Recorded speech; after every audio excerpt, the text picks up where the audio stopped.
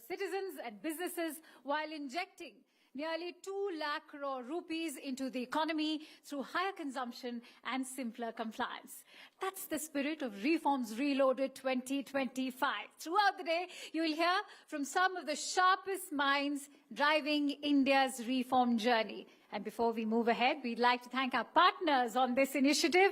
Presenting partner, IDFC First Bank, associate partners, ITC, PhonePe, Reliance Industries, and exchange partner, NSE, for making this summit possible today. Please give a huge round of applause to our partners today, ladies and gentlemen. Now, to set the tone for today's discussion and officially open the summit, we have with us someone who needs no introduction, a sharp journalist, a trusted voice on India's economy, and the managing editor of CNBC TV 18. Ladies and gentlemen, please join me in welcoming Shireen Bhan to deliver the welcome note.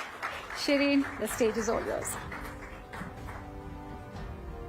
Thank you so much, Akanksha. Good morning, ladies and gentlemen. It's great to see all of you here in New Delhi on a very big day, the 22nd of September. It's not just the start of the festive season, but it's also the start of the new GST regime. As was once famously said by Chanakya in the Arthashastra, a tax should be collected like a bee collects honey from a flower, just enough to sustain, not enough to destroy. That is the spirit with which India is starting the new GST regime on this historic day. 2,000 years later, Chanakya's wisdom finds new resonance with the rollout of the new GST tax. Well, ladies and gentlemen, when GST was first announced, let's remember the markets were anxious, businesses were cautious, and households were curious. There was hesitation, there was even resistance, and yet over time, this very reform has helped reshape India's tax system and given businesses the predictability that they had long sought. Confidence followed, not overnight, but steadily, and trust was built brick by brick. Today, ladies and gentlemen, GST 2.0 is more than just a restructuring of slabs. It is a signal that India is ready to simplify and trust its business and its citizens with a system that's designed to fuel consumption, broaden participation, and strengthen confidence. It is fitting that this very day coincides with the date when GST 2.0 officially comes into force, a reform that could well spark a fresh wave of business momentum and festive consumption ahead of Diwali. The timing could not be more critical. The World Trade Organization now projects that global trade could expand by less than 1% in 2025. That is the weakest pace since the pandemic years. At the same time, the European Union is moving ahead with its carbon border adjustment mechanism, a levy that will directly tax exporters from steel to cement, and across Asia, supply chains are being reordered in ways that will decide who rises and who is in fact left behind. India, meanwhile, has reasons for confidence and optimism. GDP expanded 7.8% in the first quarter of FY26, driven by revival in rural demand and steady private investment. Forex reserves have crossed $700 billion. That's a record buffer against global volatility. The IPO market has raised more than 50,000 crore rupees just in the first half of FY25, making India one of the busiest primary markets globally. And yet, equity indices, which have remained volatile and choppy, continue to be driven higher by domestic institutional inflows. Foreign investors have, of course, been skittish. And that is why this summit matters. Reforms Reloaded 2025 is about asking whether policy ambition can translate into lived economic impact. Will GST 2.0 ease the cost of doing business and fuel consumption? That's the #1 question on everyone's mind. Will disinvestment and asset monetization finally shift gears after years of debate? Can India match its reform narrative with resilience on the ground and credibility abroad? That is the purpose of Reforms Reloaded 2025. GST may be the trigger, but the canvas stretches much wider, from disinvestment and asset monetization to frontier technology, defense indigenization, renewable energy, and India's evolving role in reshaping globalization. Over the course of today, we will be joined by policymakers, key decision makers, industry leaders, investors, investors and global voices who are not only shaping these reforms but are also holding them accountable to their promise. And before we begin, once again, we would like to take a moment to acknowledge those who've made this event possible today. We couldn't have done this without our presenting partner, IDFC First Bank. Thank you very much, Mr. V. Vaidyanathan, for giving us your support and for being here, coming in from Mumbai to be here with us this morning. Our associate partners, ITC, PhonePe, Reliance Industries, and our exchange partner, the National Stock Exchange.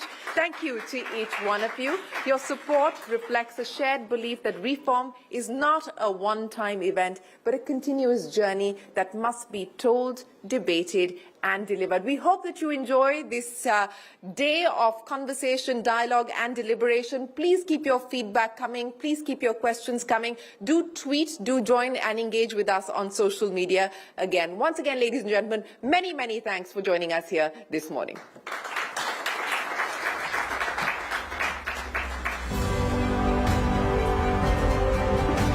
Thank you, Shireen, for setting the tone for today and requesting you to also please come back on stage.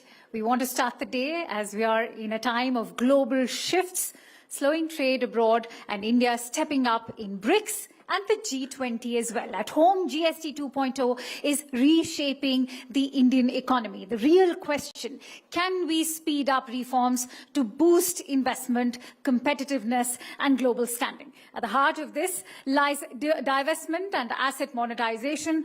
Are we moving fast enough to take us into that debate? Please welcome Mr. Arunish Chawla, who's the Secretary of Department of Investment and Public Asset Management, with a huge round of applause, ladies and gentlemen.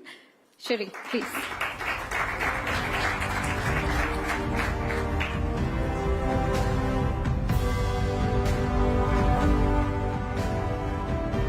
What better way to kick off Reforms Reloaded with the market-facing department of the Government of India, the Secretary of DPAM right here with us, Mr. Chawla. What a pleasure.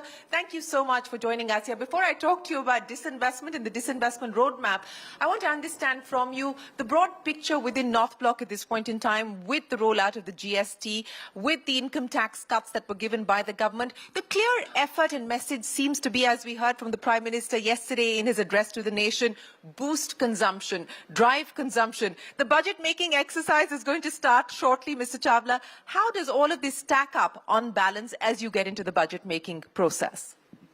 Thank you. Honourable Finance Minister will speak about it in more detail in the evening. I'll just make two supporting comments. One, our government is providing a balanced support to the economy. And balanced support includes support to private consumption, and which, as you very rightly said, includes both the income tax relief that was given in the budget and this great GST 2.0 reform, which is being rolled out and which was announced by the Honourable Prime Minister, both from the Red Fort and yesterday. Secondly, we have not forgotten investment. We've not forgotten about productive investment and the need to increase the productive capacity of the economy. As you know, the budget this year provided for more than double-digit growth in capex, which includes both budgetary and extra-budgetary resources. And as you know, if you can see the CGA data which came out the first quarter, that investment, public investment through the budgetary sources was on target.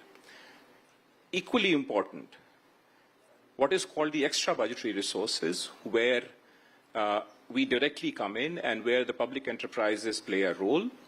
The data we have as of end of July, we achieved almost one-third, about 30 to 33% of the yearly target by July itself, which tells you that we have front-loaded reforms. We have kept them on track. And the industry and the commercial side of the government is working on the global value chains, how to revisit them, how to reorient them, so that we can insulate our economy from the global headwinds. I also have one suggestion. we should not get obsessed with individual numbers. India is a growing economy. We are in a phase of growth convergence. And it is how we perform relative to the rest of the world that is what matters. So which number should we not get obsessed with, sir? It's the headline number which we all tend to get obsessed about. And the right way of looking at it is, say, in spite of global headwinds, the world is going to grow, say, at 3% or even lower. If we can grow double that in real terms and maybe exceed that, and that is what the early data shows, we should be thrilled. That is my suggestion. Well, suggestion and point taken, sir. Let me now address the issue of disinvestment and what the government is likely to do as far as the disinvestment roadmap is concerned. You know, I talked about the markets, and the Indian markets have, of course, faced their own degree of volatility on account of the fluctuation of FII inflows, but that's been offset by very strong domestic institutional interest and domestic institutional investment into the stock markets. There really has been, in a way, a democratization of the Indian capital markets that we've seen. How does your department, how does the government intend to leverage what we see happening in the market? What can we expect? More public sector companies doing OFSs? Are we likely to see more IPOs? What can we now realistically expect? Good question, and I entirely agree with you on the observation. The first dose or the first dose of financial inclusion was Jan Dhan, was Aadhaar, was UPI, what is globally called the India stack. The second big structural change that has come about in our economy is this great democratization of our capital markets. And as you know, the foreign institutional investors keep moving in and out. They have their own sentiments. Last year, they gave us a tough time. And this year as well, you know, in the last few months, there has been great nervousness because of the reasons that you well know. To great comfort and great relief, the domestic institutional investors have become part of our capital markets in a very organic way and in a very democratized way. And if I can just quote you numbers, just say last closing financial year, if the FIIs were maybe slightly negative in the net sense, the domestic institutional investors poured in 6 lakh crores of savings and into the capital markets. So we have moved away from that era where everyone just kept money in fixed deposits and provident funds. And mind you, almost 2/3 of our domestic institutional investments, the mutual funds and the, more high net worth individuals, almost 2/3 of it is just individual investors. And what they poured in as 6 lakh crores is almost twice as the 3-year moving average, which is again twice of the previous 3-year moving average. And this year, they say from January till August, again, as the FIIs in a net withdrew 1 lakh crores, the domestic institutional investors poured in 5 lakh crores. And that is why our capital markets are the best performing world over. We have overcome the headwinds, and you can see they're now stable and looking forward to what today you call reforms reloaded. So what can we expect as far as your pipeline is concerned, sir, both in terms of IPOs, in terms of public sector enterprises, public sector banks needing to meet the minimum float norms that the regulator has in place? Give us a timeline of what is on the anvil. You can expect from us honest gratitude to the small investor. Can you put a number to that, sir? What does that mean exactly? So essentially what that means is that we started with a few market stake sales at the beginning of the year. We held up a bit in the days of nervousness, but as markets have stabilized, we will bring in value creation opportunities for small investors. We will bring in more OFS, we'll bring in minority stake sales, we'll bring in maybe a few IPOs, and we will speed up this journey.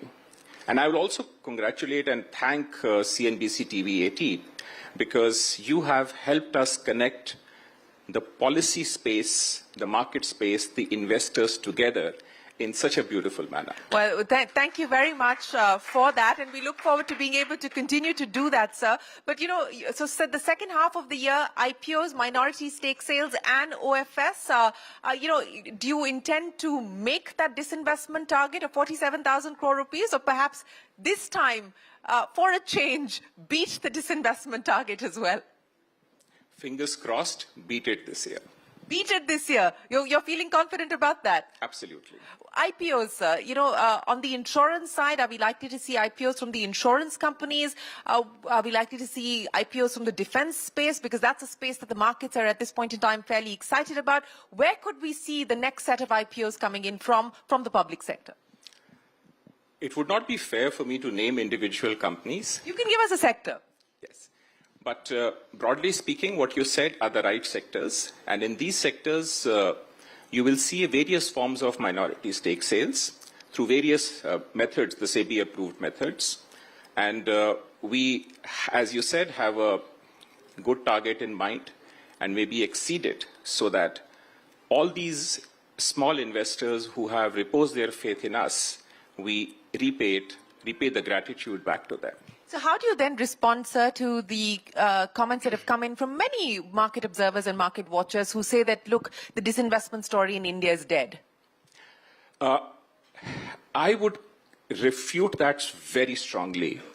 You know, we tend to pick up stereotypes very quickly. What is disinvestment needs to be understood very carefully.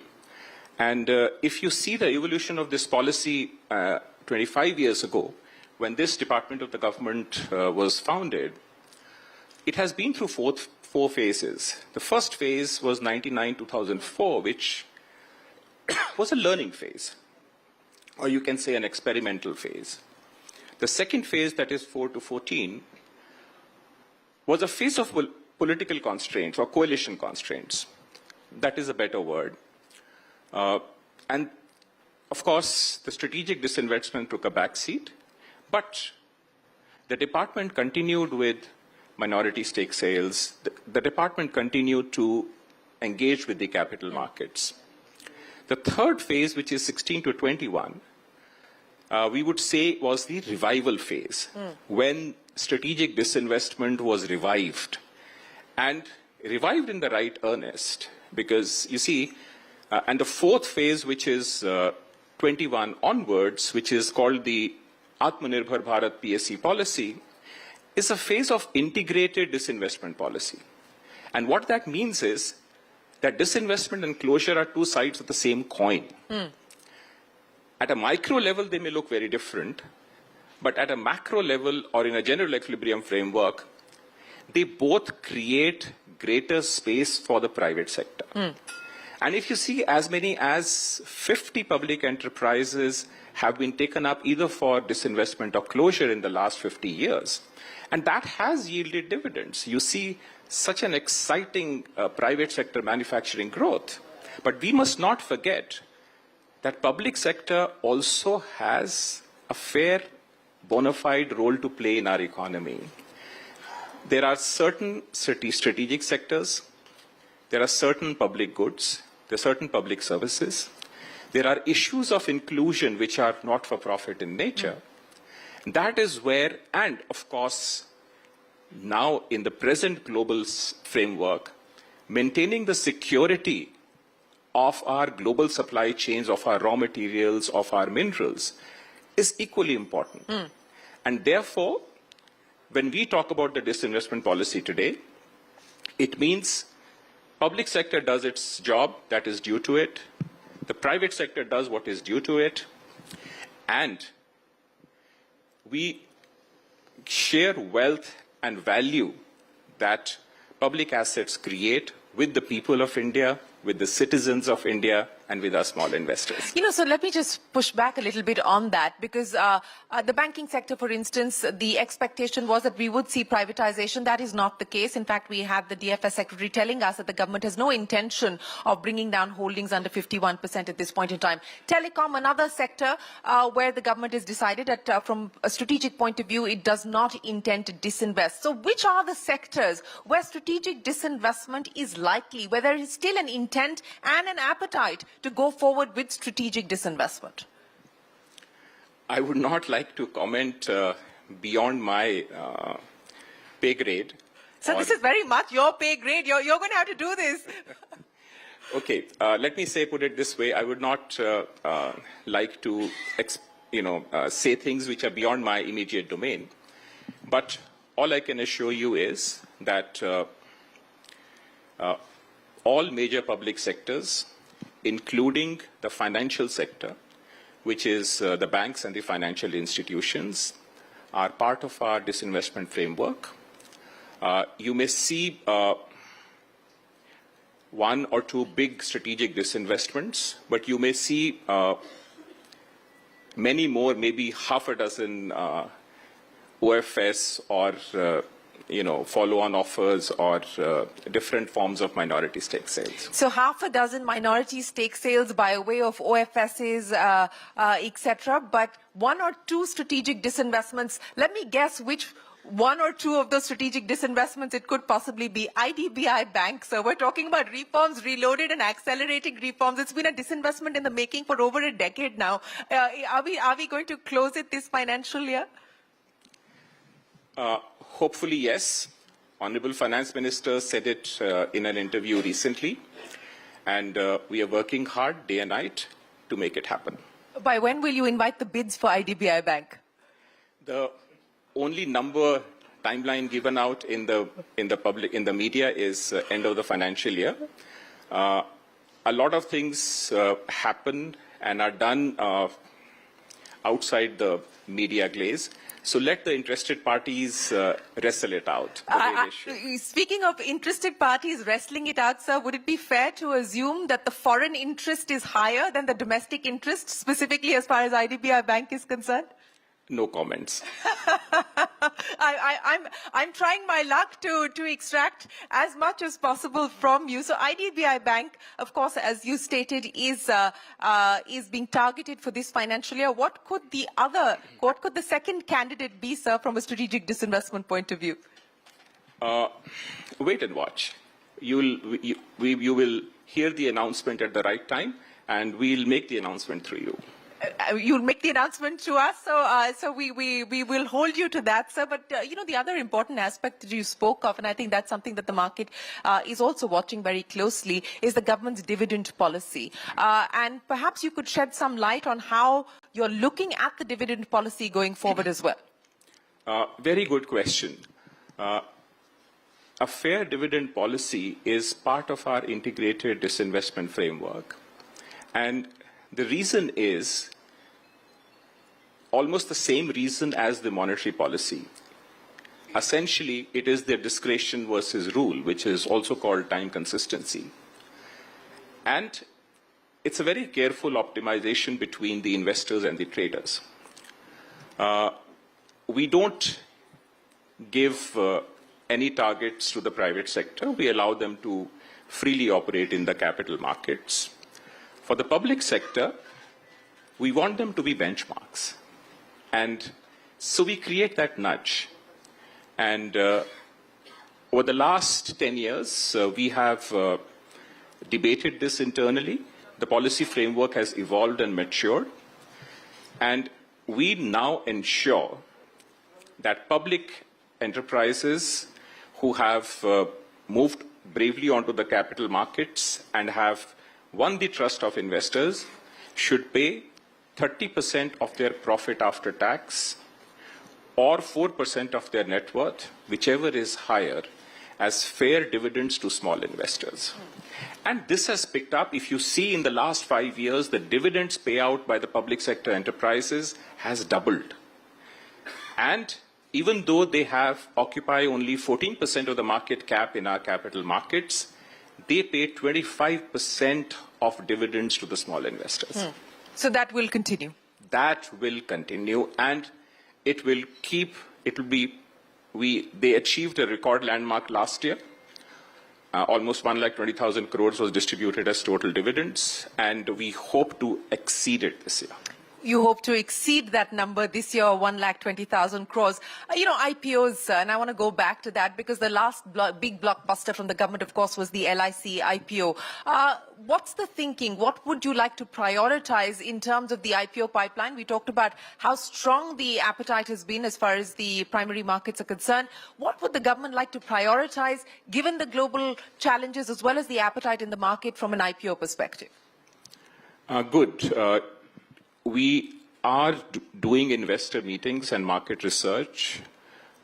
You should expect that at least some public enterprises in the strategic sector or natural resources space, or maybe their subsidiaries, will be brought out and placed suitably. So natural resources space. So you've given us a clear heads up there in terms of what the priority is likely to be, sectorally at least at this point in time. Okay. And how soon can we expect you to look at hitting the markets? End of financial year. Anything before that? This financial year. So that's the target. And how many are you working towards, sir? No comments. Okay, fair enough. Mr. Chawla, I want to take a little segue away from disinvestment to talk about something that I know you've very closely been involved with. I don't know how many people in this room know, but he's, of course, had stints at the IMF, and he's been very closely involved with economic diplomacy as well.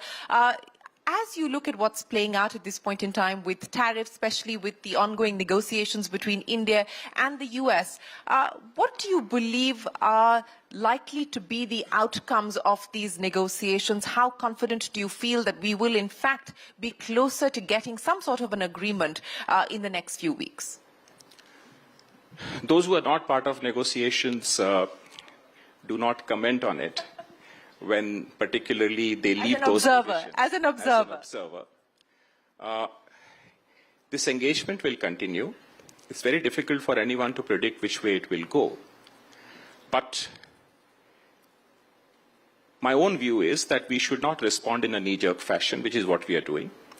We should continue to work on our fundamentals, strengthen our economy, provide balanced support to growth, reorient our value chains, and at the end of it, it will pay us good dividends. So, a calibrated approach is what you're essentially suggesting. But on the macros, as you look at what's happening, especially as far as the currency markets are concerned, and we've seen a fair degree of volatility there, how do you see the rupee and the move in the rupee also offsetting some of the impact as far as exporters are concerned? But, what you believe the strategy should be there?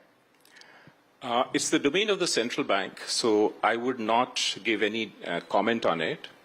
But being the market-facing department, whatever we see and whatever we research, broadly the rupee is aligned with the fundamentals, which is called the real effective rate.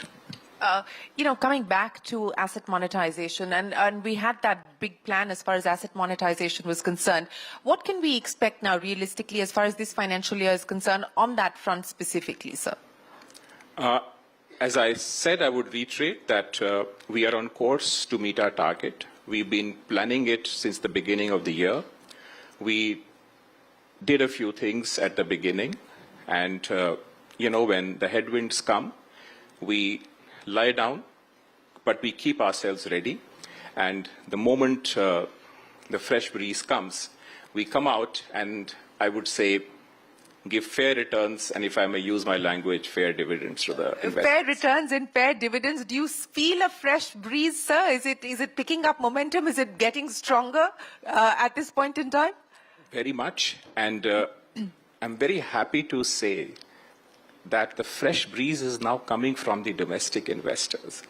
And they have saved Our capital markets, they have saved our economy, and I use this opportunity through you to acknowledge their contribution and also assure and promise them that we will come back with a bouquet of gratitude and give them, share more assets and more valuable assets with them as part of their portfolio. Well, that's a great message from the Reforms Reloaded platform from you, Mr. Chawla. But, what's next is the question that we're asking here. The government has undertaken several steps, several measures. We saw in the budget the income tax cuts. We've now seen the GST cuts. There's been many moves as far as the ease of doing business is concerned, both at the level of the centre as well as the level of the state. If investors are trying to understand how much appetite the government has for future reforms, what could we realistically expect in terms of next steps? What do you believe the order of priority should be? I would leave that for the Honourable Finance Minister to answer and address in the evening when she speaks to you. But as far as capital markets are concerned, we are seeing a structural change that is coming about. We are seeing greater democratization. And as we see through economic media, the small investors, are responding, are, becoming part of this combined, market framework. And we will continue to support them. And we, as the first half of this year, in spite of global headwinds, you saw 50,000 crores worth of IPO in our country. Our capital markets, risk capital is scarce. Risk capital is what drives the economy. Our capital markets are now fourth largest. Very soon they'll be third largest. And I think this is a great opportunity. And I would urge all Indians, entrepreneurs, startups, investors, CEOs, and fund managers not to miss this opportunity. This is an opportunity which will be there, say, for 2-3 decades before the growth convergence moderates. And we should all celebrate the success of India, the success of Bharat, and make it part of everyone's dream. Well, the Indian stock markets today continue to be fairly resilient. Despite all of the headwinds that came in over the weekend, the markets have been holding quite bravely through the storms. But, they say reform is the art of the possible, Mr. Chawla. Especially from your vantage point as the Secretary of Department of Public Asset Management. We know the political constraints. What would be some of the other constraints? What are some of the other challenges that your department has to contend with to get things done, and especially to pick up the pace on where you find yourself today? A good question. It is essentially the market movements that we care about. And, of course, the timing of what we announce and what we do is determined by that. And that is what will drive us going forward. And we do our homework well. We are a well-researched department. And we hope to put smiles on everyone's face. Well, certainly, smiles on everyone's face. I'm going to throw this open to the audience. If there's a question that anybody here has for the Disinvestment Secretary, we'll get a microphone across to you. Sir, if you can just stand up so that it'll be easier for us to get a microphone across to you, and then we can have your question coming in. If you don't have a microphone, I'll come. The mic is coming. Okay, perfect. The mic is coming. Just one second, sir. The microphone is getting to you in 10 seconds.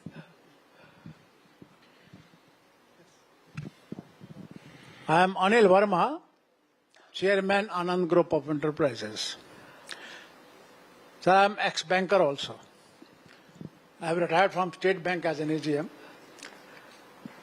As far as investment is concerned, sir, it is a basic concern of the investor. Only two factors. Security number one, return second. Do you have any investment scheme in your mind which ensures these two things? Because banks are failing, Financial institutions are failing. Even stock market is also dodging. That is why people are investing in gold, and gold is soaring, which ensures security as also return. Do you have any investment scheme in your mind, sir? Do you have a gold-beating investment scheme up your sleeves, Mr. Chawla? I would partly agree with you and also partly disagree. It is true that traditional modes of investment, excite households even today. Part of it is because of, sentimental reasons. Habits take time to change. But as far as the other side is concerned, the reason why we have adopted an integrated value creation strategy is precisely what you said. The strategy nowadays has 4 pillars. One is corporate performance. We guide, we monitor, and we nudge the corporate performance through a very strict evaluation framework. And most public sector managers, their pay, their perks, and their future depends on it. Secondly, sustained capital investment. They all have, in line with their business needs, they all have individual investment targets, which are monitored on a monthly basis. And the third is fair dividends, which is to ensure returns to small investors in a consistent, sustained manner. And fourth, of course, is calibrated disinvestment or asset monetization, as you said. The purpose behind this integrated policy is precisely what you said. Habits are changing. They take time to change.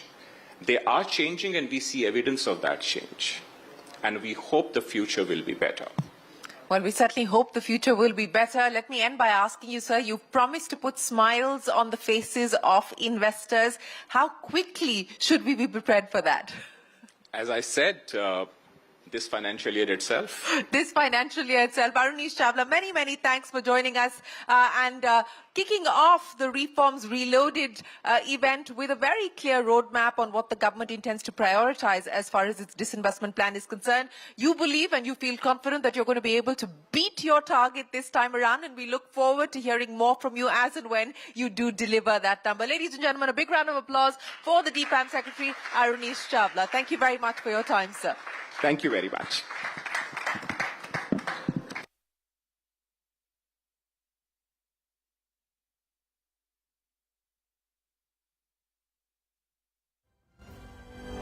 Thank you, Mr. Chawla, and thank you, Shireen, for a very interesting conversation and those precious insights. Our next session. It's, of course, time to focus on what really matters, reforms that touch people's lives, lower bills for households, smoother compliance for businesses, and confidence for industry to invest. To unpack this, I'd like to invite some of India's leading voices. Please welcome Mr. V. Vaidyanathan, MD and CEO, IDFC First Bank, Mr. Santosh Iyer, MD and CEO, Mercedes-Benz India, and Mr. Mohit Malhotra, CEO, Dabur India Limited. Let's welcome them with a huge round of applause, ladies and gentlemen.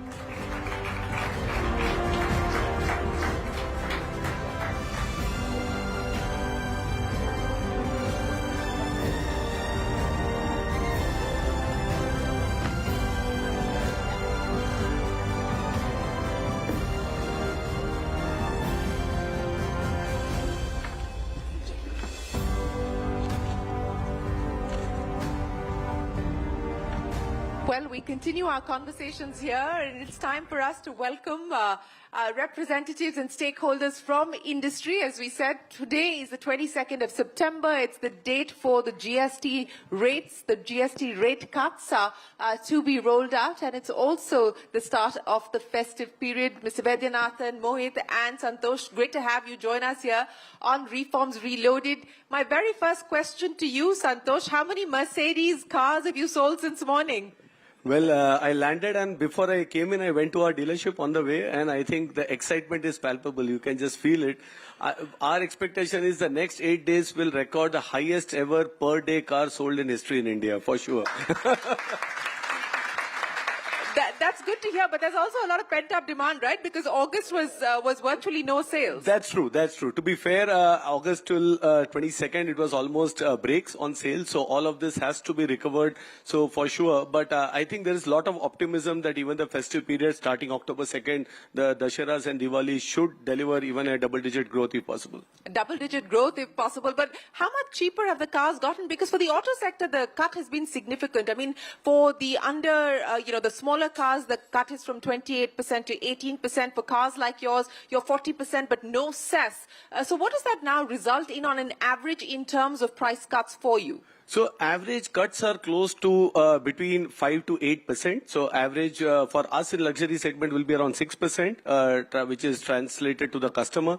So yeah, that's substantial when you look at in rupee terms, somewhere around 1.5 lakhs to 10 to 20 lakhs. 1.5 lakhs to 10 to 20 lakhs. But does the rupee move impact you, or is it likely to impact you? No, surely. Actually, if you take away that euphoria of the 6-8%, this is the same pricing we used to operate in 2024.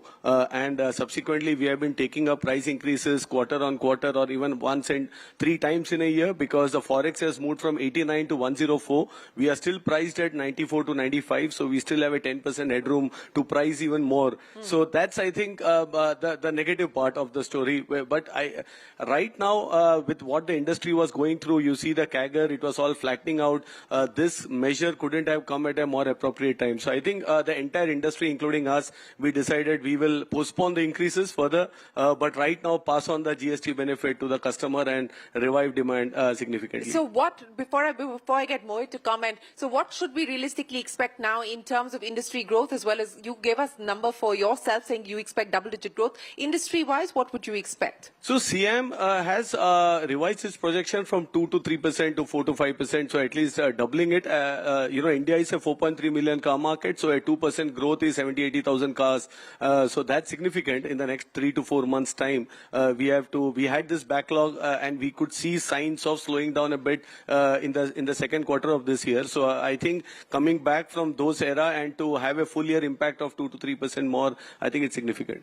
Well, we look forward to hearing more from you, Santosh. I'll come back to you in just a second. Mohit, let me come to you. For the entire FMCG basket as well, the cut has come at a time when the government is trying to boost consumption. Unlike auto, it may not necessarily result in the kind of drastic cuts that Santosh is being able to offer on his cars. But, most items come down to the 5% bracket as far as FMCG is concerned. What do you now expect in terms of demand pickup? No, I think this is going to definitely improve the demand and the consumption. I think FMCG, the kind of cuts that you see, for example, there is a 1 rupee price point, which hails in India, which contributes to around 20-30% of the consumption, bringing it down to 93 paise. In absolute terms, doesn't mean much. If you translate into number of crores for a Indian market, is 2 lakh crore. Yeah. That is the kind of substantial impact it will have, which is what PM Modi also mentioned. So I think the sentiment is going to improve. Because of the sentiment, the demand is going to improve. Because of demand, investments are going to improve. Because of investments, I think the employment is going to improve. And Indian economy is really going to benefit. That's what I feel. In terms of tangible numbers, if you ask me to illustrate it, in India, the middle class accounts for roughly around 50 crore consumer base in the country, and this is coming at a time when consumption was extremely sluggish in urban India, and urban is comprised of middle class. This 50 crore consumer base is expected to go up to around 70 crore by 2030. So huge improvement in the middle class segment in the Indian industry is there. and this improvement or this reforms is going to only improve the consumption. Let me take an example of a 25,000 rupee earning household per month. Now, approximately 1,000 rupees to around 800 rupees on a 25,000 rupees earning household is the impact. So the annual impact, if I look at the income tax reform, direct taxes and indirect taxes, this impact is going to be around 17 to 20,000 rupees on a 1.5 lakh earning household for the whole year. This is substantial, which is going to translate itself in a consumption boost, in my view. Well, that certainly is the hope. But, you were talking about that 93 paise price point now. And what are you going to do about that? So are we likely to see more changes as far as the grammage is concerned, especially on these low-ticket items? Yeah, so India reigns with these magical price points, which we call, they are really magical price points. So 1 rupee, 5 rupee, 10 rupee, 15 rupee, 20 rupee price points. And they contribute to good around 40 to 50% of the overall consumption of the entire basket of SKUs that you sell. So sometimes, when a consumer comes to a retail outlet, he says he doesn't want a particular brand. And rural economy is like 60% of the total consumption. So he says, mujhe 10 rupees wala pack de dijiye. And he doesn't talk about a brand at all. So therefore, these are magical price points. So these magical price points cannot be breached. And therefore, in the beginning, we are trying to take it down to around 93. But eventually, it will lead to a commensurate grammage increase in these SKUs, yes. Okay, so grammage increase is what we're likely to see across the board. I'm coming back to you, Mohit, in just a second. But let me get Mr. Vaidyanathan into the conversation as well. All of this is probably or hopefully going to result in increase for credit requirement. At the bank, how are you seeing all of this play itself out? What's the target that you're working with? What's your expectation? Okay, first of all, I want to tell Santosh something, man. Come on, do better, man. 2 to 4%. Do better? How much better? How much better do you want him to do? I mean, he's talking about 2 to 4%. It looks so low. Come on, Santosh, do better, man. Come on, this is a stage for you, and you should do something better, okay? So that's that. So, Santosh, are you taking up this challenge? Are you going to be able to do better? The RBI has already reduced interest rate thrice, I believe, this year. So now up to the banks, we reduce more, we go by 10%. He's thrown the ball back in your court. Of course, the banking system has, of course, reduced interest rates, but you better do more sales activities and create the markets, okay? He'll definitely offer a better deal to it. This is the virtuous cycle that needs to move. So, no, really, first, the GST 2.0 impact itself, let me just say that about ICRA estimates, SBI research estimates, IDS research estimates, all are pointing out to a consumption lift-off of close to about 2 lakh crores. Banking system credit on that could be something like, again, by research, is about 1.7 to 1.8 lakh crores. And that could mean about a 10% increase in a growth rate sense, which means that last year, the growth rate, if whatever the growth rate for the country would be, it would be plus 1% is our real estimate. That's very significant, considering that the banking system overall credit is about 180 lakh crores. So that's quite significant. Secondly, where is the growth going to come from? Exactly. That's what I was going to come to. Yes, where is the growth going to come from? So this growth is going to, as you know, the biggest, there are two kinds of cuts have happened here. One is the essential items like food, paneer, milk, etc., which has all come from 5% to 0%. Now, these were consumption items that people are anyway consuming yesterday without the GST of 5%, will consume tomorrow also.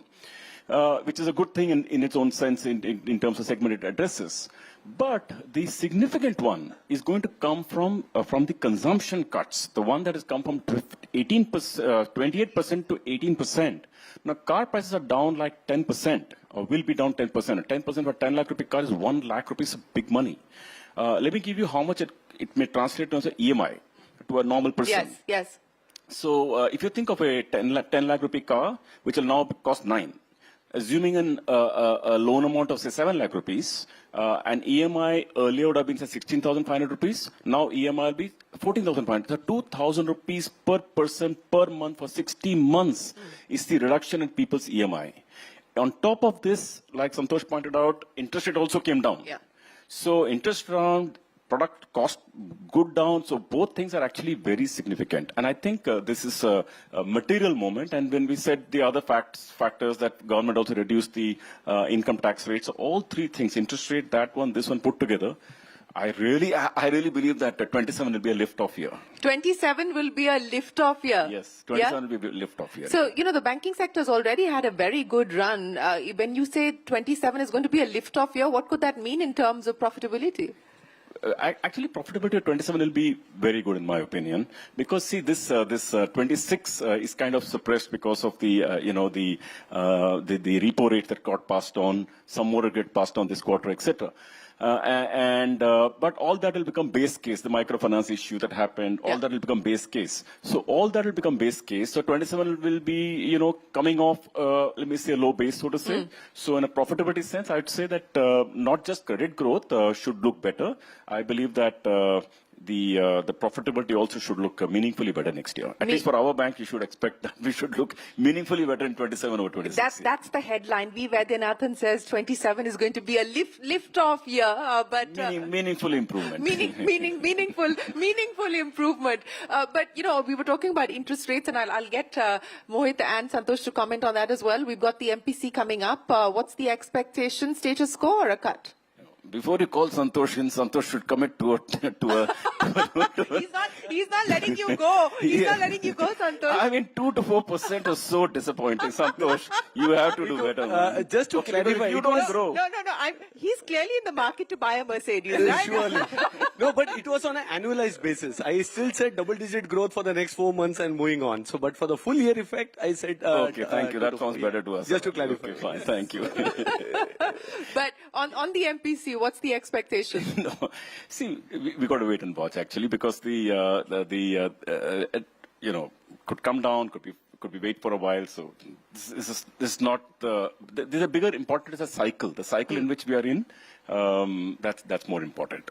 Yeah, and the cycle suggests that it is definitely accommodative. And could be coming down also. Now it's anybody's guess. It's 25 basis points. Yes, no, neutral. We are looking at this yearly cycle playing through, and already 100 basis points cut, CRR cut. Some CRR cut is going to play out this quarter, next quarter. So that's why I feel more bullish about 2027. So liquidity, ample liquidity in the system? Liquidity is no problem at all. Deposits also not a problem. At least our bank is growing deposit 20% plus. So deposits also not a problem. So when you grow deposit, it gives you good license to grow loans. But I can say for the banking system as a whole, I think this is probably the year in which whatever negative we had to factor is factored. I think next year should be better. Yeah, okay, should be better. Santosh, let me come back to you now. Let's talk a little bit about, since we're talking about the reforms and the road ahead. What we are seeing at this point in time is also a move to try and ink as many FTAs as possible. The EU-India FTA, which has, of course, been long in the making. The expectation is that we could perhaps get to some sort of a conclusion as far as negotiations are concerned by the end of this year. Will that materially change your plans for India, from India? No, for sure. We as multinationals have always advocated free trade, fundamentally because we feel that the economic growth is significant whenever the borders open up. And it's just not about the tariffs, it's also about harmonizing the regulations, for example, between countries. So, I think Indian automotive industry has also come out of age. So the access to bigger developed markets which has money in their pocket to sell and export grows. As far as we are concerned, surely today more than 90% of the cars we sell in India are locally produced. So they hardly have a 15% tariff when it comes to parts and components. So that won't change. The 5%, which is our CBUs, which is all those exotic cars, the G-Wagons, the Maybachs, there is a lot of expectation and anticipation that prices may come down. But in the real sense, we would say no, because... You're disappointing him again. No, we need to see that by this time this materializes. Already there is a 10% gap between the pricing and the euro. Plus, on top of it, from a contribution perspective as well, the challenge for India is we don't get allocations. There is much more demand on these cars. Some of these cars even have waiting period running to an year. So what would improve is customers would get better access to cars much faster. We may get even much more cars allocated to India once the FTAs happens. But in the larger scheme of things, I think two-way trade will go significantly higher. That opens up new opportunities for us as well to look at India differently. We have been 30 years in India. We call it strategic patience, been there. But I think also from numbers, in these 30 years, we sold more than 2 lakh plus Mercedes-Benz. The 1 lakh Mercedes-Benz has been sold in last 6 years. So that's the kind of demand and the uptick now that we see. So an FTA. So when do you expect to sell the next 1 lakh Mercedes-Benz? How much do you believe you're going to be able to crunch the timeline down to? 2 years. It depends on all the forecasts. I think we have to look at all the factors in, and this is where the forex is one aspect where we are not able to put a finger in, and that's will go back to because a 5% increase in price will take us back to pre-GST 2.0 pricing. So we are back to square one. So this is something, and that may happen as early as 1st of Jan next year, because we will not be able to hold on to the pricing. So this is because of the rupee depreciation. The rupee depreciation. So I think on the other side we have enablers like FTAs, which by end of the year, if it concludes, and maybe it takes another 12 months for a trickle-down effect to come in, that's a positive side. So we have been strategically patient, will continue to be there, and the hope is positive for sure. Well, strategic patience, that's a new term that we've heard here from Santosh Iyer. But Mohit, you were talking about this virtual cycle, and I think that's the question that the government is also asking, that look, we've done the heavy lifting now by way of the income tax cuts, by way of the GST rate cuts. It's time for industry to go out there and do some batting on the front foot. What kind of capacity utilization are you currently looking at? Are you looking to set up fresh capacity given the kind of demand expectation and demand visibility that you have? Yes, Shireen. So we expect the demand actually to move up by at least to 500 to 600 basis points going forward next year. And next year is going to see a real boost in consumption and the demand, and which is going to have a trickle-down impact on the investments. So just to illustrate an example, the demand boost happened. We put up a capacity of around 1,000 crore in Madhya Pradesh around 4 years back, and we are at almost like 70 to 80% capacity utilization. So what the GST, another dimension to the GST reforms has happened is that we used to get GST benefits in a lot of places where we used to put up our manufacturing locations. For example, Tezpur or the backward areas, we used to set up manufacturing locations. With the GST rates now reducing from 18% to 5%, that is no more valid. Okay. So it calls for capacity relocations from one plant to the other plant. For example, in Tezpur, we end up losing something like around 100 crores per annum of the benefit that we get out of GST. So it calls for a relocation from a GST from a Tezpur to a south of India. Oh, okay. So besides the augmenting of demand and the consumption and the investments which will go up and the employment which will go up, that will call for capacity installations. There will be relocations of capacities also which will happen for a lot of FMCG companies that I know, which are availing the benefit. So that's a little flip side, but we have to work around the same. Yeah. Yes, and I guess many will have to navigate that. We've got Rajiv Memani, the president of the Confederation of Indian Industry, here, and we're going to ask him to join the panel in just a second. I would imagine that you were out buying a Mercedes-Benz because Santosh Iyer was basically talking about the fact that his dealerships are completely chock-a-block, which is why Rajiv has managed to come to us a little later than we had when we had expected. But and Vedinathan has managed to get a great hard bargain from him. At least 10-15%. Not yet. He's trying. But he's trying. Maybe by the end of the panel. By the end of the panel. No, let me just tell you the reality. Okay, I'm not in the market buying Mercedes, but over the weekend, really, I'll give a real case. Okay, over the weekend, I actually tried purchasing a car which is the sub 10 lakh category because the weekend driving, small parking, easy stuff. So the person actually told me, and Santosh is interesting, that he said that it is a small car. And he said that the GST benefit you're going to get, I'm going to give you upfront, even though the GST cuts have not come. So how are they managing that, really? You have touched a super touchy topic. There is something called cess. Yes. And the dealers are really grappling with, because the government has said that they can't compensate this cess as of now. There are still deliberations on, and that's the reason the dealers, to offset the cess balance, are just throwing away cash. So it's something that the dealers are trying to push, along with some OEMs also encouraging to give this benefit. But it is going below the balance sheet, and it'll hit for sure the profits. Yeah, in fact, the Association of Dealers, FADA, has raised this concern with the CBIC and with the government, but at this point in time, there hasn't been any agreement on the way forward, but perhaps we will hear more. Rajiv Memani, welcome to Reforms Reloaded. Thank you very much for joining us here. So were you out shopping? Yeah, I will keep quiet. But I was certainly not shopping. You were certainly not shopping. But what's the view coming in from CII, Rajiv, at this point in time, in terms of confidence, in terms of demand, in terms of investments, on the back of the measures taken by the government? So I think just from a CII perspective, I think we have mentioned this. I think this is a really far-reaching reform. CII has been requesting the government on this for the last year or so, year and a half. I know government has also been working on this, but what they have come out with is far more comprehensive than what anyone expected. The time frame with which it has come, the clarity with which it has come, and also it's not just rate reduction, but it's also a structural reform. So, 2 rates simplifies things a lot. Otherwise, there was a multiplicity of rates. Ensuring that, they are now setting up the appellate tribunals. They are now committed to set up a national appellate authority. So I think if I look at the overall package, and without actually putting in any legal requirement to say on anti-profiteering, I think nudging the industry, and to industry's credit, I think industry after industry have come out and voluntarily saying that we'll be passing on the benefit, which is, I think, makes sense from an industry perspective also, is great. CII is very hopeful that with the kind of, at least the feedback that we are getting from our members, is that the various soft signals that you get, number of people visiting websites, number of people going to dealer stores, I mean, he'll have much better idea of that. The soft signals that we are getting is that it's lined up for a very positive 1 month, and I think it coincides very well with Navratris today.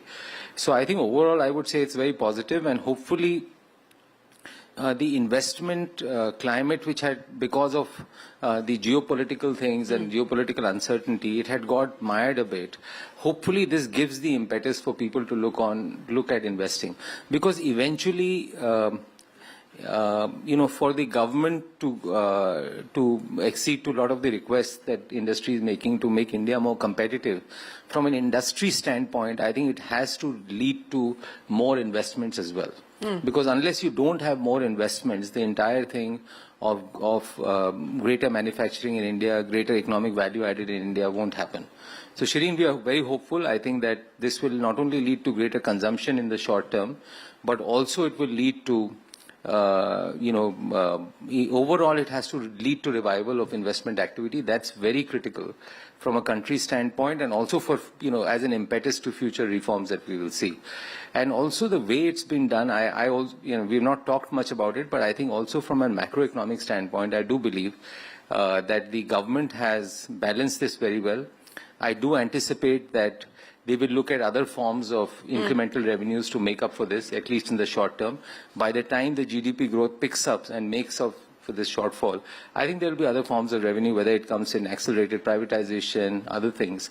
I think that momentum will also come through. You missed the session that we just had with the DPAM secretary, where he talked about that. He said that the hope and the expectation is that they will be able to beat the disinvestment target, which was a modest 47,000 crores, but the hope is that they'd finally this year be able to beat that with a bunch of OFSs and minority stake sales, etc., that they are planning. But that's where I want to take the conversation. What's next? The ask of industry is go out there, be competitive, put out globally relevant and globally competitive products. We heard that from the Prime Minister yesterday. But what next now on the industry wish list of what you want from the government, Rajiv? No, I would say, from what I think GST was high on the wish list. Macroeconomic stability was high on the wish list. I think those two things are big tick boxes that have happened. If you look at that, then you start coming into more sectoral issues. I think India is probably right now having its lowest tax regime that we've had, whether it's in terms of personal tax, if you look at corporate tax, if you look at revenue neutral rate of tax, if you look at interest rates, I mean, if you look at the last 10 years, 15 years, and the number of simplification and reforms that the government is announcing almost every week, whether it's for MSMEs and others, I think it's been very, very positive. So I would say now you come to the sectoral pieces. So in power sector, for example, if you have to look at factor reforms, for India to be more competitive, I think power cost has to be higher. You almost have a 40 to 50% loading that happens, either because of the cross-subsidization or because of captives, the load that you have to take. Now, eventually, if tariffs have to be reduced and India has to be super competitive, then, power cost is also an integral part of that cost that has to come down. And the only way it can come down is eventually when either you give another license for distribution, or you start saying that we will privatize distribution. It's politically challenging, but I think eventually something like that. But many states are now moving in that direction, including big states like UP. UP. So if that is successful, I think that should be a great nudge for some of the other states. Then, if you look at, again, mining, there is no reason why India is sitting on some of the largest reserves of coal, some of the largest reserves of iron ore. We should be opening up those reserves. Some of them are sitting with state government, some of them are sitting with public sector units. So either through joint venture, participation or whatever else, you open up the mining reserves so that India becomes more competitive from a manufacturing standpoint. Once you get a mining license, it takes you almost 2-3 years to get all clearances. First you get environmental, then you get forest, then you get into other things. So right now it's a lot of detailing, and then the import strategy, which if we are looking at the large items that we are importing today. So for example, compressors. What is our strategy for compressors? If you are saying high voltage transformers, what is our strategy for high voltage transformers? I think it's crystal clear that for India to move ahead, India to succeed, we have to very sharply focus on greater domestic value add within the country, and whatever enables through ease of doing business, through factory reforms, reducing your costs, and having a targeted strategy by products, by sectors to say how you can move that forward. I think that will be critical. And if you want, I can get into more and more details. I can see that.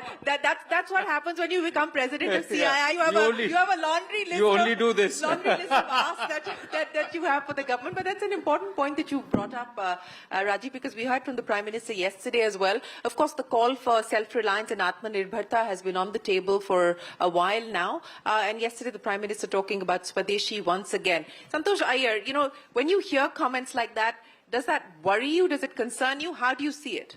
No way. As Mr. Churchill said, never let a crisis go waste. India did great with the COVID, post-COVID. I think this is again with what's happening geopolitically and the clear intent from the government to make the best use of the current, whatever geopolitical crisis happening. That's a step in the right direction. We have been, as I said, in India for 30-odd years. Highly are you invested. Swadeshi or are you Videshi? Very much Swadeshi. As much, I have 10,000 Indians working in Bangalore developing R&D for the world. I keep saying there is an India in every Mercedes sold anywhere in the world. We have a non-banking financial company which is more than 1 billion in portfolios. So a lot happening and a lot invested in India. So for sure, our growth is fully linked to the India's economic growth and progress, and we would love the economy to grow. I think one of the big things which helped automotive industry was also infra growth. During COVID period, when there was no much of industrial growth or auto segment growth, the infra outpaced the growth, and that really helped. That to some extent has also, I would say, normalized to some extent. So the continued focus on infra should definitely help. And of course, Dil Mange Mo, the entire ease of doing business. We are celebrating GST 2.0 with a 6% reduction in taxes, but there is a 20% every state in India puts on cars and bikes and automobile as taxes, which is registration tax. Our worry is now states would use this opportunity and increase their taxes and revenue. So I think India's federal structure is, it's not one India, it's many, and therefore more simplification, more I would say standardization. I think that's the direction which should be taken, and as India grows, we are super confident we would also take the full potential of the market. Mohit, how do you see the comments that came in from the Prime Minister yesterday, or asking people to buy Swadeshi? So I think it's a forum where I can't be so much vocal for local. So I think with the multinational head sitting besides me, but I think we've never been shy in saying that. I think that's the real thrust to the country. I think doing things which are Swadeshi. I think with the GST reforms coming in, I'll just give you an illustrative example, it's done so much of good to the Ayurvedic industry. We are the world's largest Ayurvedic player today. And with the GST reforms, what we see optically is just a reduction in the GST rates. What we don't see is procedural simplifications which have actually happened, procedural reforms which have happened. So what they've done is that the difference between a consumer shifting from an unorganized brand to an organized brand, the difference has got bridged to a certain extent. Just to say, a local Chavanprash in the market will have a 5% GST rate, a branded one will have a 13%. Now, with this classification change, it has just got simplified.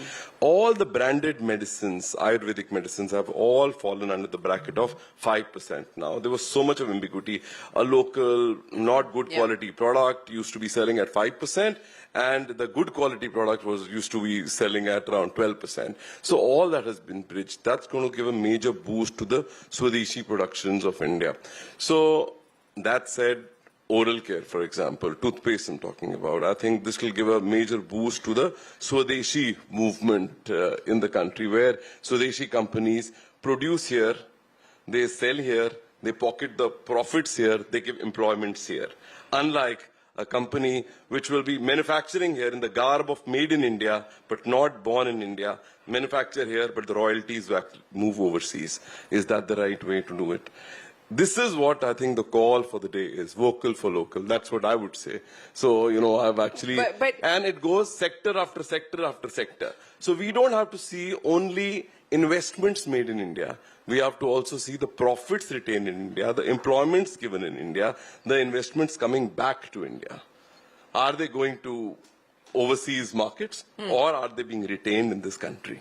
Okay. Well, you know, this is a whole entire debate that we can continue on. But let me talk about the next phase of reforms with you, Mr. Vaidyanathan, in terms of not just the financial sector, but overall, from a growth perspective, from an inclusion perspective, from an investment perspective. What would you put down on the list?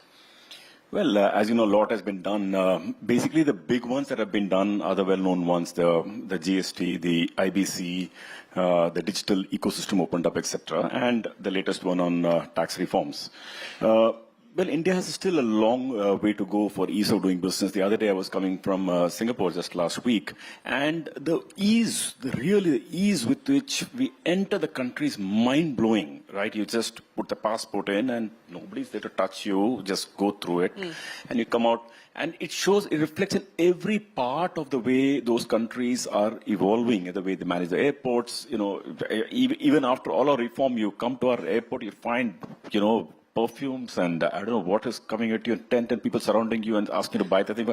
I mean, if at all you do it, you really, you know, pick up a nice role model like a Singapore, and I think do that. And secondly, you know, there are a lot of reforms yet to be done, I'd imagine, on all factor matters, land, labor, etc. There's just lots to be done. But as far as financial sector is concerned, I think really a lot has been done with the arrival of digital ecosystem. Now, credit is much more smoothly going to the lower end of the pyramid. Our bank ourselves, talking of GST since it's a context, we are financing close to 600,000 washing machines, refrigerators, laptops, mobile phones, two-wheelers, etc. 600,000 a month. That's like 7 million a year. That is the number of financing that is now being enabled because of this digital ecosystem. So the retail loan portfolio for you on the back of all of this, what do you expect that to grow to? We expect this to grow. But one key point I'd like to say here, Shireen, see, because we have a tendency generally to think of discretionary products, so to say, and we think of food, etc., as essential, and a washing machine as a discretionary. But I would say that when we look of the new India, the new India, at that point of time, a washing machine or a refrigerator is not exactly discretionary. Can you imagine a household? Many of us who belong to that generation realize how it is to live in a household where you wash your clothes by the hand for hours together on weekends. So having a refrigerator which keeps the milk fresh for 2 days at a stretch. So my point is that this is not discretionary. For a new emerging India, I would start beginning to call these as essential. Yeah. And this is one fundamental distinction. In that context, this reduction of this, 28% to 18% for consumption items, and I'd say it's a very meaningful step in that context. No, absolutely. It is a meaningful step, as you point out. And, across the board, ACs, refrigerators, hair dryers, a whole bunch of items which were are essential. Can you go to America or a US or a, to a US or a UK or Canada and say that, look, if you have heating equipment in your or air conditioner, well, it's a discretionary item. It's not. In a cold country, that's essential. Yeah. Similarly, for emerging new India, a refrigerator or a laptop is not a discretionary item. It is essential. It is an essential item. You're very right in pointing that out. But Rajiv, let me come back to you now and let's talk about, the geopolitical environment that we're also faced with. And many would argue that in some ways, giving the domestic economy this big consumption boost or lift off to lift where these term, that we could perhaps offset or mitigate to some extent the risks of what's happening globally. How do you see that, and what do you believe will be some of the risks that we need to be prepared for as we look at this increasingly uncertain global environment? I mean, over the weekend, for instance, we've seen what's happened as far as the H-1B visa issue is concerned. An assessment and an impact of that as well? No, I think that we've not done any assessment impact because it's still not clear what the final law will be. I mean, I think, so once there's clarity, whether it's one time, whether it's not one time. It is one time. That they've clarified. It's not on renewals, it's one time. But till the time it doesn't come out. Yeah, so far. So unless these things don't come out black and white, I mean, the pace at which they get announced and they shift, I think it's a... so to answer your question, Shireen, we are in, I mean, everyone knows, a very complex geopolitical, geo-economic issue. And basically, for every country, 2 or 3 things are very important.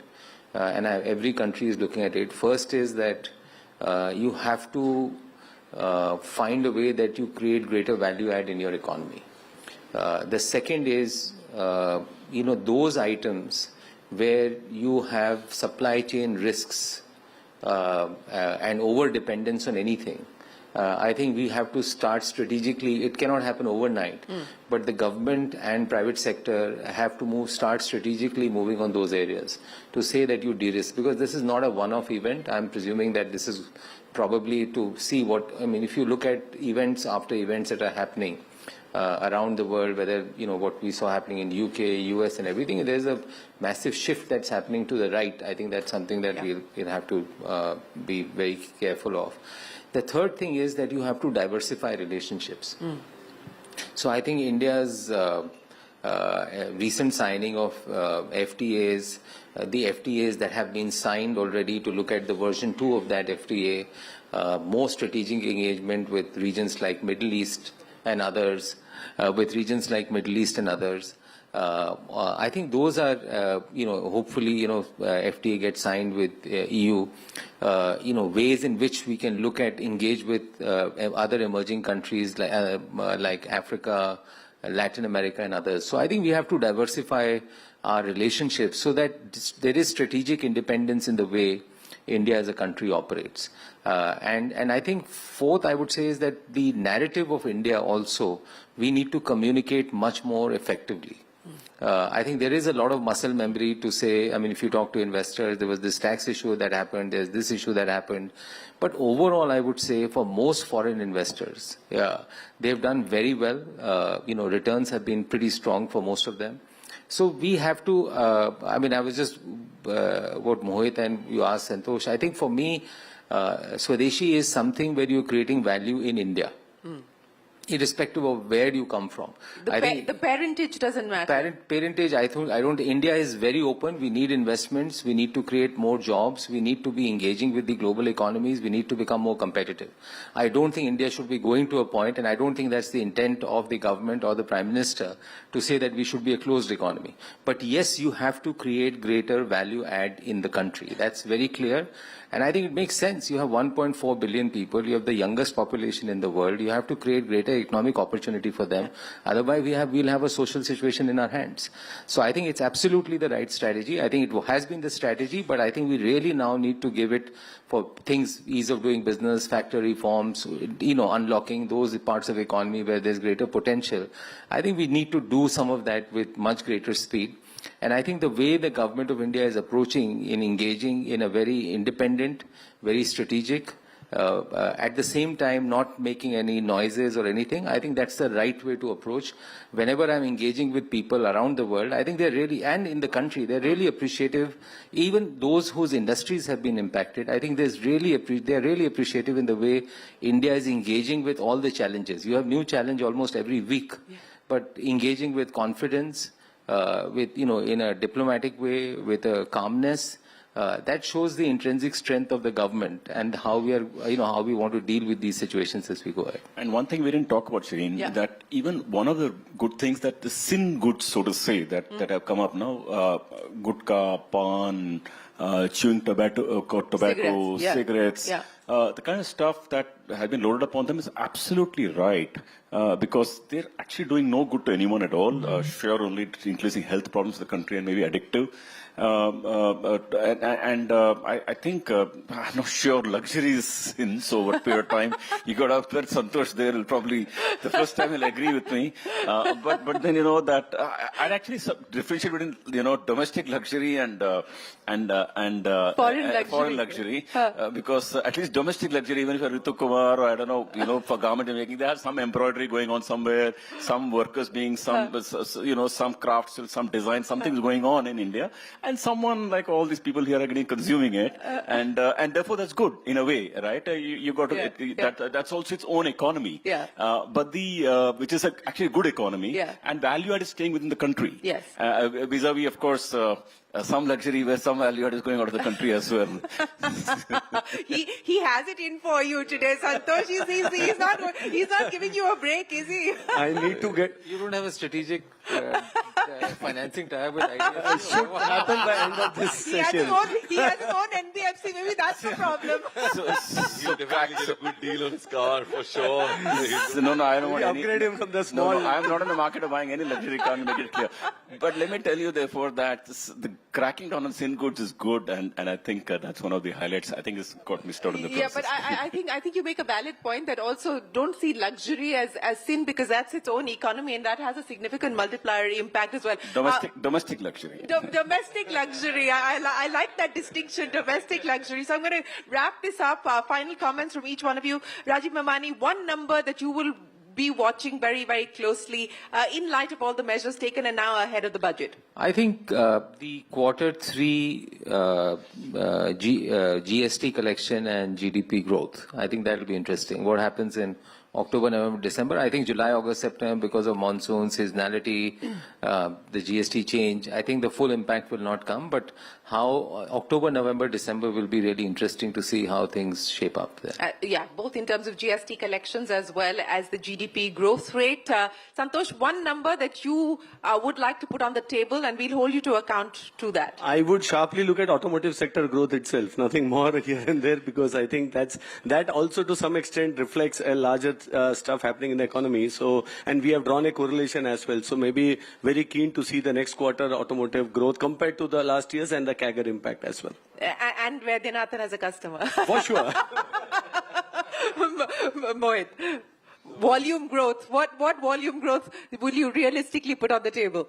I think around 300 basis points of increase in consumption, definitely backed by volume, is what we should see. I think that's something that should definitely happen. And it is both going to be two-pronged. both urban and rural. Rural is already chugging ahead of the curve. I think urban was lagging behind. I think this middle class boost on GST and income tax boost which has happened, I think definitely will help the urban growth to actually resurrect back to the same level as the rural growth. I think we are very hopeful, and I think as a representative of the FMCG industry, I think we all resolve to pass it on to the consumers, and as an industry, we will do our best that it all goes to boosting the consumption and the investments and employments in India. Yeah, Thank you. That certainly is the hope. The last ball of the match to you, Mr. Vaidyanathan. So you better hit it for a 6.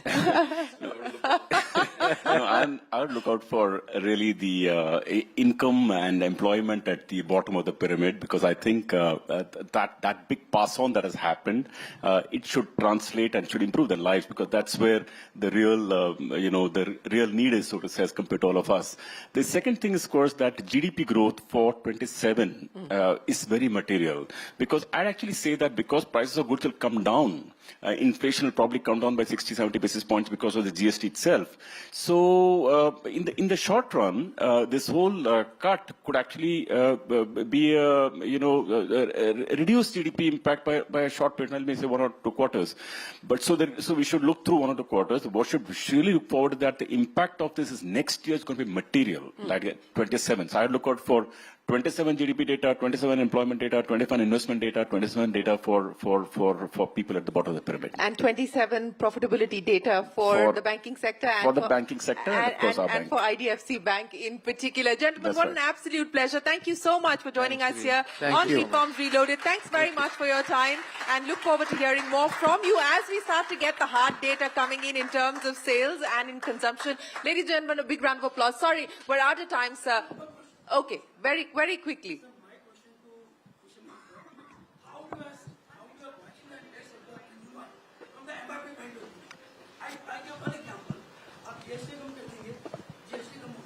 Olive oil, 1 liter bottle, MRP is 570, 540, and B purchases 240, I purchases 240, he purchases 300, he purchases 400. How you see our interest? You see the case of medicines. Yeah. एक shop पे लिखा है 22% discount, एक पे लिखा है 5% discount, एक पे 0 discount. If I go to nursing home, he charge me the MRP plus 5% extra. Yeah. आप लोग जीएसटी की बात करें 2%, 3%, हमने 7 पैसे की बात की, 10 पैसे की बात की. आपने कभी कंज्यूमर का इंटरेस्ट देखा है कि हम जो एमआरपी पे इतना मार्जिन छोड़ रहे हैं, किस लिए छोड़ रहे हैं? ये सीआई वाले बैठे हैं, बताए किस लिए? Consumer Thank you. Got it, sir. Got it. Let me get them to respond to that. Mohit's answer that. Mohit's ready.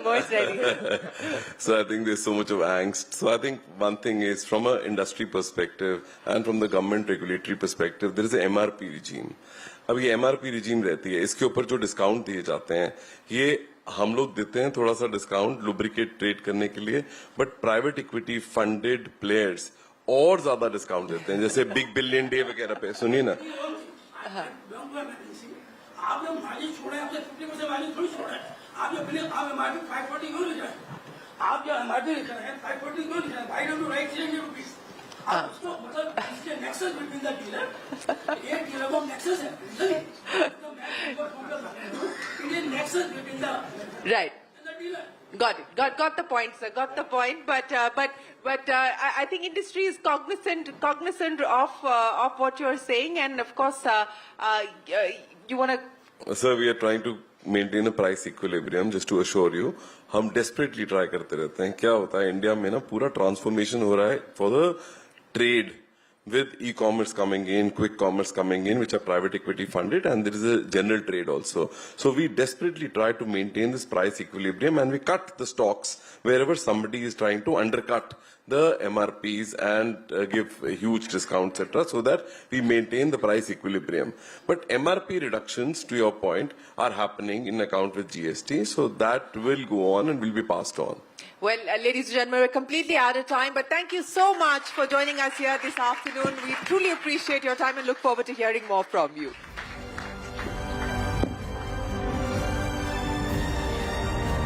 Thank you, Mr. Vaidyanathan, Mr. Memani, Mr. Malhotra, and Mr. Iyer for such an enlightening, razor-sharp, frank and honest discussion. Thank you, Shireen, as well.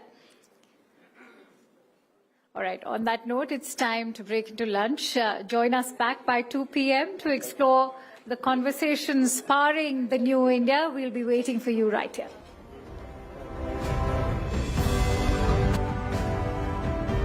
What better way to kick off Reforms Reloaded with the market-facing department of the Government of India, the Secretary of DPAM right here with us, Mr. Chawla. What a pleasure.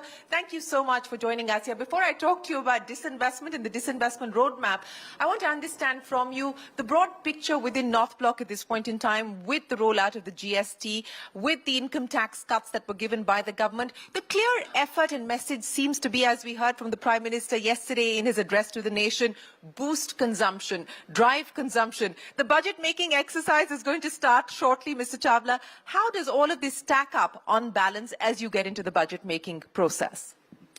Thank you. Honorable Finance Minister will speak about it in more detail in the evening. I'll just make two supporting comments. One, our government is providing a balanced support to the economy. And balanced support includes support to private consumption, and which, as you very rightly said, includes both the income tax relief that was given in the budget and this great GST 2.0 reform, which is being rolled out and which was announced by the Honorable Prime Minister, both from the Red Fort and yesterday.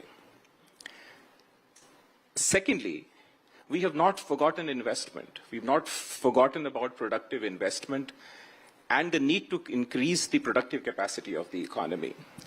As you know, the budget this year provided for more than double-digit growth in capex, which includes both budgetary and extra-budgetary resources. And as you know, if you can see the CGA data which came out the first quarter, that investment, public investment through the budgetary sources was on target. Equally important, what is called the extra budgetary resources, where we directly come in and where the public enterprises play a role. The data we have as of end of July, we achieved almost one-third, about 30 to 33% of the yearly target by July itself, which tells you that we have front-loaded reforms. We have kept them on track. And the industry and the commercial side of the government is working on the global value chains, how to revisit them, how to reorient them, so that we can insulate our economy from the global headwinds. I also have one suggestion. We should not get obsessed with individual numbers. India is a growing economy. We are in a phase of growth convergence. And it is how we perform relative to the rest of the world that is what matters. So which number should we not get obsessed with, sir? It's the headline number which we all tend to get obsessed about. And the right way of looking at it is, say, in spite of global headwinds, the world is going to grow, say, at 3% or even lower. If we can grow double that in real terms and maybe exceed that, and that is what the early data shows, we should be thrilled. That is my suggestion. Well, suggestion and point taken, sir. Let me now address the issue of disinvestment and what the government is likely to do as far as the disinvestment roadmap is concerned. You know, I talked about the markets, and the Indian markets have, of course, faced their own degree of volatility on account of the fluctuation of FII inflows, but that's been offset by very strong domestic institutional interest and domestic institutional investment into the stock markets. There really has been, in a way, a democratization of the Indian capital market markets that we've seen. How does your department, how does the government intend to leverage what we see happening in the market? What can we expect? More public sector companies doing OFSs? Are we likely to see more IPOs? What can we now realistically expect? Good question, and I entirely agree with you on the observation. The first dose or the first dose of financial inclusion was Jan Dhan, was Aadhaar, was UPI, what is globally called the India stack. The second big structural change that has come about in our economy is this great democratization of our capital markets. And as you know, the foreign institutional investors keep moving in and out. They have their own sentiments. Last year, they gave us a tough time. And this year as well, you know, in the last few months, there has been great nervousness because of the reasons that you well know.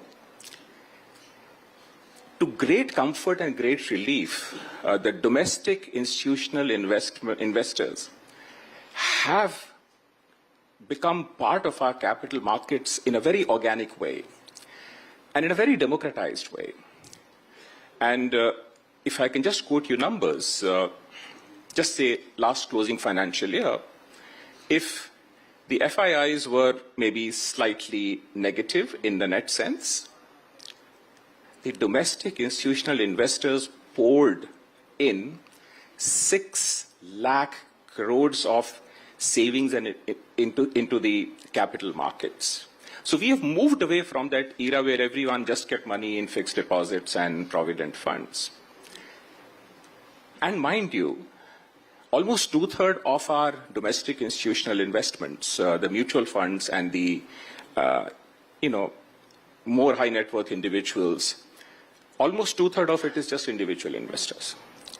And what they poured in as 6 lakh crores is almost twice as the 3-year moving average, which is again twice of the previous 3-year moving average.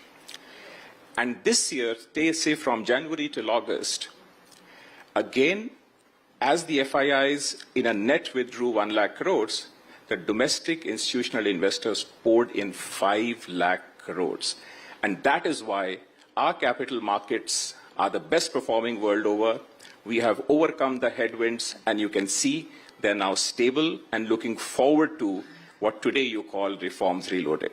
So what can we expect as far as your pipeline is concerned, sir, both in terms of IPOs, in terms of public sector enterprises, public sector banks needing to meet the minimum float norms that the regulator has in place?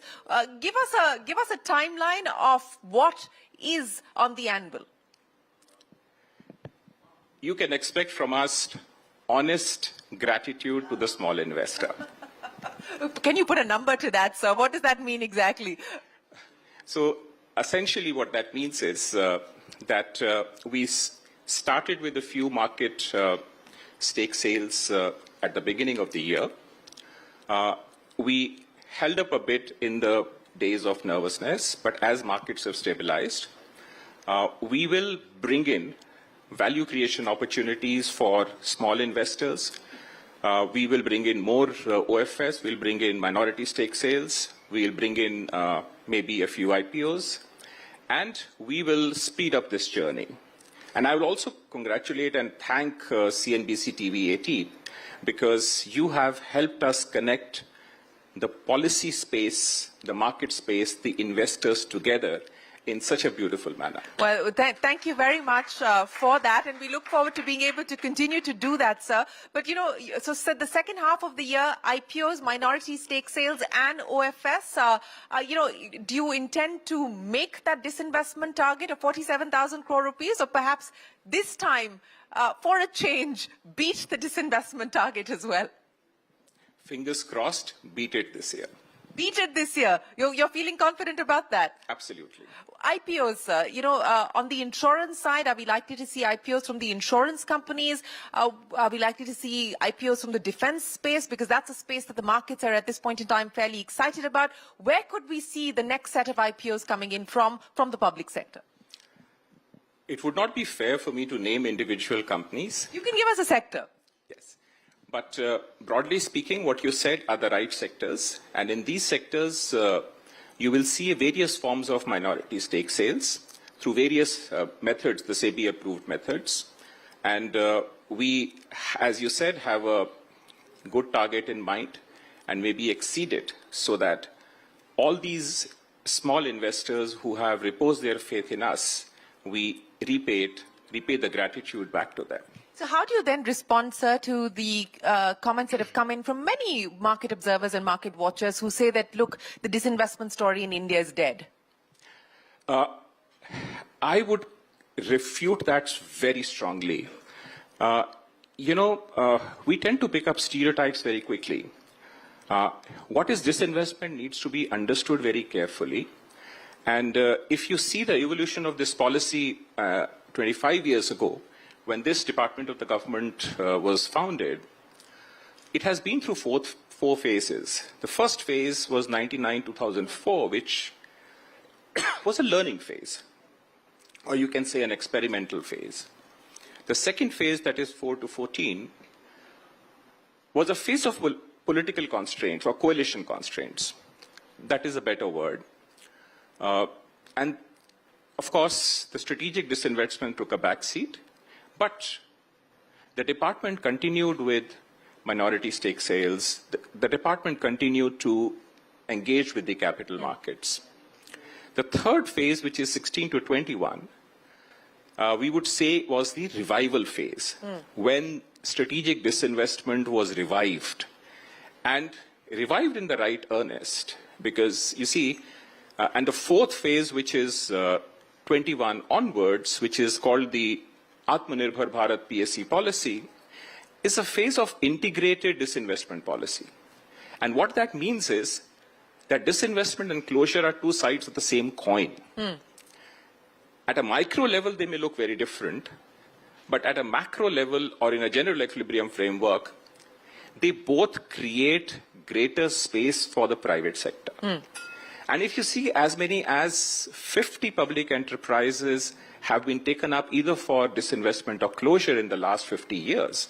And that has yielded dividends. You see such an exciting private sector manufacturing growth. But we must not forget that public sector also has a fair, bona fide role to play in our economy. There are certain strategic sectors, there are certain public goods, there are certain public services, there are issues of inclusion which are not for profit in nature. That is where, and of course, now in the present global framework, maintaining the security of our global supply chains, of our raw materials, of our minerals, is equally important.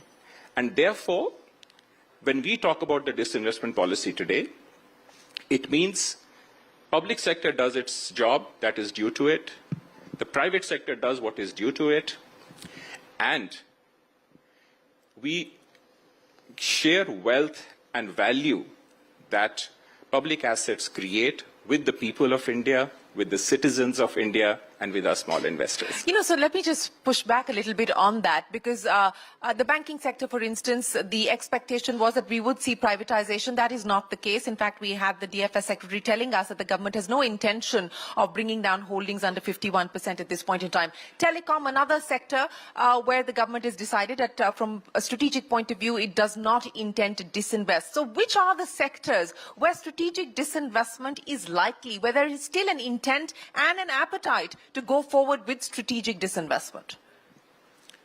I would not like to comment beyond my pay grade. So this is very much your pay grade. You're going to have to do this. Okay, let me put it this way. I would not like to, say things which are beyond my immediate domain. But all I can assure you is that all major public sectors, including the financial sector, which is the banks and the financial institutions, are part of our disinvestment framework. You may see one or two big strategic disinvestments, but you may see many more, maybe half a dozen OFS or follow-on offers or different forms of minority stake sales. So half a dozen minority stake sales by way of OFSs, etc., but one or two strategic disinvestments. Let me guess which one or two of those strategic disinvestments it could possibly be. IDBI Bank, so we're talking about reforms, reloaded and accelerating reforms. It's been a disinvestment in the making for over a decade now. Are we going to close it this financial year? Hopefully, yes. Honorable Finance Minister said it in an interview recently, and we are working hard day and night to make it happen. By when will you invite the bids for IDBI Bank? The only timeline given out in the media is end of the financial year. A lot of things happen and are done outside the media glaze. So let the interested parties wrestle it out. Speaking of interested parties wrestling it out, sir, would it be fair to assume that the foreign interest is higher than the domestic interest, specifically as far as IDBI Bank is concerned? No comments. I'm trying my luck to extract as much as possible from you. So IDBI Bank, of course, as you stated, is being targeted for this financial year. What could the second candidate be, sir, from a strategic disinvestment point of view? Wait and watch. You will hear the announcement at the right time, and we'll make the announcement through you. You'll make the announcement to us, so we will hold you to that, sir. But the other important aspect that you spoke of, and I think that's something that the market is also watching very closely, is the government's dividend policy. And perhaps you could shed some light on how you're looking at the dividend policy going forward as well. Very good question. A fair dividend policy is part of our integrated disinvestment framework, and the reason is almost the same reason as the monetary policy. Essentially, it is the discretion versus rule, which is also called time consistency. And it's a very careful optimization between the investors and the traders. We don't give any targets to the private sector. We allow them to freely operate in the capital markets. For the public sector, we want them to be benchmarks. And so we create that nudge. And over the last 10 years, we have debated this internally. The policy framework has evolved and matured. And we now ensure that public enterprises who have moved bravely onto the capital markets and have won the trust of investors should pay 30% of their profit after tax or 4% of their net worth, whichever is higher, as fair dividends to small investors. And this has picked up. If you see in the last 5 years, the dividends payout by the public sector enterprises has doubled. And even though they occupy only 14% of the market cap in our capital markets, they pay 25% of dividends to the small investors. So that will continue? That will continue, and they achieved a record landmark last year. Almost 1,20,000 crores was distributed as total dividends, and we hope to exceed it this year. You hope to exceed that number this year, 1,20,000 crores. IPOs, and I want to go back to that because the last big blockbuster from the government, of course, was the LIC IPO. What's the thinking? What would you like to prioritize in terms of the IPO pipeline? We talked about how strong the appetite has been as far as the primary markets are concerned. What would the government like to prioritize, given the global challenges as well as the appetite in the market from an IPO perspective? Good. We are doing investor meetings and market research. You should expect that at least some public enterprises in the strategic sector or natural resources space, or maybe their subsidiaries, will be brought out and placed suitably. So natural resources space. So you've given us a clear heads up there in terms of what the priority is likely to be, sectorally at least at this point in time. Okay, and how soon can we expect you to look at hitting the markets? End of financial year, anything before that. This financial year. So that's the target. And how many are you working towards, sir? No comments. Okay, fair enough. You know, Mr. Chawla, I want to take a little segue away from disinvestment to talk about something that I know you've very closely been involved with. I don't know how many people in this room know, but he's of course had stints at the IMF and he's been very closely involved with economic diplomacy as well. As you look at what's playing out at this point in time with tariffs, especially with the ongoing negotiations between India and the US, what do you believe are likely to be the outcomes of these negotiations? How confident do you feel that we will in fact be closer to getting some sort of an agreement in the next few weeks? Those who are not part of negotiations do not comment on it. When particularly they leave those positions. As an observer. This engagement will continue. It's very difficult for anyone to predict which way it will go. But my own view is that we should not respond in a knee-jerk fashion, which is what we are doing. We should continue to work on our fundamentals, strengthen our economy, provide balanced support to growth, reorient our value chains, and at the end of it, it will pay us good dividends. So, a calibrated approach is what you're essentially suggesting. But on the macros, as you look at what's happening, especially as far as the currency markets are concerned, and we've seen a fair degree of volatility there, how do you see the rupee and the move in the rupee also offsetting some of the impact as far as exporters are concerned? But, what you believe the strategy should be there? It's the domain of the central bank, so I would not give any comment on it.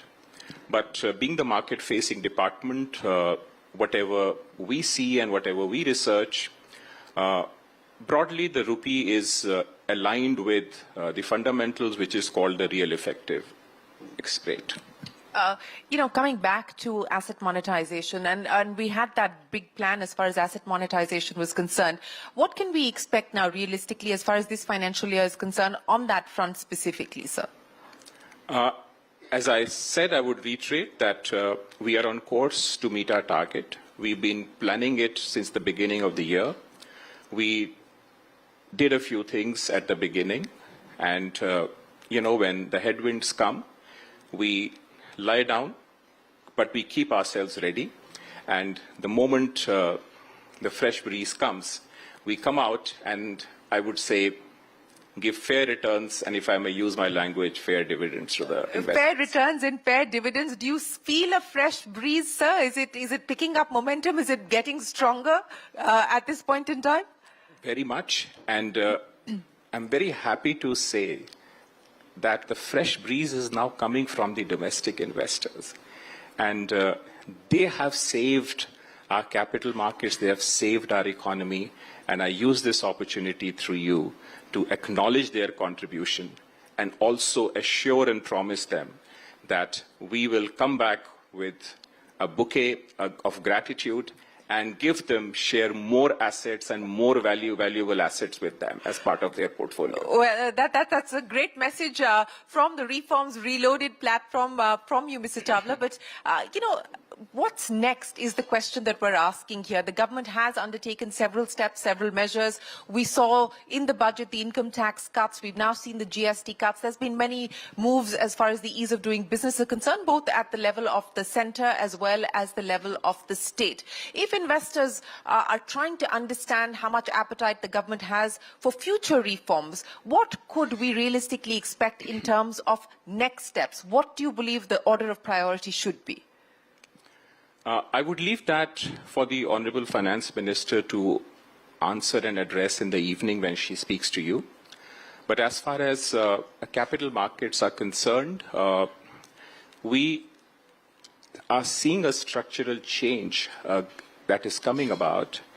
We are seeing greater democratization And as we see through economic media, the small investors, are responding, are, becoming part of this combined, market framework. And we will continue to support them. And we, as the first half of this year, in spite of global headwinds, you saw 50,000 crores worth of IPO in our country. Our capital markets, risk capital is scarce. Risk capital is what drives the economy. Our capital markets are now fourth largest. Very soon they'll be third largest. And I think this is a great opportunity. And I would urge all Indians, entrepreneurs, startups, investors, CEOs, and fund managers not to miss this opportunity.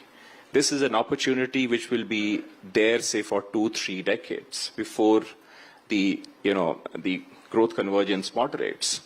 And we should all celebrate the success of India, the success of Bharat, and make it part of everyone's dream.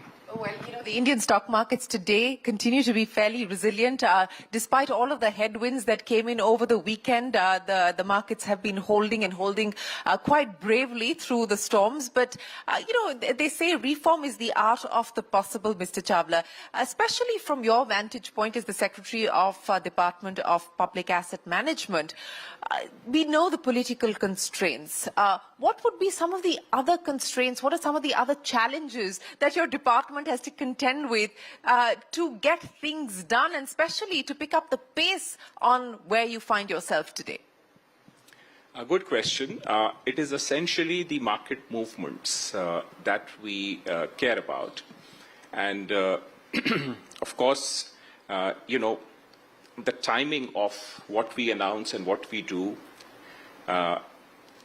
is determined by that. And that is what will drive us going forward. And we do our homework well. We are a well-researched department. And we hope to put smiles on everyone's face.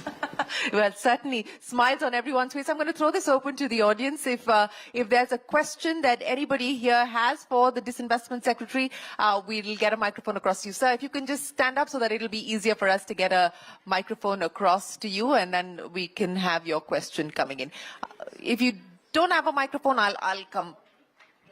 The mic is coming. Okay, perfect. The mic is coming. Just one second, sir. The microphone is getting to you in 10 seconds.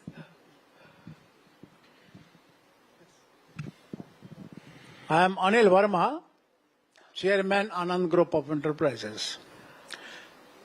Sir, I am ex-banker also. I have retired from State Bank as an AGM. As far as investment is concerned, sir, it is a basic concern of the investor, only two factors. Security number one, return second. Do you have any investment scheme in your mind which ensures these two things? Because banks are failing, financial institutions are failing, even stock market is also dodging. That is why people are investing in gold, and gold is soaring, which ensures security as also return. Do you have any investment scheme in your mind, sir? Do you have a gold-beating investment scheme up your sleeves, Mr. Chawla?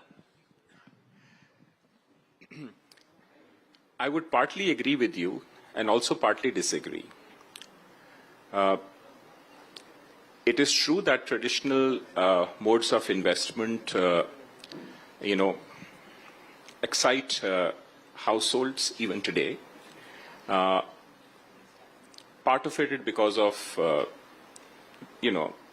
sentimental reasons. Habits take time to change.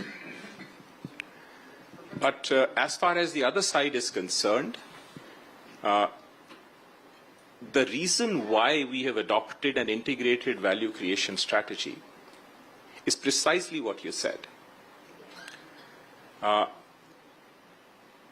The strategy nowadays has 4 pillars.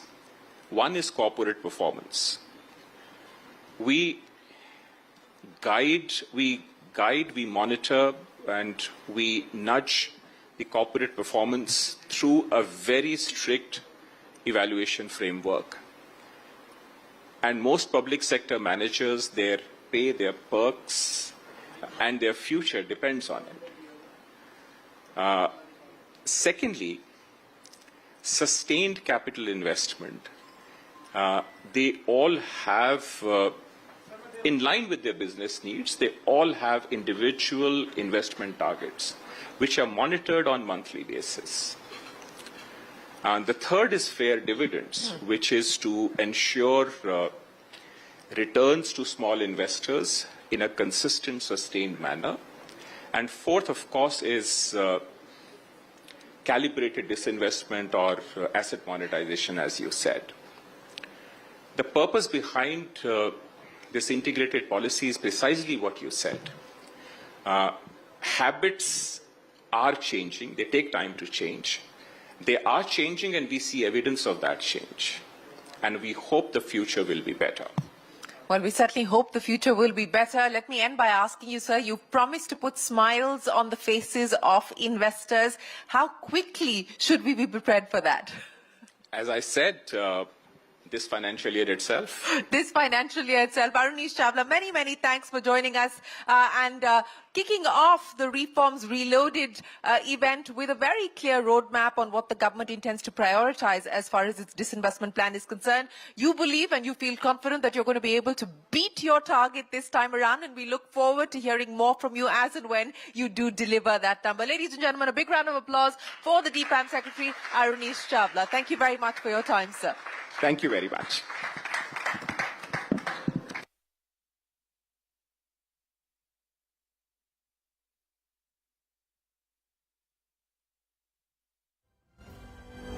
Thank you, Mr. Chawla, and thank you, Shireen, for a very interesting conversation and those precious insights. Our next session.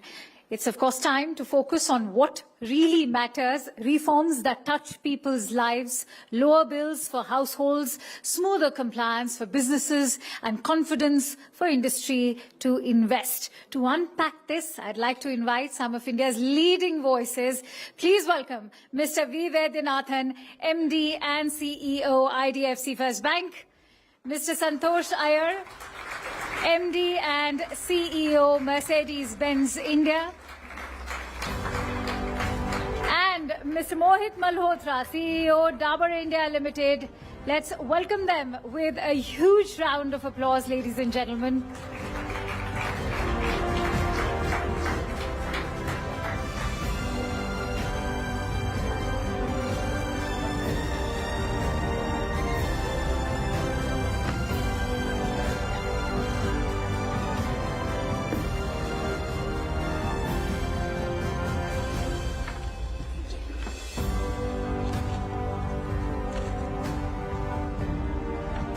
Well, we continue our conversations here, and it's time for us to welcome representatives and stakeholders from industry. As we said, today is the 22nd of September. It's the date for the GST rates, the GST rate cuts to be rolled out, and it's also the start of the festive period. Mr. Vaidyanathan, Mohit and Santosh, great to have you join us here on Reforms Reloaded. My very first question to you, Santosh, how many Mercedes cars have you sold since morning?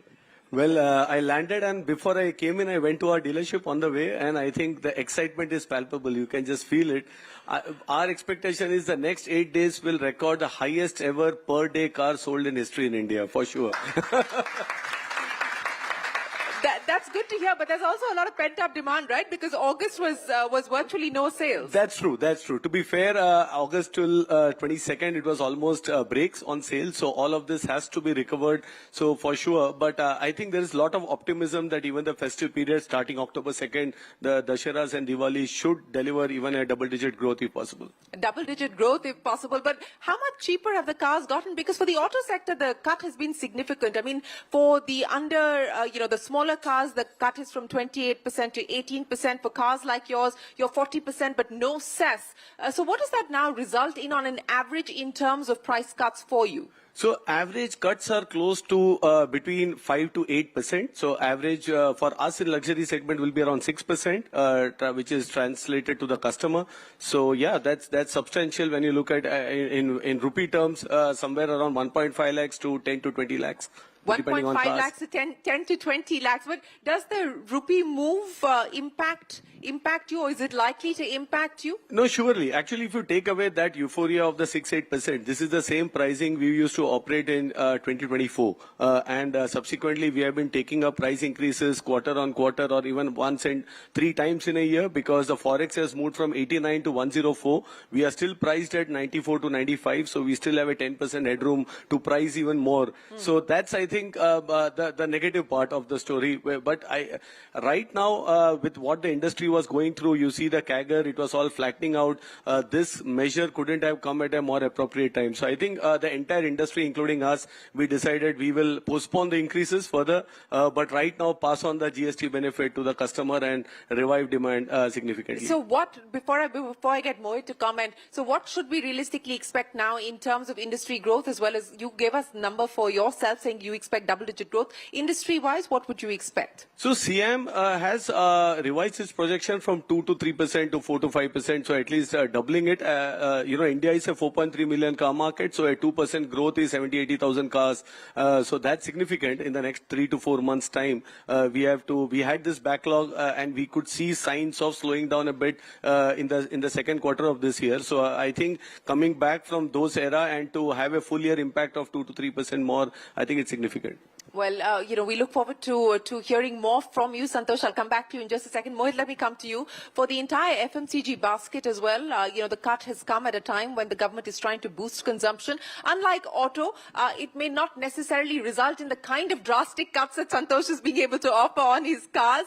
But, most items come down to the 5% bracket as far as FMCG is concerned. What do you now expect in terms of demand pickup? No, I think this is going to definitely improve the demand and the consumption. I think FMCG, the kind of cuts that you see, for example, there is a 1 rupee price point, which hails in India, which contributes to around 20-30% of the consumption, bringing it down to 93 paise. In absolute terms, doesn't mean much. If you translate into number of crores for a Indian market, is 2 lakh crore. Yeah. That is the kind of substantial impact it will have, which is what PM Modi also mentioned. So I think the sentiment is going to improve. Because of the sentiment, the demand is going to improve. Because of demand, investments are going to improve. Because of investments, I think the employment is going to improve. And Indian economy is really going to benefit. That's what I feel. In terms of tangible numbers, if you ask me to illustrate it, in India, the middle class accounts for roughly around 50 crore consumer base in the country, and this is coming at a time when consumption was extremely sluggish in urban India, and urban is comprised of middle class. This 50 crore consumer base is expected to go up to around 70 crore by 2030. So huge improvement in the middle class segment in the Indian industry is there. And this improvement or this reforms is going to only improve the consumption. Let me take an example of a 25,000 rupee earning household per month. Now, approximately 1,000 rupees to around 800 rupees on a 25,000 rupees earning household is the impact. So the annual impact, if I look at the income tax reform, direct taxes and indirect taxes, this impact is going to be around 17 to 20,000 rupees on a 1.5 lakh earning household for the whole year. Yeah. This is substantial, which is going to translate itself in a consumption boost, in my view. Well, that certainly is the hope. But, you were talking about that 93 paise price point now. And what are you going to do about that? So are we likely to see more changes as far as the grammage is concerned, especially on these low-ticket items? Yeah, so India reigns with these magical price points, which we call, they are really magical price points. So 1 rupee, 5 rupee, 10 rupee, 15 rupee, 20 rupee price points. And they contribute to good around 40 to 50% of the overall consumption of the entire basket of SKUs that you sell. So sometimes, when a consumer comes to a retail outlet, he says He doesn't want a particular brand, and rural economy is like 60% of the total consumption. So he says, "Mujhe 10 rupees wala pack de dijiye," and he doesn't talk about a brand at all. So therefore, these are magical price points. So these magical price points cannot be breached, and therefore, in the beginning, we are trying to take it down to around 93, but eventually it will lead to a commensurate grammage increase in these SKUs. Yes. Okay, so grammage increase is what we're likely to see across the board. I'm coming back to you, Mohit, in just a second, but let me get Mr. Vaidyanathan into the conversation as well. All of this is probably or hopefully going to result in increase for credit requirement. At the bank, how are you seeing all of this play itself out? What's the target that you're working with? What's your expectation? Okay, first of all, I want to tell Santosh something, man. Come on, do better, man. 2 to Do 4%. better. How much better? How much better do you want him to do? I mean, it's talking about 2 to 4%. It looks so low. Come on, Santosh, do better, man.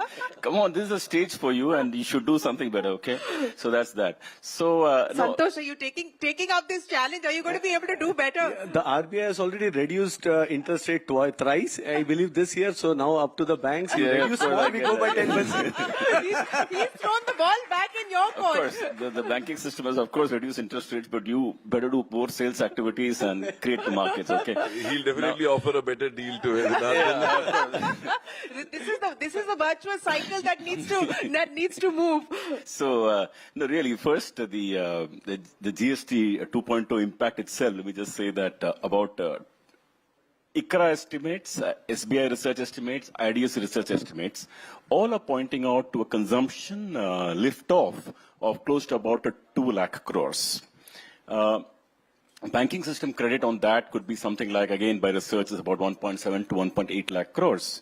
And that could mean about a 10% increase in a growth rate sense, which means that last year, the growth, if whatever the growth rate for the country would be, it would be plus 1% is our real estimate. That's very significant, considering that the banking system overall credit is about 180 lakh crores. So that's quite significant. Secondly, where is the growth going to come from? Exactly. That's what I was going to come to. Yes, where is the growth going to come from? So this growth is going to, as you know, the biggest, there are two kinds of cuts have happened here. One is the essential items, like food, paneer, milk, etc., which has all come from 5% to 0%. Now, these were consumption items that people are anyway consuming yesterday without the GST of 5%, will consume tomorrow also. Which is a good thing in its own sense in terms of segment it addresses. But the significant one is going to come from the consumption cuts, the one that has come from 28% to 18%. Now, car prices are down like 10%, or will be down 10%. 10% for 10 lakh rupee car is 1 lakh rupees, big money. Let me give you how much it may translate in terms of EMI to a normal person. Yes. So, if you think of a 10 lakh rupee car, which will now cost 9, assuming a loan amount of, say, 7 lakh rupees, and EMI earlier would have been, say, 16,500 rupees. Now EMI will be 14,500. So 2,000 rupees per person per month for 60 months is the reduction in people's EMI. On top of this, like Santosh pointed out, interest rate also came down. Yeah. So interest around product cost good down. So both things are actually very significant. And I think this is a material moment. And when we said the other factors that government also reduced the income tax rates, so all three things, interest rate, that one, this one put together, I really believe that 27 will be a lift-off year. 27 will be a lift-off year. Yes, 27 will be a lift-off year. So, the banking sector has already had a very good run. When you say 27 is going to be a lift-off year, what could that mean in terms of profitability? Actually, profitability of 27 will be very good, in my opinion, because see, this 26 is kind of suppressed because of the the repo rate that got passed on. Some more will get passed on this quarter, etc. But all that will become base case. The microfinance issue that happened, all that will become base case. So all that will become base case. So 27 will be, coming off, let me say, a low base, so to say. So in a profitability sense, I'd say that not just credit growth should look better. I believe that the profitability also should look meaningfully better next year. At least for our bank, you should expect that we should look meaningfully better in 27 over 26. That's the headline. V. Vaidyanathan says 27 is going to be a lift-off year, but meaningful improvement. meaningful improvement. But we were talking about interest rates, and I'll get Mohit and Santosh to comment on that as well. We've got the MPC coming up. What's the expectation? Status quo or a cut? before you call Santosh in, Santosh should commit to a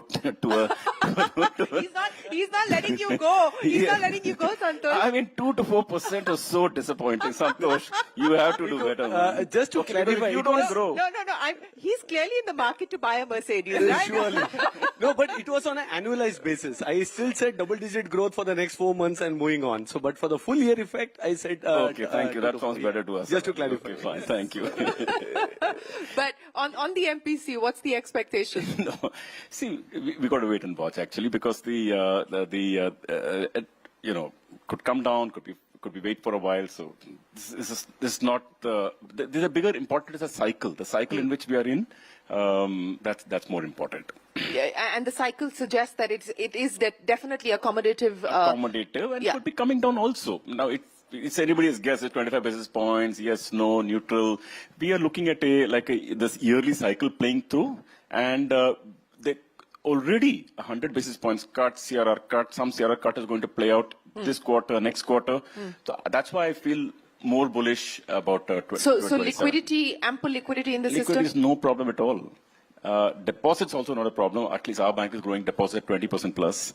So deposits also not a problem. So when you grow deposit, it gives you good license to grow loans. But I can say for the banking system as a whole, I think this is probably the year in which whatever negative we had to factor is factored. I think next year should be better. Yeah, okay, should be better. Santosh, let me come back to you now. Let's talk a little bit about, since we're talking about the reforms and the road ahead.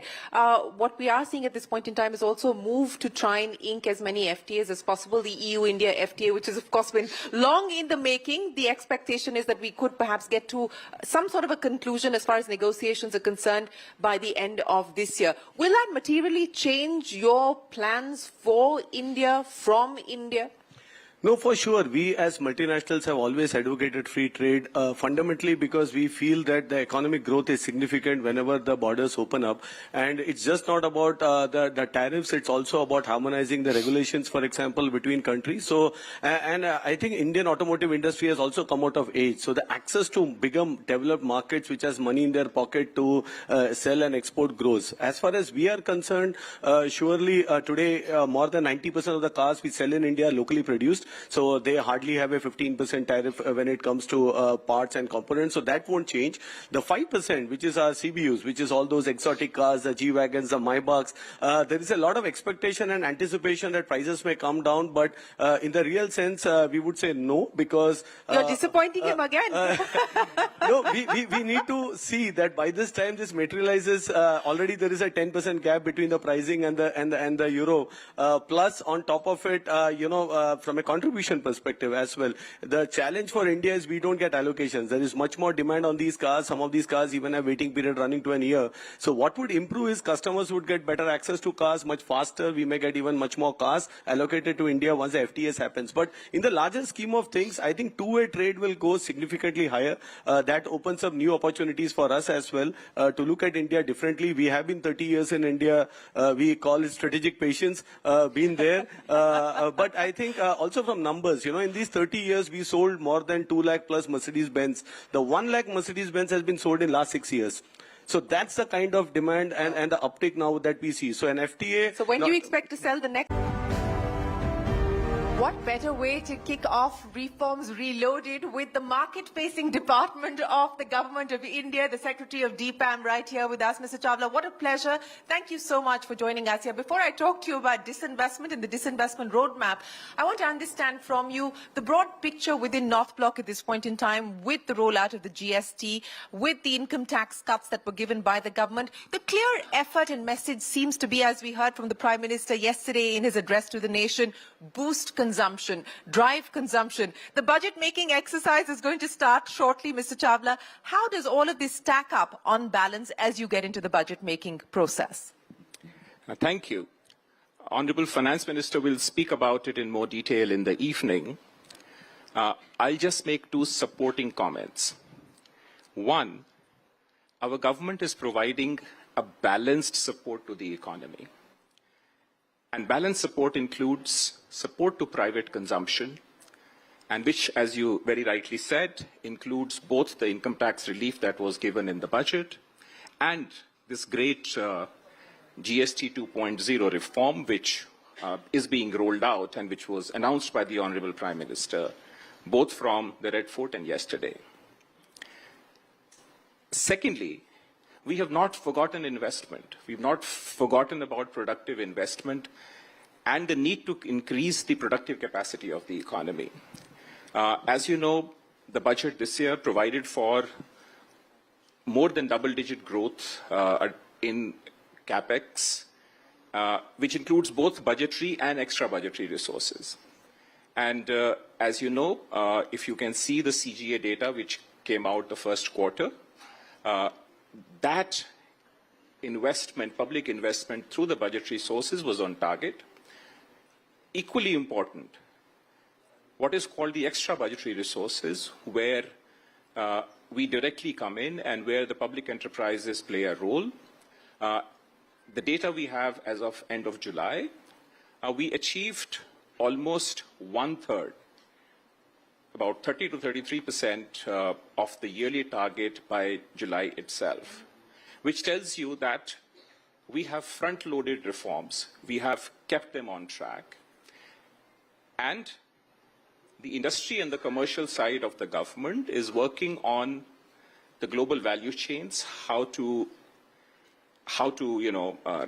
revisit them, how to reorient them, so that we can insulate our economy from the global headwinds.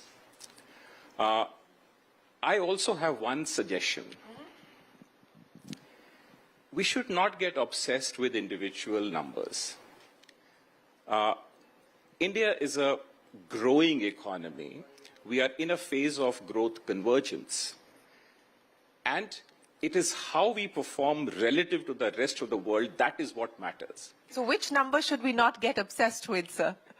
It's the headline number which we all tend to get obsessed about. And the right way of looking at it is, say, in spite of global headwinds, the world is going to grow, say, at 3% or even lower. If we can grow double that in real terms and maybe exceed that, and that is what the early data shows, we should be thrilled. That is my suggestion. Well, suggestion and point taken, sir. Let me now address the issue of disinvestment and what the government is likely to do as far as the disinvestment roadmap is concerned. You know, I talked about the markets, and the Indian markets have, of course, faced their own degree of volatility on account of the fluctuation of FII inflows, but that's been offset by very strong domestic institutional interest and domestic institutional investment into the stock markets. There really has been, in a way, a democratization of the Indian capital markets that we've seen. How does your department, how does the government intend to leverage what we see happening in the market? What can we expect? More public sector companies doing OFSs? Are we likely to see more IPOs? What can we now realistically expect? Good question, and I entirely agree with you on the observation. The first dose or the first dose of financial inclusion was Jan Dhan, was Aadhaar, was UPI, what is globally called the India Stack. The second big structural change that has come about in our economy is this great democratization of our capital markets. And as you know, the foreign institutional investors keep moving in and out. They have their own sentiments. Last year, they gave us a tough time. And this year as well, you know, in the last few months, there has been great nervousness because of the reasons that you well know.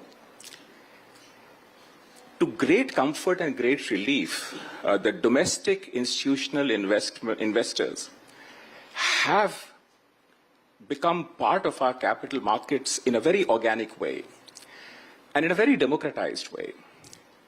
And if I can just quote you numbers, just say last closing financial year, if the FIIs were maybe slightly negative in the net sense, the domestic institutional investors poured in 6 lakh crores of savings and into the capital markets. So we have moved away from that era where everyone just kept money in fixed deposits and provident funds.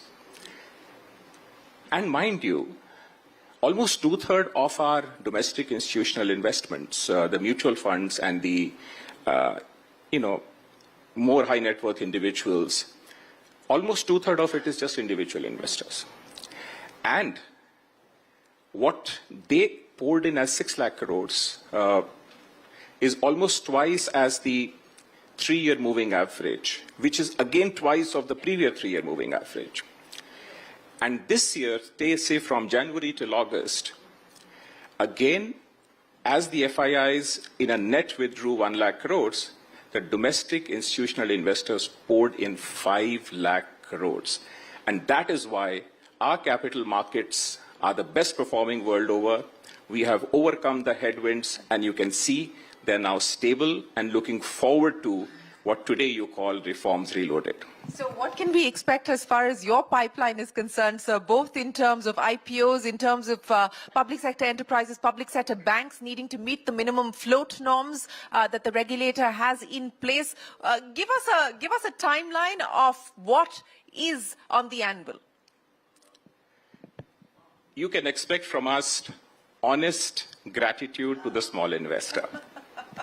Can you put a number to that, sir? What does that mean exactly?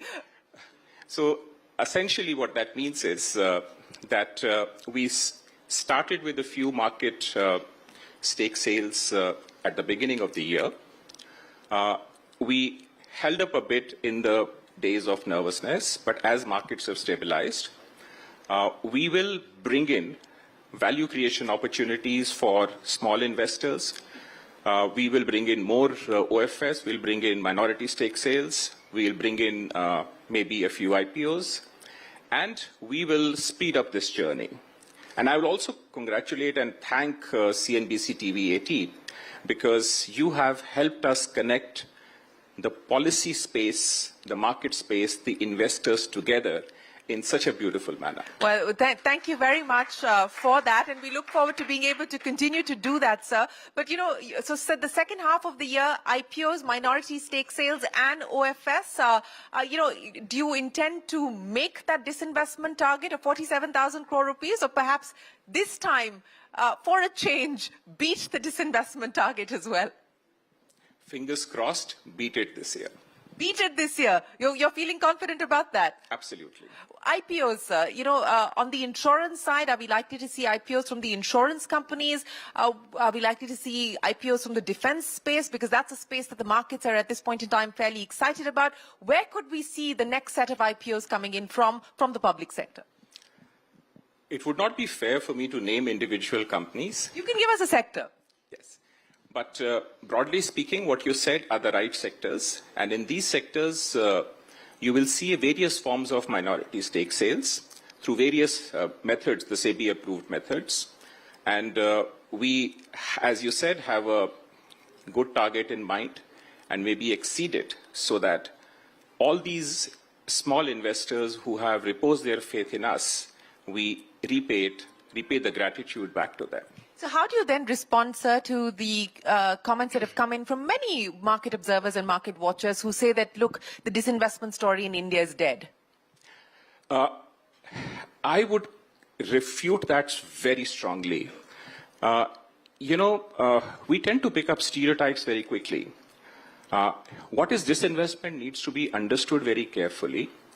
And if you see the evolution of this policy 25 years ago, when this department of the government was founded, it has been through four phases. The first phase was 1999-2004, which was a learning phase, or you can say an experimental phase. The second phase, that is 4 to 14, was a phase of political constraints or coalition constraints. That is a better word. And of course, the strategic disinvestment took a back seat. But the department continued with minority stake sales. The department continued to engage with the capital markets. The third phase, which is 16 to 21, we would say was the revival phase, when strategic disinvestment was revived. And revived in the right earnest, because you see, and the fourth phase, which is 21 onwards, which is called the Atmanirbhar Bharat PSC policy is a phase of integrated disinvestment policy. And what that means is that disinvestment and closure are two sides of the same coin. At a micro level, they may look very different, but at a macro level or in a general equilibrium framework, they both create greater space for the private sector. And if you see, as many as 50 public enterprises have been taken up either for disinvestment or closure in the last 50 years. And that has yielded dividends. You see such an exciting private sector manufacturing growth. But we must not forget that public sector also has a fair, bona fide role to play in our economy. There are certain strategic sectors, there are certain public goods, there are certain public services, there are issues of inclusion which are not for profit in nature. That is where, and of course, now in the present global framework, maintaining the security of our global supply chains, of our raw materials, of our minerals, is equally important.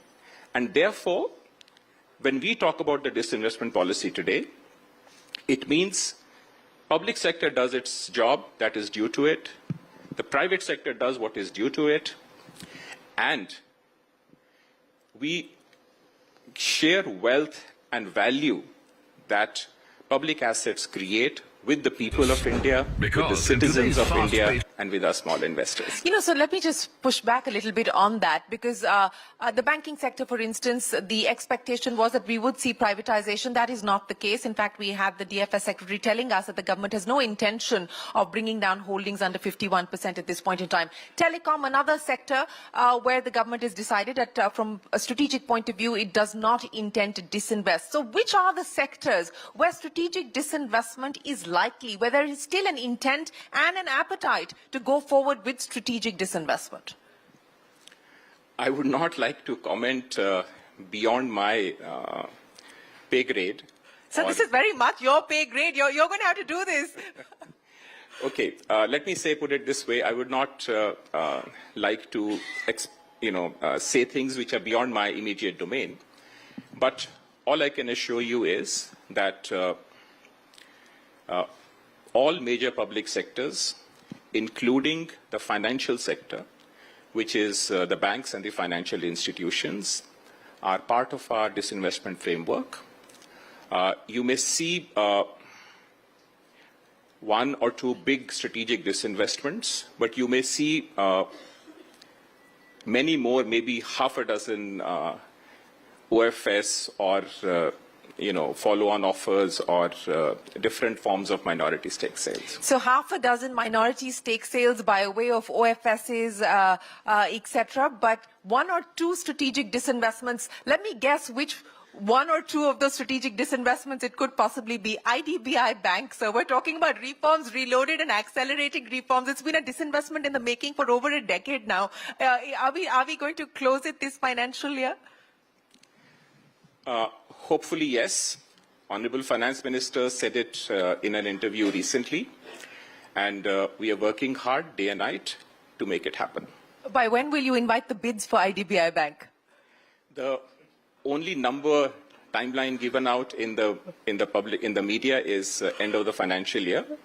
A lot of things happen and are done outside the media glaze.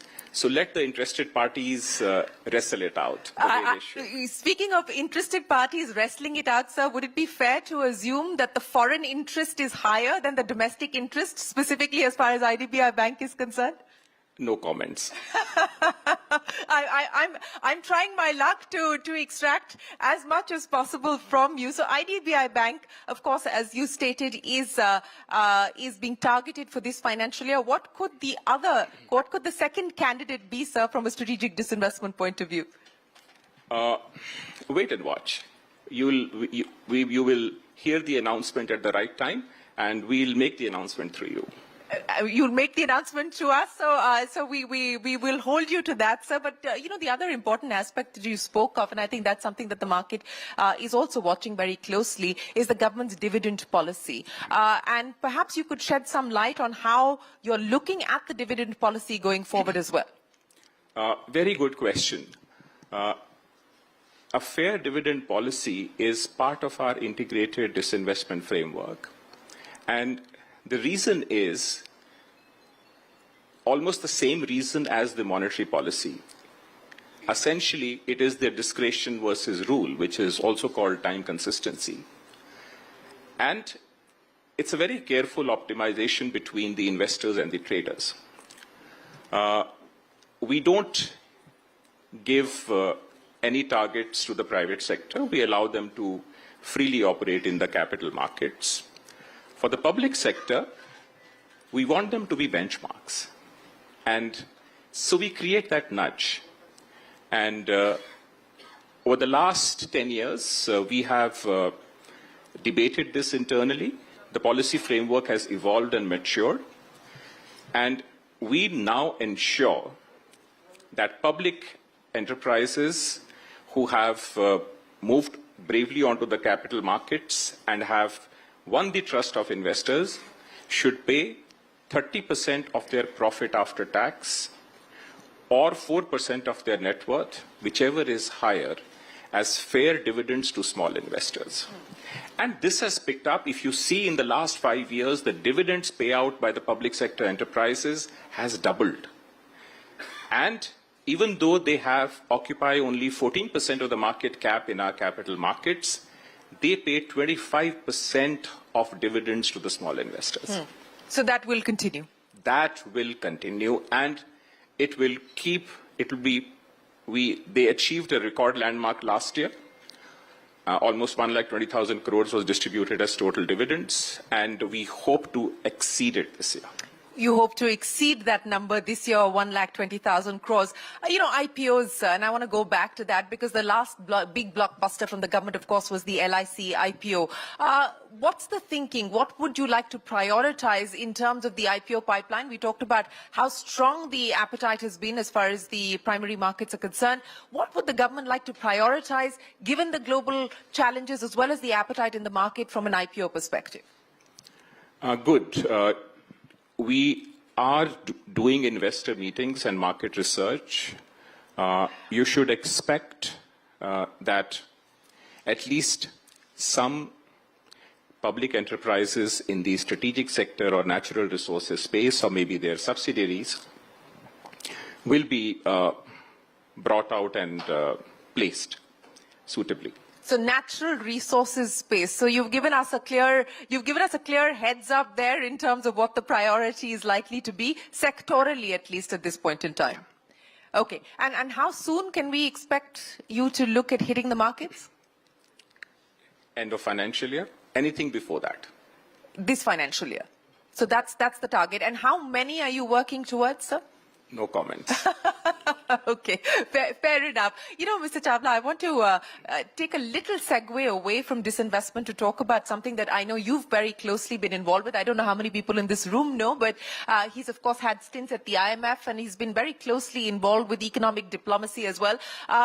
As you look at what's playing out at this point in time with tariffs, especially with the ongoing negotiations between India and the US, what do you believe are likely to be the outcomes of these negotiations? How confident do you feel that we will, in fact, be closer to getting some sort of an agreement in the next few weeks? Those who are not part of negotiations do not comment on it. When particularly they leave those positions. As an observer. This engagement will continue. It's very difficult for anyone to predict which way it will go. But my own view is that we should not respond in a knee-jerk fashion, which is what we are doing.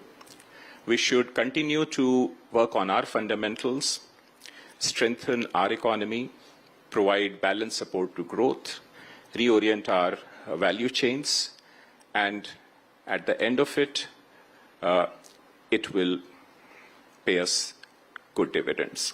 So, calibrated approach is what you're essentially suggesting. But on the macros, as you look at what's happening, especially as far as the currency markets are concerned, and we've seen a fair degree of volatility there, how do you see the rupee and the move in the rupee also kind of offsetting some of the impact as far as exporters are concerned? But, what you believe the strategy should be there?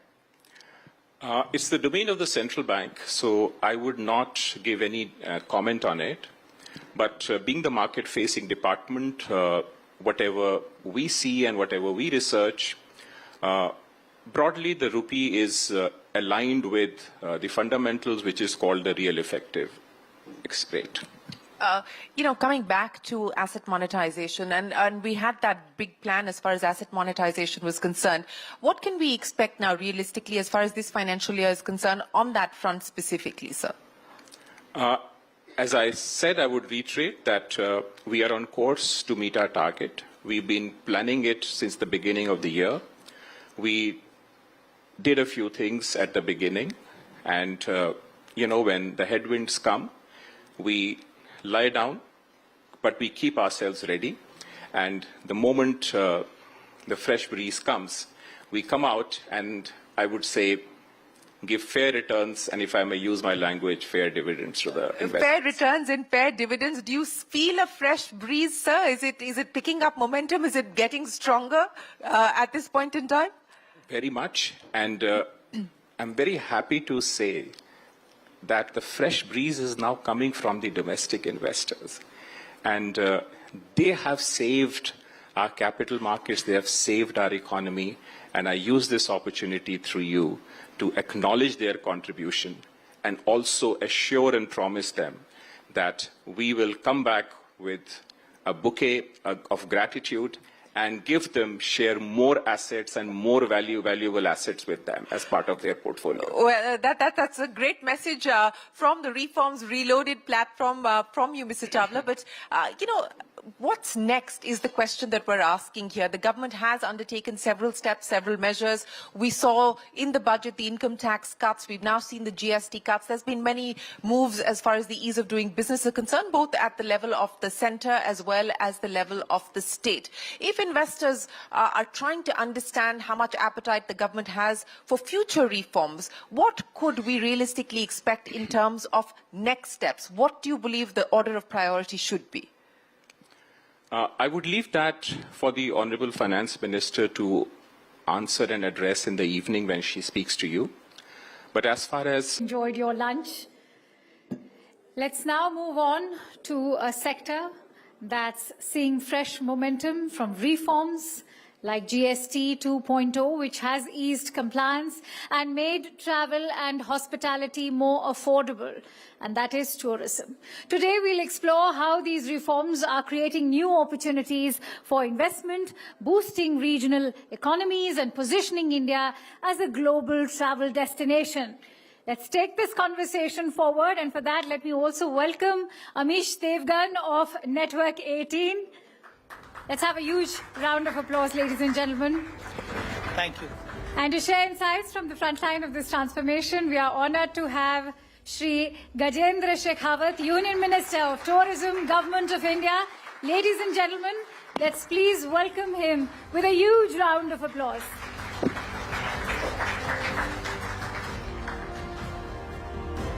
चलिए lunch के बाद एक political session होना बड़ा महत्वपूर्ण है.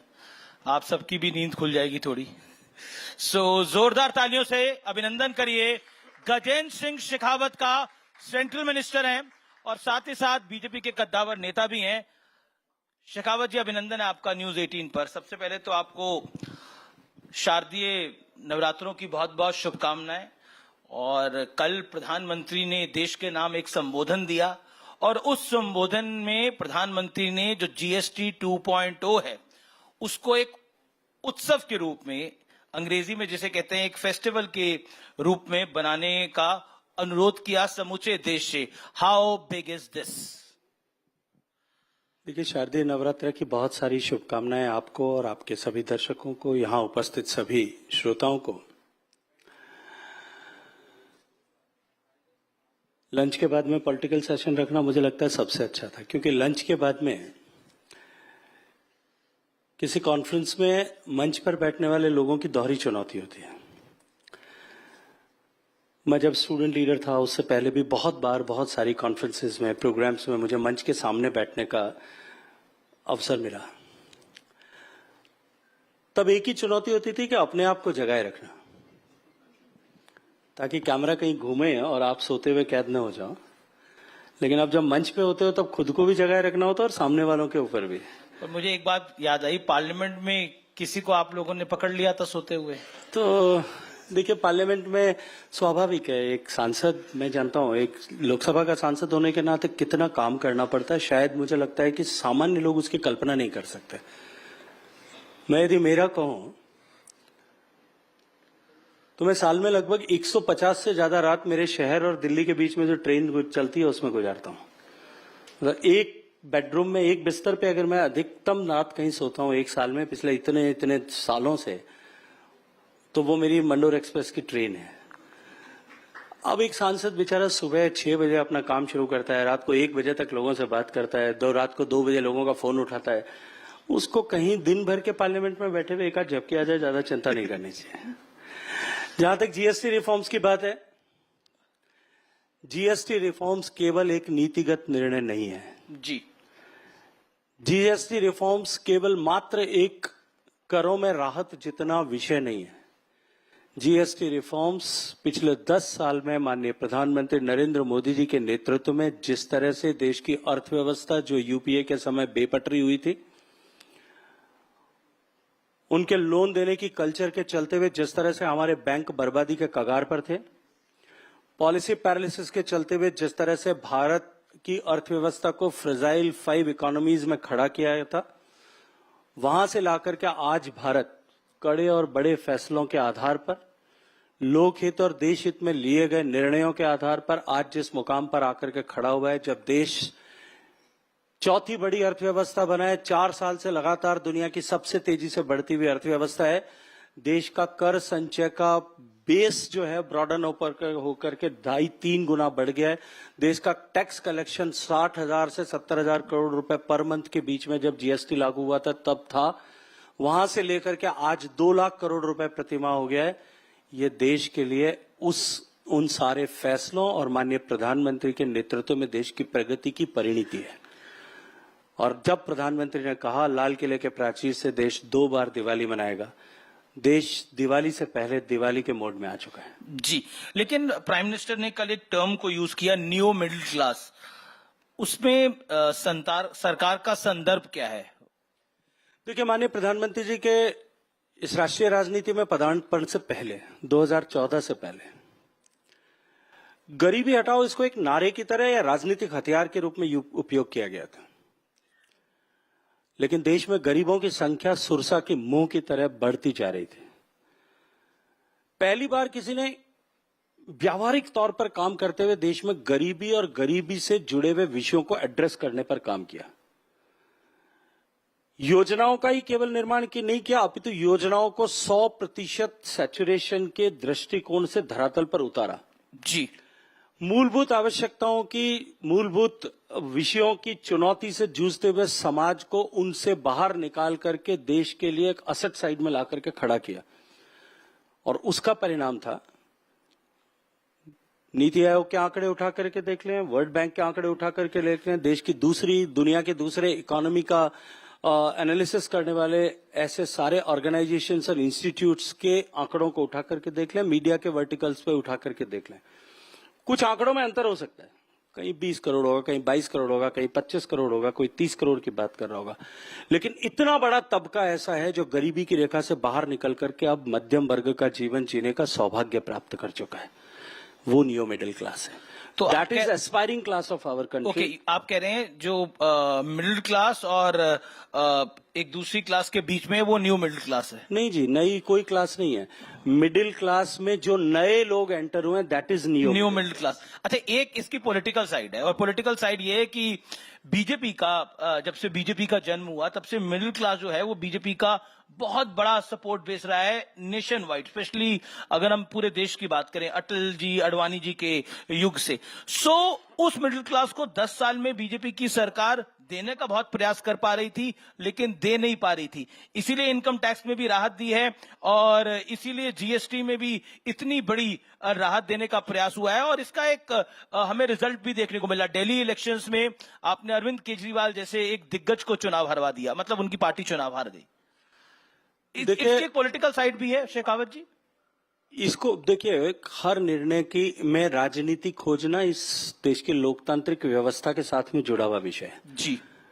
हमारे मन में नहीं होगा तो मीडिया के साथ ही आप लोग खोज देंगे और आप लोग खोज करके हमारे सामने प्रतिपक्ष में बैठे हुए लोगों को सुझा देंगे और वो उसका तंदूरा बजाने लगेंगे। नहीं, हम नहीं समझा रहे, या वो बजाने लगेंगे तो आप उसको दिखाने लगेंगे, वैसी वर्षा दोनों हो सकता है। देखिए, मोदी सरकार के फैसले राजनीतिक स्वार्थ और हितों को लेकर के नहीं किए जाते। वहां मंत्र है देश हित सर्वोपरि, दल का हित उसके बाद में, और उसके बाद में कहीं व्यक्ति या कहीं किसी और का हित आता है। इसीलिए देश का हित लेकर के जब फैसले करते हैं, देश की जनता प्रतिसाद के रूप में जो है वो राजनीतिक दायित्व देती है, सफलताएं देती है, वो इनडायरेक्ट बेनिफिट है। लेकिन डायरेक्ट राजनीतिक के लाभ से और राजनीतिक दृष्टिकोण से फैसले जिन्होंने किए थे वो आज देश की राजनीति में हाशिए पर सिमट करके खड़े हो गए। नहीं, जब ऑपोजिशन के नेता बोलते हैं, बड़े बड़े नेता बोलते हैं, मैं सबका नाम लेना चाहूंगा तो समय निकल जाएगा सवाल में, वो कहते हैं कि टैरिफ से ध्यान हटाने के लिए ये पूरा खेल खेला गया है। That's another version. What's your take?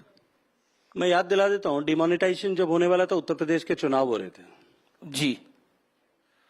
पुराने रिकॉर्ड उठा करके देख लीजिएगा उस समय कैसी टिप्पणियां की गई थी, लेकिन हुआ क्या था। मैं फिर कहूंगा, हर विषय को राजनीतिक दृष्टि से देखने की कोशिश करना, उस लेंस से देखने की कोशिश करना और माइक्रोस्कोप लगा करके उसमें राजनीति ढूंढना और उसकी आलोचना करके अपने राजनीतिक स्वार्थों या महत्वाकांक्षा की पूर्ति करने के प्रयास पहले भी होते रहे। इस 10 साल के कालखंड में लगातार इस तरह के प्रयास किए गए, एक बार पहले भी विफल हुए, एक बार फिर विफलता होगी। अच्छा, इसके अंदर एक आंकड़ा है, वो ये है कि ये जो नई स्लैब रेट्स आई हैं जीएसटी की, इसके बाद 85% गुड जो हैं वो लगभग और वस्तुएं हैं, सर्विसेज हैं, गुड सर्विसेज हैं, ये अब 5% टैक्स के दायरे में आएंगे और इससे लगभग 2.5 लाख करोड़ रुपए की बचत होगी। क्या आपको लगता है कि वो सारा सरकार का एजम्पशन ये है कि जो बचत होगी वो पैसा दोबारा सिस्टम में आएगा? That's your belief? देखिए, हालांकि जो दो इंपॉर्टेंट टैक्स स्लैब्स की बात करें हम 12% की या 12 और 18 दोनों को जोड़ करके अगर उससे हम टैक्स रिडक्शन हो उसकी बात करें तो 95% गुड्स जो है इन दोनों स्लैब में थे उनका टैक्स रेट कम हो गया। 28% स्लैब में थी, उसमें भी लगभग 85% का आंकड़ा जो है वो ये दिखाता है कि वहां टैक्स रेट कम हो गया।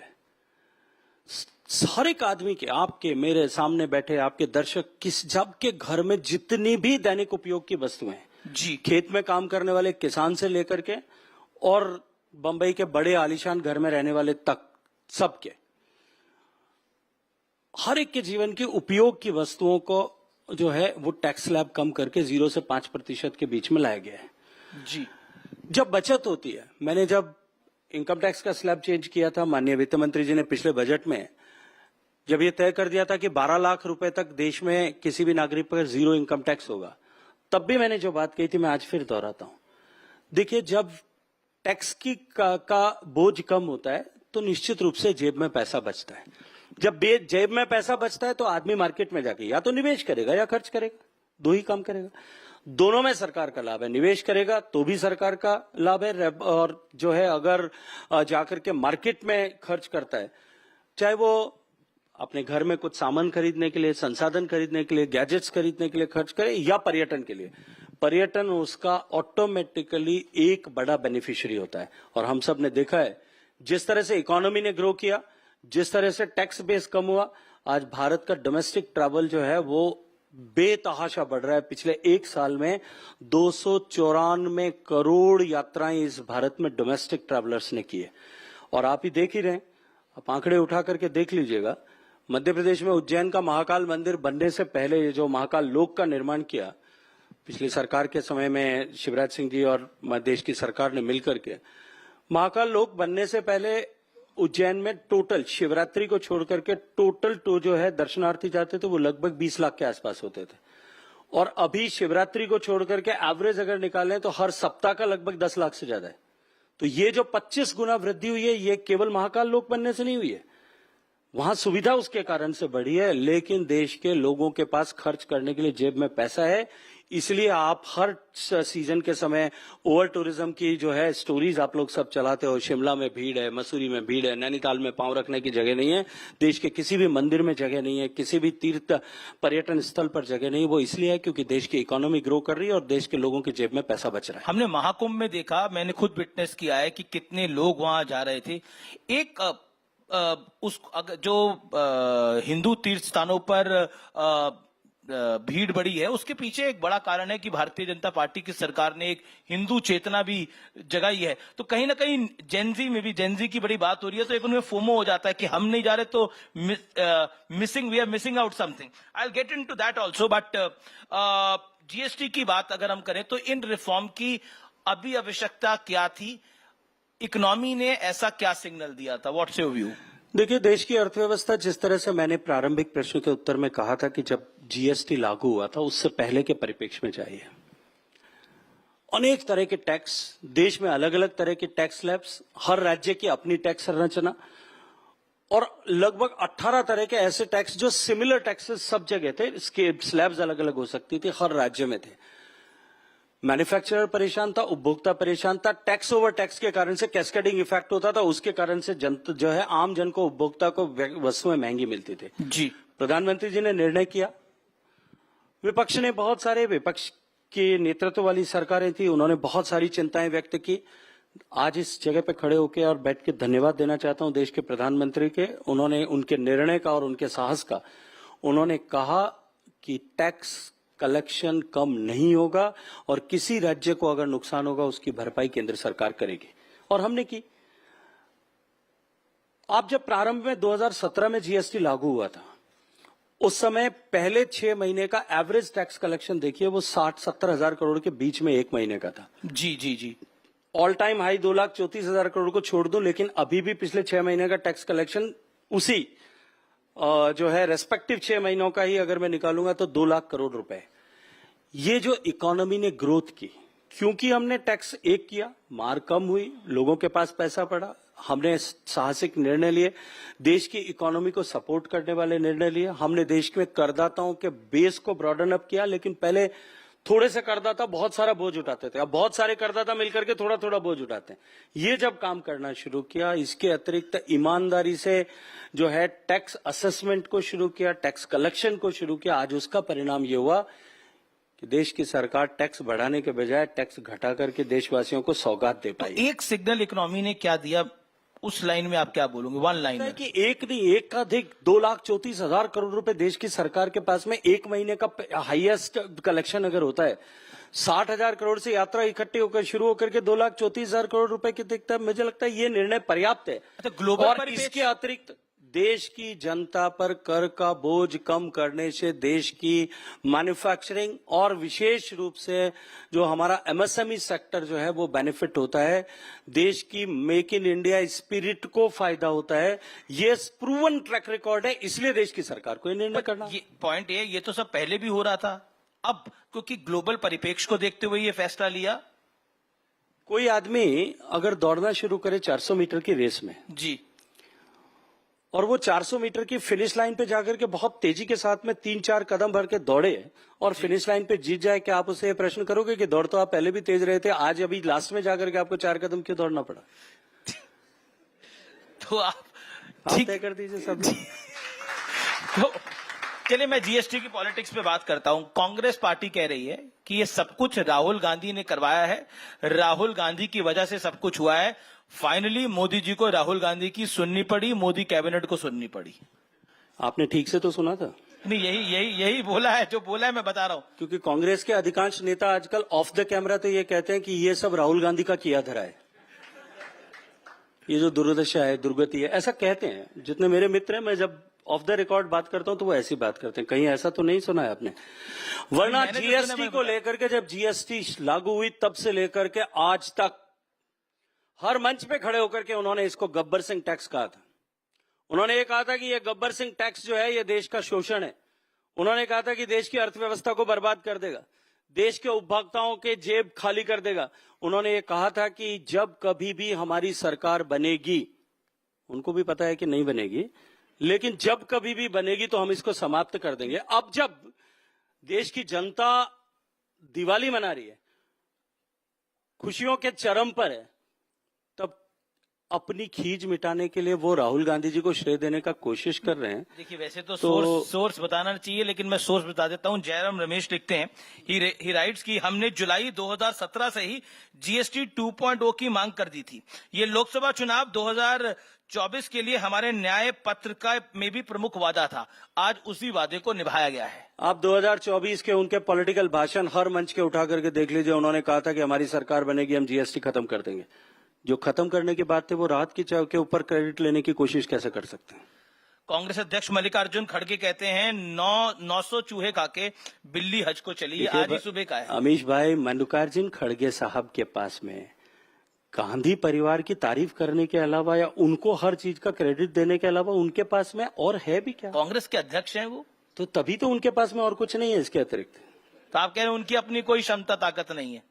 ये आप मुझे मत पूछिए। मैं पूछ रहा हूं आपसे। देश के 140 करोड़ लोगों से नींद में से उठा करके पूछोगे, वो भी बता देंगे, चाहे वो किसी भी पॉलिटिकल आइडियोलॉजी का होगा। जी, लेकिन उन्होंने क्या कहा? सरकार ने कांग्रेस के सरल और कुशल जीएसटी की बजाय अलग अलग 9 स्लैब से वसूली करके गब्बर सिंह टैक्स लगाया था।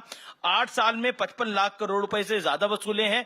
अब फाइनली इन्होंने बात मानी है, वो भी यही लिख रहे हैं। मैं आपसे एक बात पूछना चाहता हूं, आपके दर्शकों के सामने भी, किस 2017 से लेकर 2025 तक सारे टैक्स को एक साथ इकट्ठा करके जी एक जीएसटी लागू किया गया था 2017 में। उससे पहले 10 साल तक उनकी सरकार थी। अलग अलग टैक्सेस लगते थे। 18 तरह का इंस्पेक्टर जो है वो ट्रेडर और मैन्युफैक्चरर की छाती पे उसके घर पे घुसा रहता था। कैस्केडिंग इफेक्ट की मार जो है उपभोक्ता झेलता था। जिन लोगों ने 10 साल तक सरकार में ये सब जनता को दंश दिया था, वो उस सुधार पर टिप्पणी करने का अधिकार कहां से प्राप्त करते हैं? और देश की जनता ने इसको देखा है। लोकतंत्र में देखिए सबसे बड़ा पैमाना क्या होता है? चुनाव होता है। अगर माननीय मोदी जी का निर्णय देश के हित में और देशवासियों के अनुकूल नहीं होता ना, तो तीसरी बार लगातार इतने बड़े बहुमत के साथ में देश की जनता जो है उनको आशीर्वाद देकर के प्रधानमंत्री नहीं बनाते। जी, लेकिन कांग्रेस को लग रहा है कि उनका आइडिया, आजकल उनको बहुत चीजें लग रहा है चोरी हो रही हैं, लेकिन उनको लग रहा है आइडिया भी चोरी हो रहा है उनका। देखिए, कोई आइडिया, मैं आपके सामने एक बात और रखना चाहता हूं। उन्हीं की रिजीव में प्रधानमंत्री, देश के प्रधानमंत्री ने यह कहा था कि हम 100 रुपया दिल्ली से भेजते हैं, वो धरातल पर पहुंचते पहुंचते 15 रुपए बच जाता है। उन्होंने पैसे में कहा होगा 100 पैसे भेजते हैं, 15 पैसे पहुंचते। जी 85% ड्रेन हो जाता है। ड्रेन हो जाता है, ये वो एक्सेप्ट करते थे। फाइलें उठा करके देखिएगा, कभी एक्सेस मिलेगा तो उस समय भी इस पर विचार हुआ था कि इसका समाधान क्या हो सकता है, लेकिन समाधान नहीं हुआ था। समाधान करने की चेष्टा भी नहीं की गई थी, और कुछ जितनी की गई थी वो भी कर नहीं पाए थे, क्योंकि साहस नहीं था। राजनीतिक डर इतना था कि कुर्सी छिन जाएगी, इस डर के मारे नहीं कर पाए। देश के प्रधानमंत्री नरेंद्र मोदी जी ने एक संकल्प लेकर के देश के हर आदमी का बैंक का खाता खुले और डिजिटाइजेशन की ताकत से दुनिया को सबसे ज्यादा डिजिटल ट्रांजैक्शन वाला देश भारत को बना दिया, बिचौलियों को समाप्त कर दिया। अब वो ये कहें कि ये आइडिया हमारा चोरी कर लिया। तुम आइडियाओं के साथ में, आइडियाज के साथ में रात भर स्वप्न देखो और उनके डर के मारे आइडियाज को इंप्लीमेंट नहीं कर पाओ, और कोई आकर के आइडिया को इंप्लीमेंट कर दे, तो धन्यवाद देना चाहिए ना। जी, हमने उनके आइडिया को, अगर वो मानते हैं, भाई अगर वो मानते हैं तो उनको धन्यवाद देना चाहिए, आपने हमारा आइडिया इंप्लीमेंट कर दिया। चलिए, एक बार भी साहस के साथ में खड़े होकर के उन्होंने धन्यवाद दिया क्या? नहीं, पर एक बात तो बहुत साहस जब के साथ जीएसटी लागू किया तो उन्होंने कहा कि जीएसटी तो गब्बर सिंह टैक्स है। जीएसटी की शुरुआत की लेकिन बात, एक बात तो बहुत साहस के साथ कहते हैं, वो कहते हैं वोट चोरी करा है आप लोगों ने। वो हर दूसरे दिन कहते हैं, कह रहे वोट चोरी करा है। वो कुछ आंकड़े भी लेकर आ जाते हैं। नहीं, मैं तो अभी इस पर विचार कर रहा हूं। हम कुछ लोग बैठ करके सोच रहे हैं कि अब अगला वो क्या बात करेंगे, क्योंकि पिछले चुनाव तक वो ईवीएम पर बात करते थे, उसके बाद में वो ईसीआई पर बात करते थे, उससे पहले वो कुछ और विषयों पे बात करते थे। अब की बार वो वोट चोरी तक पहुंचे, अगली बार क्या बात करेंगे, अपने तो चिंता उस पर करनी चाहिए, क्योंकि उनकी बात को देश गंभीरता से नहीं लेता, ये सिद्ध हो चुका है। उनकी बात को लोग मजाक समझ करके उड़ा देते हैं। उनकी बात में कहीं कोई तथ्य नहीं है, कहीं कोई लॉजिक नहीं है, देश सारा जानता है। आपको लगता है वोट चोरी मुद्दा है क्योंकि कांग्रेस उस पर बहुत दमखम के साथ लगी हुई है?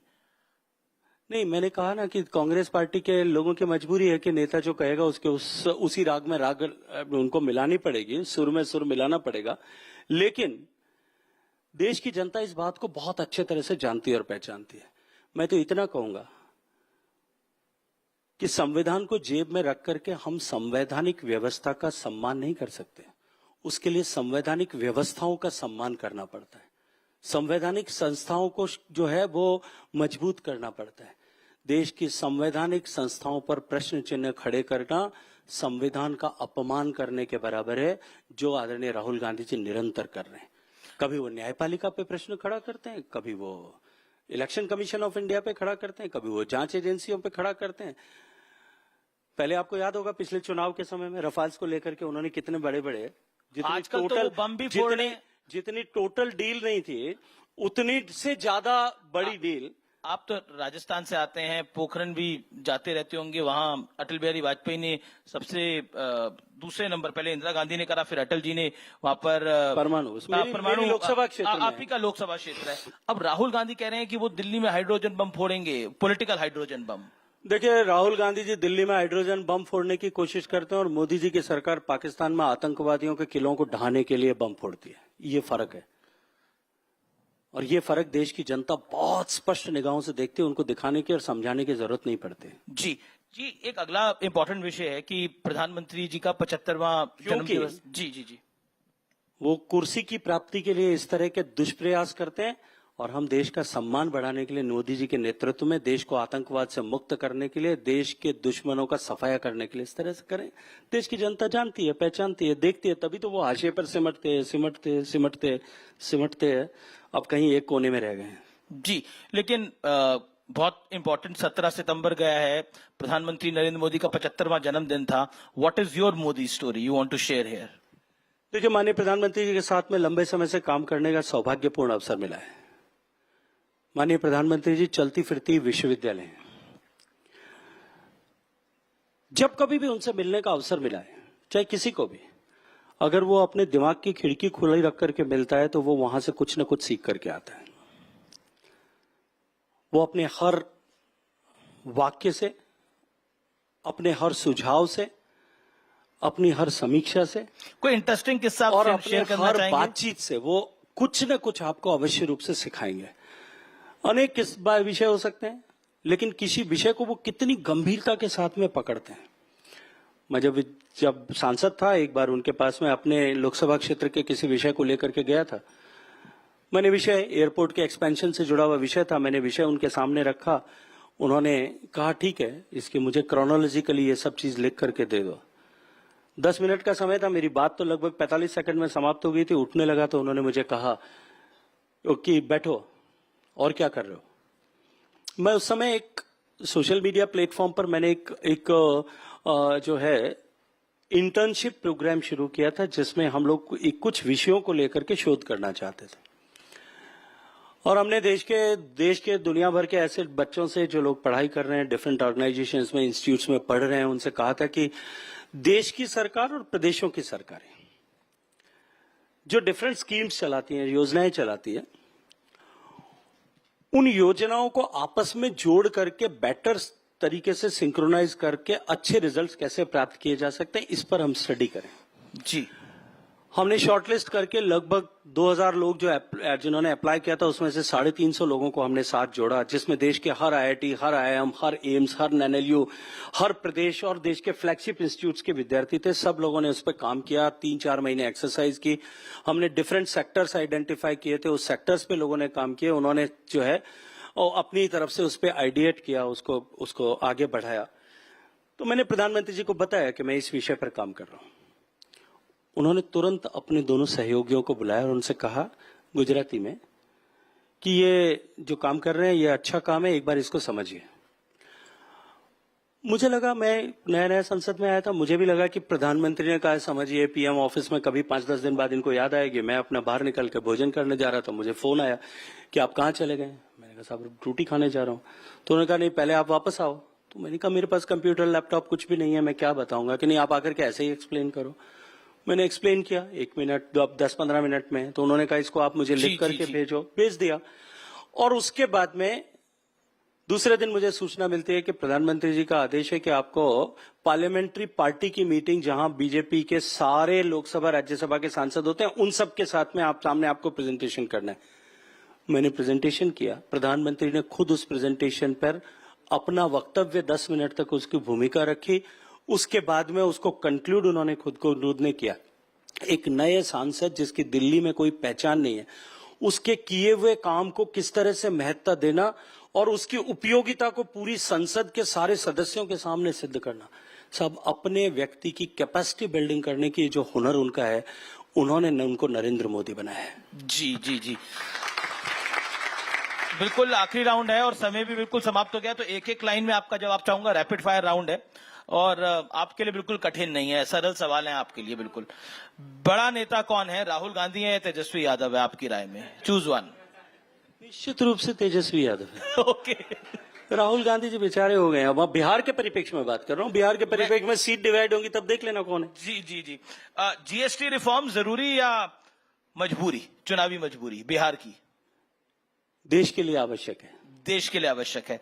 और आखिरी पॉइंट, जेनजी पर आप क्या कहना चाहते हैं, क्योंकि बहुत कुछ कहा जा रहा है, नेपाल जैसे हालात यहां ना बन जाए। देश का भविष्य और भारत का जेनजी जिस तरह से देश के विषयों को लेकर के जिम्मेदार है, पंजाब यूनिवर्सिटी का चुनाव, दिल्ली यूनिवर्सिटी का चुनाव, हैदराबाद यूनिवर्सिटी का चुनाव, ये इस बात का परिचायक है।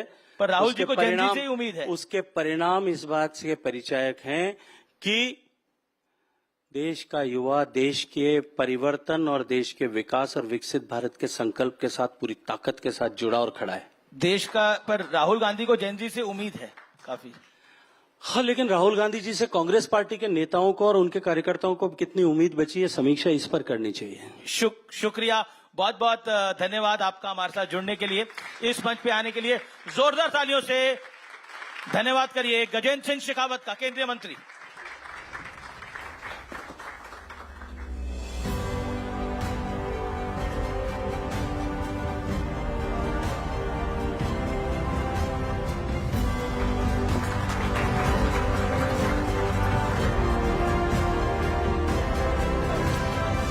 Thank you so much, sir, for sharing those precious insights. And thank you, Amish, for that engaging conversation. So if GST 1 unified India's domestic market, GST 2.0 is about future-proofing it for the next decade of growth. To help us make sense of what lies ahead, please welcome Shweta Punj of Network18. Ladies and gentlemen, please also put your hands together for one of India's top economic thinkers, economist, author and member of the Prime Minister's Economic Advisory Council, Mr. Sanjeev Sania. Thank you so much for that. Thank you, Sanjeev, for being here. Can we get a louder applause, please, for Sanjeev, for embodying the spirit of Navratri today? I think you've gotten so many compliments, and it's lovely. Please take a seat. A very warm welcome to Reforms Reloaded. What a day to be talking to you. It's the start of the Savings Festival, as the Prime Minister called it. It's the first day of Navratri. And this morning, I was on an e-commerce platform, a quick commerce platform, and I was trying to buy something, but the prices have not gone down yet, Mr. Sania. So, and we had, some companies talking about why it'll be difficult for them to pass on the rate cuts because it's just the price points are tricky. They'd rather increase the product size. I just want to get your thoughts in on this. Now, never confuse capitalism with the private interests of capitalists.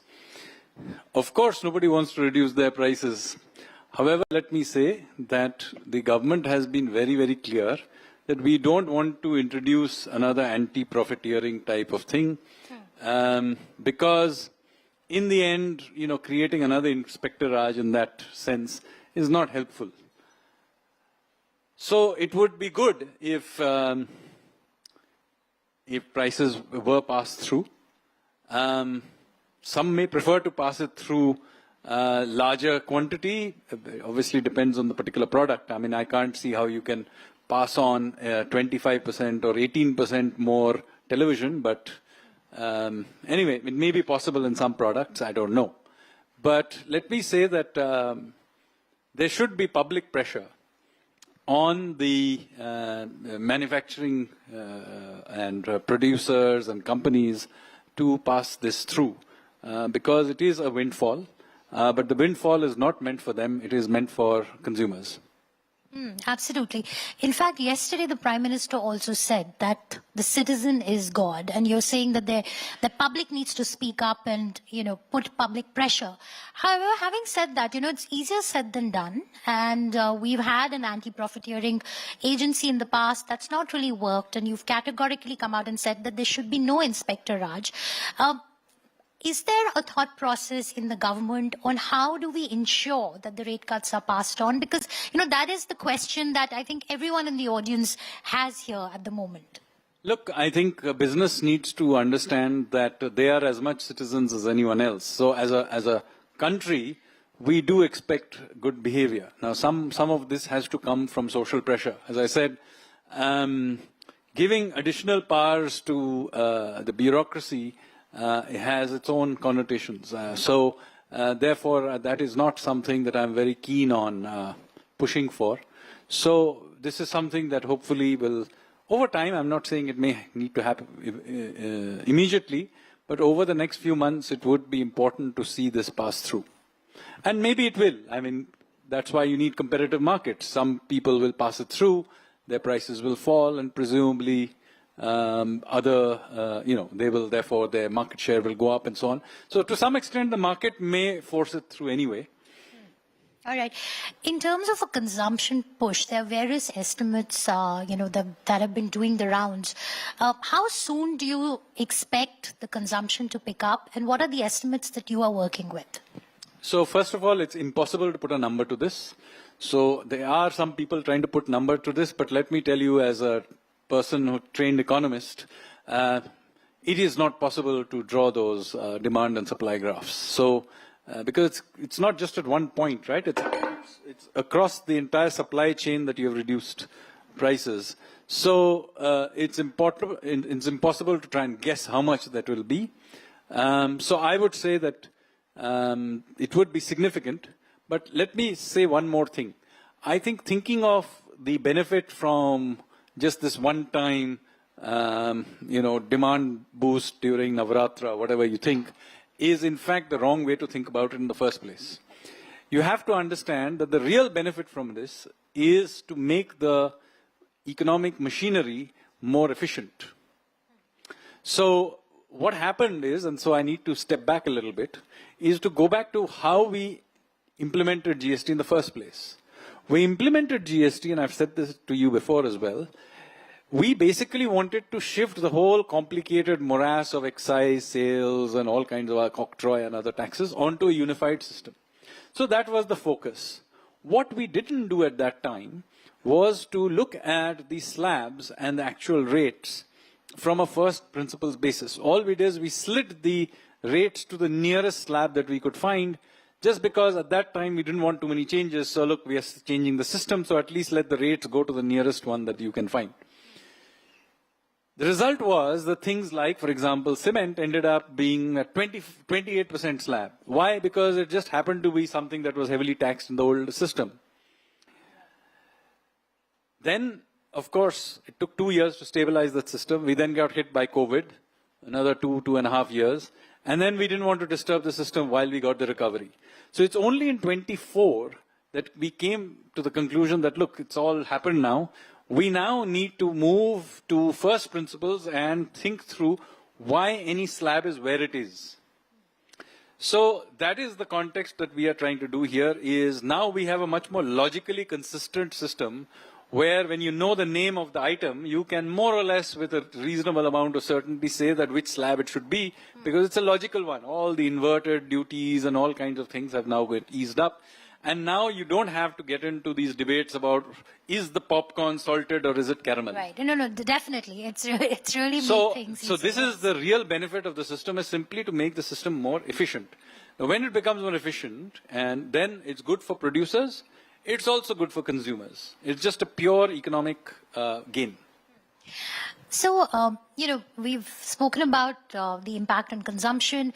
What are the estimates that we are working with where growth is concerned? There are, estimates doing the rounds between 1 to 1.5%. That's the kind of growth that... As I keep telling you, it's not possible to estimate all of this because growth is impacted at every point in time by so many things. It'll be impacted simultaneously by Trump tariffs. It'll be impacted by oil prices. It'll be impacted by 200 other things, our own spending of our government, interest rates that MPC is doing. So the net impact of the GST, to strip that out from a one-time event, is very, very difficult. You can do it if there's something that happens repeatedly. Then if you have, some 30 data points, you can work out statistically what the impact of something is. But from a single data point, it is not possible to work out the impact of a one-time event. Okay, but inflation is expected to go down further. So does this set the stage for maybe a rate cut cycle to begin or to get accelerated?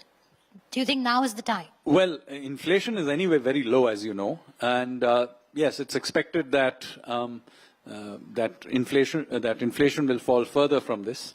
So, yes, there is certainly space for doing some easing, but obviously it will depend on what the Monetary Policy Committee thinks. It's their prerogative. Let's talk about the next generation reforms, Sanjeev. And, you have been a proponent of a very, different form of governance, which is focused on process reforms and ease of doing business. And you personally are working on mapping the government and so on. So what do we expect from here? Now, this is a big structural shift that has been brought in on GST reforms. But then there's a 100-day agenda that's being put together. Can you tell us a little bit about the focus areas that, are likely to be implemented in the short term and long term? So most of the time when you think of reforms, people like to think about massive structural reforms, one-time big reforms. So the original 1991 reforms, or introducing GST, introducing insolvency and bankruptcy code, or the inflation targeting system, or whatever it is. Basically, those are structural changes because they change the structure of whatever that activity is. However, I have been arguing for many years, as many of you know, that most of what needs to be done, however, is actually process reform. It is some rule number 53, subsection D, some clause C, where 3 words have to be changed. Most of the pain points of business, pain points of living, are caused by these frictions in the system, and India is replete with them. Then there are all kinds of departments, etc., which are defunct. We need to go back into the government and close them down, merge them, and so on. So this process reform, which is the small reforms in the system that need to be done, I have argued for some time, and now I think many people in government and in the wider economics field also agree, that much of what needs to be done is cleaning this up. Now, this is not going to hit the newspaper anytime because most of these reforms are extremely sectoral. And as I told you, they are very, very specific. And unless you happen to be from that little sector, you may not care about it. But the accumulation of literally thousands of these small reforms is what is needed to be done. It's very painful stuff, meticulous work, and I and my team at the Economic Advisory Council have been working on this for some time. Now a committee has been set up under Rajiv Gaubaji to look into deregulation. But this kind of process reform, and do literally hundreds of them, is something that we need to do.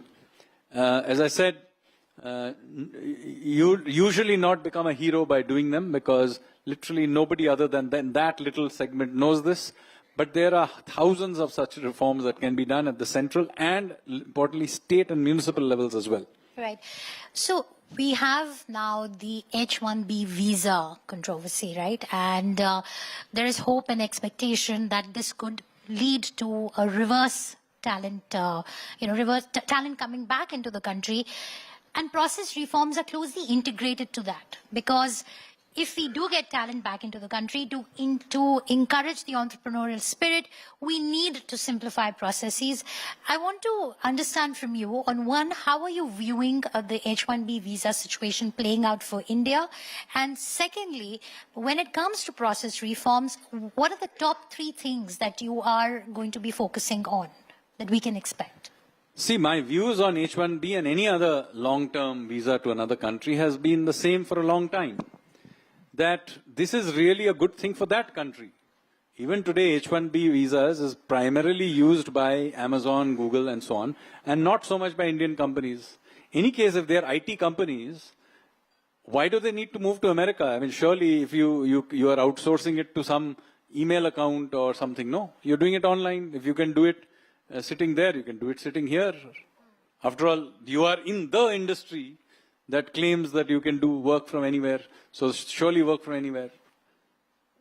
You use the business visa to visit it once in a while. Why do you need to move there? So I have had a long view, of which I've written before as well in newspapers, that look, Indian negotiators with any country should not actually negotiate for long-term visas. Why are we using this up why are we giving that up as a negotiating point? This should be something they should be negotiating with us, not us asking. But this is a key point in many negotiations. Yes, so so my view on this has been the same for a long time, and as I said, it's a public view, it's not a view I've just come up with, is that these kinds of visas primarily benefit the recipient country. So H-1B was benefiting the United States Absolutely. more How than... does it's entirely been unclear to me how it benefits us. So this is something I've said long time. Now, whether people return or not, well, I don't think we are doing process reforms because of returning NRIs. We should be doing process reforms because it's a good thing to do even for residents. Absolutely. So we should do those reforms. So we should accelerate them now. We should accelerate them irrespective of this business of H-1B. We should have been pushing for this, and I have been working on that now for several years, and we have literally done hundreds of these reforms. In fact, you were talking to me about some of the agencies that were redundant, and there was a tariff commission that was done away with. Can we expect, are there any other such agencies that are on your hit list? Yes, there are dozens, if not hundreds of them. So I am currently carrying out a mapping of the central government, the first time we have done this since independence, to work out where is the central government. I mean, not just the ministries or departments, but what are the bodies under them, subordinate offices, attached offices, agencies, regulators, tribunals, etc., promotion councils of various kinds. I haven't completed it. I've done 2/3 of the government so far. I've got 1/3 to go. And this same thing can be done, by the way, at the state level as well. And it's very clear that, we need to clean the stables out. And this is something I've been doing for some time. But I didn't do it for the government as a whole. I did for some ministries. Some of it is not known widely, but some of them did find there, like railways. My note on railways became public knowledge. So, but I had been doing this even when I was in finance ministry, but I've been doing it more systematically now. And yes, there is a large amount of the Indian government that is either redundant or should be cleaned up, but also that there are many parts of the government that need to be grown as well. In fact, one of my findings so far, it's not a completed thing, so don't hold me to it, but so far it appears, if anything, the central government is too small for a country our size. The problem is that it is in the wrong place. There are parts of the government that should actually be grown and some parts should be shrunk.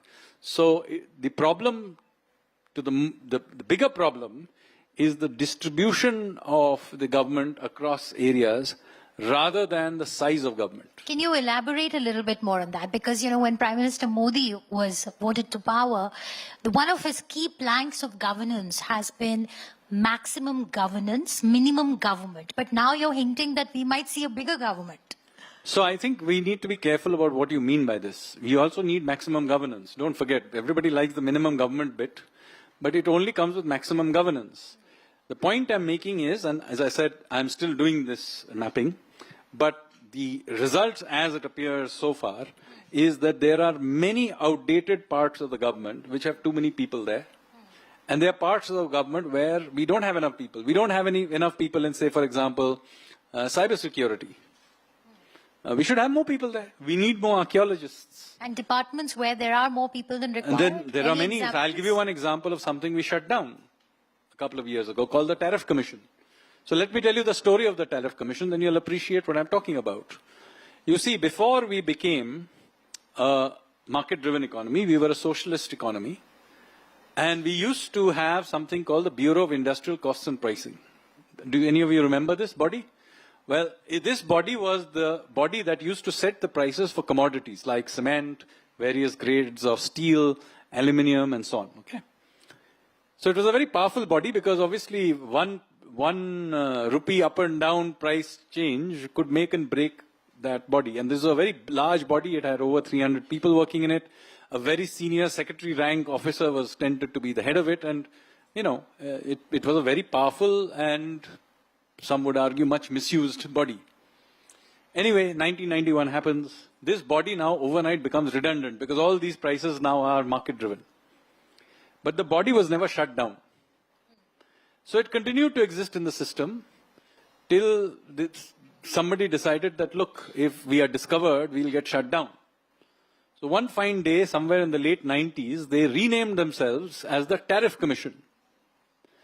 The problem was that they had nothing to do with setting tariffs.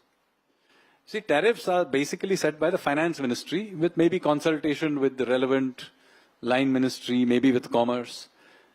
DPIIT has nothing to do with the whole thing, whereas the Tariff Commission sits in DPIIT. So there, this Tariff Commission sat for all these years, doing nothing relating to actually setting tariffs. Till I, by chance, while I was at finance ministry, bumped into it and discovered this body. So I then wrote a note saying that it should be shut down. And you'll be pleased to hear, after much discussion and debate, in 2022, it was finally shut down. So now what's shutting down next? That I'm not in a position to list out. But let me say that many similar bodies have got either shut down or dissolved. There was the All India Handicraft Board, All India Handloom Board, and so on. So many of them have been dissolved over time. And in this, you have to understand, moment you state what kind of things you want to shut down, typically those who are incumbents there, not just bureaucrats, by the way, there is usually a large patronage system associated with that institution. They will always accuse you of, being fascist, of you not understanding the issues and so on. And so when All India Handicraft Board was being shut down, the person who was kind of the head of that for some 20 odd years, the chairman of the All India Handicraft Board, she wrote a very nasty note stating that this is a fascist government that doesn't care for artisans and so on, and, is shutting this down. Now, you have to understand, it's not about the name of the body. The question is not whether artisans should be supported. Yeah. There are many bodies that are supporting artisans. Just at the central government alone, there is the Silk Board, there is Khadi Udyog, there's Cottage Industries Emporium, many people. So the question is not whether the activity is good or bad. The question is, what does this body do? Is the All India Handicraft or Handloom Board serving its purpose? And that is the real issue, right? When you're shutting down a body. All right. So when we decided that this should be closed down, it was closed down, I think, in 2023.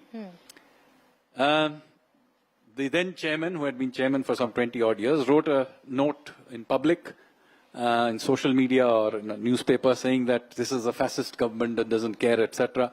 So the then textile minister, Smriti Irani ji, under whom this body came, right, she basically wrote back a retort saying, Madam, if you can give us the minutes of any meeting held by this body in the last 7 years, we will reinstate the body. We are still waiting for them. Well, thank you. We have to wrap up, but one last comment from you. Any message that you'd like to give out to the businesses and to the consumers sitting here, starting today? So, well, the effort of the GST over the last 8 years, we introduced it to unify the system. The original introduction of GST was like a free trade agreement that India signed with itself. The second round that we have now done is to radically simplify it and lower the tax rates, to benefit the consumers, and second, to make the system radically more efficient.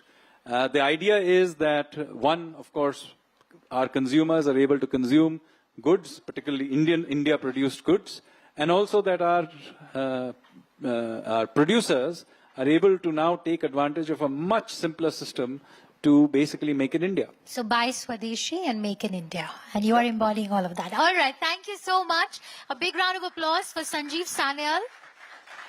Thank you. Thank you, Mr. Sanyal, for those invaluable insights, and thank you, Shweta, for an engaging discussion. Now, looking at the national picture, the stakes couldn't be higher. GST has transformed states like Arunachal Pradesh, where collections have surged 700% since 2017. Yet, markets remain cautious. Can one tax really create opportunities for consumers, markets, and states alike? To explore this, please welcome Shireen Bhan, who will be joined by Dr. V. Ananth Nageswaran, the Chief Economic Advisor to the Government of India. Ladies and gentlemen, let's have a huge round of applause, please.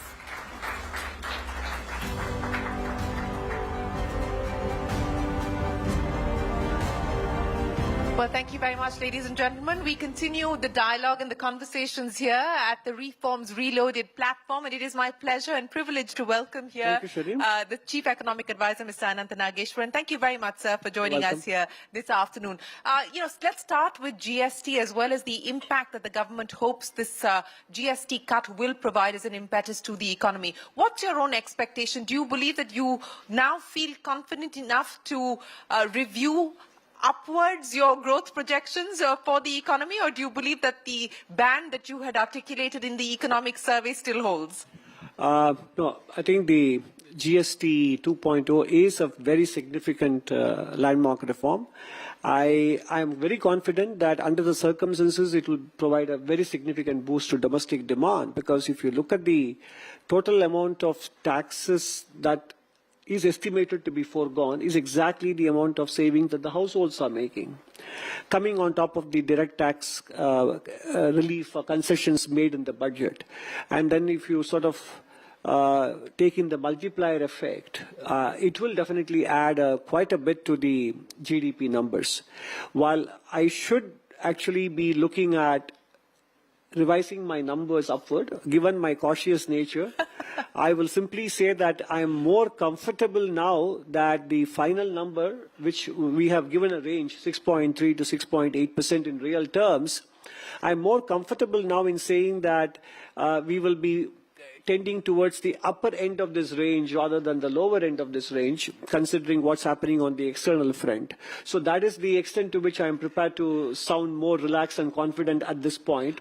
But once second quarter number comes, then we will revisit the estimates. No, we'll take that, the higher end of that band that you had laid out in the economic survey. But if we could just understand the stimulus provided by both the income tax cuts as well as the GST benefits. The Prime Minister gave a number of 2.5 lakh crore rupees when he addressed the nation yesterday. What's the estimate that you're working with? Because I'm sure that that will go into the budget math as well. No, I think his numbers are quite appropriate, taking into account both the direct and the indirect taxes, because especially focusing on the indirect tax cut, GST 2.0, it's a combination of three components. One is the reductions in rates from, many categories going from 18 to 5 and the 12 becoming 5, etc. That is one major chunk. The second chunk is the withdrawal of the compensation cess. These two are very positive to the households. The small minus is the one where few categories where the rate goes from 28 to 40. So the final tax savings is the first two components minus the third component, and that number will be upwards of 1 lakh crore. And then if you really assume a marginal propensity to consume, as they call it, MPC in the economics jargon, which basically means depending on how much households consume, then it leads to further income growth, and so 2-3 rounds of multiplier effect, then the total impact on the economy will be even more than 2.5 lakh crores. So I think what the Honorable Prime Minister said was purely the static estimate of the tax saved for the households. But the impact on the economy can be bigger. But of course, we know that there are other uncertainties and other factors which may dilute some of this translation of the savings into aggregate demand or GDP growth, as we call it, but the total impact is of this order of magnitude between the direct tax relief and the indirect tax relief put together. I'll come to the uncertainties that you alluded to in just a second, but I just want to continue with the GST conversation and talk about the impact on states and state finances, because many states came out and said that they were concerned about the revenue impact that they would have to face. As you look at how things are panning out, and we've just seen the CAG numbers also come in as far as state revenues are concerned, what's your own indication, considering the fact that there is no longer any compensation cess? So, look, I mean, in fact, former RBI Governor C. Rangarajan and Mr. Shanmugam, former Finance Secretary of Tamil Nadu government, wrote an article before the GST Council met about 3 weeks ago as to how well states have done with GST. And they particularly pointed out that the producing states, which were concerned about GST impacting them adversely, actually have ended up doing much better. So that's one. The second point I would like to make is GST rate, the revenue neutral rate, which was around 15% when GST came into being, actually has been coming down even before this happened. So by last year, it was down to 11% something. Yes. So there's a 4%. Every time the revenue neutral rate or the effective GST rate came down, but the annual average collection actually kept going higher up and higher. So you already have a track record where the reduction in the GST rate, effective GST rate, did not result in decline in GST revenues. But revenues were having a step up function every year. And this happened even in 2019 before the election, sometime in February, March or April, I don't know the exact month, when the GST significant reliefs were announced, there was a concern that it would lead to a decline in revenue. But immediately after the elections, the monthly numbers picked up within no time. So these two examples, I think, give us encouragement that the volume growth will make up for the static calculation that, as the rate drops, the revenue collections will drop because the volumes will go up. And the last point I want to make is, last year I wrote a paper co-authored with the Joint Secretary in the GST Council. We both wrote saying that whenever UPI transactions they pick up, they have a very high correlation with GST revenues. And UPI transactions are growing, record highs. Growing at 20 to 30% per annum year on year every month. So the rise in UPI transaction is actually a very good harbinger of GST revenues continuing to rise, and with the rate cut, the volume effect will dominate. So we shouldn't be overly concerned because the track record is there. Rate reductions have led to more formalization rather than less formalization, and that means more revenues. That means more revenues, more and transactions, hence, more transactions, and hence you believe states have little reason to be concerned at this point in time. Which brings me to the question about the government's own fiscal math. We are, of course, getting into the budget-making exercise. Do you believe that this will have any impact as far as the government's own fiscal math is concerned? I think we are confident that the final number will be 4.4% of GDP, which is the gross fiscal deficit. We have had good non-tax revenue growth, and overall revenue growth is on track in comparison to last year's numbers. And we feel that the festival season will last all the way until the end of the year because of successive, the Diwali festival spilling over towards Christmas and New Year, etc. So we are confident that the fiscal math will hold up very well for the current financial year. The Q2 numbers should be out shortly at the end of this month. Q2 of the GST numbers, you mean? No, GDP. GDP for the second quarter will come only in November. November. That's right. That's right. It comes only end of November. Correct. Correct. But what's the expectation there on the back of the data available so far? No. I think I don't want to, or shall I say, jinx the GDP number. But from whatever we have seen in the first 2 months of July and August, the second quarter numbers look very encouraging. Very encouraging. We may be getting closer to the 7 handle, even for the month of, even for the second quarter, notwithstanding the tariff that came into effect from August 3rd week onwards. The fiscal second quarter growth numbers are looking quite promising based on the high frequency indicators we track. But of course, that is still only about 1.5 to 2 months of data. So we have to wait and see how much, how did September fare, etc. But we're sort of quietly hopeful that the second quarter has maintained the momentum that we saw in the first quarter.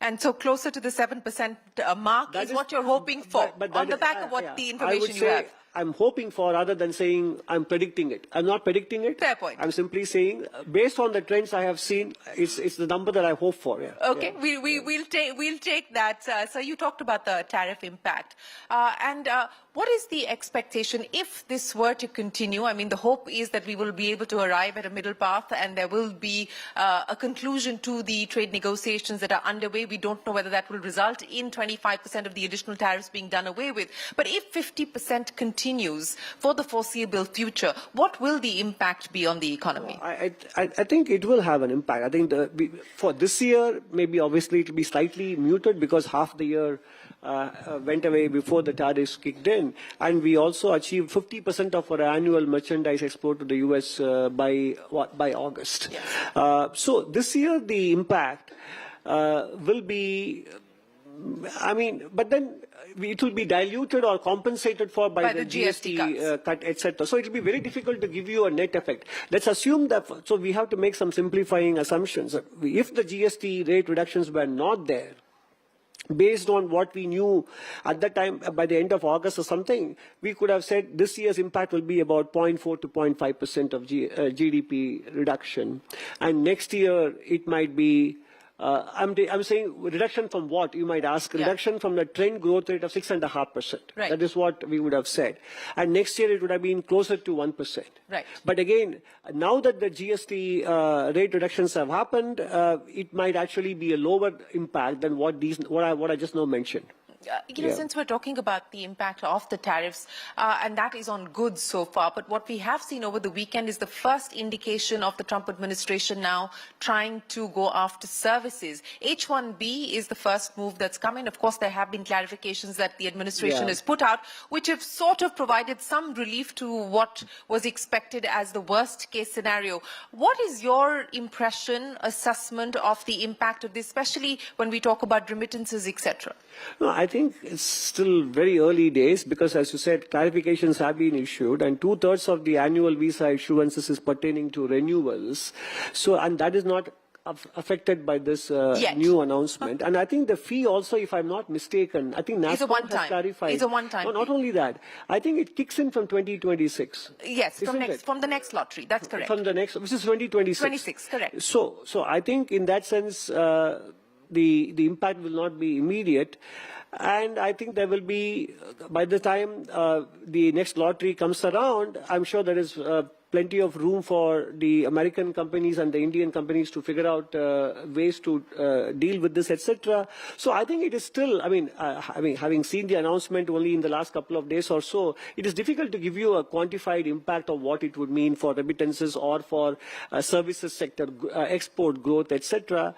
But again, considering the clarifications issued and that it is coming into effect from 2026, and there is much these days that's too long-term a period, too long-term for us to comment on. I wouldn't be, anxious at this point about the impact. Yeah. While we've seen many changes between decisions that have been taken by the Trump administration and eventually what gets rolled out.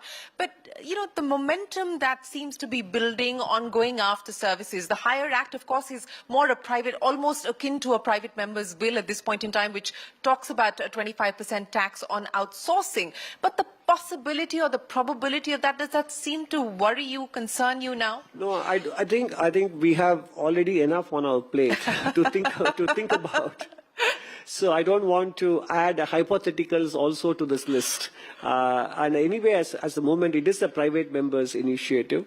It has to get through the Senate, and then it has to get through the House, and then it has to reach the President's desk. So there is plenty of steps for that process, for that particular piece of legislation to make its way through the Congress and to the President's desk. So let's wait for it to play out rather than sort of reacting preemptively. No, I completely agree with you. But, the impact of all of this, especially as far as foreign direct investment is concerned, and that is something that, we've been trying to attract FDI across sectors into the country. Given the uncertainty, the volatility, the unpredictability, what sort of an impact do you believe this could have in the medium to long term on FDI? I mean, I think the operative words in your question is the medium to long term. In the medium to long term, I think there will be some via media found, and I don't think it will have an impact on the FDI numbers. In the short run, yes, people will wait to see some sort of a resolution to this situation. And if anything, if the Indian system, by that I mean both the public and the private sector, if we are able to use these developments as opportunities for changing the business model on the part of the private sector, or for the government to do what it is doing in terms of focusing on structural reforms like GST, deregulation, etc., they may actually end up as catalysts for higher FDI. And if you look at the first quarter numbers, April to June, the gross FDI flows were $25 billion, so annual run rate of $100 billion at the moment, compared to last year, which is $80 billion. So I think the investment interest from whatever I have seen, people who have visited us from other countries or even from the United States themselves, the picture of attractiveness of India as an investment destination or a manufacturing destination as an alternative to in the overall China Plus One framework, I haven't seen any diminishing of that interest. Even with the 50%? Even with the tariffs, yeah. Yeah, even with the additional tariff, etc., the medium to long, that's why I said the operative part of your question was the medium to long term. The medium to long term plans or the attractiveness of India, in the conversations I have had in the last 1 month, I haven't seen, it has been very unhesitating, very unambiguous in what they said. India remains a top investment destination for them. Well, that's good to hear. You talked about never missing a crisis as an opportunity to reform, and we're perhaps seeing that play out starting with the GST. The economic survey that you presented had a lot there in terms of what the government needs to do on deregulation, the ease of doing business, and so on and so forth. We've got the government set up committees under the Cabinet Secretary to look at exactly that. What would you now prioritize in light of the measures already undertaken, but given the need of the hour today with the global uncertainty being the way that it is, what would you prioritize today in terms of next steps? No, I think the policy steps, apart from the three important boosts we have given to domestic demand, direct taxes, indirect taxes, and income tax simplification, etc. Now, the other thing that we are focusing on is the deregulation part, because our goals are to boost private capital formation and get manufacturing share of GDP up and increase the share of small and medium enterprises in this. All these three goals are well served by deregulation, not just at the union government level, but also at the state government level. So I think the next important policy agenda would be to get these deregulation committees to submit their reports and start acting on them immediately. Apart from that, yes, there is emphasis on innovation, R&D, but that is more a private sector responsibility than a public sector responsibility. There, the government has done its bit by notifying the Anusandhan National Research Fund and the Research and Development Innovation Fund. No, they have to become active. They have to have the governing structure in place and get to start funding research ideas and so on.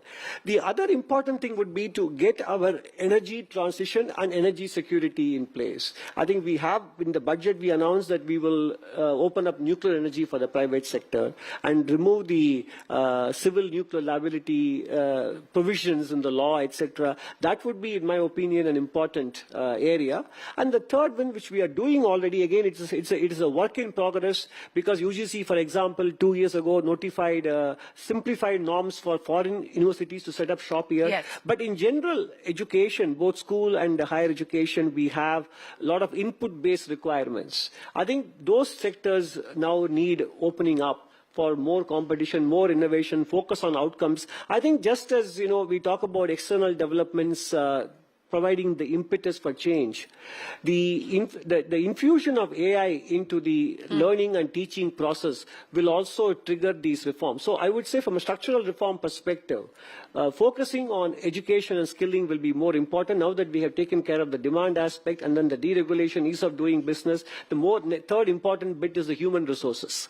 And that is where I would think we will be focusing on, and we are doing that. Let's start to ramp it up further. Okay, ramp that up further. I want to go back to the demand issue that you just spoke of. You said that now that we've taken care of demand, what does that mean in terms of investments? What's the sense that you get in terms of a further pickup on private investments? You've, of course, been talking about the fact that we've been seeing green shoots emerge on the private investment side. Right. But, given capacity utilization across sectors, what's the indication on that front? So, frankly, if you look at post-COVID trends, we have had 4 completed years of data. 21-22, very big ramp up in private sector spending. Naturally, it was a sort of a bounce from the 2021 contraction. And 22-23 wasn't bad, but obviously a bit lower. It was 23-24 that was disappointing.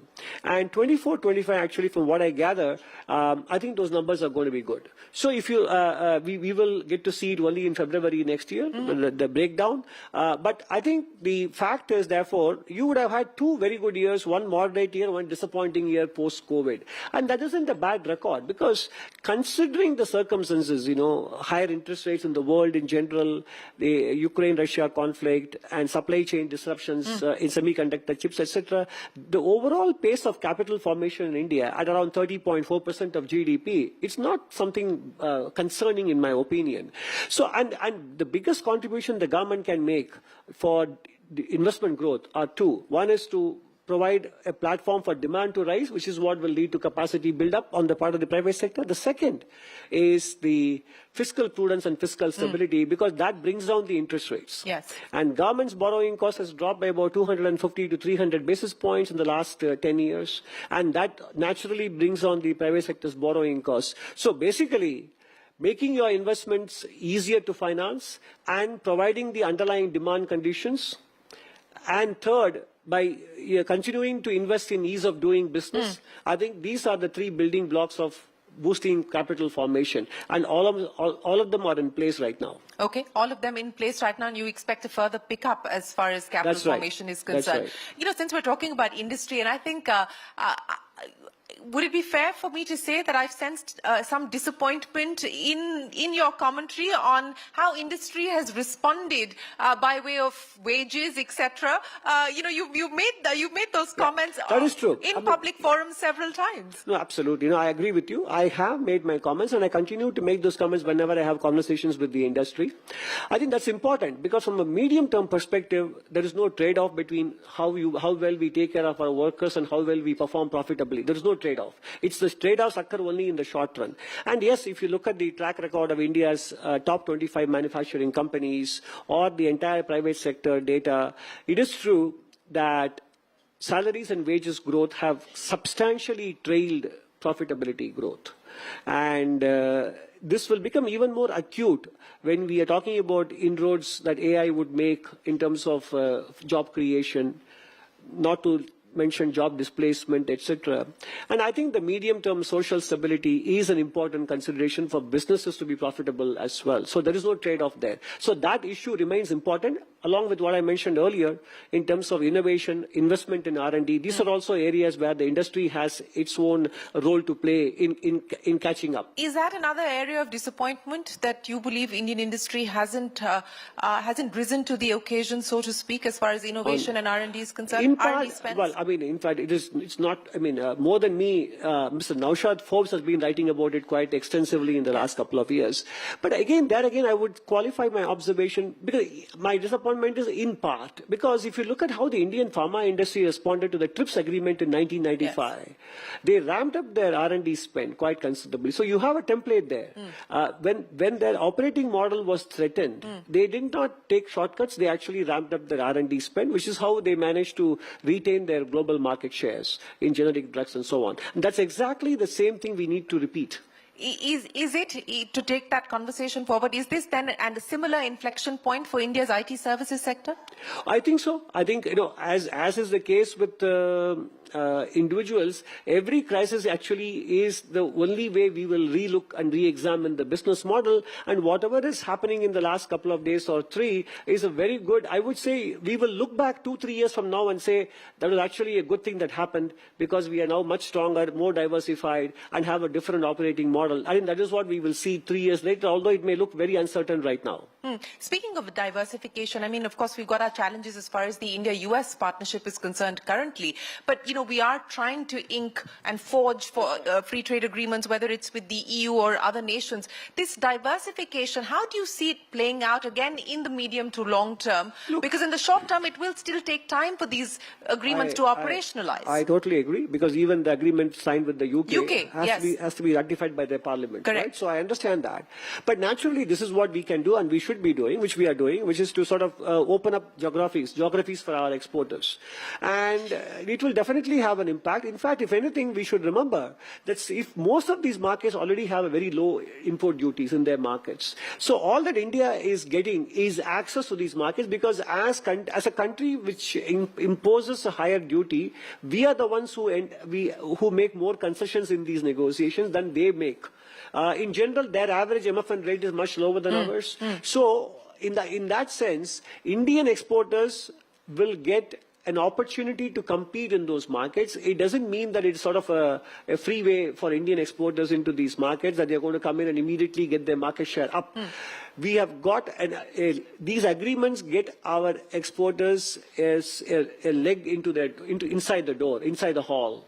And how we compete there depends on not only industry's investment in competitiveness, R&D, but also in how we, from the policy perspective, make the cost of manufacturing more affordable in the country. That requires not only deregulation, but also look at our duty structure on input materials, intermediate materials, etc. So that is also something that the policy will have to contribute to make the overall cost of production lower. That is how we will translate these free trade agreements into actual export growth numbers. You know, since we're talking about decisions that policymakers will have to make, the Prime Minister's comments yesterday in his address to the nation on Atmanirbharta as well as Swadeshi. Now, as far as Atmanirbharta or self-reliance is concerned, we've seen the government act on several measures, including, for instance, in the defense sector, where there has been now a concerted attempt at indigenization. That's right. But what do we understand Swadeshi to mean, and what will that result in terms of policy changes, if any, if at all? No, I think what he meant, and in fact, he has said it even in recent past also, as long as the money could be coming from anywhere, but as long as the good is made with the sweat of the Indian, then he calls it a Swadeshi or an India-made good. So in that sense, this signifies a certain openness to foreign direct investment. As long as it is manufactured here, then he calls it a Swadeshi, which is, I think, is an important statement to understand that it is not an anti-foreign investment position at all. Now, with respect to buying Indian goods, yes, I think the important thing is to also make it easier, as I said, to manufacture those goods in India. And right now, for example, if you look at the kind of the components that the categories of goods we import from China, predominantly it is intermediate goods and capital goods, which are necessary for our own industry to become self-reliant in manufacturing. So there are areas where we need to sequence our made in India. We need to make sure that for our finished goods to be made in India, we need to have these supplies of intermediate goods and capital goods. Therefore, getting into the global value chain still is an important priority for Make in India to become a very viable long-term reality. Well, speaking of global supply chains, it was again the economic survey last year that talked about the need to re-engage with China. We've now seen the government, as well as the Chinese government, make steps to further the cause of economic re-engagement. There's a lot of talk around the possibility of Press Note 3 being up for review, for instance, to try and draw in investments from China. What do you think the way forward should be on this economic re-engagement with China? I think it will be somewhat difficult for me to comment on what should be the way forward, because I think there are many more steps required for both the countries to take it to the next level, etc. But the important point is we need to figure out a way to improve our own resilience. in terms of supply chain, because right now it is skewed in favor of more imports, which is what I wrote about in the economic survey. That still remains the case. But in what manner and shape this will evolve in the coming months and years, because a lot of water has flowed under the bridge since I wrote this last July in 2024. But how exactly it will move forward is still very difficult to sort of visualize. But I think there will be some movement along these lines, I suppose. Well, speaking of movement, let me get your take on the movement of the rupee and what you make of that, as well as the moves in the bond markets, global as well as here in India, and the interest rate trajectory as well. I know the MPC's meeting, you won't comment on that, but at least as far as the rupee and the bond market is concerned. No, I think I'm not too concerned about the rupee's current sort of recent weakness or the current levels per se. It's all right. Obviously, we have ample foreign exchange reserves and we have very low external debt. So it's not that the rupee is vulnerable in any particular manner. It is just maybe the current demand for dollars or the reduction in the inflows on the portfolio side may have contributed to this weakness. So I'm not worried about the wider. And does it actually also help offset some of the, at least as far as the exporters are concerned? To a limited extent, it's actually a good thing because if the Indian rupee is depreciating on the back of a depreciating dollar, it does impart a certain competitiveness in the near term. But of course, anything that is overdone will be a challenge. But that is not something we are facing right now. The interest rates, yes, I think. The 10-year bond yield went to 6.6, but we are now hovering around 6.5 or 6.45. I think it is still room for it to go down, and it will go down because right now maybe the market is concerned about second half supply and RBI's monetary policy stance and what will be the fiscal deficit, etc. And as I said, we are confident of maintaining the fiscal deficit. The second half market borrowing will be unchanged, etc. And I think we will know what the Reserve Bank decides. So I do believe that the Indian bond market is a pretty good opportunity for investors at the current 10-year yield levels. The third point was about? Inflation. Oh, I think, frankly, if you ask me, until the end of next calendar year, by and large, I see pretty benign inflation trends. I know that I am speaking a little too far ahead because next year's monsoon will play an important part. But assuming that it's a normal monsoon, I think then we are looking at fairly benign inflation until the end of the next calendar year. Until the end of the next calendar year. So what will that then mean as far as the business of inflation targeting is concerned? The RBI discussion paper is out. I don't know whether the government has sent in its feedback or not yet. No? No, I think we haven't responded officially, and I don't think it will serve any purpose by commenting on it in public at this point. But do you believe a status quo perhaps is warranted, or? I suppose because on the face of it, as long as the central bankers have the flexibility and are willing to exercise it and not be doctrinaire about it, then I think the framework, as long as the framework doesn't become a sort of a constraint, then it's fine. Because sometimes once a framework is in place, disrupting it also will send confusing signals to investors. So a status quo, even though you haven't officially sent in the feedback yet. I don't know about that. That is a question you need to ask Secretary Economic Affairs. It's not my prerogative. I mean, we did write about it in the economic survey last year in a conceptual manner, discussing the pros and cons of inflation targeting for a developing country like India. But having returned that, I would also acknowledge the fact that once a framework is in place, you have to be very careful about disrupting it also. Well, fair enough. Let me end by asking you, you are, of course, going to be presenting the economic survey come February next year. January, and I would imagine that we'll get some sort of an update from you on the measures already undertaken, especially on heads like deregulation. What could that potentially look like? How much ground has been covered? No, I think it will be unnecessarily spoiling whatever little fun people have in reading economic surveys. I don't think I call it a fun document, but anyway, whatever little surprises. It's a voluminous document. For sure. Sorry? It's a voluminous document for sure. Exactly. So whatever little surprises, I don't want to spoil it by talking about it right away. But having written about deregulation, it's only natural for us to write about the progress that the government has made, not just the government, but the governments around the country have made in the last 1 year. That will be something that we will cover in the economic survey. Well, we look forward to the next edition of the Economic Survey. CA, many thanks for joining us here on Reforms Reloaded. Ladies and gentlemen, a big round of applause for the Chief Economic Advisor, Anantha Nageshwaran. Thank you very much for your time. Thank you, sir.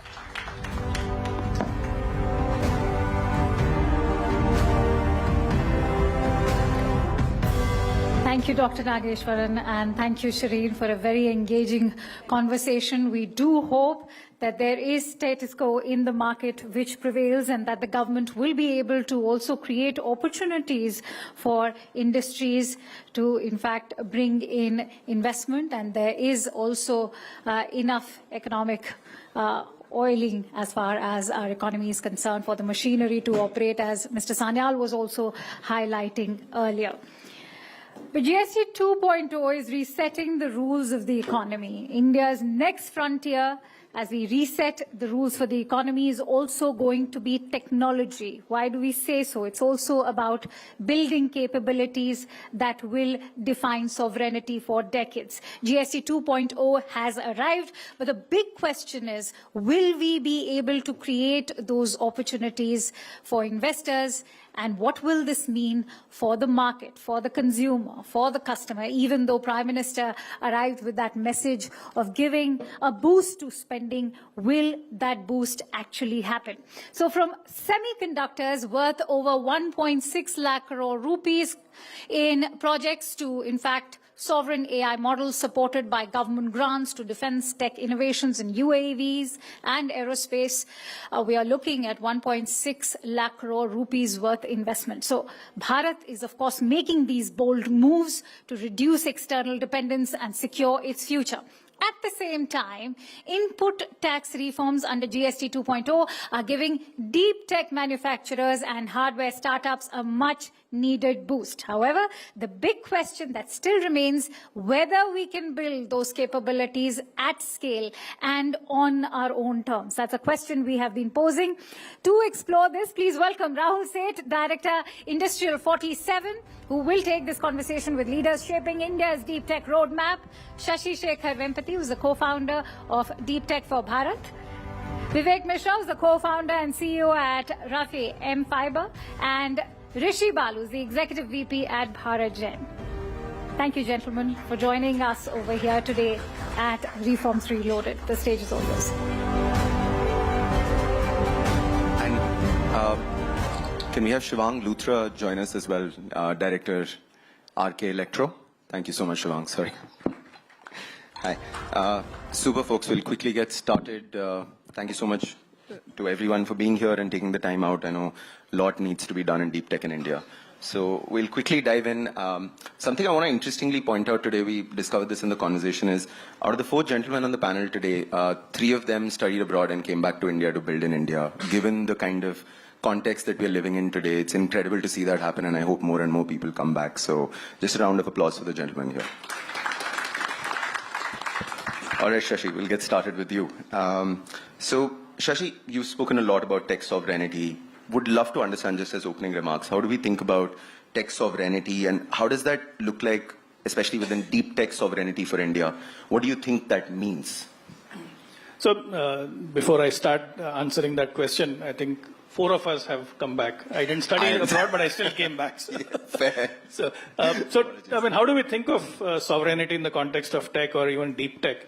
I think the best way to understand it is look at what happened, 4 years back, right, when COVID hit us out of the blue. The entire world was, uncertainty. A lot of things that the government did in the years prior actually came to help, because you don't want to wait for a crisis to figure out that, you don't have control on certain elements within your, supply chain or, within your manufacturing sector and so on. The fact that the government took the steps to create a cashless economy with UPI became a huge godsend during COVID.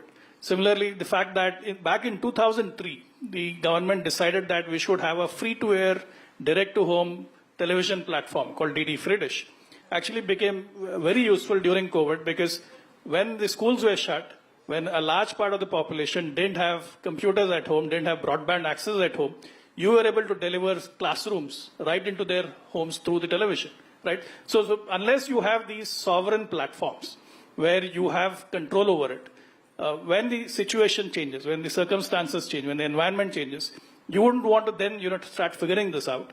And today we are already seeing it with the kind of geopolitical environment that has emerged. There's a lot of uncertainty globally. The entire semiconductor supply chain is concentrated on one country. And that country is sort of, the center of focus for a lot of the geopolitical conversations. So that's a big, huge risk there. Similarly, with AI models, we've seen that there are deep biases. When you have a country which is as diverse culturally, socially as us, we don't want, fundamental technologies or foundational technologies carrying risks, carrying biases, that would create problems for us down the road. So sovereignty to us is not just merely about Swadeshi, it's not merely about building everything in India. It's also being prepared for what we can't foresee today for the crises of the future as well. Interesting. So I'll take off from the semiconductor bit that you said. So we have Mr. Luthra with us. So Mr. Luthra, I'd love to understand from the semiconductor and electronics industry perspective, what do you sort of see as, where has India come from our journey of dependence, the days of the SCI in Chandigarh, to today what we're calling about self-reliance? There are about 18 projects that have recently been sanctioned. Where do you think we are now? So definitely we are moving towards from being dependent to a self-reliant country. Recently, if you see in the last month, we have had an event for Semicon, where about 30,000 participants actively participated into it. Honorable PM was the one who inaugurated the event. So there is a lot of traction happening into the semiconductor market. Talking about the 18 plants that you've just highlighted, we have Tata coming into the plant of packaging and also a fabrication plant. Another, we have a lot of private investment happening into this ecosystem, where partners like Keynes and the foreign partners are investing into Indian ecosystem. And there's a lot of foreign investment happening into the R&D. So if I may ask, as a follow-up question to this, right, there's a lot of good stuff that's been happening, and that's very great and heartening to see in many ways. I'd love to see, what do you think, given the flux, given the dependence on singular countries on this, what can India do to position itself to be the choice for anybody setting up? We recently heard about the ARM thing as well. So would love your thoughts on that.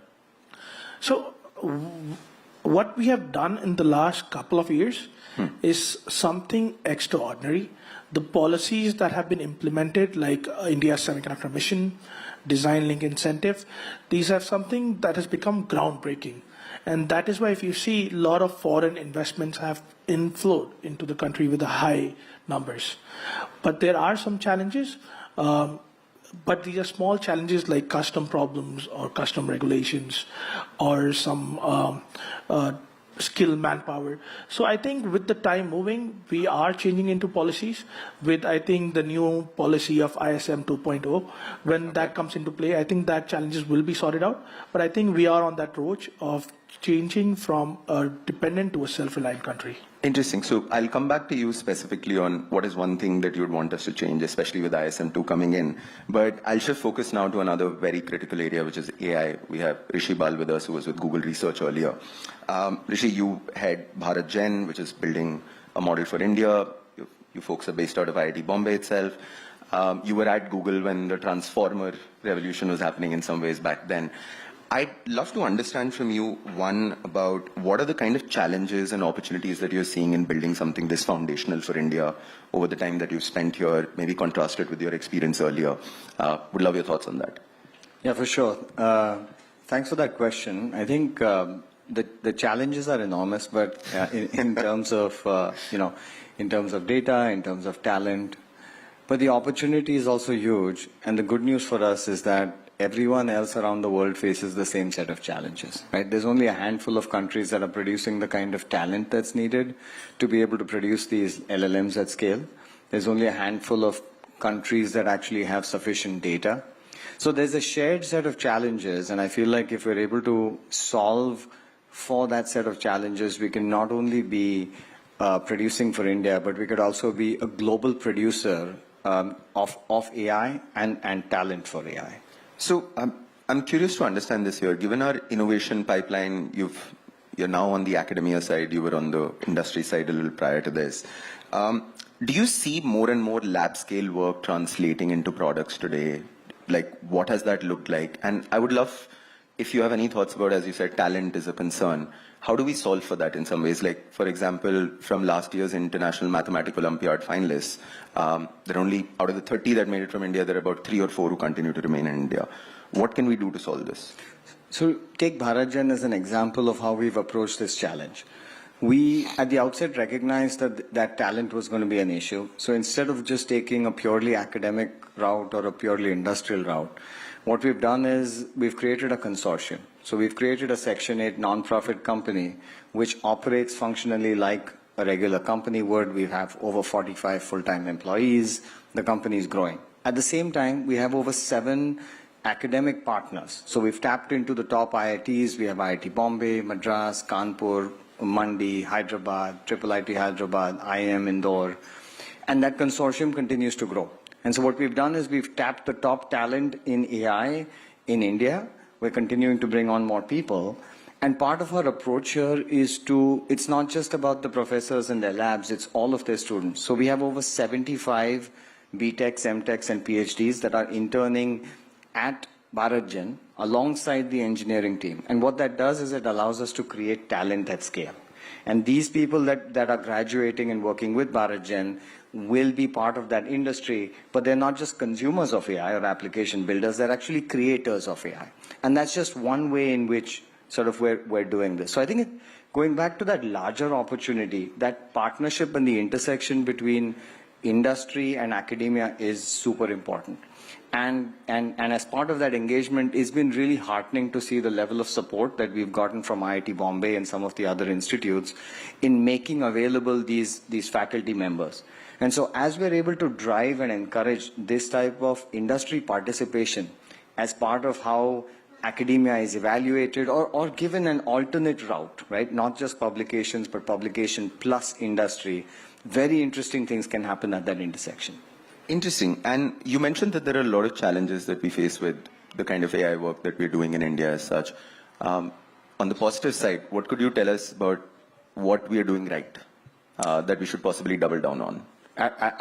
It's been incredible to see the level of support that we've received from across the country. It really starts with the government. So the Department of Science and Technology, which did the seed funding for Bharat, it's a significant seed funding.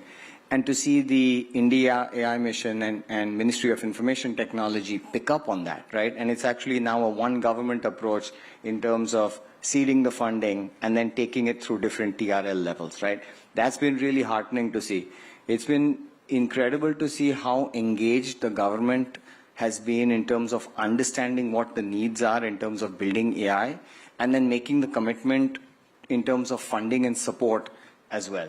So certainly a lot of things that we're doing right. Another big shout out is we are an enormous producer of talent, right? Having worked with some of the best at Google Research and other places, I have to say the graduating students I see at all of these IITs are second to none, right? And so what we need to do now is create that product pipeline that encourages innovation right here.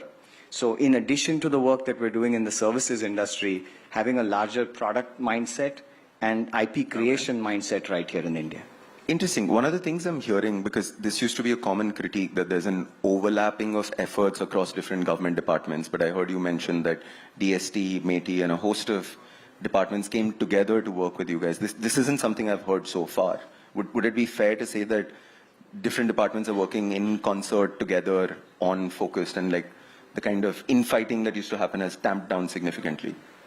I can't speak to what used to happen, but I have no idea either. Assuming. But what I will speak to is sort of that positive one government approach that I'm experiencing, and that's one aspect. The other aspect is a genuine curiosity to understand what we need in the Indian AI ecosystem, and then be able to invest in different layers that are needed. It's not a one and done.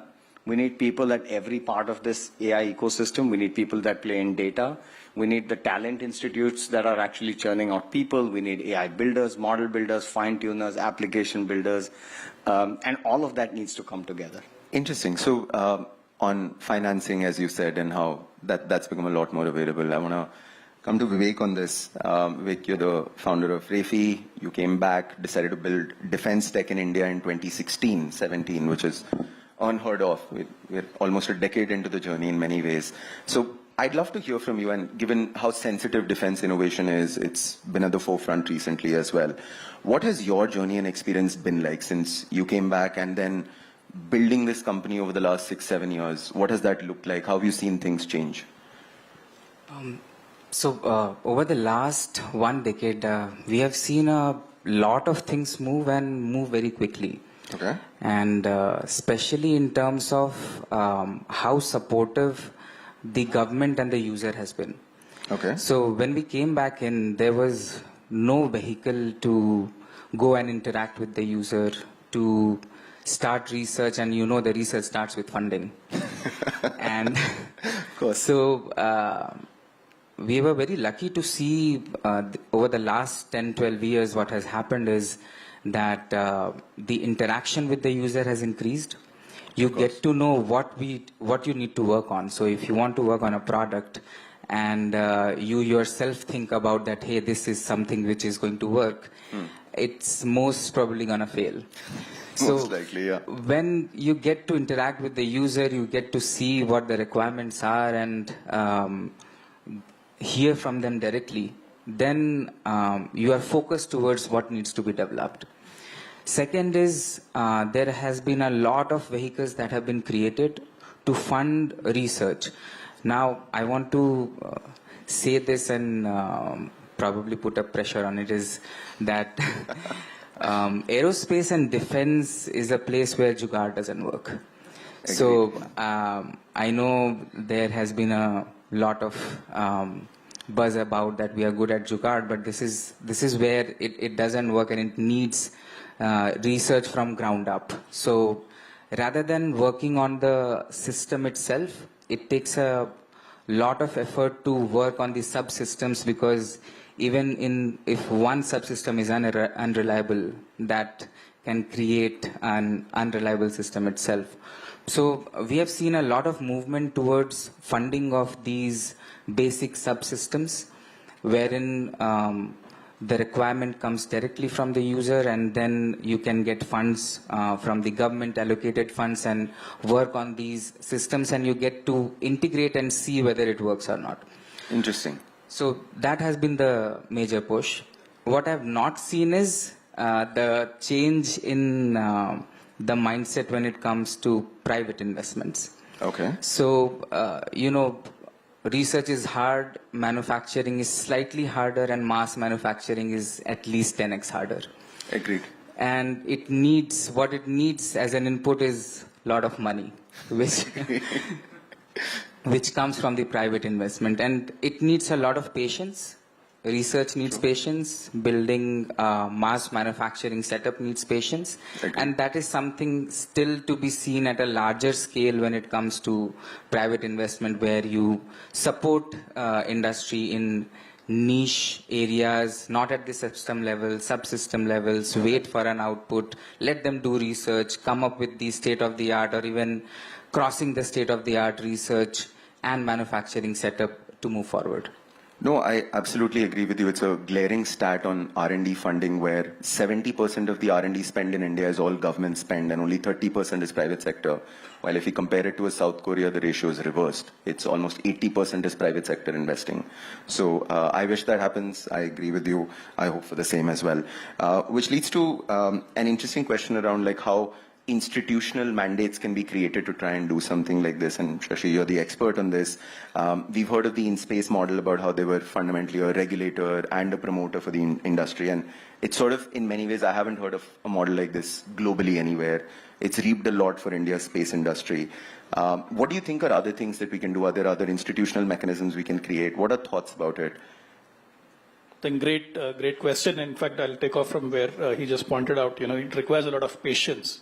Right? Unless you have patient capital, we're not going to make significant breakthrough progress in the deep tech areas, be it AI, be it semiconductors, be it quantum, and so on. I think space and drone are two examples where government intervention has made a substantial difference, and it's tangible. We can see it, right? Be it the in-space model that you brought out, or the drone example. What has happened, at least in the last 2-3 years, right? The government has put significant money on the table, be it with the NRF, be it now with this new Research and Development Innovation Fund, be it with the India AI mission. I think it is something that Rishi didn't say out loud enough, that Bharat Jan is a big bet that the government has made. Right? It is, in fact, I would call it, India's Manhattan project for AI. Right? So the government has made that big step. What about the private sector? And I think that's a big question. Maybe it is understandable that an individual private enterprise in India may find it too risky. Okay, that is, understandable. What if you come together as a group, as a consortium, or as an industry, and then, participate in these, high-tech, high-risk research projects, right? So I think we need an innovative model here, where, for example, I'll give you one example from the broadcasting industry, because I've been involved in that. There is, this entity called BARC, which does television ratings. And what is unique about BARC is that it is actually 3 industry bodies that have come together to create it. So understandable, there are issues with it. Understandable, there are differences of opinion across, each stakeholder. But at least what is unique is that what any one industry could not do, all of them came together and did, right? What if we could do something similar for some of these other deep tech areas? So that is perhaps one way of looking at it. But I think coming back to government itself, I think what Rishi pointed out and what you were highlighting, have the silos come down? I think they've come down in a decent way. But a lot more can be done on that. I think a lot more can be done by, looking at international best practices. For example, how DARPA does it, right? How do we create, mission mode dedicated program managers who take these high-risk projects all the way through their life cycle, handhold them. Because I think handholding is a very important thing in a country where you have a spaghetti of rules, you have GFR, you have audits, you have all sorts of barriers, right? And these barriers will not go away overnight, even if, the Prime Minister is after your life, which is probably why, the drone projects have moved or the space projects have moved. But for everything else, right, you can't expect one individual, top down to push everything, right? So one way to solve that is to have these mission mode program managers who understand these risks, who understand these barriers, and are able to, handhold these deep tech projects all through their life cycle. I think once that happens, I think we will see significant progress on all these areas. No, I think that's a very interesting thought process, that having these mission mode program managers, I'm going to use that somewhere else on this. This is interesting. I'd love to hear from the semiconductor electronics industry as such. What would a mission mode program manager like this look like for you guys? What do you think you'd want? And this is the original question where I came back to, in the next 12 months, for example, if there'd be one Man Ki Murad that you may have, what would it be? So there has been a lot of investments, right, in the last couple of years. What has happened is that we need to really understand the ecosystem of semiconductor. The business of investing into manufacturing of semiconductor is highly capital intensive. It is not a short-term capital yield project. The bare minimum investment of even a packaging plant start from a couple of 100 crores. Agreed. So when we have these mission enablers, this will really help the private investors to get these results out in the long term. Okay. And success rate can be much higher. Okay. What I also think that right now the pool that we have, the think pool, what I call is, we have one of the highest designers all over the world. We have 20% of the manpower for designers that are invested throughout the world. Agreed. If we can design semiconductors, we can manufacture it beautifully, and the results can be outstanding. What we really need is the will to do it. We have the will to do it now, and in the next couple of years, we'll see that India is just not a designer, it'll be a manufacturer of semiconductor, and the biggest one. Well, fingers crossed for that. Hope that happens. So, Vivek, coming back to investments in this space, you're the founder on the table with us. as is Rishi, as is all of us. But help me understand, when you think about investment models for this space, building subsystems, etc., what could be things that we could try out that would help? Like, what is something that you would have wanted when you came back in 2016, 17? And a bunch of it is there now, that you would have said, if this was there, that'd be interesting, or if for the investors in the room or investors watching, what could we do that would be helpful? See, what we missed the most was when we came back from the US, doing research in the US costs at least 1/10 the cost here. Because you have labs set up, you have skilled people available. Okay. Now, if I want to say do a research on composites or alloys, okay, right? For me to be able to do that, I have to get the whole infrastructure setup done, hire people, learn the machine myself, then train the people on those machines, and then start the research. So both in terms of cost and opportunity cost, okay, it's a huge investment. Now, what, which I keep on saying everywhere, what the wish is that we establish a strong research and manufacturing ecosystem, not only for defense and aerospace, but for the other industries as well, wherein whenever you want to surpass the state of the art, it doesn't have to take an individual to do a whole lot of investment and spend a lot of time in training people to be able to do that. Interesting.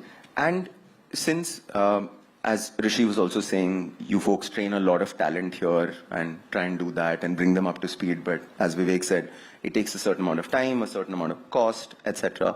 What could be other ways we could short-circuit this? Are there other thoughts about this? For example, China very famously had the 1,000 Feathers program, where they dedicatedly brought talent back in a focused manner over decades, in many ways as such. So any thoughts about what we could do from both of you?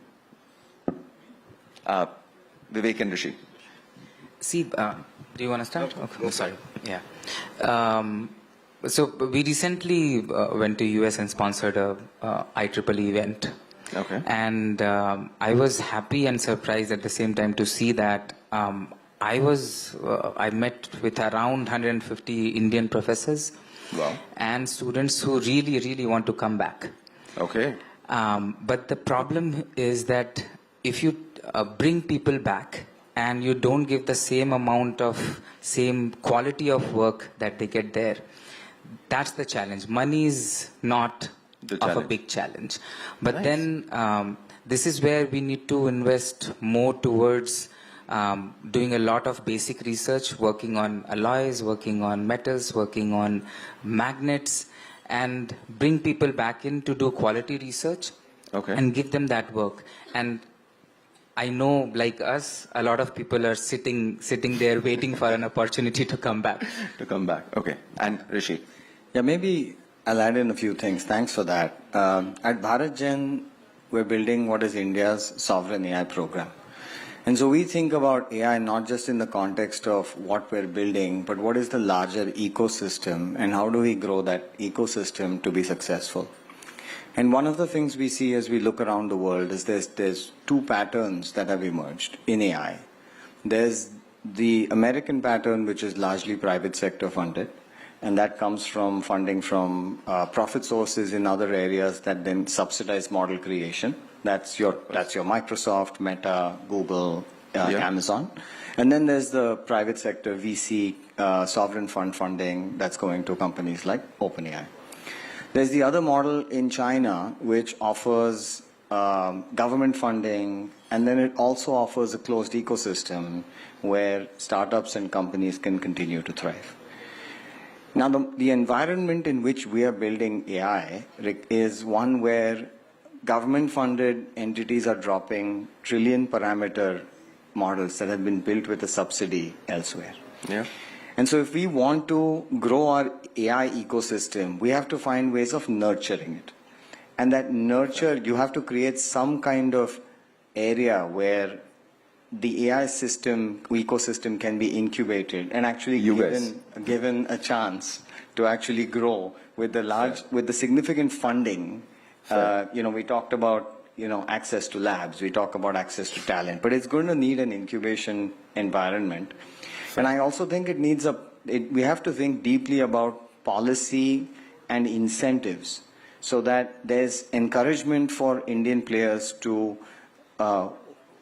work durably with the Indian AI ecosystem going forward.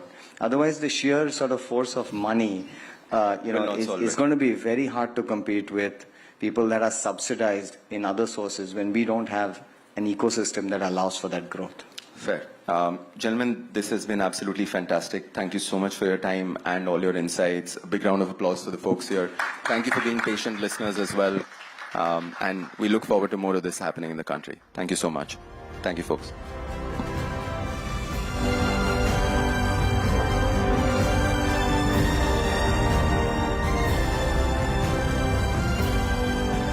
Thank you so much, gentlemen, for that very insightful conversation. I'm sure our audiences also enjoyed it a lot. With that, we will in fact now also be turning our attention to the global stage. As far as GST 2.0 is concerned, it is indeed strengthening India's domestic economy, and how we leverage these reforms will shape our competitiveness and engagement globally as well. To unpack these changes, please welcome Parikshit Luthra of Network18. And may I please invite upon stage three distinguished diplomats to share their perspectives. Please welcome Ambassador Benedict Hoskulson, who's the Ambassador of Iceland to India.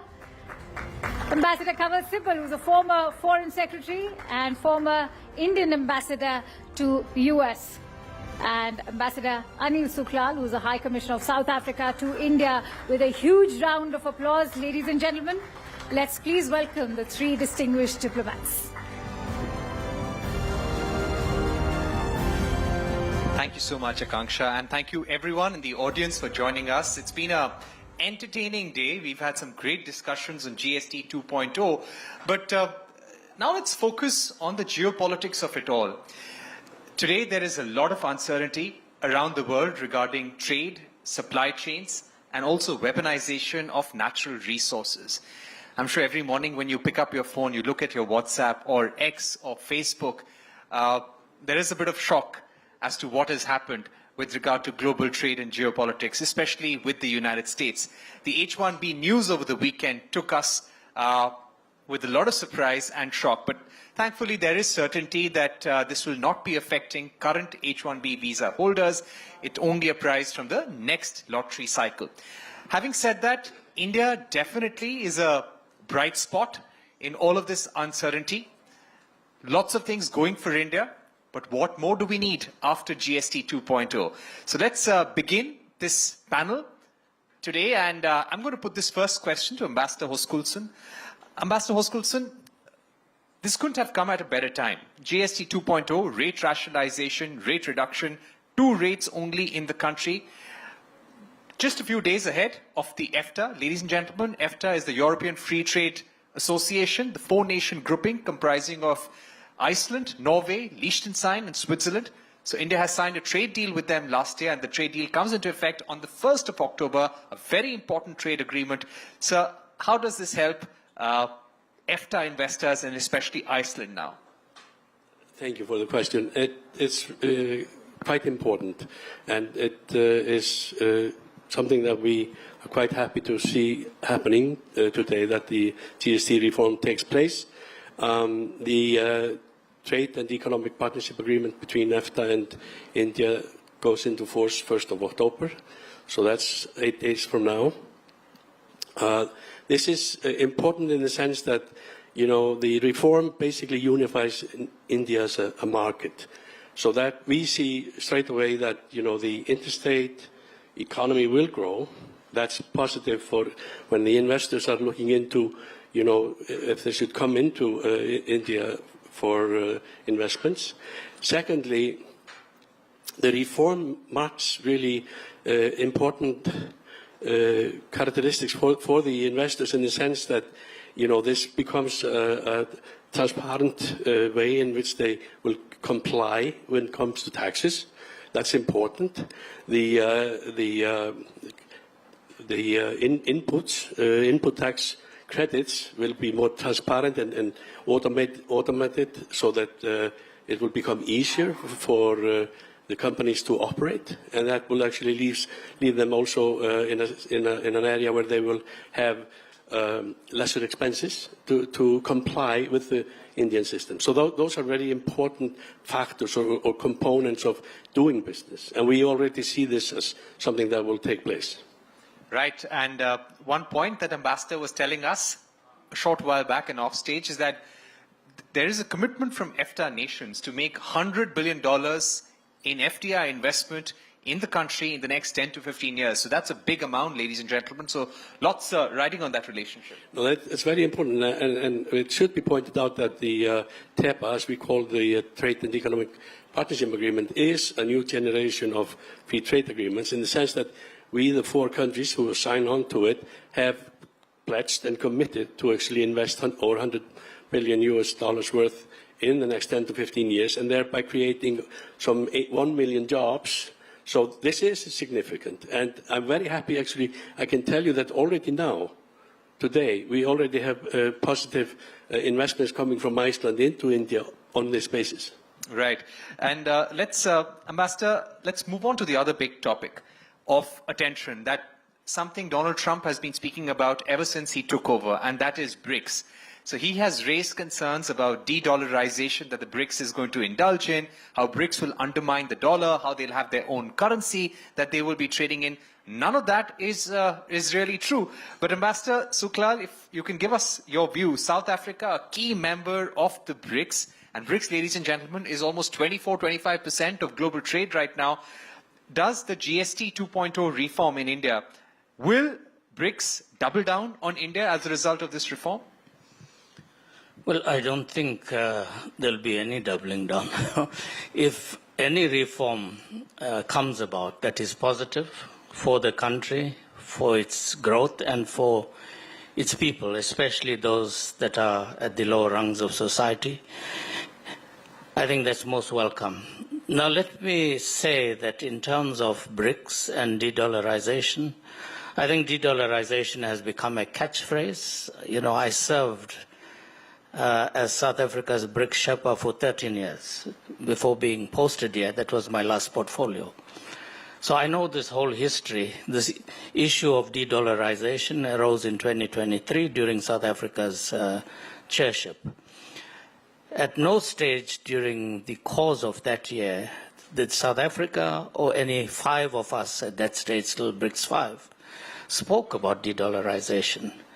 But what became a major issue during our chairship was the expansion of BRICS.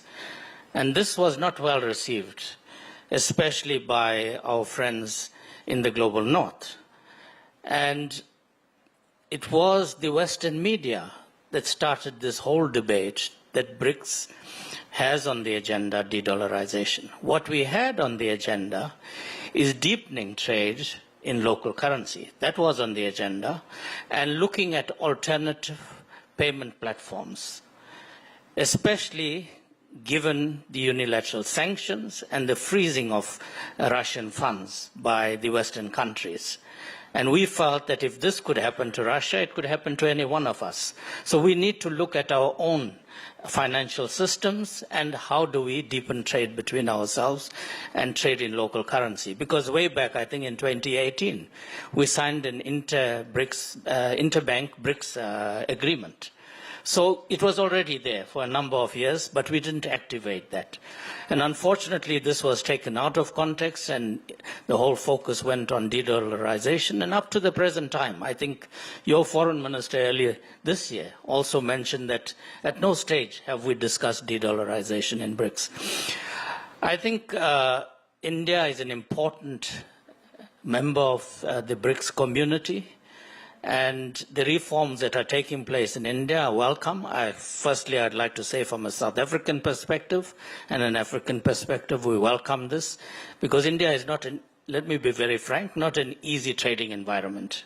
For our companies to enter this market, you have multiple layers of regulations and taxes and custom duties at national level, state level. So simplifying this is going to help us better understand. And I think it will also help boost India-African trade. I mean, Africa is an important trading partner for India. We have a modest trade between Africa and India. It's around $100 billion. I know India is very keen to double that. I think we have all the ingredients to do that. We are two major markets, Africa 1.5 billion, you are 1.45 billion. So I think for African businesses, especially the MSME sector, that is very keen to enter the Indian market, these kind of reforms are welcome. Right, very important points there. And ladies and gentlemen, I missed, and bad on my part, I should have also introduced Ambassador Nilistra Suklal, who is with us here in the audience, Ambassador Suklal's wife. And she's someone who's been a distinguished ambassador to Nepal, India, and Bangladesh, and both them together contributing to India-South Africa relations in a very big way. And they have very strong Indian origins. Ambassador Suklal hails from a village near Varanasi, and you've got Ambassador Nilistra, who has been from both Ayodhya and Varanasi, if I'm not wrong. So, ladies and gentlemen, big round of applause to both of them as well. Now, just coming back, Ambassador Civil, I'd like to ask you about the United States. And that's a question I'm sure rattling a lot of us in the audience. I guess the only thing that is certain about the India-US relationship right now is that nothing is certain. Is it time for India to strengthen other relationships with BRICS, with South Africa, with the African continent, with the European Union for that matter? I think our longer-term interest lies in that, and the effort should be made in that direction. But this can't happen overnight. Our biggest trading partner is United States of America, if you take both goods and services. It's the biggest market in the world, huge consumption market, the biggest source of technology and investment. So if you look around, what are the choices we have? With China, we have a $100 billion deficit, and I don't think they're going to make it easy for us. With Russia now, we have a $60 billion deficit. Our exports are about $5 billion. Even if they increase by 100%, it will be $10 billion. It's nothing. In terms of technology and investments, I don't think we have those easy choices. So we have to look at somehow maintaining our market share in the United States and find every possible way, despite Trump and his idiosyncrasies, to nurture this relationship. However, for the next 3.5 years, I think we're going to have a tough time. One option we have, and which is actually a very productive option, is to strengthen our ties with the European Union. The European Union itself is under huge pressure from the United States, the manner in which they have been humiliated in this framework agreement. They are looking for partners also. And they have all the attributes that the United States market has. They have a lot of technology, they have a lot of investment potential, high consumption market. We have $130 billion roughly of trade with them, which is roughly balanced. So we can help each other. So I think this is the time to actually accelerate, if it's possible, the finalization of the FTA. Now, Van der Leyen and others are talking very positively about wanting to do that before the end of the year. But whether it can happen or not happen, it's I think, uncertain. One of the issues that has been raised by the Americans, which has complicated our ties, and they are putting pressure on Europe also to go in that direction, is to raise the issue of our oil purchases from Russia. And unfortunately, Brussels is today headed by people who are viscerally anti-Russian. To begin with the foreign policy chief, who has no concept of geopolitics, frankly. And if they make that an issue and start imposing sanctions on us, which probably they won't, because that will derail the India-EU FTA negotiations. But nevertheless, this is a pressure point. So the long and short is that we have to look at Africa, particularly Latin America, where there are a lot of There's a lot of potential, and we can do much more with that continent. Unfortunately, all our deficits are eastwards, whether it's ASEAN or Japan or China or what have you. So we have to look, now the Middle East, there we can, with the UAE and all, we can expand our economic ties. We have this target now of $100 billion of mutual trade, non-oil trade with the UAE. So with the GCC area, there's a lot of potential. To answer your question, we have to look for alternative partners, and there are some readily on the horizon, with the Europeans and the GCC states, the Gulf states being the most obvious ones. Right. You know, Ambassador, you're absolutely right. We need to diversify our exports, but also continue the reform push. We can't end at GST as well. And that's a question I'd like to put to you, Ambassador Oskulson. GST was a big reform that companies had been demanding, even foreign investors had been asking for. But if we had to utilize the EFTA completely, if the India-EU agreement happens by the end of the year and we want to make full use of that, what more reforms, according to you, are needed in India for ease of doing business, for making India a more attractive place to do business? What could be done? You're right. You're absolutely right. So the GST reform is maybe the first step in a much longer road ahead. And what the investors look for are reforms in the labor market, for example, land acquisitions.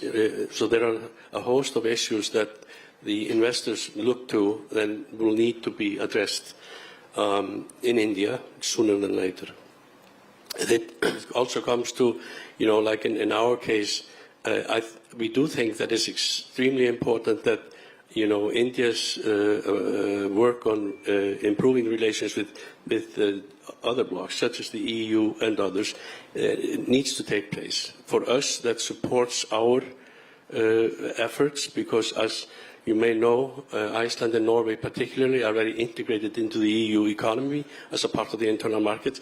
So it's really important that the pathway forward, actually the reform doesn't stop here but actually continues. And there are a host of other issues that need to be addressed, but those would be the most, at least for the foreign direct investments. That's where you need the improvements. But then also the complications. If you talk to our companies and Norwegians, we tend to be small and medium-sized companies, it's the bureaucracy, it's the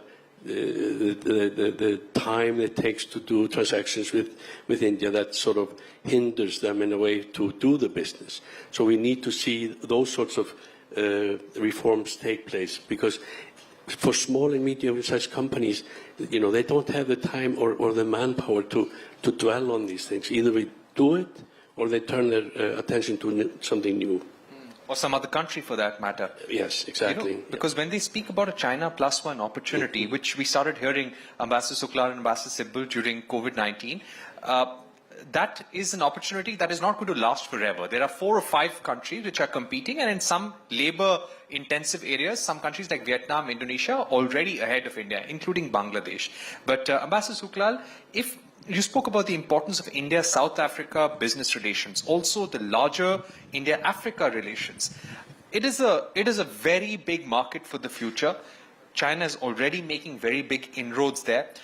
What more does India need to do in order to step up India-Africa ties, get India-South Africa closer together, and what could be the next phase of reforms that could probably usher that phase? Well, if you look historically, in the recent past, India had a larger footprint on the African continent than China. But somewhere along the line, China overtook India.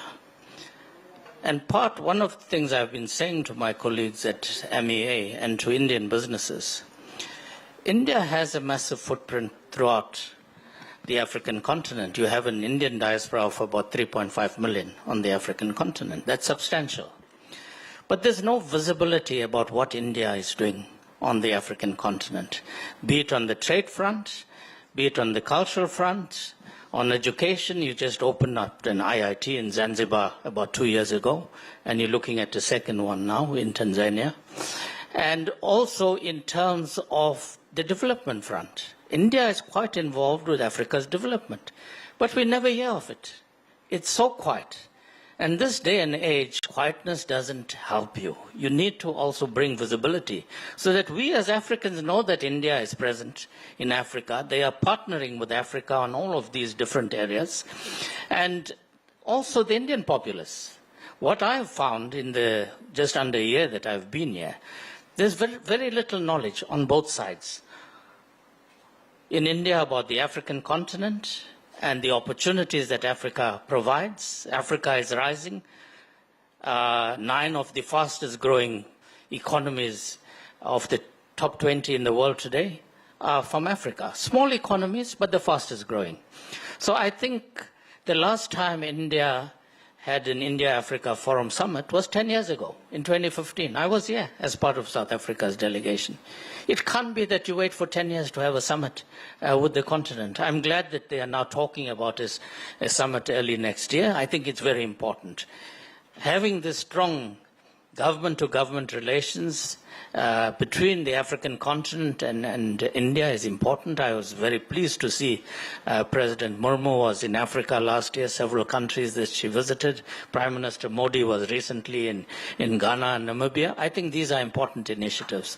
But in terms of the private sector, you have a large number. There's about 150 Indian companies, as I said, in South Africa.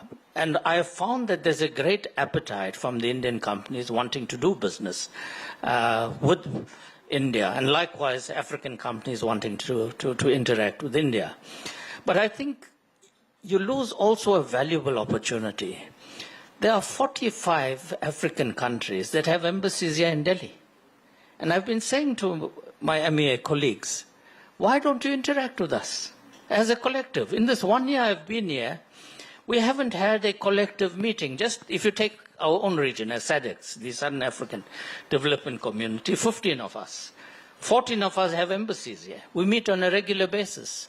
We've been trying to get a collective engagement with MEA, and it's not materialized. So I think it's lost opportunities. Yes, it's important to talk about the will to increase interaction between Africa and India. Prime Minister Nehru referred to Africa as the sister continent.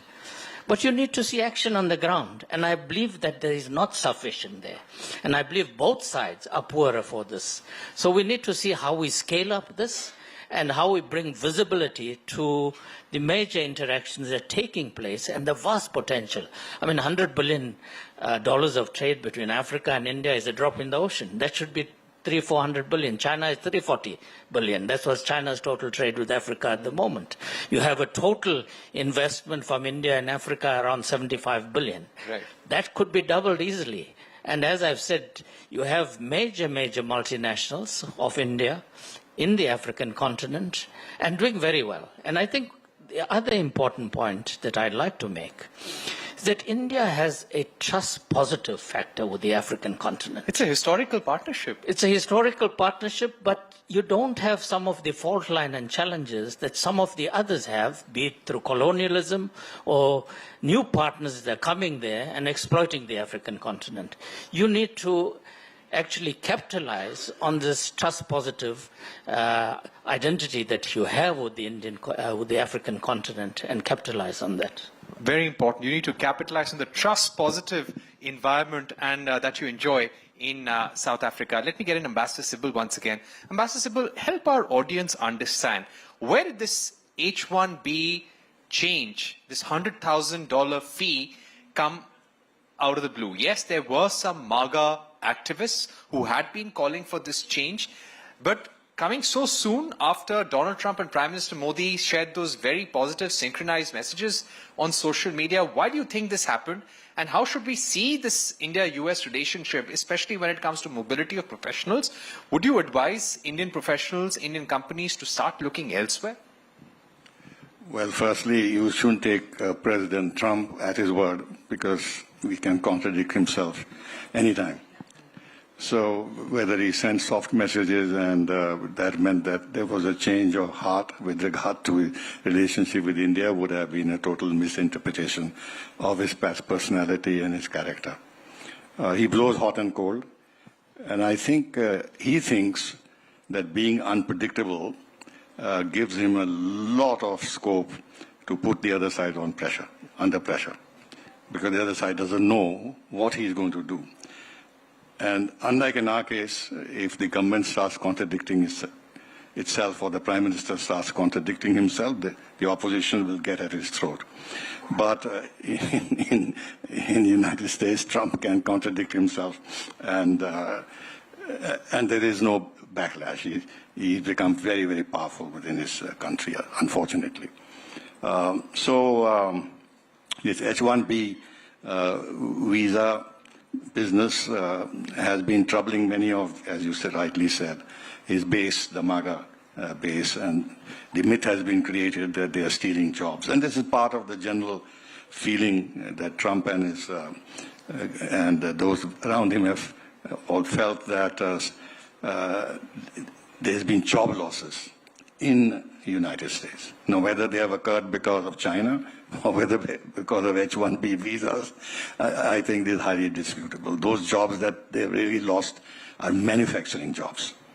In the IT sector, in fact, whatever we've done is a plus for the US high-tech companies, and they need our skilled people. So this was an absolutely wrong step they took, and they realized immediately that they took a wrong step, and they have backtracked. Because this is not only the high-tech sector, it's also the health sector. And that would be a huge problem if that sector started collapsing. So they have stepped back, rightly so, but that's not the end of the story, because he's been hitting us in various ways. 50% tariffs, we are the most tariffed country in the world. Frankly, he's been telling us that we are the tariff king. Now, United States has become the tariff king, if you really look at the tariffs they've imposed on every country. The other interesting thing is that they've always criticized us when we raised our tariffs a couple of years ago, that why are you doing this? You are discouraging American companies from coming in. And what was our rationale for doing so? That we will force them to invest in our country. Precisely what Trump is trying to do by raising tariffs. So, you know, there's no consistency in the American position. He has now imposed sanctions on the Chabahar project, which actually is in no way hurts American interests in any way, in any sense. But he may have given a win to China. In fact, indirectly. Indirectly, he's building up China's strategic interest in our region by not targeting Gwadar. Yeah. And it is through Gwadar that China is increasing its links with the Gulf countries, where the United States has strategic interests. He's weakening us on that score also. Right. There's so many other things that we have done, but we have to ride it out. We have to ride it out. We have to ride it out. The Somehow, relationship is very important. Yeah. And we cannot act as erratically. Or knee-jerk. And I think that's the sense, Ambassador, a lot of people in the foreign ministry also say that we are not going to retaliate. We'll do everything that's possible to keep this relationship intact. But Ambassador Hoskulson, coming to you right now, in this period of immense global uncertainty and US-imposed trade uncertainty, how do you see India vis-a-vis China, vis-a-vis Vietnam, Indonesia? Does the US crisis make India look more positive, make Iceland or the European Union look more positively at India?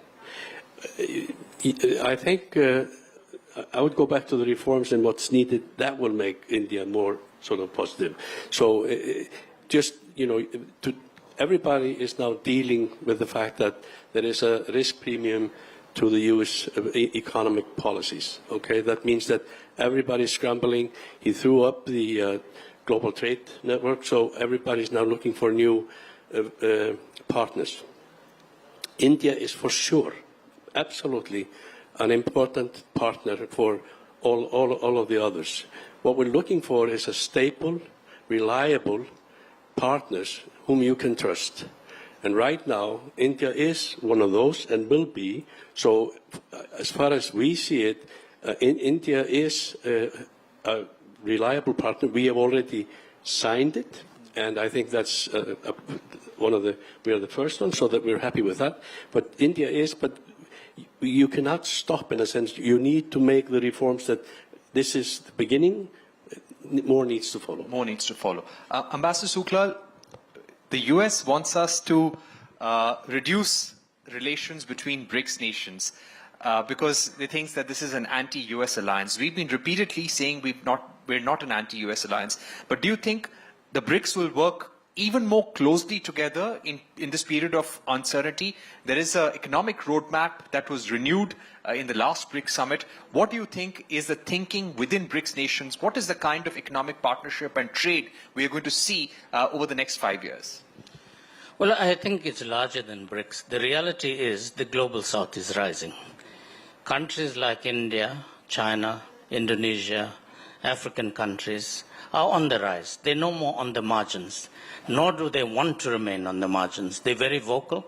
India, you introduced during your G20 summit, Voice of the Global South. You had 3 editions of it, where you are constantly pushing forward the agenda of the Global South to address the fault lines in a global community that's global architecture that's outdated. This is very weak.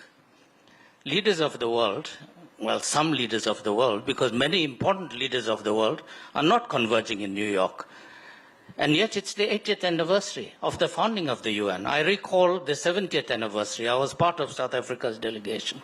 And the pomp and grandeur celebrating 70 years of the UN, and many pronouncements were made in terms of reform. You rightfully are talking about reforms. But what reform have we seen in the past 10 years in terms of the multilateral architecture? On the contrary, unilateralism has become the norm of the day. And unfortunately today, we are no longer trying to reform the United Nations system. We are rendering it paralyzed, because that's what's happened to the UN system, unfortunately. So we have to constantly, as global south countries, safeguard the multilateral system. It has to be reformed and be fit for purpose for the global reality of today and not 1945. And I think the last point is, all of these measures that are being taken by the Trump administration, be it against India, we also as South Africa have been hit with 30% tariff that's impacting on us quite severely.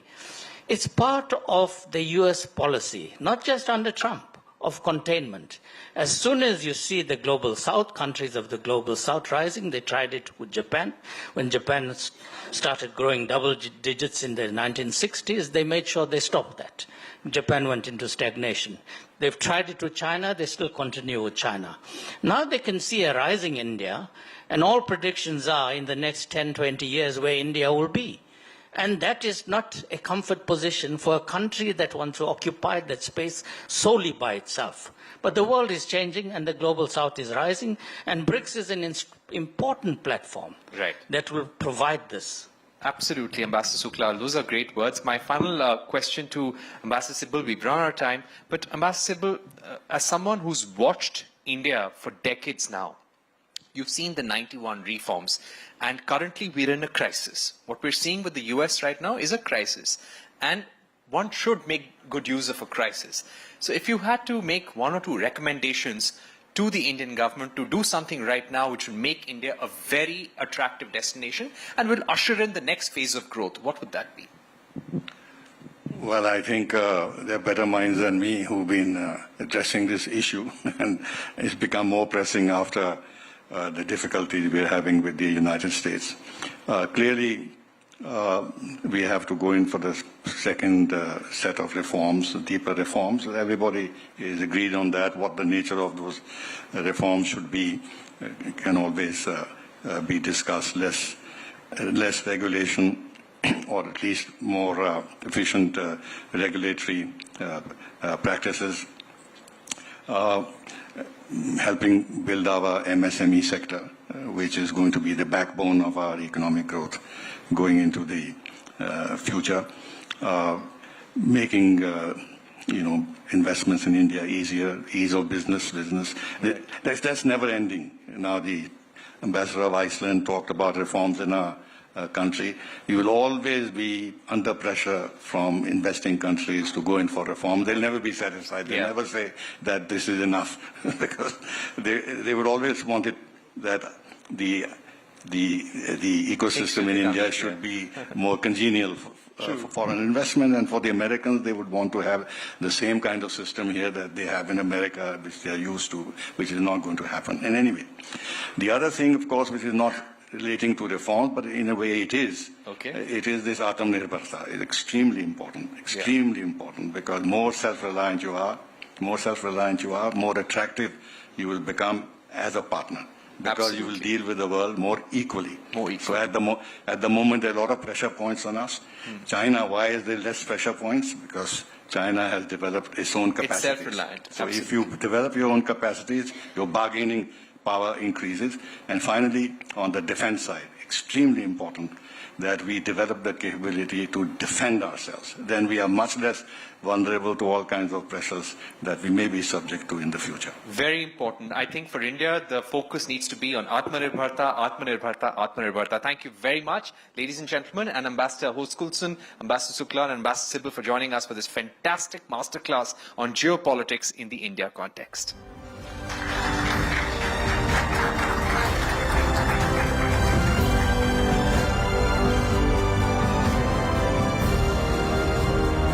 Thank you, Ambassador Hoskulson.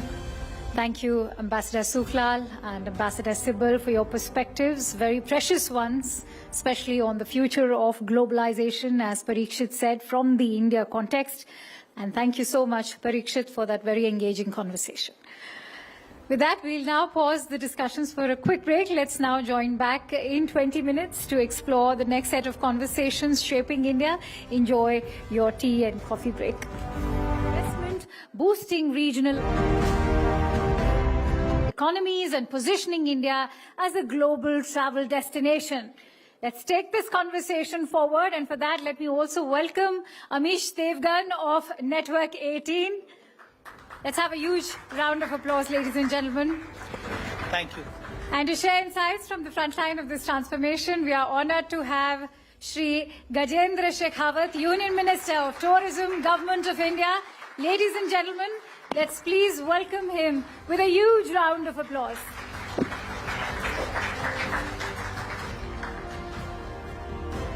चलिए, lunch के बाद एक political session होना बड़ा महत्वपूर्ण है.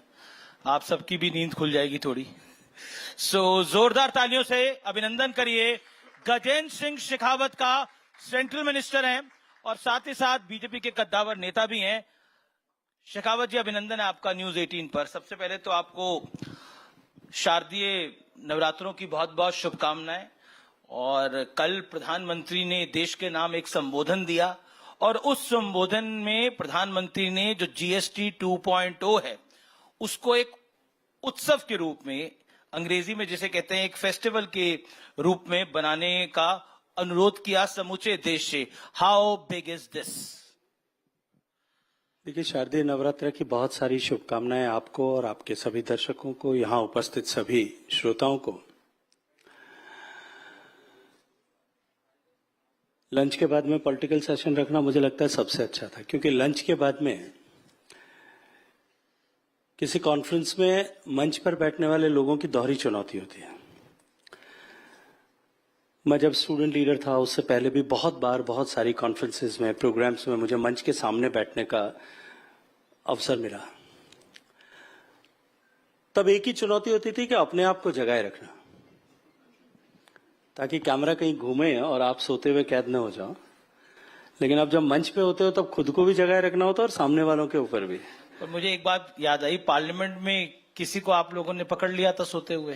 तो देखिए, पार्लियामेंट में स्वाभाविक है, एक सांसद, मैं जानता हूं एक लोकसभा का सांसद होने के नाते कितना काम करना पड़ता है. शायद मुझे लगता है कि सामान्य लोग उसकी कल्पना नहीं कर सकते.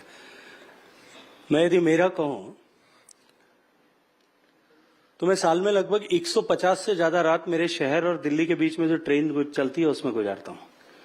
मतलब एक बेडरूम में एक बिस्तर पे अगर मैं अधिकतम रात कहीं सोता हूं एक साल में, पिछले इतने सालों से, तो वो मेरी मंडोर एक्सप्रेस की ट्रेन है. अब एक सांसद बेचारा सुबह 6 बजे अपना काम शुरू करता है, रात को 1 बजे तक लोगों से बात करता है, रात को 2 बजे लोगों का फोन उठाता है.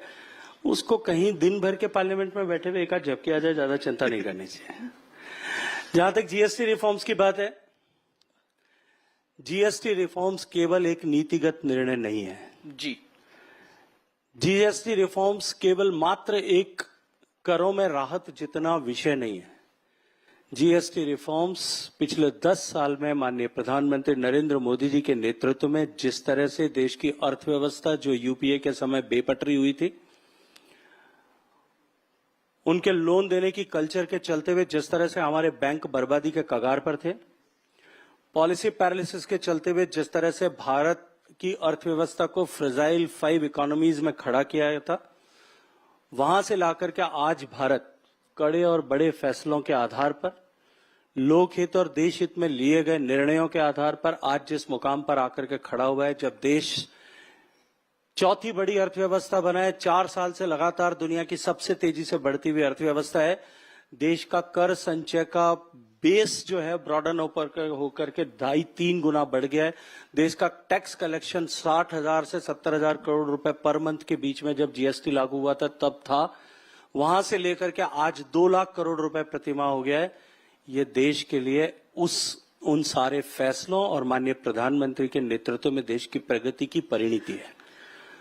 और जब प्रधानमंत्री ने कहा लाल किले के प्राचीर से देश 2 बार दिवाली मनाएगा, देश दिवाली से पहले दिवाली के मोड में आ चुका है। जी, लेकिन प्राइम मिनिस्टर ने कल एक टर्म को यूज किया, न्यू मिडिल क्लास। उसमें सरकार का संदर्भ क्या है? देखिए, माननीय प्रधानमंत्री जी के इस राष्ट्रीय राजनीति में पदार्पण से पहले 2014 से पहले गरीबी हटाओ इसको एक नारे की तरह या राजनीतिक हथियार के रूप में उपयोग किया गया था, लेकिन देश में गरीबों की संख्या सुरसा के मुंह की तरह बढ़ती जा रही थी। पहली बार किसी ने व्यावहारिक तौर पर काम करते हुए देश में गरीबी और गरीबी से जुड़े हुए विषयों को एड्रेस करने पर काम किया। योजनाओं का ही केवल निर्माण की नहीं किया, अपितु योजनाओं को 100% सैचुरेशन के दृष्टिकोण से धरातल पर उतारा। जी, मूलभूत आवश्यकताओं की, मूलभूत विषयों की चुनौती से जूझते हुए समाज को उनसे बाहर निकाल करके देश के लिए एक असेट साइड में ला करके खड़ा किया, और उसका परिणाम था नीति आयोग के आंकड़े उठा करके देख लें, वर्ल्ड बैंक के आंकड़े उठा करके देख लें, देश की दुनिया के दूसरे इकोनॉमी का एनालिसिस करने वाले ऐसे सारे ऑर्गेनाइजेशंस और इंस्टीट्यूट्स के आंकड़ों को उठा करके देख लें, मीडिया के वर्टिकल्स पे उठा करके देख लें। कुछ आंकड़ों में अंतर हो सकता है, कहीं 20 करोड़ होगा, कहीं 22 करोड़ होगा, कहीं 25 करोड़ होगा, कोई 30 करोड़ की बात कर रहा होगा, लेकिन इतना बड़ा तबका ऐसा है जो गरीबी की रेखा से बाहर निकल करके अब मध्यम वर्ग का जीवन जीने का सौभाग्य प्राप्त कर चुका है। वो न्यू मिडिल क्लास है। तो that is aspiring class of our country. Okay, आप कह रहे हैं जो मिडिल क्लास और एक दूसरी क्लास के बीच में वो न्यू मिडिल क्लास है? नहीं जी, नई कोई क्लास नहीं है। मिडिल क्लास में जो नए लोग एंटर हुए that is new middle class. अच्छा, एक इसकी पॉलिटिकल साइड है, और पॉलिटिकल साइड ये है कि बीजेपी का, जब से बीजेपी का जन्म हुआ तब से मिडिल क्लास जो है वो बीजेपी का बहुत बड़ा सपोर्ट बेस रहा है नेशन वाइड, स्पेशली अगर हम पूरे देश की बात करें अटल जी, अडवाणी जी के युग से। उस मिडिल क्लास को 10 साल में बीजेपी की सरकार देने का बहुत प्रयास कर पा रही थी, लेकिन दे नहीं पा रही थी। इसीलिए इनकम टैक्स में भी राहत दी है, और इसीलिए जीएसटी में भी इतनी बड़ी राहत देने का प्रयास हुआ है, और इसका एक हमें रिजल्ट भी देखने को मिला। दिल्ली इलेक्शंस में आपने अरविंद केजरीवाल जैसे एक दिग्गज को चुनाव हरवा दिया, मतलब उनकी पार्टी चुनाव हार गई। इसकी एक पॉलिटिकल साइड भी है शेखावत जी। इसको देखिए, हर निर्णय की में राजनीति खोजना इस देश की लोकतांत्रिक व्यवस्था के साथ में जुड़ा हुआ विषय है। जी, हमारे मन में नहीं होगा तो मीडिया के साथ ही आप लोग खोज देंगे, और आप लोग खोज करके हमारे सामने प्रतिपक्ष में बैठे हुए लोगों को सुझा देंगे, और वो उसका तंदूरा बजाने लगेंगे। नहीं, हम नहीं समझा रहे, या वो बजाने लगेंगे तो आप उसको दिखाने लगेंगे, वाइस वर्सा दोनों हो सकता है। देखिए, मोदी सरकार के फैसले राजनीतिक स्वार्थ और हितों को लेकर के नहीं किए जाते। वहां मंत्र है देश हित सर्वोपरि, दल का हित उसके बाद में, और उसके बाद में कहीं व्यक्ति या कहीं किसी और का हित आता है। इसलिए देश का हित लेकर के जब फैसले करते हैं, देश की जनता प्रतिसाद के रूप में जो है वो राजनीतिक दायित्व देती है, सफलताएं देती है, वो इनडायरेक्ट बेनिफिट है। लेकिन डायरेक्ट राजनीतिक के लाभ से और राजनीतिक दृष्टिकोण से फैसले जिन्होंने किए थे, वो आज देश की राजनीति में हाशिए पर सिमट करके खड़े हो गए। नहीं, जब ऑपोजिशन के नेता बोलते हैं, बड़े बड़े नेता बोलते हैं, मैं सबका नाम लेना चाहूंगा तो समय निकल जाएगा सवाल में, वो कहते हैं कि टैरिफ से ध्यान हटाने के लिए ये पूरा खेल खेला गया है। That another version. What's your take? मैं याद दिला देता हूं, डिमोनेटाइजेशन जब होने वाला था उत्तर प्रदेश के चुनाव हो रहे थे जी, पुराने रिकॉर्ड उठा करके देख लीजिएगा उस समय कैसी टिप्पणियां की गई थी, लेकिन हुआ क्या था। मैं फिर कहूंगा, हर विषय को राजनीतिक दृष्टि से देखने की कोशिश करना, उस लेंस से देखने की कोशिश करना और माइक्रोस्कोप लगा करके उसमें राजनीति ढूंढना और उसकी आलोचना करके अपने राजनीतिक स्वार्थों या महत्वाकांक्षा की पूर्ति करने के प्रयास पहले भी होते रहे। इस 10 साल के कालखंड में लगातार इस तरह के प्रयास किए गए, एक बार पहले भी विफल हुए, एक बार फिर विफलता होगी। अच्छा, इसके अंदर एक आंकड़ा है, वो ये है कि ये जो नई स्लैब रेट्स आई हैं जीएसटी की, इसके बाद 85% गुड जो हैं वो लगभग और वस्तुएं हैं, सर्विसेज हैं, गुड सर्विसेज हैं, ये अब 5% टैक्स के दायरे में आएंगे और इससे लगभग 2.5 लाख करोड़ रुपए की बचत होगी। क्या आपको लगता है कि वो सारा सरकार का एजम्पशन ये है कि जो बचत होगी वो पैसा दोबारा सिस्टम में आएगा? That's your belief? देखिए, हालांकि जो दो इंपॉर्टेंट टैक्स स्लैब्स की बात करें हम 12% की या 12 और 18 दोनों को जोड़ करके अगर उससे हम टैक्स रिडक्शन हो उसकी बात करें तो 95% गुड्स जो है इन दोनों स्लैब में थे उनका टैक्स रेट कम हो गया। 28% स्लैब में थी, उसमें भी लगभग 85% का आंकड़ा जो है वो ये दिखाता है कि वहां टैक्स स्लैब कम हो गया। हर एक आदमी के, आपके, मेरे सामने बैठे आपके दर्शक, सबके घर में जितनी भी दैनिक उपयोग की वस्तुएं जी, खेत में काम करने वाले किसान से लेकर के और बंबई के बड़े आलीशान घर में रहने वाले तक, सबके हर एक के जीवन की उपयोग की वस्तुओं को जो है वो टैक्स स्लैब कम करके 0 से 5% के बीच में लाया गया है।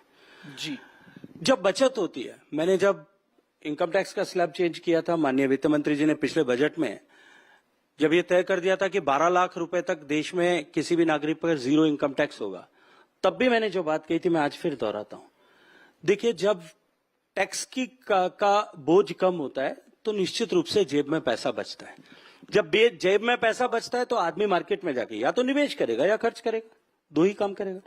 दोनों में सरकार का लाभ है। निवेश करेगा तो भी सरकार का लाभ है, और जो है अगर जाकर के मार्केट में खर्च करता है, चाहे वो अपने घर में कुछ सामान खरीदने के लिए, संसाधन खरीदने के लिए, गैजेट्स खरीदने के लिए खर्च करे या पर्यटन के लिए, पर्यटन उसका ऑटोमेटिकली एक बड़ा बेनिफिशियरी होता है। और हम सब ने देखा है जिस तरह से इकोनॉमी ने ग्रो किया, जिस तरह से टैक्स बेस कम हुआ, आज भारत का डोमेस्टिक ट्रैवल जो है वो बेतहाशा बढ़ रहा है। पिछले 1 साल में 294 करोड़ यात्राएं इस भारत में डोमेस्टिक ट्रैवलर्स ने की है।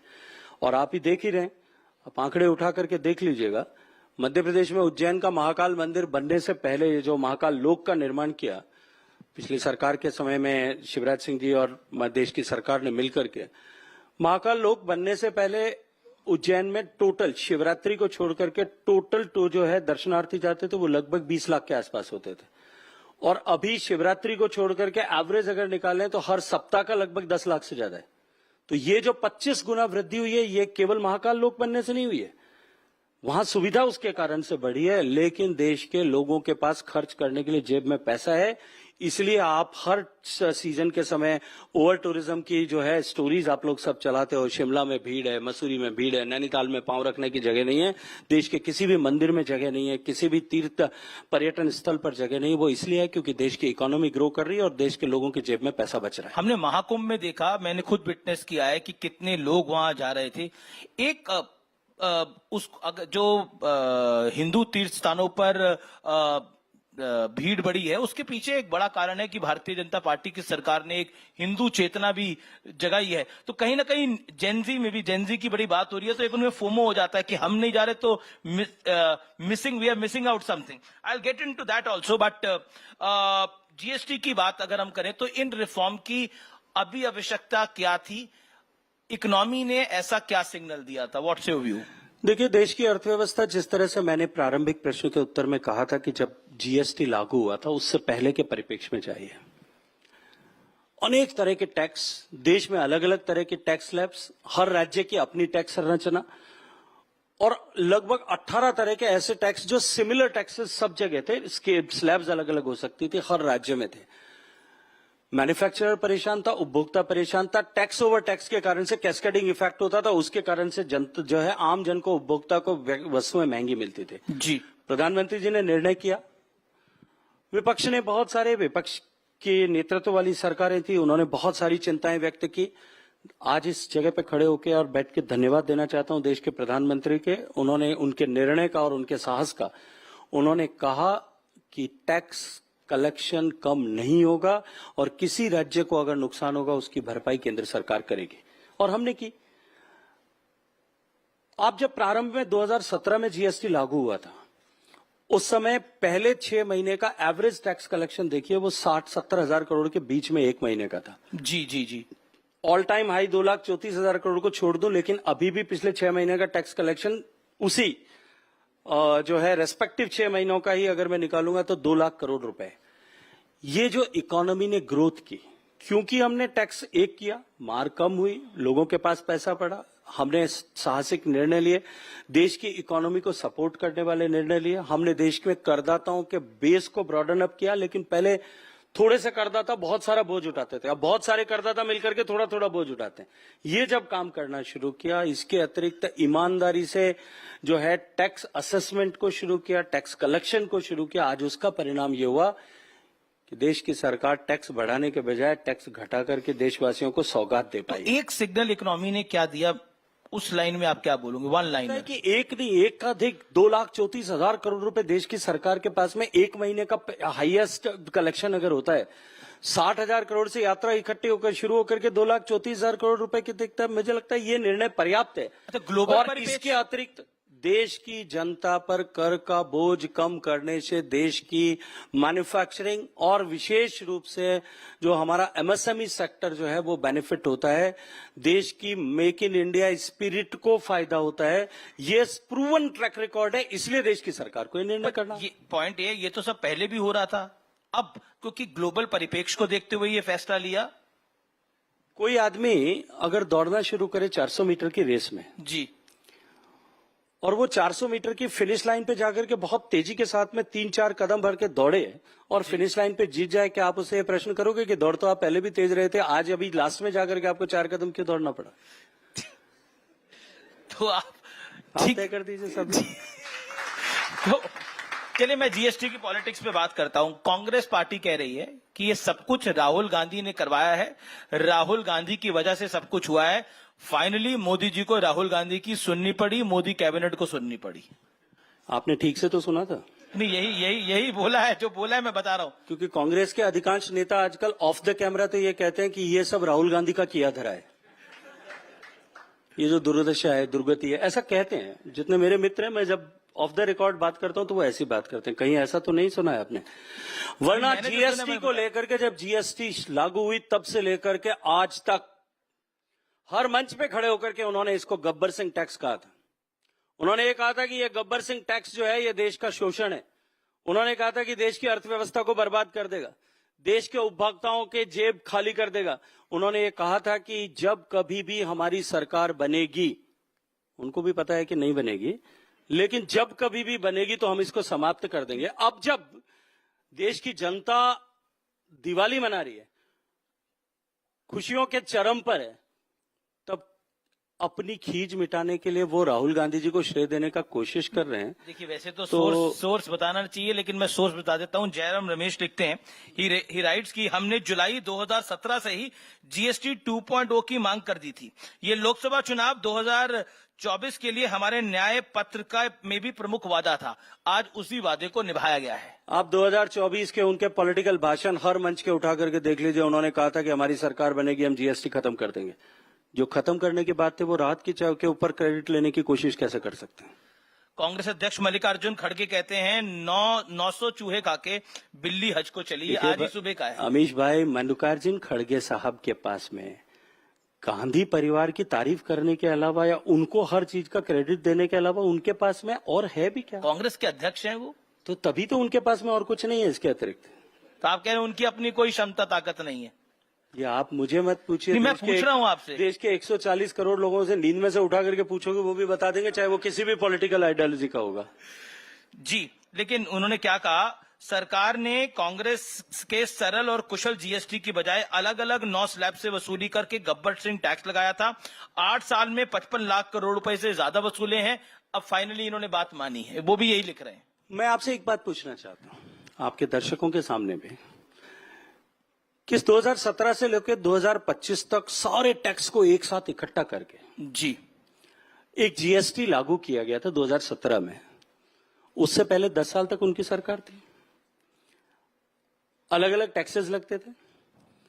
18 तरह का इंस्पेक्टर जो है वो ट्रेडर और मैन्युफैक्चरर की छाती पे उसके घर पे घुसा रहता था।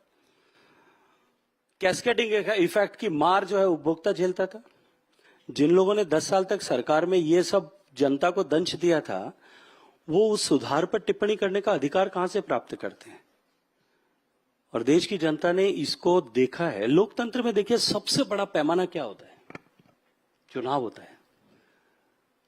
अगर माननीय मोदी जी का निर्णय देश के हित में और देशवासियों के अनुकूल नहीं होता ना, तो तीसरी बार लगातार इतने बड़े बहुमत के साथ में देश की जनता जो है उनको आशीर्वाद देकर के प्रधानमंत्री नहीं बनाते। जी, लेकिन कांग्रेस को लग रहा है कि उनका आइडिया, आजकल उनको बहुत चीजें लग रहा है चोरी हो रही हैं, लेकिन उनको लग रहा है आइडिया भी चोरी हो रहा है उनका। देखिए कोई आइडिया, मैं आपके सामने एक बात और रखना चाहता हूं। उन्हीं की रिजीव में प्रधानमंत्री, देश के प्रधानमंत्री ने यह कहा था कि हम 100 रुपया दिल्ली से भेजते हैं, वो धरातल पर पहुंचते पहुंचते 15 रुपए बच जाता है। उन्होंने पैसे में कहा होगा 100 पैसे भेजते हैं, 15 पैसे पहुंचते हैं। जी, जी, जी। 85% ड्रेन हो जाता है। ड्रेन हो जाता है, ये वो एक्सेप्ट करते थे। फाइलें उठा करके देखिएगा, कभी एक्सेस मिलेगा तो उस समय भी इस पर विचार हुआ था कि इसका समाधान क्या हो सकता है, लेकिन समाधान नहीं हुआ था। समाधान करने की चेष्टा भी नहीं की गई थी, और कुछ जितनी की गई थी वो भी कर नहीं पाए थे, क्योंकि साहस नहीं था, राजनीतिक डर इतना था कि कुर्सी छिन जाएगी। इस डर के मारे नहीं कर पाए। देश के प्रधानमंत्री नरेंद्र मोदी जी ने एक संकल्प लेकर के देश के हर आदमी का बैंक का खाता खुले और डिजिटाइजेशन की ताकत से दुनिया को सबसे ज्यादा डिजिटल ट्रांजैक्शन वाला देश भारत को बना दिया, बिचौलियों को समाप्त कर दिया। अब वो ये कहें कि ये आइडिया हमारा चोरी कर लिया। तुम आइडियाओं के साथ में, आइडियाज के साथ में रात भर स्वप्न देखो और उनके डर के मारे आइडियाज को इंप्लीमेंट नहीं कर पाओ, और कोई आकर के आइडिया को इंप्लीमेंट कर दे, तो धन्यवाद देना चाहिए ना। जी, हमने उनके आइडिया को, अगर वो मानते हैं, भाई अगर वो मानते हैं तो उनको धन्यवाद देना चाहिए, आपने हमारा आइडिया इंप्लीमेंट कर दिया। चलिए, एक बार भी साहस के साथ में खड़े होकर के उन्होंने धन्यवाद दिया क्या? नहीं, पर एक बात तो बहुत साहस जब के साथ जीएसटी लागू किया तो उन्होंने कहा कि जीएसटी तो गब्बर सिंह टैक्स है। जीएसटी की शुरुआत की लेकिन एक बात तो बहुत साहस के साथ कहते हैं, वो कहते हैं वोट चोरी करा है आप लोगों ने। वो हर दूसरे दिन कहते हैं, कह रहे वोट चोरी करा है। वो कुछ आंकड़े भी लेकर आ जाते हैं। नहीं, मैं तो अभी इस पर विचार कर रहा हूं। हम कुछ लोग बैठ करके सोच रहे हैं कि अब अगला वो क्या बात करेंगे, क्योंकि पिछले चुनाव तक वो ईवीएम पर बात करते थे, उसके बाद में वो ईसीआई पर बात करते थे, उससे पहले वो कुछ और विषयों पे बात करते थे। अब की बार वो वोट चोरी तक पहुंचे। अगली बार क्या बात करेंगे, अपने तो चिंता उस पर करनी चाहिए, क्योंकि उनकी बात को देश गंभीरता से नहीं लेता है, ये सिद्ध हो चुका है। उनकी बात को लोग मजाक समझ करके उड़ा देते हैं। उनकी बात में कहीं कोई तथ्य नहीं है, कहीं कोई लॉजिक नहीं है। देश सारा जानता है। आपको लगता है वोट चोरी मुद्दा है क्योंकि कांग्रेस उस पे बहुत दमखम के साथ लगी हुई है? नहीं, मैंने कहा ना कि कांग्रेस पार्टी के लोगों की मजबूरी है कि नेता जो कहेगा उसके उसी राग में राग उनको मिलानी पड़ेगी, सुर में सुर मिलाना पड़ेगा। लेकिन देश की जनता इस बात को बहुत अच्छे तरह से जानती है और पहचानती है। मैं तो इतना कहूंगा कि संविधान को जेब में रख करके हम संवैधानिक व्यवस्था का सम्मान नहीं कर सकते। उसके लिए संवैधानिक व्यवस्थाओं का सम्मान करना पड़ता है। संवैधानिक संस्थाओं को जो है वो मजबूत करना पड़ता है। देश की संवैधानिक संस्थाओं पर प्रश्न चिन्ह खड़े करना संविधान का अपमान करने के बराबर है, जो आदरणीय राहुल गांधी जी निरंतर कर रहे हैं। कभी वो न्यायपालिका पे प्रश्न खड़ा करते हैं, कभी वो इलेक्शन कमीशन ऑफ इंडिया पे खड़ा करते हैं, कभी वो जांच एजेंसियों पे खड़ा करते हैं। पहले आपको याद होगा पिछले चुनाव के समय में रफाल्स को लेकर के उन्होंने कितने बड़े बड़े आजकल तो वो बम भी फोड़ रहे हैं। जितनी टोटल डील नहीं थी उतनी से ज्यादा बड़ी डील। आप तो राजस्थान से आते हैं, पोखरण भी जाते रहते होंगे। वहां अटल बिहारी वाजपेयी ने सबसे दूसरे नंबर, पहले इंदिरा गांधी ने करा, फिर अटल जी ने वहां पर परमाणु लोकसभा क्षेत्र आप ही का लोकसभा क्षेत्र है। अब राहुल गांधी कह रहे हैं कि वो दिल्ली में हाइड्रोजन बम फोड़ेंगे, पॉलिटिकल हाइड्रोजन बम। देखिए, राहुल गांधी जी दिल्ली में हाइड्रोजन बम फोड़ने की कोशिश करते हैं और मोदी जी की सरकार पाकिस्तान में आतंकवादियों के किलों को ढहाने के लिए बम फोड़ती है। ये फर्क है, और ये फर्क देश की जनता बहुत स्पष्ट निगाहों से देखती है। उनको दिखाने की और समझाने की जरूरत नहीं पड़ती। जी जी, एक अगला इंपॉर्टेंट विषय है कि प्रधानमंत्री जी का 75वां जन्मदिवस। जी जी जी, वो कुर्सी की प्राप्ति के लिए इस तरह के दुष्प्रयास करते हैं, और हम देश का सम्मान बढ़ाने के लिए मोदी जी के नेतृत्व में देश को आतंकवाद से मुक्त करने के लिए, देश के दुश्मनों का सफाया करने के लिए इस तरह से करें। देश की जनता जानती है, पहचानती है, देखती है, तभी तो वो हाशिए पर सिमटते हैं। अब कहीं एक कोने में रह गए हैं। जी, लेकिन बहुत इंपॉर्टेंट 17 सितंबर गया है, प्रधानमंत्री नरेंद्र मोदी का 75वां जन्मदिन था। What is your Modi story you want to share here? देखिए, माननीय प्रधानमंत्री जी के साथ में लंबे समय से काम करने का सौभाग्यपूर्ण अवसर मिला है। माननीय प्रधानमंत्री जी चलती फिरती विश्वविद्यालय हैं। जब कभी भी उनसे मिलने का अवसर मिला है, चाहे किसी को भी, अगर वो अपने दिमाग की खिड़की खुली रख करके मिलता है तो वो वहां से कुछ न कुछ सीख करके आता है। वो अपने हर वाक्य से, अपने हर सुझाव से, अपनी हर समीक्षा से, कोई इंटरेस्टिंग किस्सा और आप अपने शेयर करना हर चाहेंगे? बातचीत से वो कुछ न कुछ आपको अवश्य रूप से सिखाएंगे। अनेक विषय हो सकते हैं, लेकिन किसी विषय को वो कितनी गंभीरता के साथ में पकड़ते हैं। मैं जब सांसद था, एक बार उनके पास में अपने लोकसभा क्षेत्र के किसी विषय को लेकर के गया था। मैंने विषय एयरपोर्ट के एक्सपेंशन से जुड़ा हुआ विषय था, मैंने विषय उनके सामने रखा। उन्होंने कहा ठीक है, इसकी मुझे क्रोनोलॉजिकली ये सब चीज लिख करके दे दो। 10 मिनट का समय था, मेरी बात तो लगभग 45 सेकंड में समाप्त हो गई थी। उठने लगा तो उन्होंने मुझे कहा कि बैठो, और क्या कर रहे हो? मैं उस समय एक सोशल मीडिया प्लेटफॉर्म पर मैंने एक जो है इंटर्नशिप प्रोग्राम शुरू किया था, जिसमें हम लोग कुछ विषयों को लेकर के शोध करना चाहते थे। और हमने देश के दुनिया भर के ऐसे बच्चों से, जो लोग पढ़ाई कर रहे हैं डिफरेंट ऑर्गेनाइजेशंस में, इंस्टीट्यूट्स में पढ़ रहे हैं, उनसे कहा था कि देश की सरकार और प्रदेशों की सरकारें जो डिफरेंट स्कीम्स चलाती हैं, योजनाएं चलाती है, उन योजनाओं को आपस में जोड़ करके बेटर तरीके से सिंक्रोनाइज करके अच्छे रिजल्ट्स कैसे प्राप्त किए जा सकते हैं, इस पर हम स्टडी करें। जी, हमने शॉर्टलिस्ट करके लगभग 2000 लोग जिन्होंने अप्लाई किया था, उसमें से 350 लोगों को हमने साथ जोड़ा, जिसमें देश के हर IIT, हर IIM, हर एम्स, हर NLU, हर प्रदेश और देश के फ्लैगशिप इंस्टीट्यूट्स के विद्यार्थी थे। सब लोगों ने उस पर काम किया, 3-4 महीने एक्सरसाइज की। हमने डिफरेंट सेक्टर्स आइडेंटिफाई किए थे, उस सेक्टर्स पे लोगों ने काम किया। उन्होंने जो है और अपनी तरफ से उस पर आइडिएट किया, उसको आगे बढ़ाया। तो मैंने प्रधानमंत्री जी को बताया कि मैं इस विषय पर काम कर रहा हूं। उन्होंने तुरंत अपने दोनों सहयोगियों को बुलाया और उनसे कहा गुजराती में कि ये जो काम कर रहे हैं ये अच्छा काम है, एक बार इसको समझिए। मुझे लगा, मैं नया नया संसद में आया था, मुझे भी लगा कि प्रधानमंत्री ने कहा समझिए, PM ऑफिस में कभी 5-10 दिन बाद इनको याद आएगी। मैं अपना बाहर निकल के भोजन करने जा रहा था, मुझे फोन आया कि आप कहाँ चले गए? मैंने कहा साहब रोटी खाने जा रहा हूँ। तो उन्होंने कहा नहीं, पहले आप वापस आओ। तो मैंने कहा मेरे पास कंप्यूटर लैपटॉप कुछ भी नहीं है, मैं क्या बताऊंगा। कि नहीं, आप आकर के ऐसे ही एक्सप्लेन करो। मैंने एक्सप्लेन किया 1 मिनट, 10-15 मिनट में। तो उन्होंने कहा इसको आप मुझे लिख करके भेजो, भेज दिया। और उसके बाद में दूसरे दिन मुझे सूचना मिलती है कि प्रधानमंत्री जी का आदेश है कि आपको पार्लियामेंट्री पार्टी की मीटिंग, जहां बीजेपी के सारे लोकसभा राज्यसभा के सांसद होते हैं, उन सब के साथ में सामने आपको प्रेजेंटेशन करना है।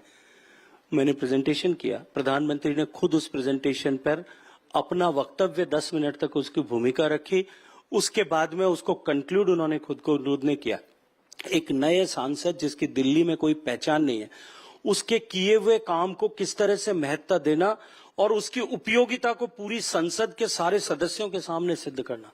सब अपने व्यक्ति की कैपेसिटी बिल्डिंग करने की जो हुनर उनका है, उन्होंने उनको नरेंद्र मोदी बनाया है। जी जी जी, बिल्कुल आखिरी राउंड है और समय भी बिल्कुल समाप्त हो गया। तो एक लाइन में आपका जवाब चाहूंगा। रैपिड फायर राउंड है और आपके लिए बिल्कुल कठिन नहीं है, सरल सवाल है आपके लिए बिल्कुल। बड़ा नेता कौन है, राहुल गांधी है या तेजस्वी यादव है आपकी राय में? Choose one. निश्चित रूप से तेजस्वी यादव है। ओके। राहुल गांधी जी बेचारे हो गए। अब बिहार के परिप्रेक्ष्य में बात कर रहा हूँ, बिहार के परिप्रेक्ष्य में सीट डिवाइड होंगी तब देख लेना कौन है। जी जी जी, GST रिफॉर्म जरूरी या मजबूरी, चुनावी मजबूरी बिहार की? देश के लिए आवश्यक है। देश के लिए आवश्यक है। और आखिरी पॉइंट, जेनजी पर आप क्या कहना चाहते हैं, क्योंकि बहुत कुछ कहा जा रहा है, नेपाल जैसे हालात यहाँ ना बन जाए। देश का भविष्य और भारत का जेनजी जिस तरह से देश के विषयों को लेकर के जिम्मेदार है, पंजाब यूनिवर्सिटी का चुनाव, दिल्ली यूनिवर्सिटी का चुनाव, हैदराबाद यूनिवर्सिटी का चुनाव, ये इस बात का परिचायक है। पर राहुल जी को जेनजी से ही उम्मीद है। उसके परिणाम इस बात से परिचायक हैं कि देश का युवा देश के परिवर्तन और देश के विकास और विकसित भारत के संकल्प के साथ पूरी ताकत के साथ जुड़ा और खड़ा है। देश का पर राहुल गांधी को जेनजी से उम्मीद है काफी। हाँ, लेकिन राहुल गांधी जी से कांग्रेस पार्टी के नेताओं को और उनके कार्यकर्ताओं को कितनी उम्मीद बची है, समीक्षा इस पर करनी चाहिए। शुक्रिया, बहुत बहुत धन्यवाद आपका हमारे साथ जुड़ने के लिए, इस मंच पे आने के लिए। जोरदार तालियों से धन्यवाद करिए गजेंद्र सिंह शेखावत का, केंद्रीय मंत्री।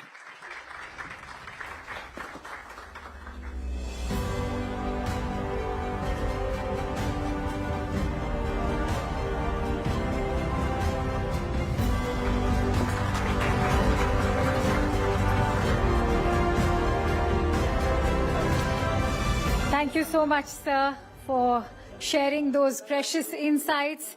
And thank you, Amish, for that engaging conversation. So if GST 1 unified India's domestic market, GST 2.0 is about future-proofing it for the next decade of growth. To help us make sense of what lies ahead, please welcome Shweta Punj of Network 18. Ladies and gentlemen, please also put your hands together for one of India's top economic thinkers, economist, author and member of the Prime Minister's Economic Advisory Council, Mr. Sanjeev Sania. Thank you so much for that. Thank you, Sanjeev, for being here. Can we get a louder applause, please, for Sanjeev, for embodying the spirit of Navratri today? I think you've gotten so many compliments, and it's lovely. Please take a seat. A very warm welcome to Reforms Reloaded. What a day to be talking to you. It's the start of the Savings Festival, as the Prime Minister called it. It's the first day of Navratri. And this morning, I was on an e-commerce platform, a quick commerce platform, and I was trying to buy something, but the prices have not gone down yet, Mr. Sania. So, and we had, some companies talking about why it'll be difficult for them to pass on the rate cuts because it's just the price points are tricky. They'd rather increase the product size. I just want to get your thoughts in on this. Now, never confuse capitalism with the private interests of capitalists. Of course, nobody wants to reduce their prices. However, let me say that the government has been very, very clear that we don't want to introduce another anti-profiteering type of thing because in the end, creating another Inspector Raj in that sense is not helpful. So it would be good if prices were passed through. Some may prefer to pass it through larger quantity. Obviously depends on the particular product. I mean, I can't see how you can pass on 25% or 18% more television, but anyway, it may be possible in some products, I don't know. But let me say that there should be public pressure on the manufacturing and producers and companies to pass this through because it is a windfall, but the windfall is not meant for them, it is meant for consumers. Absolutely. In fact, yesterday the Prime Minister also said that the citizen is God, and you're saying that the public needs to speak up and, put public pressure. However, having said that, it's easier said than done, and we've had an anti-profiteering agency in the past that's not really worked, and you've categorically come out and said that there should be no Inspector Raj. Is there a thought process in the government on how do we ensure that the rate cuts are passed on? Because, that is the question that I think everyone in the audience has here at the moment. Look, I think business needs to understand that they are as much citizens as anyone else. So as a country, we do expect good behavior. Now, some of this has to come from social pressure. As I said, giving additional powers to the bureaucracy has its own connotations. Therefore, that is not something that I'm very keen on pushing for. So this is something that hopefully will, over time, I'm not saying it may need to happen immediately, but over the next few months, it would be important to see this pass through. And maybe it will. I mean, that's why you need competitive markets. Some people will pass it through, their prices will fall, and presumably they will, therefore, their market share will go up and so on. So to some extent, the market may force it through anyway. All right. In terms of a consumption push, there are various estimates, that have been doing the rounds. How soon do you expect the consumption to pick up, and what are the estimates that you are working with? So first of all, it's impossible to put a number to this. So there are some people trying to put number to this, but let me tell you, as a person who trained economist, it is not possible to draw those demand and supply graphs. So because it's not just at one point, right? It's across the entire supply chain that you have reduced prices. So it's impossible to try and guess how much that will be. So I would say that it would be significant. But let me say one more thing. I think thinking of the benefit from just this one-time, demand boost during Navratra, whatever you think, is in fact the wrong way to think about it in the first place. You have to understand that the real benefit from this is to make the economic machinery more efficient. So what happened is, and so I need to step back a little bit, is to go back to how we implemented GST. Ladies and gentlemen, hope you enjoyed your tea and coffee break. Let's move our attention to our next conversation, and we turn to the markets for this. The ultimate test of whether reforms inspire confidence. India's forex reserves have hit a record $703 billion, and the IPO market is buzzing with 119 issues, raising over 510 billion rupees in H1 financial year of 2025. To explore what investors want from the next wave of reforms, ladies and gentlemen, please welcome Anuj Singhal, who will be joined by Nilesh Shah, MD Kotak Mahindra AMC, Utpal Seth, who's a founder and mentor at the Trust Group, and Atul Suri, who is the CEO at Marathon Trends. Ladies and gentlemen, we are back more rejuvenated after that break. Let's welcome them with a huge round of applause, please. The stage is all yours, gentlemen.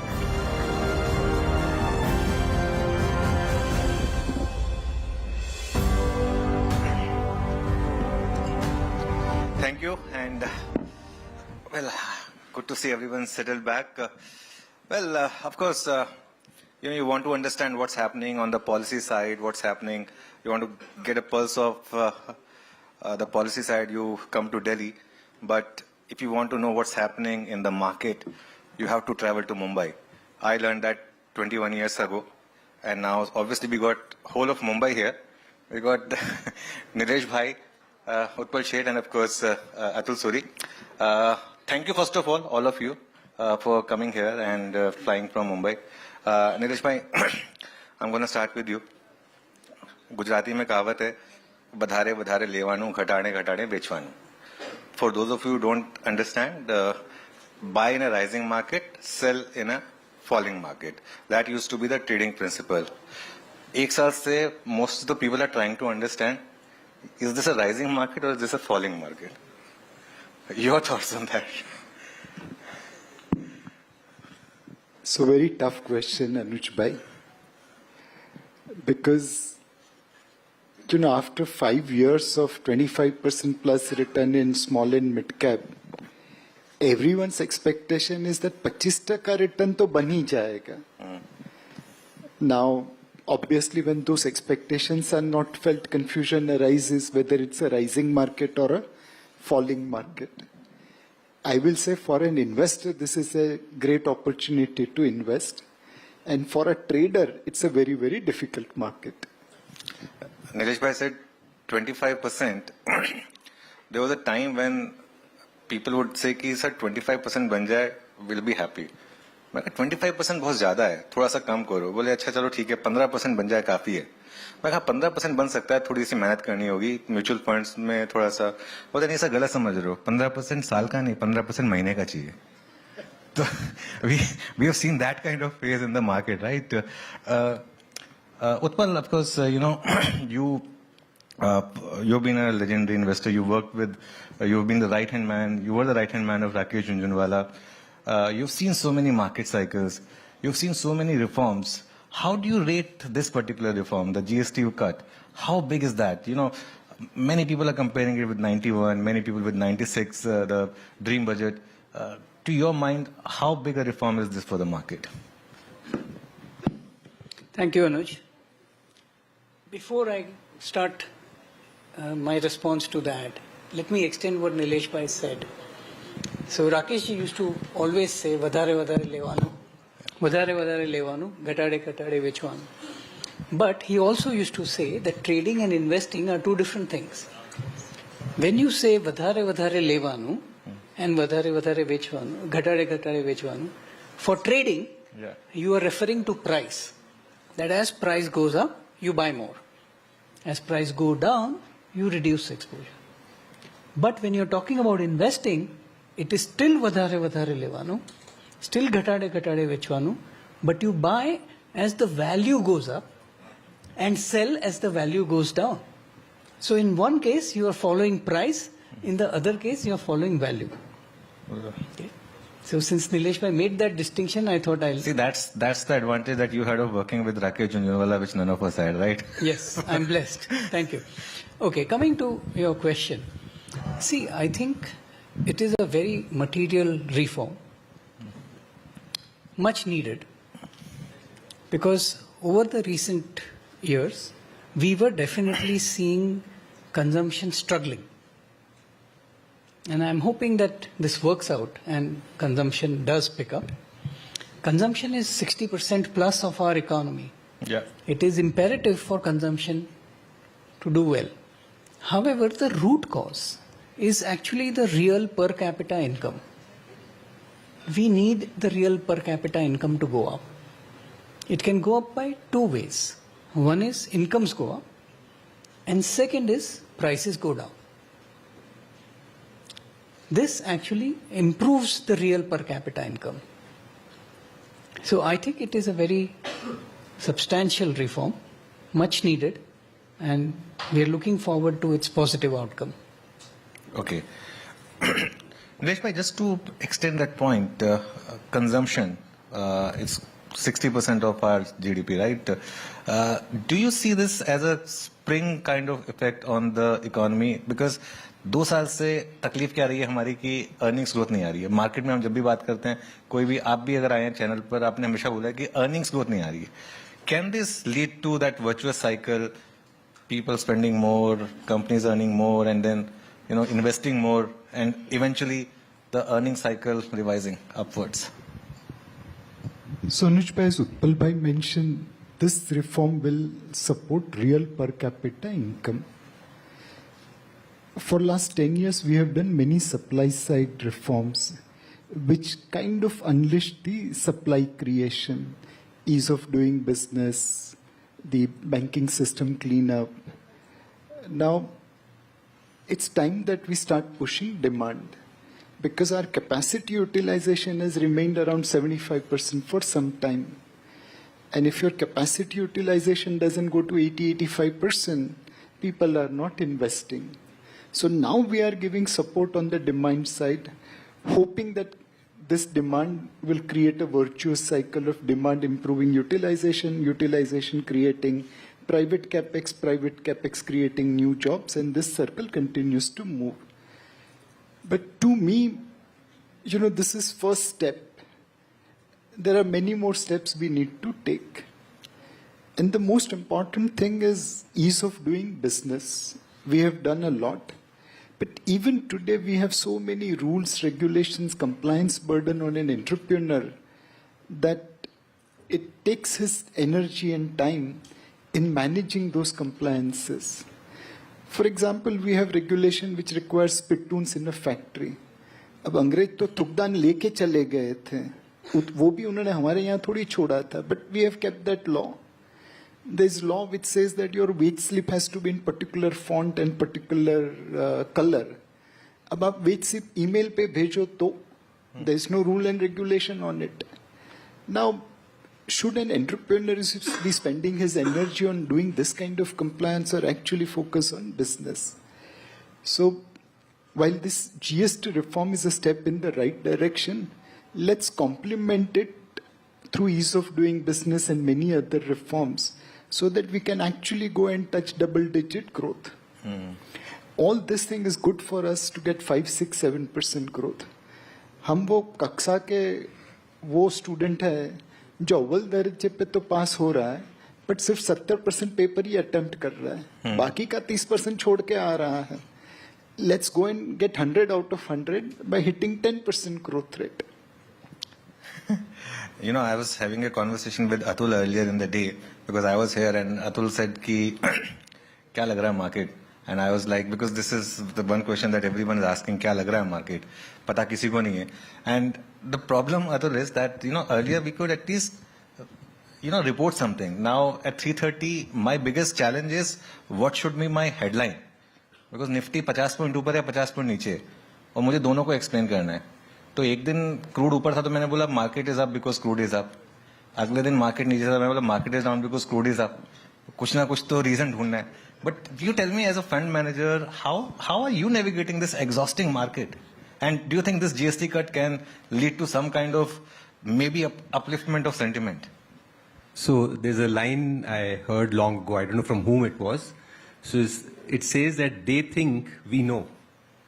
We know we don't know. But we also know they don't know. So it's like that. So we are in some sort of that stage. As you rightly said, you know, we see the index se upar hai, so you have to manufacture a reason why the market is up. And half an hour later, the market is down. You have to manufacture a reason why the market is down. So in these narrow ranges, very often we, you know, get into that phase. And we have been experiencing for the last 1 year. But as people who manage public money, we always tell people that, hey, take a time horizon little longer. The last 1 year has been very frustrating. It's been, the index is where it is, and most funds have actually lagged it. But the moment you stretch it, as Nilesh bhai said, that the returns that we've had since 2000, you know, which I think was a major reset, which was the COVID time. Since there, we've had 4 years of phenomenal returns. And even if you factor in this sideways market of last 1 year. You mean 2020? Yeah, 2020. Yeah. So the returns have been phenomenal. So yes, I mean, I think like it's like, you're like a marathon runner, right? It's 42 kilometers. You set off. We were the best performing market those 3-4 years. But to complete a marathon, you don't have to be the first every kilometer. In fact, if you try to be the first every kilometer, you may not finish the marathon. It may exhaust you. At some stage, you need to retain your energy. You need to take a step back. So I feel that we are going through a consolidation in a larger bull market. And that 1 year is painful. Misplaced expectations, yes. The global markets are going up and we are not going up. That is even more painful. But one has to take a step back and look what we've done 2 to 3, 4 years before that. And from that point of view, I think it's phenomenal. So I think this is a correction in a larger bull market. And yes, it's always painful because expectations are 25%. The good part is that those expectations will now be tempered. And now 12 and 15 will look very good. In fact, anything positive may look good. And that is the real mindset you need as investors. You know, you made some really good points. And especially the point on the, you know, fact that from 2020 we have done really well. It's just last ke 2 saal thoda sa kharab rahe. But you know what? Post 2020 ke baad one more change has happened. When I started my career, long term was 5 years. Medium term was 2 years. Short term was 6 months. Now long term is BTST. Medium term is 5 hours. And short term is कि मैंने सौदा डाला पैसा नहीं बना. तो this set of new investors, Nilesh bhai, who has come in the market post 2020, this is the first year in which they haven't made money. What's your message to them? Because they saw big returns being generated from 20. A lot of people left their full-time jobs and started trading as a career, trading or investment. I met some of them outside actually. So, I mean, what do you tell them in this kind of market? So, Anuj bhai, if making money was so easy, all of us would have become billionaire. You already are. So the point is that even in last 5 years, where markets by and large has gone up except last 1 year, how many retail speculators have lost money? As per SEBI's own research, 9 out of 10 people trading in F&O has lost money. And that number is amounting to somewhere around 1 lakh crore plus. The profit of Jane Street is real. The profit of retail speculators might just be a show off. So my only recommendation to speculators will be, trading is a very, very difficult way to make money. Investment is far simpler way to make money. Yes, investment birbal ki khichdi hai to samay chahiye. But trading, making money is very, very difficult. And you have to be right every time. The day you go wrong, you end up losing whatever you have created. I mean, look at long-term capital management. It had the brain power of Nobel laureates. It's being described as one of the best congregation of intelligence. For a few years, it ran very well. There was no dip.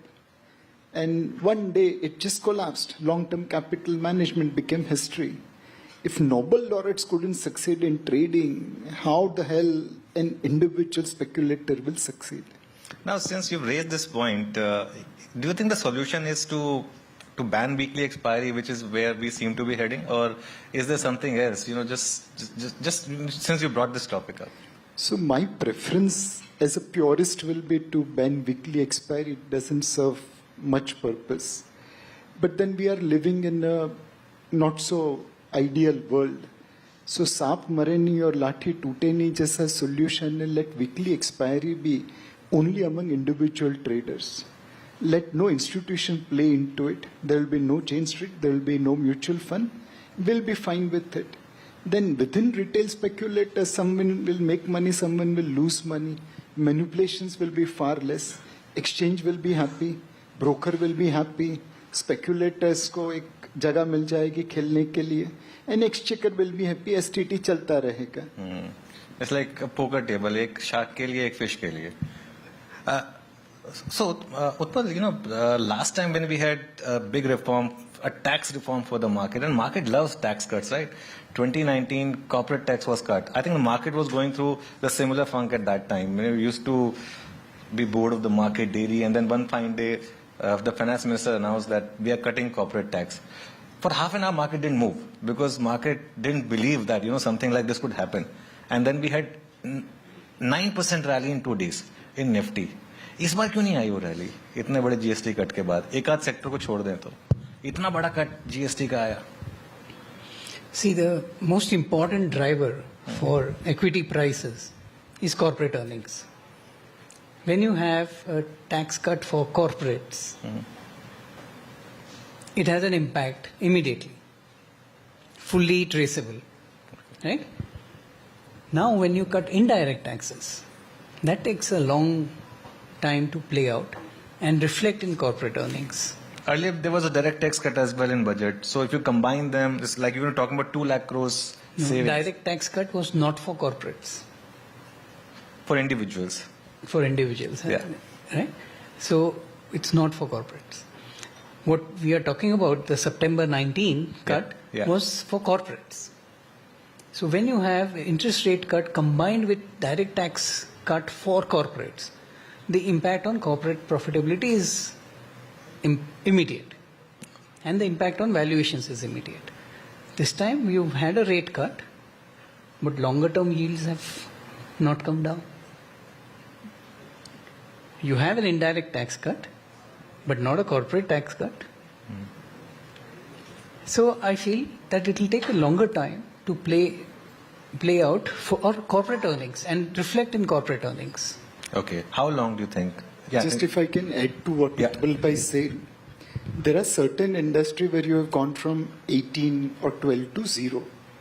But they were getting input tax credit of 5%, 7%. Yes. Now, ideally 18 minus 5, they would have passed 13 to consumer. But right now they are passing full 18. That means they have to take a hit on the profitability of 5%.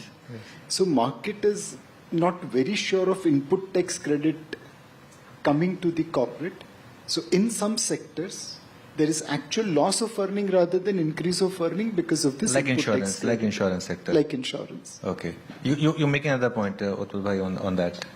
No, I was not making another point. I was just saying, bringing out the difference between now and September 19. Okay. Okay. So it will take another 2 years maybe. Hopefully 12 to 18 months. 12 to 18 months. Okay. I'm just trying to find out when the Nifty will hit new high. Because, much before. Yeah, that makes my life a bit easier. No, I know. So, but you also mentioned that this is a boring market, and no, I can never say that. That's first thing my editor told me when I started my career. He said, never say this is a boring market, because then why will anyone watch you? Even if the Nifty moves 5 point, you make it a point that oh, we have 5 point move on the Nifty. Understood. Make it exciting. You said it's a very exciting market. You said frustrating. It's a frustrating market. Okay. I think it's not about being frustrated. This is not a frustrating market. The market is signaling something. We should respect what the market is signaling. We should separate the noise from the signal. What is the signal?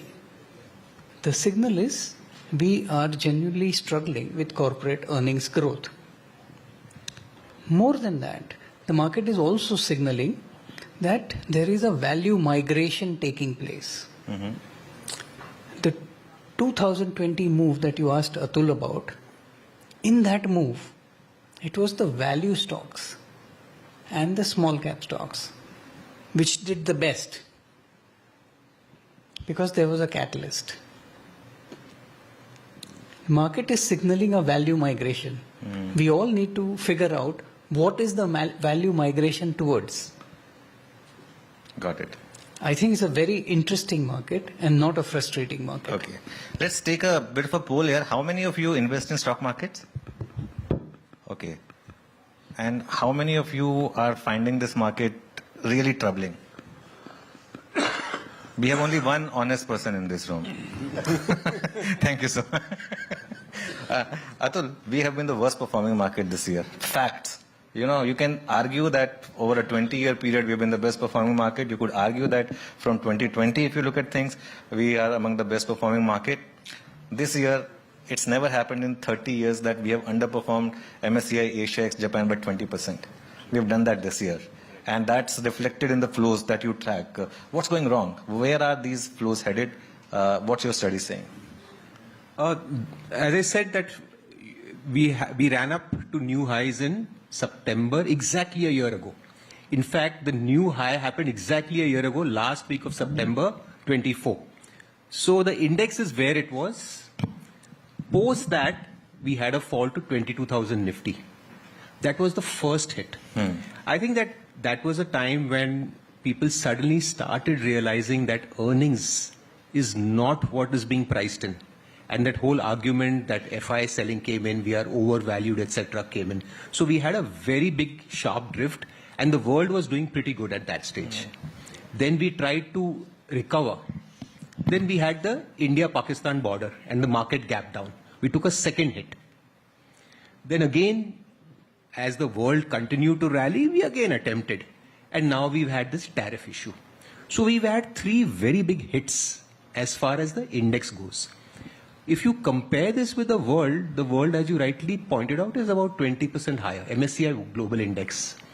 Let's not factor in some more interesting markets. A lot of the European markets, you'll find that they have done phenomenally, decadal best.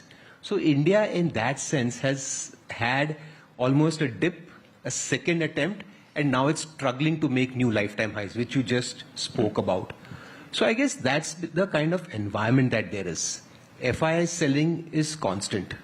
But I think the moot point is, which the earlier two speakers also spoke about, that the basic thing is that till earnings do not come, we do not have the legs to make new highs. Absolutely. Even if we make new highs, it will not sustain. You can have false breakouts, right? Why are some false breakouts? Why do some succeed? Ultimately, it is earnings. Just as in a case of a stock, and that is why this whole GST reforms is very interesting and timely. As you know, you asked earlier that the last time they were corporate tax cuts, it was a mathematical number. It's straight off. It had to be factored in EPS growth, post-tax. But now we do not know. Yes, the reforms look good.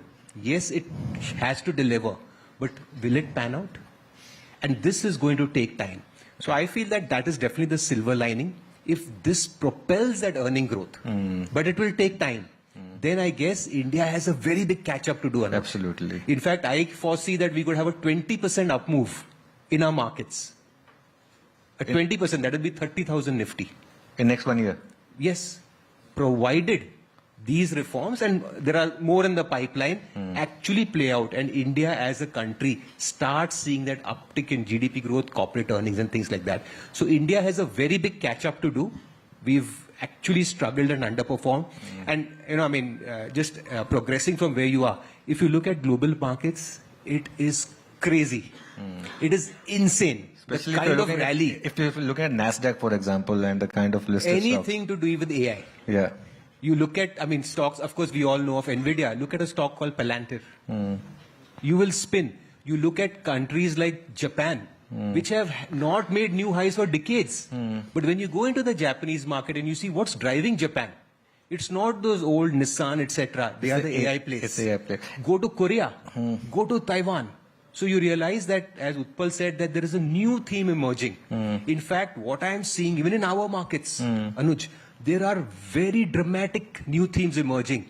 We are still stuck with that HDFC, TCS, Infosys, Reliance. They've done nothing for 5 years. But look at what Eternal has done. Yeah. It's created record from listing day to index. Absolutely. I think it's been the fastest journey. So I feel that there are a lot of things happening, but ultimately markets are slaves of earnings. Absolutely. No, you made a very good point. Actually, I was now going to bring that up. When we talk about reforms, Nilesh bhai, let's also talk about the reforms that private sector should do. Why should we only look at the government? Now, why can't... I remember reading a very good headline. It struck me. That Oracle buys the future, Infosys buys back the past.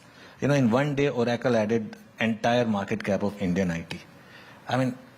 What have we done? As someone said, it was said in a very funny manner. It was a bit of a sarcasm that, it's good that, US is banning H1B because now at least the good Indian people will stop going and becoming CEOs of Google and start something good here instead of just, providing the outsourcing model. So you think if we can also get, if Taiwan can do it, why can't we do it? So I can answer your question in a lighter vein or in a serious manner. In a lighter vein, please. Lighter vein. Okay. So all our IT company CEOs should line up before Xerox and ask them to invest in their company. Because Xerox is the creator of all the digital ecosystem of the world. We all know Xerox is a copier. But Xerox invested into Palo Alto Research Center to invent future. It invented graphic user interface which converted a blank laptop screen, computer screen into live with icons and mouse. It invented mouse. It invented laser printing. It invented Ethernet through which one computer started talking to another. It invented modular programming through which complex software programming was possible. It invented Alto, which was world's first personal computer. And Xerox had invested in Apple. So they invited Steve Jobs to visit their Palo Alto Research Center. Steve Jobs looked at Alto, graphic user interface, mouse, Ethernet, and Macintosh was born. Apparently, Bill Gates also picked up something from Xerox. So we need to find out a company like Xerox who will invent future and allow us to copy. That's the best way to success. Okay, we have about 4 or 5 minutes.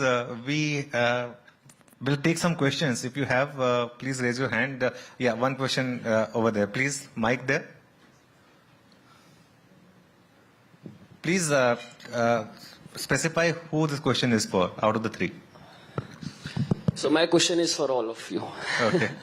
So I'm CA Shivashish Kannani, practicing as an advocate, but I have a lot of interest in stock markets because I'm a CA also. So, जैसे sir ने बताया कि stock markets में तो जो earnings लग रही है वो तो 12-15% अभी लग रहा है, तो बेटर ये नहीं है कि हम गोल्ड सिल्वर और कॉपर में अभी लगा दें gold, silver and copper, मुझे specific advice अगर हम लोगों को मिल जाए, that would be better, and it is not covered by CB guidelines also that you cannot advise on those items. Thank you. Who wants to take this? Utpal, you want to take it? Yeah, so, हमारा एक recency bias बहुत होता है. Like we're all talking about gold. In fact, a lot of people have been talking about gold. But if you look at gold, before this current rise, it probably did nothing for a decade. So क्या होता है कि there is always a recency bias to an asset class that's moving. The question you got to ask yourself is that, do I have that time? Just as in equity, time is a factor. So what I feel is that just because gold is moving up or copper is moving up, I guess you will have to take, it's a trade is a different thing. They are great places to trade. In fact, why do this and why not do crypto? Because honestly, that's the fastest moving asset class in the world. So what I suggest is that, if you're looking at these asset classes, take a deeper thought, wonder why they are moving. Do you think that it's going to play out more? Like in the case of gold, it is a different story. In the case of copper, it's a different story. Gold-silver ratio, should you invest in gold or silver? That's a different story. So I think that commodities, each has a certain play. I guess understand that. And if you think it's the play out is large, it's big enough, then get into it. But just don't go with recency bias, because everyone's talking about gold, gold, gold. The question is that, are you really convinced? Is it going to be something so big? If the answer is yes, play for it. Because only when you have the conviction can you stand drawdowns price and time wise. Any asset class you invest in, usme correction to aana hi hai, price or time wise. That is when your conviction gets tested.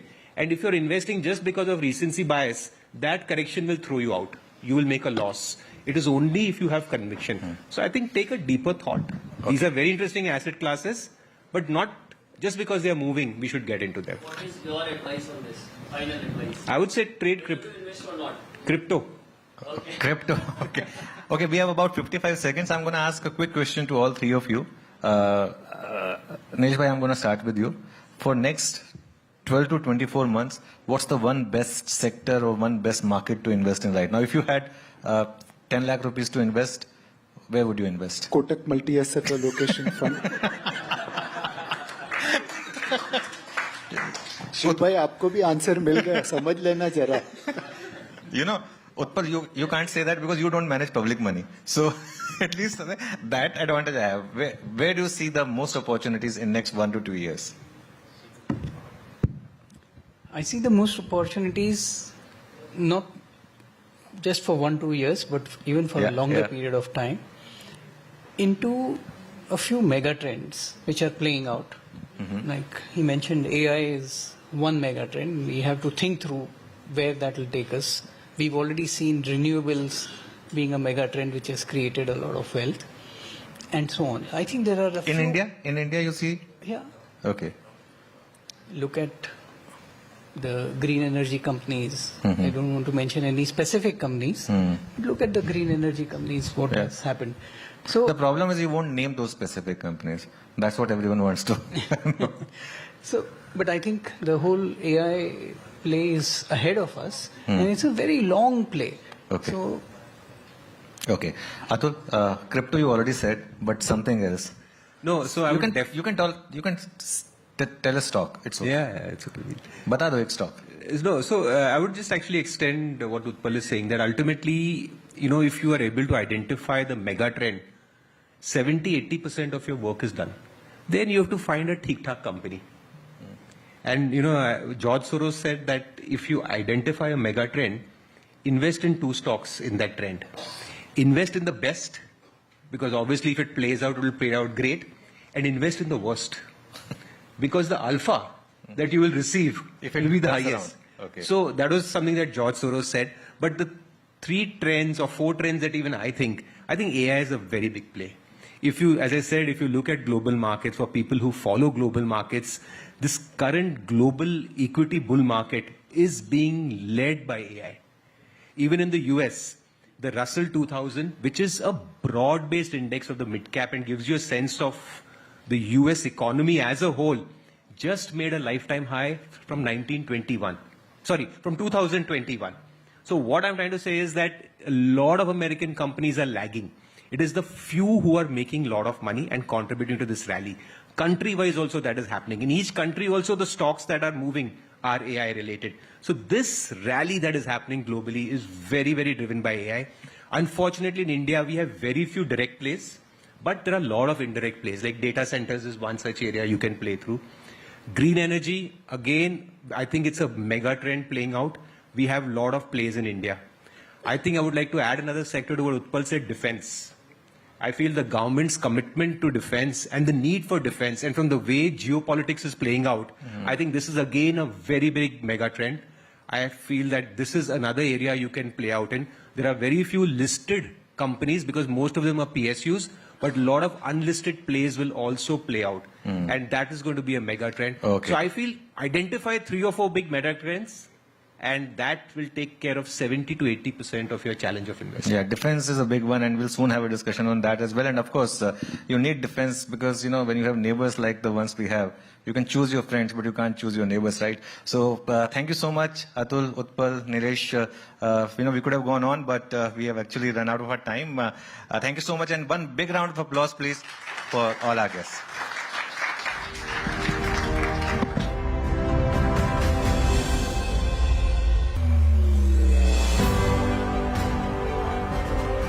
We do hope our audiences enjoyed that insightful conversation, and we also hope that it gives you some insight into how investments are going to shape up, in fact, with the new GST reforms 2.0. Of course, there were some very engaging and insightful discussions over there with regards to what are going to be the mega trends, how you want to look at your investments, whether they are going to be about crypto or gold. I wonder how many of us in the crowd are now looking towards investing in crypto, because remember, that's the big investment happening across the globe. The United States, especially with the US president also promoting it on his own. All right. Let me, in fact, thank our gentlemen also for a very engaging discussion that was. Let's now turn to defense, where reform meets strategy and national security, just as GST 2.0 is simplifying compliance and strengthening India's economic base. Reforms in defense are building local capability, boosting indigenization, and driving exports, which have reached over 23,622 crore rupees in financial year 2025. To explore how these reforms are translating into industry depth and strategic autonomy, requesting Parikshit Luthra of Network18 to please come back on stage for this very interesting conversation. Joining him is someone who has been at the forefront of driving indigenization, boosting exports, and strengthening India's defense capabilities. Please give a huge round of applause as we welcome Shri Rajesh Kumar Singh, Defense Secretary of India. Mr. Singh, thank you so much for joining us here today. Good evening, ladies and gentlemen, and this is going to be a power-packed discussion. This much I can tell you. Secretary R.K. Singh is someone who needs no introduction. He's someone who has been holding almost 20 to 30 meetings with the industry almost on a daily basis. He was at the DPIIT, helming the DPIIT a few months back, and he's done a lot of work with FDI, with startups, with investments in the country. So he is someone who's very familiar with the next generation reforms that the government is working on. But let me focus on the defense sector right now. And defense is going to be the major capex push of the government over the next 5 to 10 years. And that is because we don't have a choice when it comes to self-reliance. It is something that we realized the importance of more during Operation Sindoor. And since then, there have been regular meetings at the Defense Ministry to how to make sure we can bridge those gaps in our defense setup.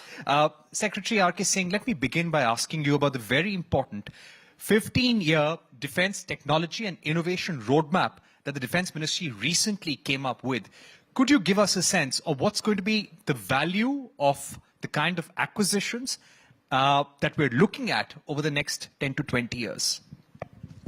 Yeah, thank you, Parikshit, for having me here. So the previous session gave us a nice lead up to this one because defense was identified as one of the mega trends by one of the previous speakers. I think that's correct. if you're looking at it in value terms, I think you can expect in capex terms somewhere between $25 to $30 billion minimum per year over the next decade, maybe a little more, I would say, rather than less. In terms of the technology roadmap, the roadmap has been sort of put out by the services in the public domain. It's available now. It focuses on technologies that are of the future, whether it is AI, whether it is hypersonics, whether it is other types of standoff weapons, it is space, various types of precision ammunition, all of those technologies that they feel would be required in the future, nuclear-powered ships, etc., etc. So yeah, it's a fairly comprehensive roadmap of where they think the world is going and where we need to ensure that we try to ensure that we leverage products and platforms from those kind of cutting-edge technologies. Secretary Singh, when it comes to having this mega innovation and technology roadmap, how much of this are we looking to build indigenously? How much are we looking to acquire? And what's going to be the focus on indigenization? So our current plans are that at least 75% of our capex will be spent within the country. That's our normative target. Last year, we actually did 88% of our capex within the country. It will go up and down a little bit because it depends on, in certain areas where your technology readiness level, what they describe as TRL, is fairly high, where DRDO or other agencies have developed fairly strong technological bases, then you'll probably, do entirely indigenous procurement. Then there would be an intermediate category where you would need to do, hopefully, manufacturing within the country, but based on technology transfers from other countries. And there could be a smaller set of areas where foreign OEMs would not be willing to give you the latest technologies, and your own access to such technologies is a long way off. In those cases, you may have to, do a certain amount of, off-the-shelf global buys as well. So I would say that we need to take a fairly pragmatic look at all of these three options. But the trend should be clear. We are going to double down in terms of our indigenization efforts. 75% will be the minimum. Hopefully, we'll never go below that. So when I mentioned 25 to 30 billion every year, most of that will be spent within the country, whether it is in terms of entirely Indian design or whether it is based on some levels of foreign technology transfers as well. Right. Just to put this into context for members of the industry sitting with us right now, investors from India and abroad, when it comes to building the capacity for new age warfare in the country, what is it that's really taking away the most of your time? What's going to be the 3 or 4 big focus area of the government when it comes to spending money on new age warfare and new age warfare capabilities? Well, I mean, the obvious answers are different types of standoff weapons, drones, unmanned combat vehicles, including underwater drones. We also need to really focus on improving our satellite imagery so that we get real-time satellite imagery available to this country, which really depends on putting enough satellites into space, which hopefully with SBS-3 will happen. In all of these areas, then there are, of course, various types of precision munitions that you need. All of these are areas where, India doesn't always have the technology. And in those are the areas where, including MALE and HALE category drones, where we will need to do some kind of technology transfer, but insist on manufacturing within the country. And I'm mentioning drones because we are just about to release an RFP for about 30,000 crores worth of MALE category drones, which will be made in India. And we would hope that perhaps there could be an Indian design element there. But we are open to either Indian design or Indian manufacturing with foreign technology. But either way, it will be made within the country. Those are the kind of areas where we'll be doing more and more. And I mean, just to give you another example, we've, for example, whether it is missiles or whether it is different kinds of munitions, For a long time, we've essentially ensured within this country that missiles are made by BDL, one public sector company. Munitions are largely made by MIL, which is another public sector company. The private sector is unable to invest partly because you've created almost a de facto reservation, or you've allowed essentially nominations to be given to these companies. The problem is that their capacity to produce is quite limited. So for long duration wars, you'll need to have much greater surge capacity. And for that purpose, we've now tried to sort of ensure that we move away from nominations, we move away from product reservations, and we create enough incentives on the basis of order visibility for the private sector to invest in all of these spaces. Right. Could you give us a sense of what will be the requirement when it comes to having ballistic missiles, supersonic missiles in the arsenal over the next 15 to 20 years, sir? And why would you need, and explain us the need, why you would need more manufacturers in this space?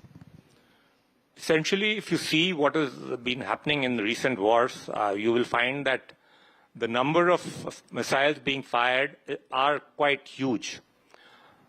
India, of course, followed a different path. We used it in a very calibrated way, and we achieved termination of the conflict with calibrated use of our standoff missiles.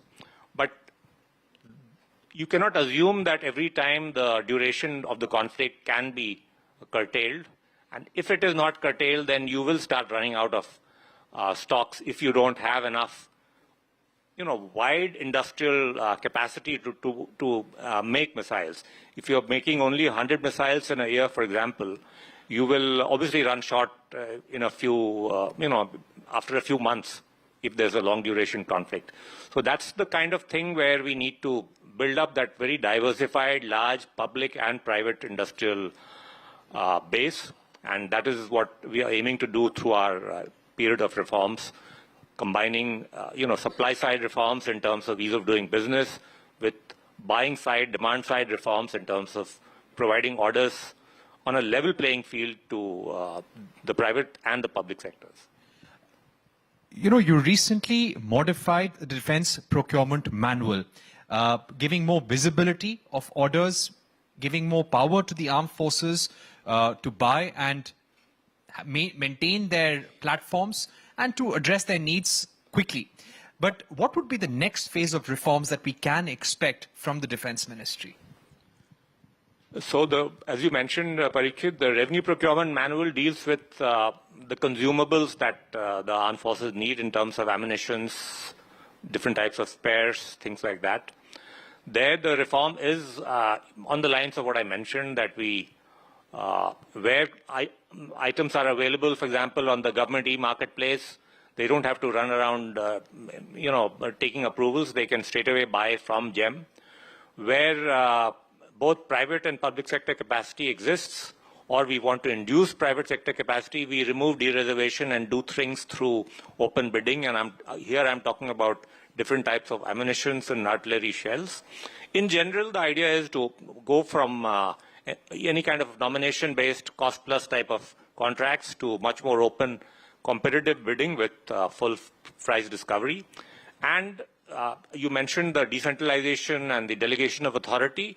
Also for startups, we are trying to create in this new manual a separate section where if a startup in association with the services develops a particular product which is essentially tailored to meet the needs of the armed forces, we need to give him some assurance in terms of orders. And the idea is to give him at least a 5-year period during which he has, he kind of is allowed to sort of meet those requirements directly.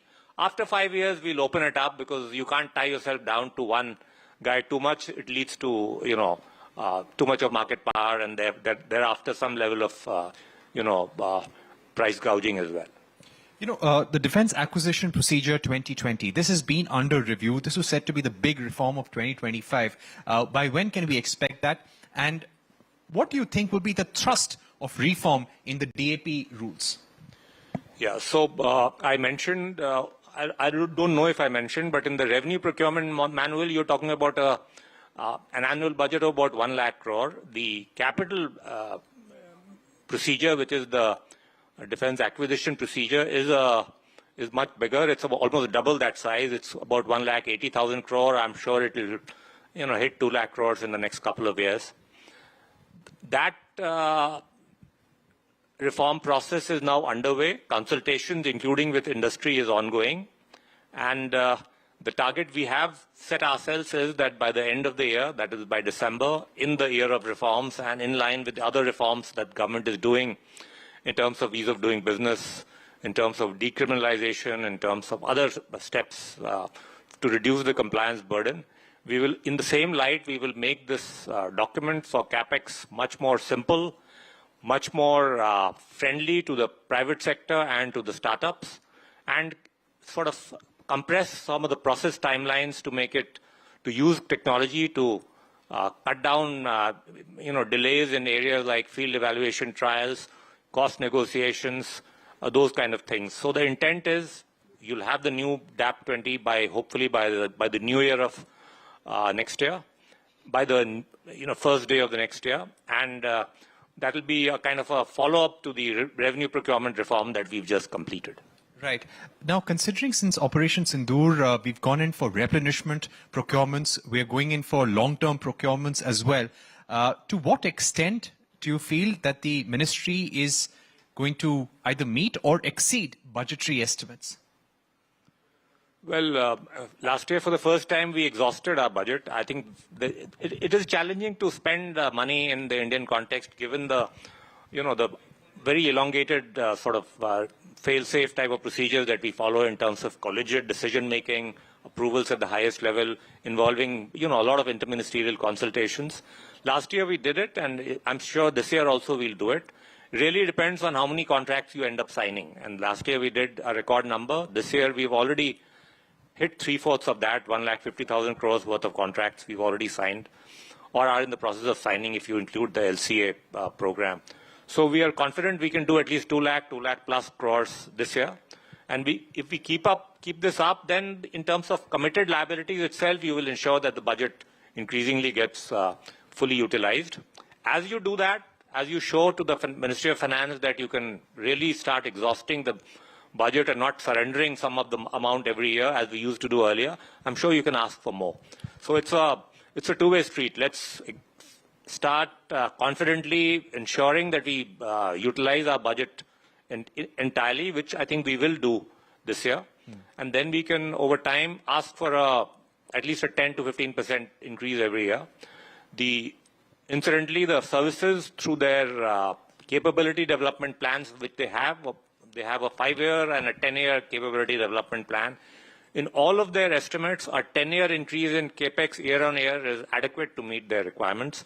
And I'm pretty confident that Ministry of Finance will have no problems in providing a 10% CAGR on the present capex year to year, because given the fact that in nominal terms our GDP is also growing almost at that rate. Right. So the recommendation from you would be to increase the defense capex in the next union budget, which is not very far, but at least 10%. At least 10% in nominal terms. But if you're asking me for a longer term appraisal, I would say that given the geopolitical turmoil as well as the the neighborhood, which is very challenging, in a medium-term sense and before the Finance Commission, I'm going to project a bit more. So it's a 10% year-on-year right now, but with the Finance Commission, I'm going to ask for at least a 17 to 18% year-on-year increase over the next 5 years, because otherwise our share of the GDP actually has shrunk quite a bit. It's gone below 2%, and I think nobody can argue against at least a 2.5% share in GDP in the medium term, and maybe taking it further to 3%, maybe in about 10 years' time. Right, and to keep it in line with some of the bigger developed nations when it comes to defense spending, I'd like to ask you about the gaps when it comes in our fighter jet capabilities, sir. There is a AMCA program that is on. There is a fighter jet engine program that is on simultaneously. You've explained us earlier that these are both programs which have a long 10-year horizon, and somewhere they will meet, they will merge, possibly. But how do we meet our short-term needs? There are two countries there are three countries in the world with fifth generation fighter capabilities. You've got China, you've got Russia, you've got the United States. What are our options? Our options are only US and Russia. How necessary is it for us to take the decision on acquiring fifth generation fighter jets immediately? What is the horizon, timeline that you could possibly give us by when the government would have to take a decision? Parikshit, I really don't want to talk about specific platforms or procurements because that leads to too much of speculation and these are sensitive matters. What I would say is that if you don't have fifth generation aircraft immediately or if negotiations are ongoing, you can still make up for it or offset any advantage that the adversary has by creating enough offensive capacity in terms of larger numbers of, say, 4 or 4.5 generation aircraft and equip them with better weapons. Because besides the platform, it is the weapons that matter. So, yeah, I mean, we will, the Air Force has certain capability gaps that it has pointed out. The government will work on filling all of those gaps. You will find in the coming days, in terms of the procurement cycle, whether it is in terms of multiplier capabilities like refueling aircraft, like AWACS, all of those procurement decisions will be visible to you. And in terms of, you know, the 4.5 generation fighter aircraft also, you will see some procurement decisions coming. But I'm not going to sort of second guess the decision making because that is really not fair at this point of time to start talking about it. We should talk about procurements only at a certain time when it is cleared by the DSC or when it is cleared by the top level in government. Before that, talking about it creates too much noise, and we shouldn't have so much noise in procurements. Procurement should be done on on the basis of requirements and technological assessments, techno-commercial assessments by the services and by the acquisition wing. Important points there, sir. Now, as you've spoken about 4.5 generation fighters, there have been reports in the media how the Indian Air Force has made a proposal to acquire 114 Rafale fighters. What stage of discussion is this? And is the Defense Ministry, is the government likely to take a decision on acquiring a large set of 4.5 generation fighters in this fiscal itself? Again, I can't talk about specific platforms. I don't think it's appropriate because it's, it's not something that we should be discussing on a daily basis. I would only say that when the last Air Force Commanders Conference took place, after that the Raksha Mantri asked me to create an important roadmap, capability enhancement roadmap for the Air Force. We've done that. Based on that roadmap, we've started various types of procurement activities. All of those will become visible to you in the coming days. I would love to say that it can be done within this financial year, but the decision making is not entirely only at my level. But yes, I'm sure you'll see visibility on all of those items I mentioned: 4.5 generation aircraft, refuelers, AWACS, weapons, all of those. But individual decisions I will not, discuss too prematurely. Right. I would also like to ask you how we are balancing our relationship with the United States and Russia. Russia has been a long-standing defense supplier to India. The well-known notion is that 60 to 70% of our equipment is still of Russian origin. We are trying to expand our relationship with the US, with France, with European countries, and other nations as well. During this time of trade volatility and trade talks with the US, how are we going to balance this and make sure our needs are met over the next 3 years or so? Well, I think the Honorable Prime Minister has made it clear that the balancing is on the fringes. The main trend is actually for indigenization. And ultimately, we will either design and make our own, or we will take TOT but make within the country. And whichever country meets our requirements of this type, that means they are willing to at least technology transfer and make in India, or they are willing to, ensure that critical technologies are shared, or at least designs are shared for manufacturing.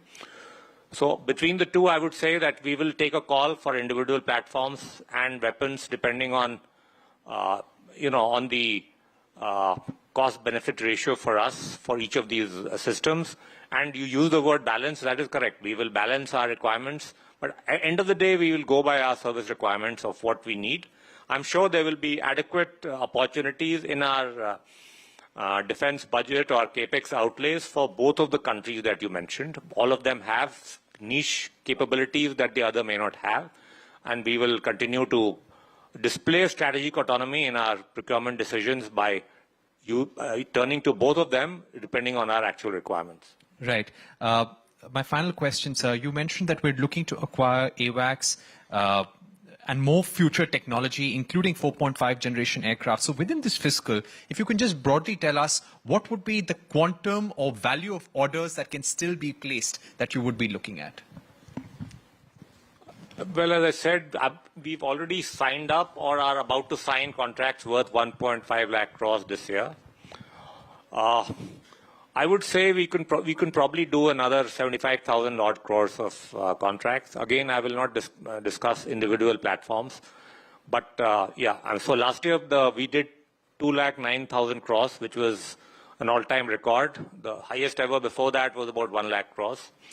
We'll do at least that much, if not more, this year. And in terms of division, I'm confident that the procurement decisions of this year will meet the requirements of the three services, and all of their, the division of the budget among the three of them, all of that will hopefully get exhausted. Finally, one clarion call to the industry. I think we should be very clear. We should have no hesitation at all. And this, again, I'm saying from the Honorable Prime Minister is very clear that there will be a level playing field for the private sector, that we will be doubling down on indigenization. The three words that he used during the Combined Commanders Conference that you mentioned earlier was, he made it out of the three words, Jai Hind, so Jai. Jai, he mentioned jointness, which is something that we didn't really discuss, but jointness, Atmanirbharta, and innovation. So those are the three pillars that we intend to work on, and that again ensures that when it comes to our budget, which is our budget spend, which is what most of our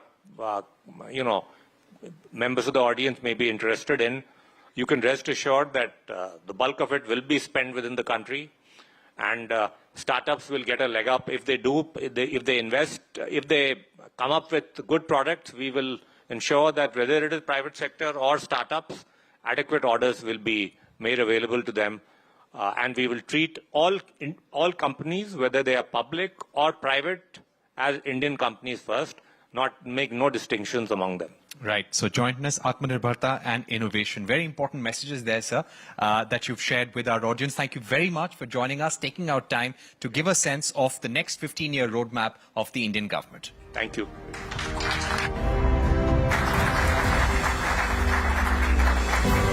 Thank you, Rajesh ji, and thank you, Parikshit, for that very engaging conversation. The fact that India's defense exports exceeded 23,000 crore rupees just last year is an indication of the kind of boost that our indigenous manufacturing, when it comes to defense, has arrived upon. Because remember, as far as reforms and GST 2.0 is concerned, it is not just about strengthening the country's economic base, it is also about strengthening India's defense sector, making it more indigenous and boost it with indigenous manufacturing. And that is what Mr. Rajesh and, of course, Parikshit also highlighted today. Let's now shift our focus over to entrepreneurship and innovation, where GST 2.0 and other reforms are easing compliance, boosting investment, and creating new opportunities for startups to drive India's next wave of growth. India, of course, as we all know, has firmly established itself as the third largest startup ecosystem in the world. The focus now is on how reforms can help founders expand across states, tap rising consumer demand, and build innovations that reach beyond metros into Tier 2 and Tier 3 cities as well. This panel, which we are going to have up next, will explore how the new GST framework, combined with India's entrepreneurial energy, can create globally competitive companies and inclusive growth stories. To guide this conversation, ladies and gentlemen, please let's welcome Shweta Punj, who will be joined by some of India's most dynamic founders and investors. Archana Jahangirdar, who's a founder and managing partner at Rukam Capital. Ankit Gupta, CEO Offline Physics Wala. Ritesh Malik, founder Innov8, and Anshu Sharma, who's the founder and CEO at Magic Pain, will be all joining us on stage shortly. In fact, Anshu will be joining us in a bit. Let's have them with a huge round of applause, ladies and gentlemen. Thank you, Akanksha, for that. Well, we've heard policymakers, we've heard big industry, and now we have entrepreneurs who are rewriting the India story, as it were. And all the people on this panel could have been on an H-1B visa somewhere in America, but they are right here with us, and they have built valuable businesses in the country. They are fostering the spirit of entrepreneurship and innovation. Let me begin with you, Ritesh. We've seen a slew of reforms that have been directed specifically towards ease of doing business. And we have government coming out and talking that the startup ecosystem needs to innovate more. You all are not thinking out of the box, and you're only building what are being considered as safe businesses. So with the reform push that we are seeing, do you feel that there is now a more conducive ecosystem for encouraging innovation? No, first of all, very excited to be here, Shweta. I think these are two separate things. When we talk about the GST reforms, while there's a lot of magic about it, but at the same time, there are a lot of industries that have not been covered well. And I'll give you an example. You talk about the hotel industry, which is 7,500 rupees per night rooms and below. They will be actually increasing their price points by 5% because they will lose their input status, the ITC input. So I think more thoughts need to be given around what kind of GST reforms are to be given to startup founders. And when it comes to innovation, see, it's a very simple thing. In India, we spend close to 0.45% of our GDP to R&D.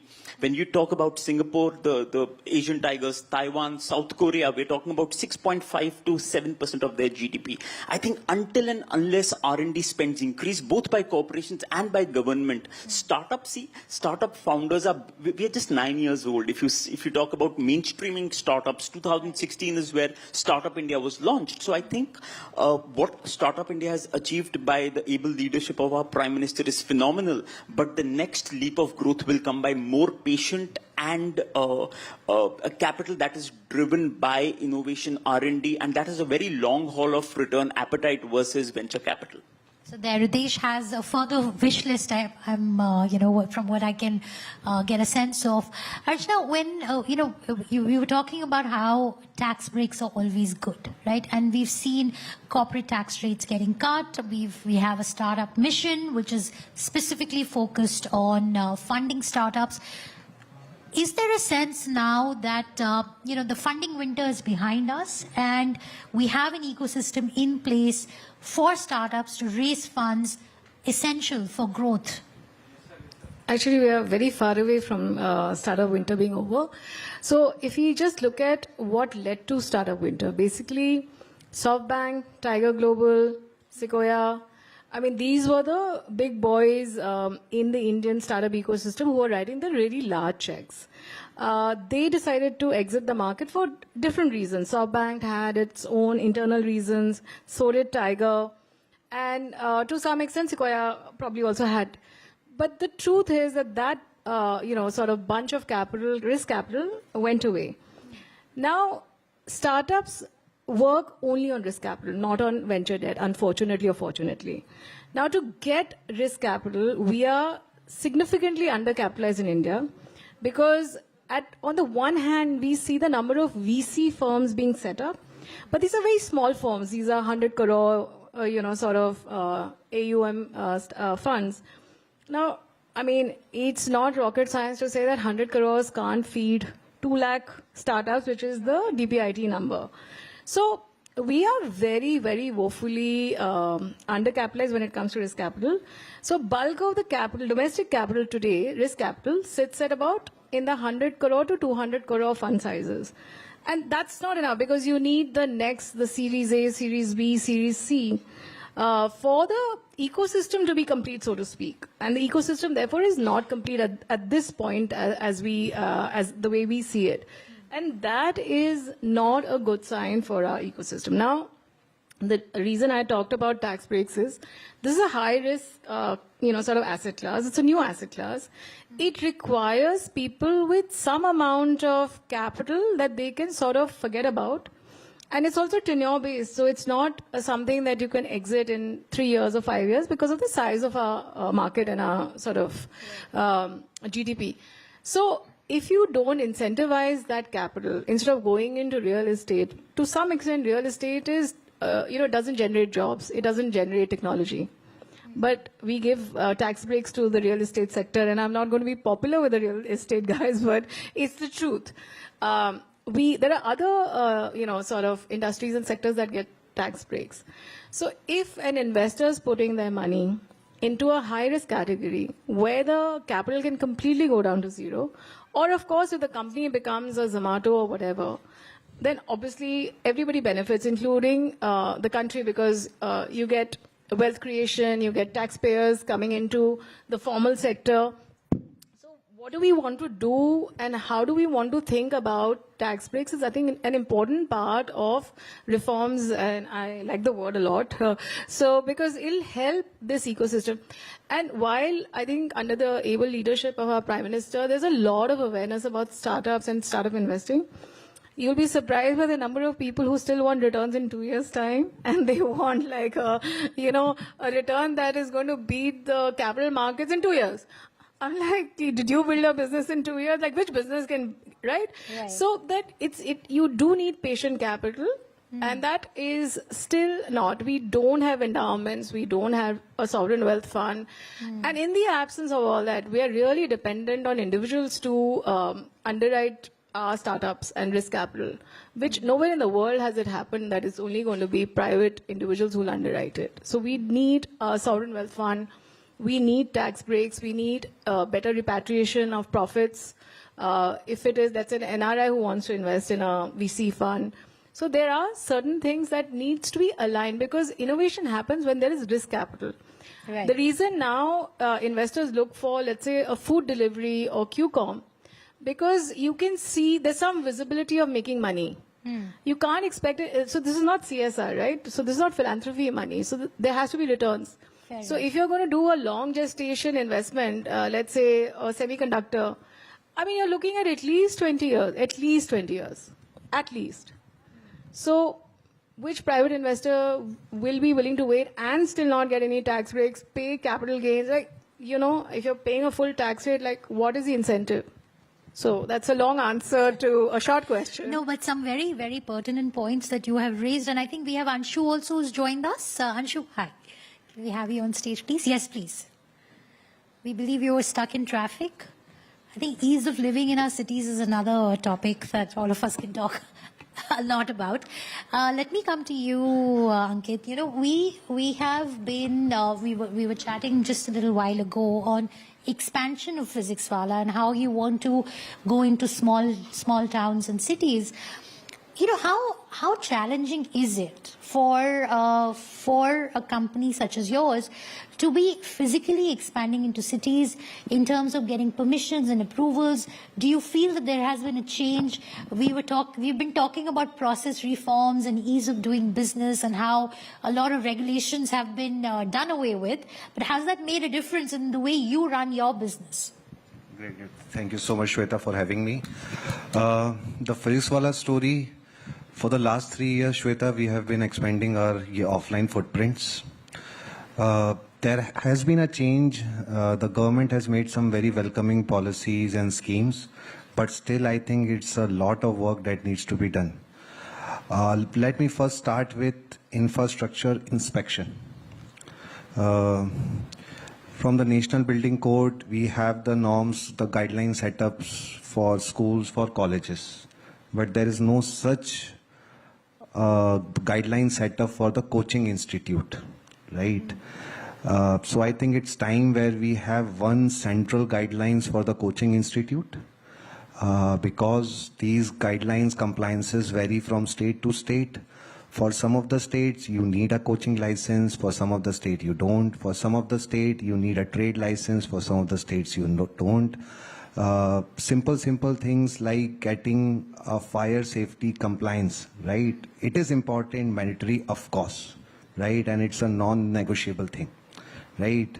But if that can be streamlined through some sort of your online mode, it will definitely. So how long does it take for you to get a fire compliance certificate? It takes months. It takes months. Do you have a compliance department dedicated for this? Yeah, we have a team dedicated just to ensure that each and every building infrastructure we have is fully compliant according to the norms. But I think a big portion of this, if streamlined through your online mode and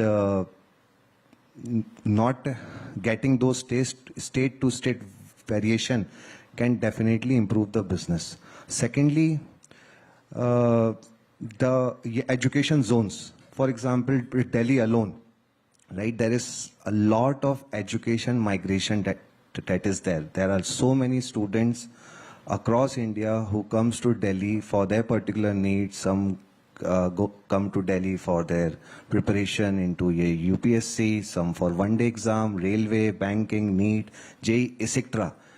If you just see Delhi, it is so scattered. There is not even a single education zone, right? And cities like Delhi, Bangalore need those kind of a special education zones so that the basic compliances are already met. For example, the way we have industrial zones, the way we have IT zones, why not we also have education zones, right? I think these zones will definitely give more speed to the businesses like us. Okay. And they can expand better. So these are few of the changes which I would definitely suggest that are the things for the future. Right. Anshu, you're in the online space. Is it easier there? And is that the reason why we've seen so much more entrepreneurial activity in the services sector vis-a-vis, physical manufacturing space? I think doing anything in India is anything but easy. That anyone building a business here can tell you.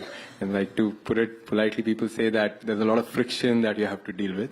But before I go on that side, right, I'd say that, and I've been first an investor in the venture space and then an entrepreneur building companies in this ecosystem, that this is the best time that I've seen to be building. It's phenomenal how things have changed in the last decade and a half that at least I've been involved here. We have a thriving public market which is actually valuing companies which are making a loss and investing in the future, right? In the last few years, the tech companies that have come into the country and they've been so well received by our public markets, that's a very strong mandate from everyone, from the retail investor to the government to everyone else who's involved. The fact that the government has repeatedly done things to support the ecosystem, whether it is this 2.0 wave of reforms or in the past, UPI or EVs, where they've backed it with incentives to go and build. And we were the early participants in ONDC, which is another similar initiative. And I can see consistently a very forward and long-term view to say what's India going to be in 10 years from now, 20 years from now, 30 years from now. To start to invest in that now and do that in a very open way. Thus, I feel we are all very fortunate to be part of building this. Now, coming back to this point on friction, it is a very tough market. The disposable incomes are really low. if you take any of our numbers converted into dollars, food delivery, for example, that's a core part of what we do. It's like we'd have 300 rupees. You convert that into like $3.50. But it's not a fair comparison. Our per capita income is much lower. Yeah. It's in fact lowest amongst the developing world also. Yeah. So you cannot draw a comparison with the United States. The point though is, the expectation that the consumers have in India is no less, if not higher. But why not? Consumers should get right? the best. What does that mean? It means that as people who are building the businesses, we have to go the extra mile. But we have high expectations, if you want. Absolutely. Well, Absolutely. as we rightfully should. Yes. So I want to ask you about this whole H-1B visa, controversy that's happened. How do you see that playing out for all of you? Because now you will probably have access to better talent, more talent. Are you all excited about it? What's the message that you want to, put out there? Because we're getting two sides to the story. We're getting professionals who are very unhappy about it, but then a lot of people in the government have said that this could be India's time to attract the right talent. Anshu, why don't we start with you? Sure. Yeah. I think more than talent, India has so many people. It's fine if many of them go abroad and they are well-wishers of India. I don't think there's anything wrong in that. I think what that has done is that it sent a very strong message to India, which I saw Prime Minister's message today around the need for Atmanirbharta, right? To not being dependent. I think that's a very strong message. That's what all of us should take to our heart and say that we are building now for our markets today, right? And we are fairly independent in doing that. But going deeper on that stack, right? Going to more fundamental layers of technology, moving away from application and then building it for India and the world, right? That should be what we should aspire to do over the next few decades. Ankit, have you been talking to your friends, asking them to move back? Come join Physics Wala? So in the last 24 hours, I have texted few of my friends कि अब तो वापस आ जाओ. Right? So yes. And it's a personal opinion. I think it's a blessing in disguise. It's the time. We should stay back. We should build the nation. Right? That's the need of the hour.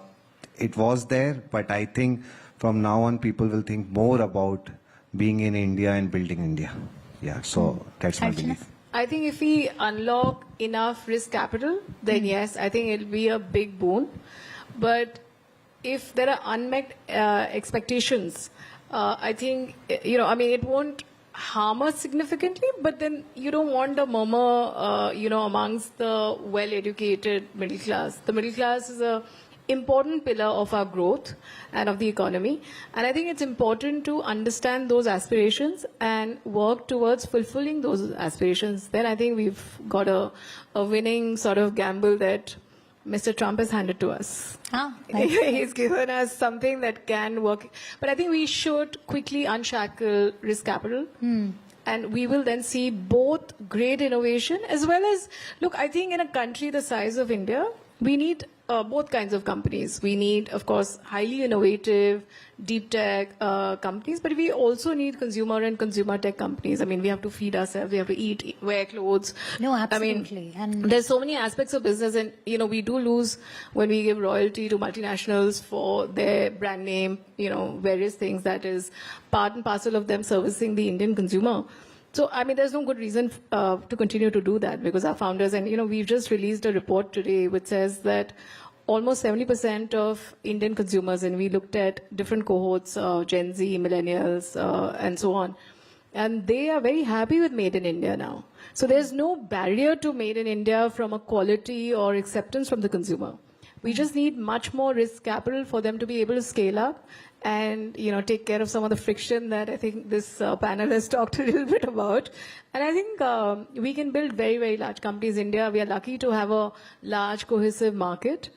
And we are lucky to have a large aspirational consumer in India. And we should absolutely cater to them. Absolutely. Ritesh, your thoughts? I think Bharat Bhagya Vidhata, I think what Donald Trump has handed to us is one of the biggest opportunities in the last century. We will see an ecosystem is built by capital, talent and infrastructure. We have decent capital, we have great infrastructure. The challenge is talent. We are seeing a lot of people moving out of India because of various reasons. I think once these people come back, we are going to see a lot of these deep tech companies thriving, and I'm personally very bullish about the idea of Bharat Bhagya Vidhata with a golden visa in Dubai is what we are going to see. 9 months people spending in India, 3 months in Dubai, especially. But why Dubai, Ritesh? Dubai Why Dubai? What's that? I'll tell you. Example, I have a gold visa. I do not want to settle in Dubai, but during pollution months, I do not want my daughter to have lung cancer, God forbid. See, it will take a decade, so till that, hopefully. See, I told Bharat Bhagya Vidhata with a golden visa in Dubai. No, that doesn't work, Ritesh. So, yeah, you cannot have, you cannot have the cake and eat it too.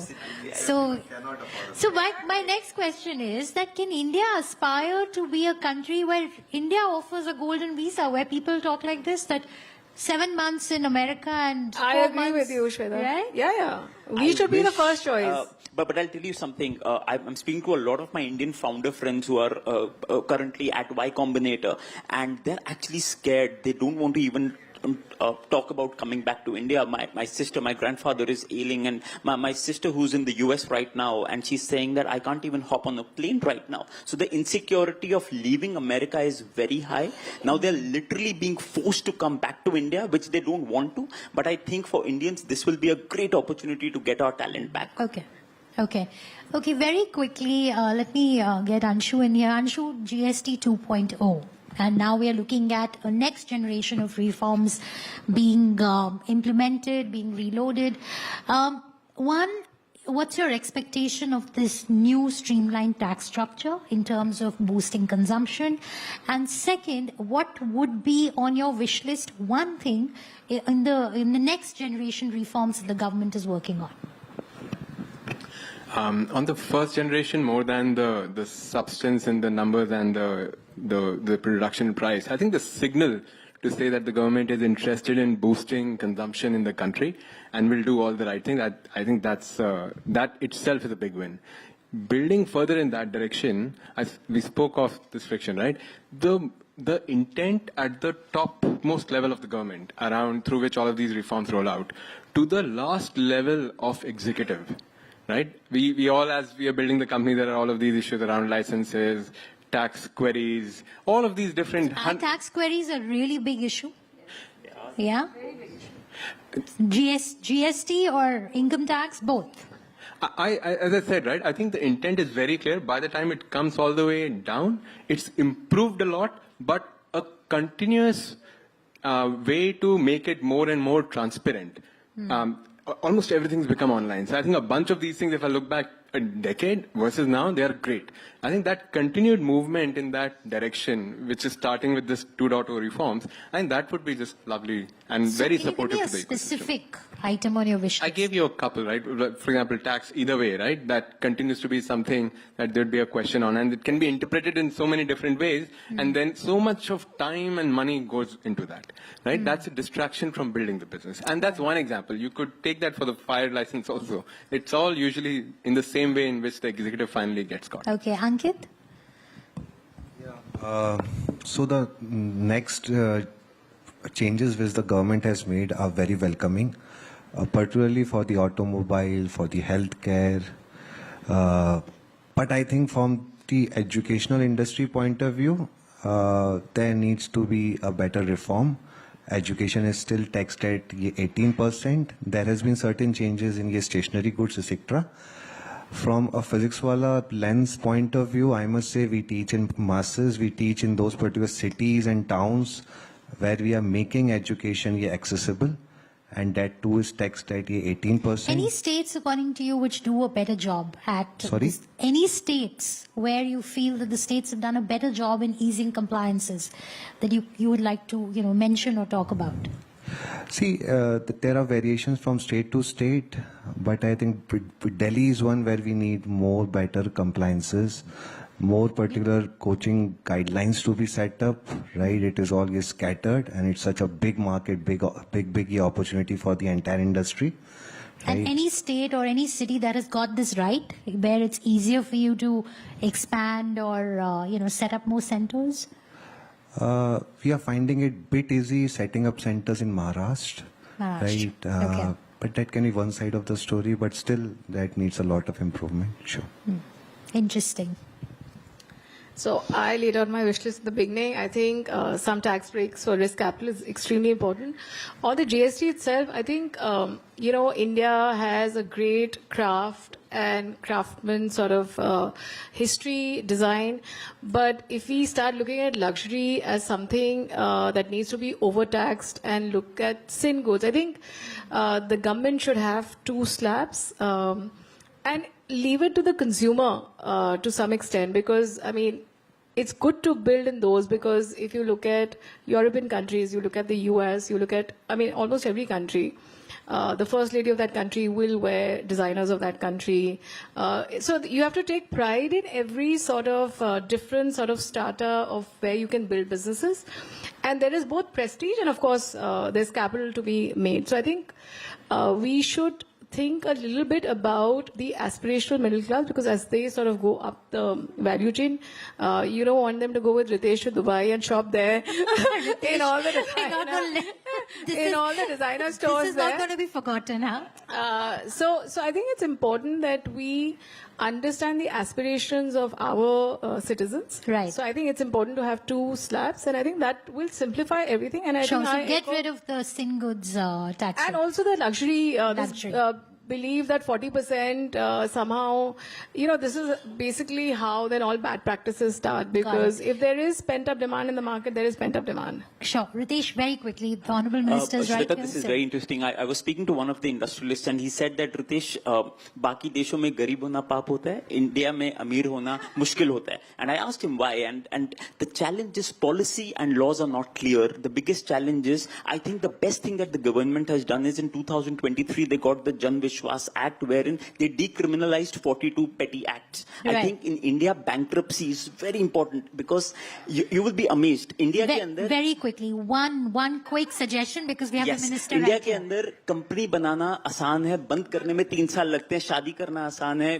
बाहर निकलने में 10 साल लग जाते हैं. So I think बाहर exiting is extremely important. All right. On that note, we'll have to close this conversation, but lots of valuable insights.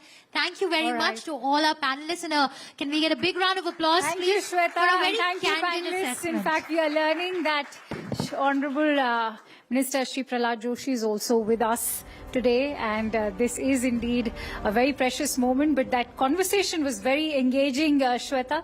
Thank you so much, and I'm sure we all do realize that Atmanirbharta in India today is not possible without buying Swadeshi or, in fact, trading in Swadeshi. Let's quickly turn our attention to India's renewable energy sector. In fact, Shri Prahlad Joshi ji is over here today. Let's welcome him with a huge round of applause, ladies and gentlemen.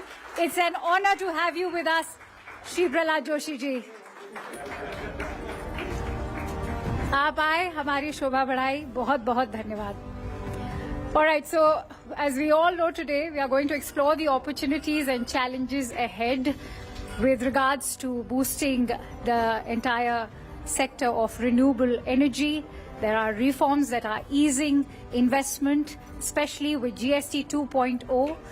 And let's also welcome Shri Prahlad Joshi ji, who is the Union Minister of Consumer Affairs, the new and renewable energy, food and public distribution at Government of India. He will be joined in just a bit with Anna Narasimhan of Network 18. Ladies and gentlemen, let's please welcome them as they will be now discussing the GST 2.0 reforms and how they will be impacting the sector of renewable energy from solar to wind, and how this will also help households to perhaps purchase better devices. It's over to you, Anand. Thank you.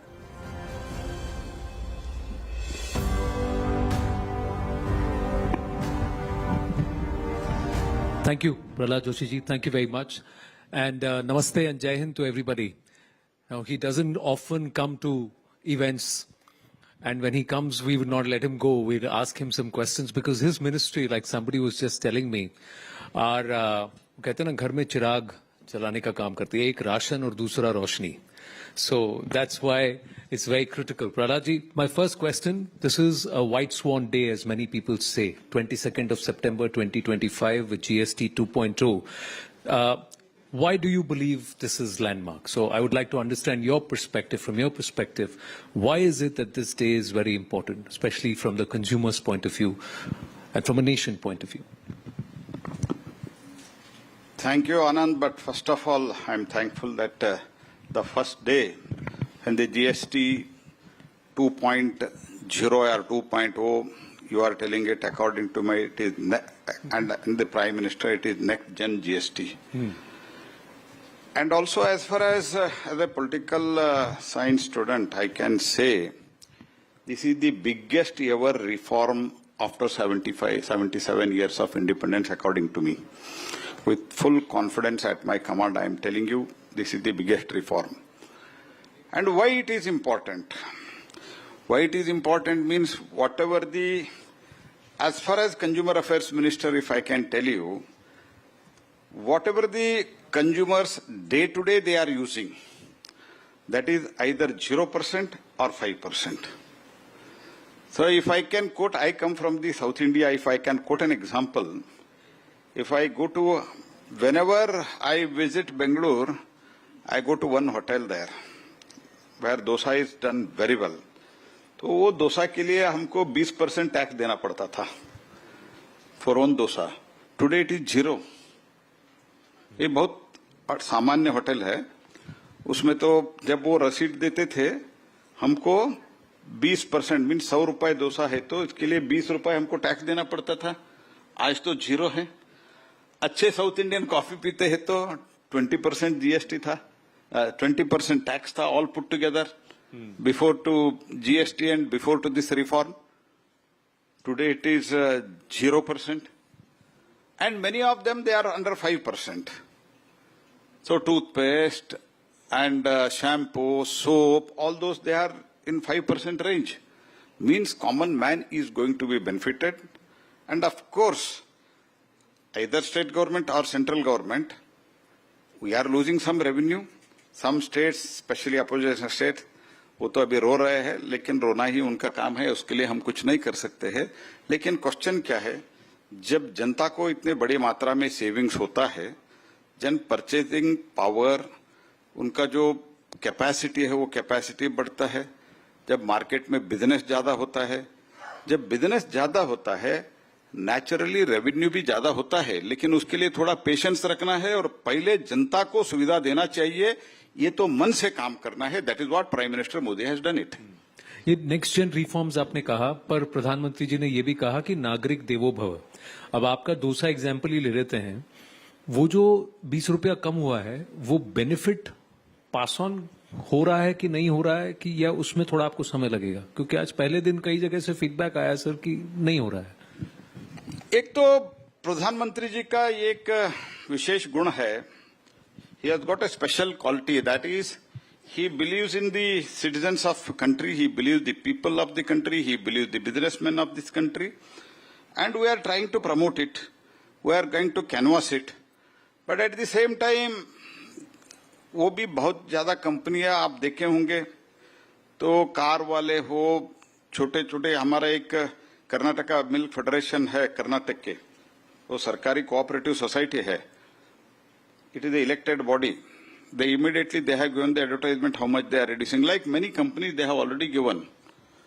So even Hindustan Liver, yeah, Unilever, they have also given the advertisement. That is one aspect of it. Second is GST में भी एक anti profiting एक wing है.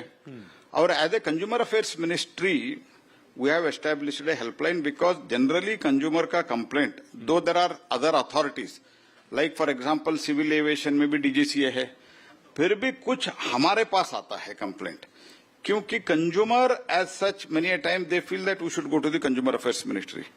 सो we have also made up a system that pre litigation में ही हम तो कुछ हल करने का कोशिश करने के लिए हमने ऑलरेडी किया है.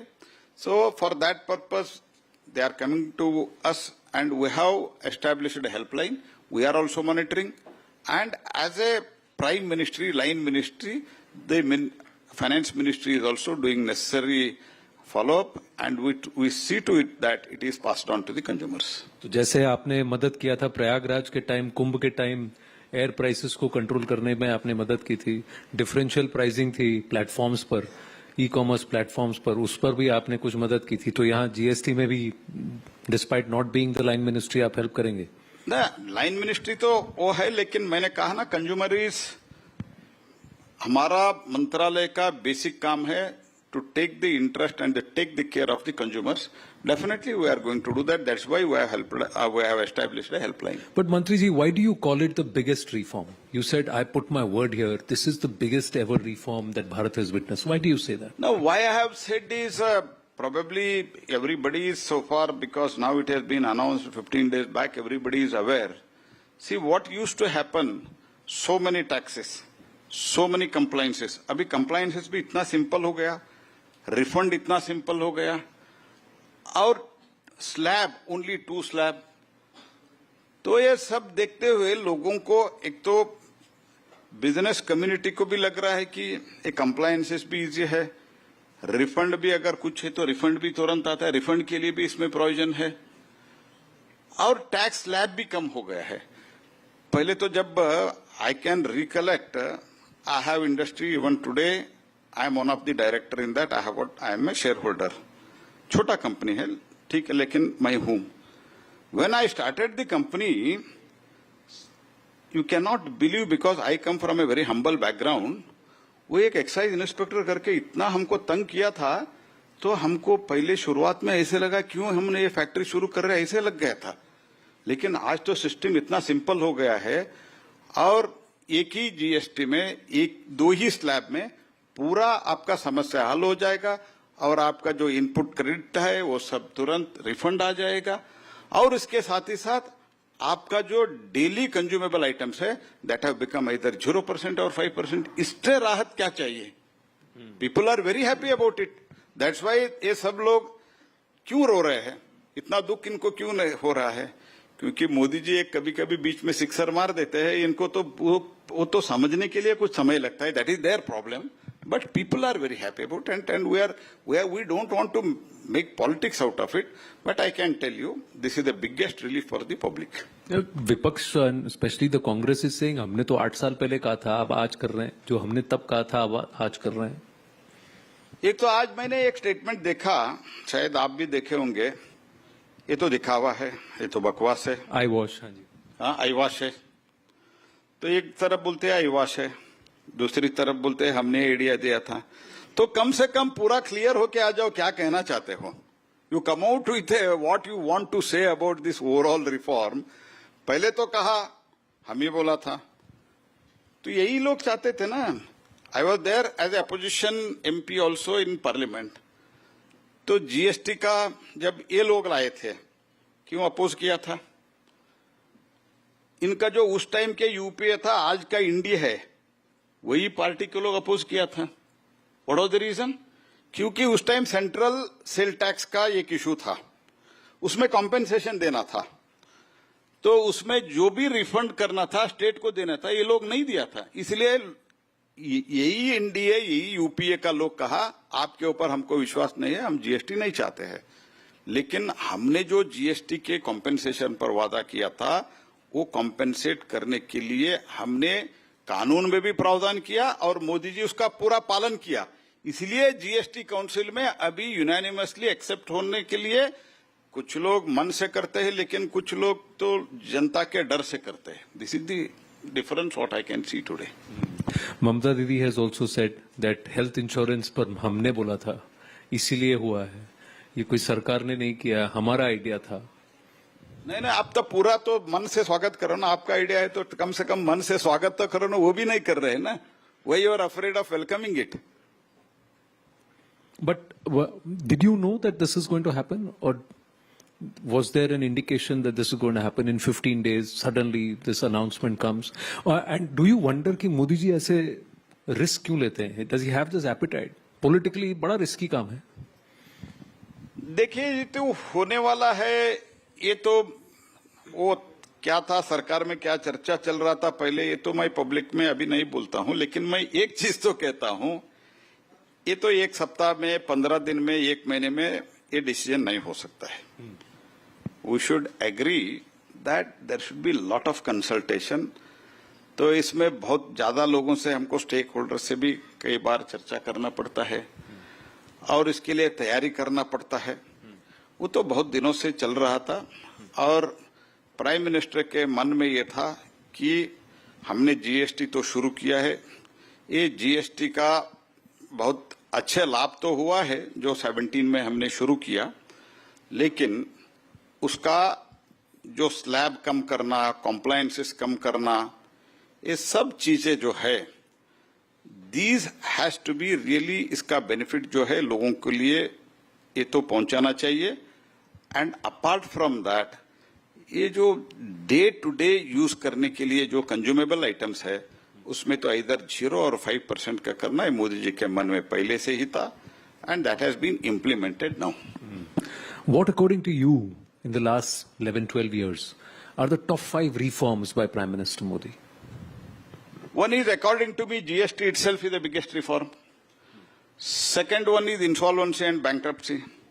इसके कारण क्या हुआ है, बैंक में और ए असेट वगैरह के जो भी प्रॉब्लम चलता था पहले से, वो लगभग बहुत ही कंट्रोल में है.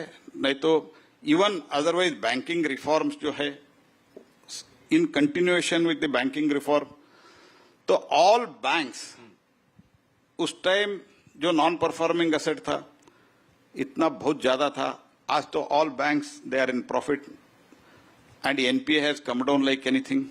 That is the second reform. And third is ease of doing business and the infrastructure. ये बहुत बड़ा एक बदलाव है. इंफ्रास्ट्रक्चर में रोड हो, पोर्ट हो, एयरपोर्ट हो, तो मैं जानता हूं जी, हमारा एयरपोर्ट स्टेट गवर्नमेंट के द्वारा, मेरा कॉन्स्टिट्यूएंसी का एयरपोर्ट, ये तो एक एयर स्ट्रिप था, तो मोदी जी आने के बाद एयरपोर्ट फुल प्लेज्ड एयरपोर्ट हो गया और अभी 8-10 फ्लाइट ऑपरेट हो रहा है. और ऐसे 70 to 150 एयरपोर्ट्स. रोड में कितना बदलाव आया है, पोर्ट में कितना बदलाव आया है. और आज के दिन में मोदी जी बार बार हमको कहते हैं कॉम्प्लायंसेस कम करो और जो लॉजिस्टिक टाइम है वो टाइम कम करना.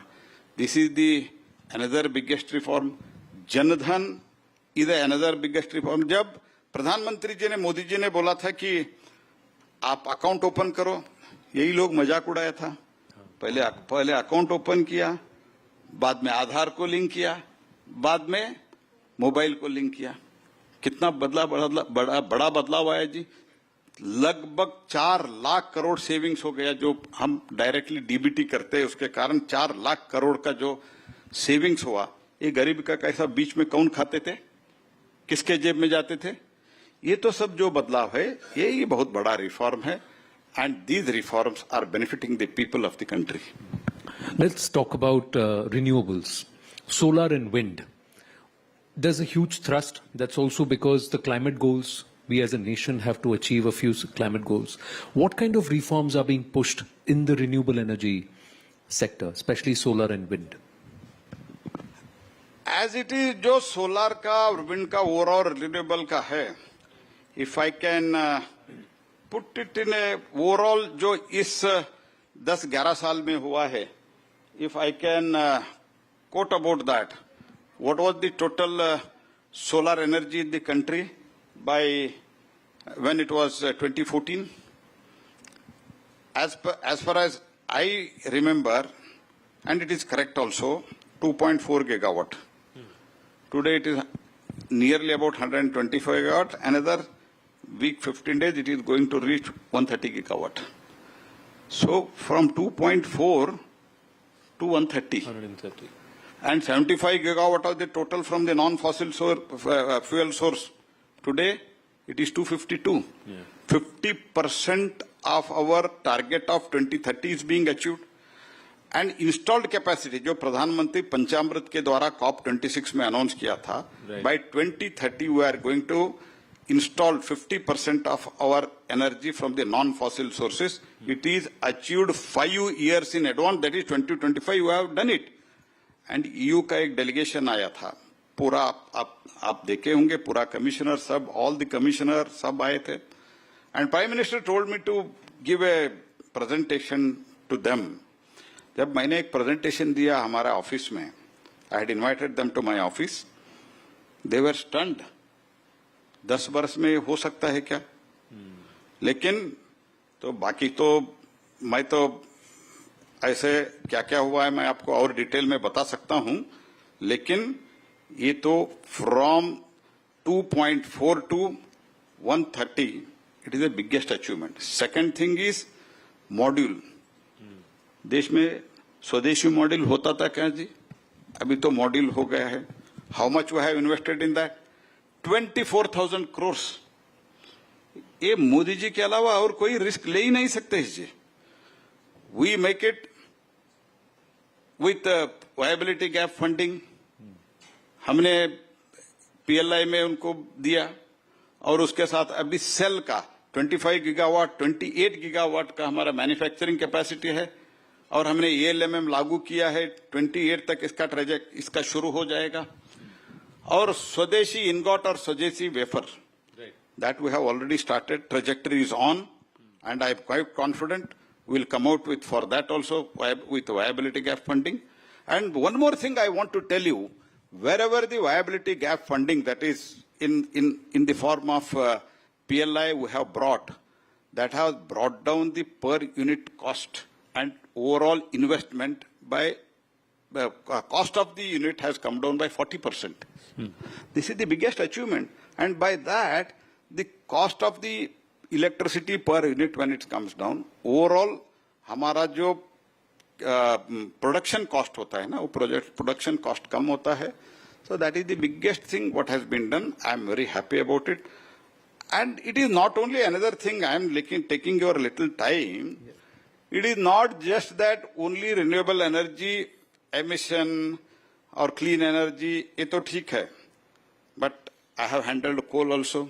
Yes. By handling the coal, I know little about thermal power. Thermal power ka, though we have good amount of coal, but overall problem is 6.5 rupees minimum आता है per unit. But whereas with storage capacity, with wind, with pump storage, all put together in a hybrid model, we are giving at 4.5 per unit. So then what will be the difference? 2 rupees. 2 rupees difference is a big thing as far as manufacturing is concerned, because one of the major raw material in any manufacturing activities is the power. So this is adding to our overall reduction in the cost, and we are becoming viable in the global market. This is the biggest thing what we have done under the leadership of Prime Minister Shri Modi. But you say the renewable energy, we've met the targets 50% 5 years in advance. But last year, 2/3 of our generation was via fossil fuel power generation. So ये paradox थोड़ा समझाइए. ना paradox जो समझाने के लिए मैं इतना ही कहता हूँ, तो हमको रिन्यूएबल ऐड करना है. तो ऐसे तो हमारा बहुत ज्यादा ऐड हुआ है. I am not comparing it, but at the same time तो थर्मल तो बहुत वर्षों से चल रहा है, और हमको डे बाय डे आज total installed capacity in the country is 495. Out of that, 252 is the renewable energy. So we are adding minimum. Last time our addition was 33 gigawatt. Correct. This time I think it is going to be 44 or 45 gigawatt this year, current year what I am speaking. So day by day renewable energy is increasing.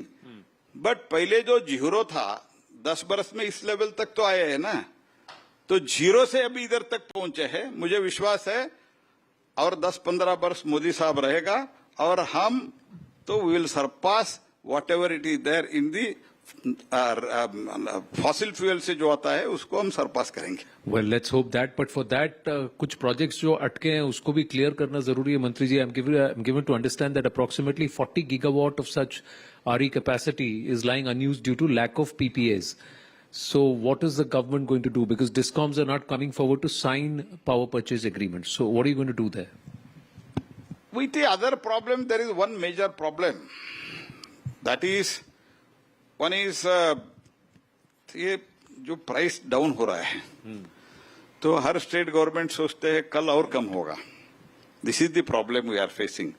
तो मैंने सब chief ministers को भी कहा हूं और मेरा secretary regularly ही is interacting with the chief secretaries and the energy secretaries of the state and I have met many of the chief ministers that अगर आप पीपीए नहीं करते हैं तो कम होता है तो अभी जो करके अगर आप पावर जनरेशन कैपेसिटी बढ़ाते हैं तो नेचुरली आपके प्रदेश में इन्वेस्टमेंट ज्यादा होगा, रेवेन्यू आपका बढ़ेगा, जॉब क्रिएशन आपके स्टेट में ज्यादा होगा. तो ये हम कन्विंस कर रहे हैं. रिलेटिवली उसमें तो थोड़ा कुछ प्रगति हुआ है एंड फर्दर इसमें प्रगति होगा क्योंकि honourable prime minister has also taken it very seriously. Another small problem इसमें है, रेगुलेटर लोग बहुत स्टेट में हो सेंट्रल में हो थोड़ा कुछ प्रॉब्लम हर्डल क्रिएट करते हैं. That also we are trying to handle it. The center-state coordination is something which is also an impediment. You touched upon it. Is that too much of an impediment? Are state governments putting too many roadblocks? Is the center not working with the states? देखिए कई समझने में कुछ लोगों को late होता है. पहले जैसे आप अगर if you can recollect, Prime Minister Modi has started this movement of renewable energy, especially solar, around 22 years back.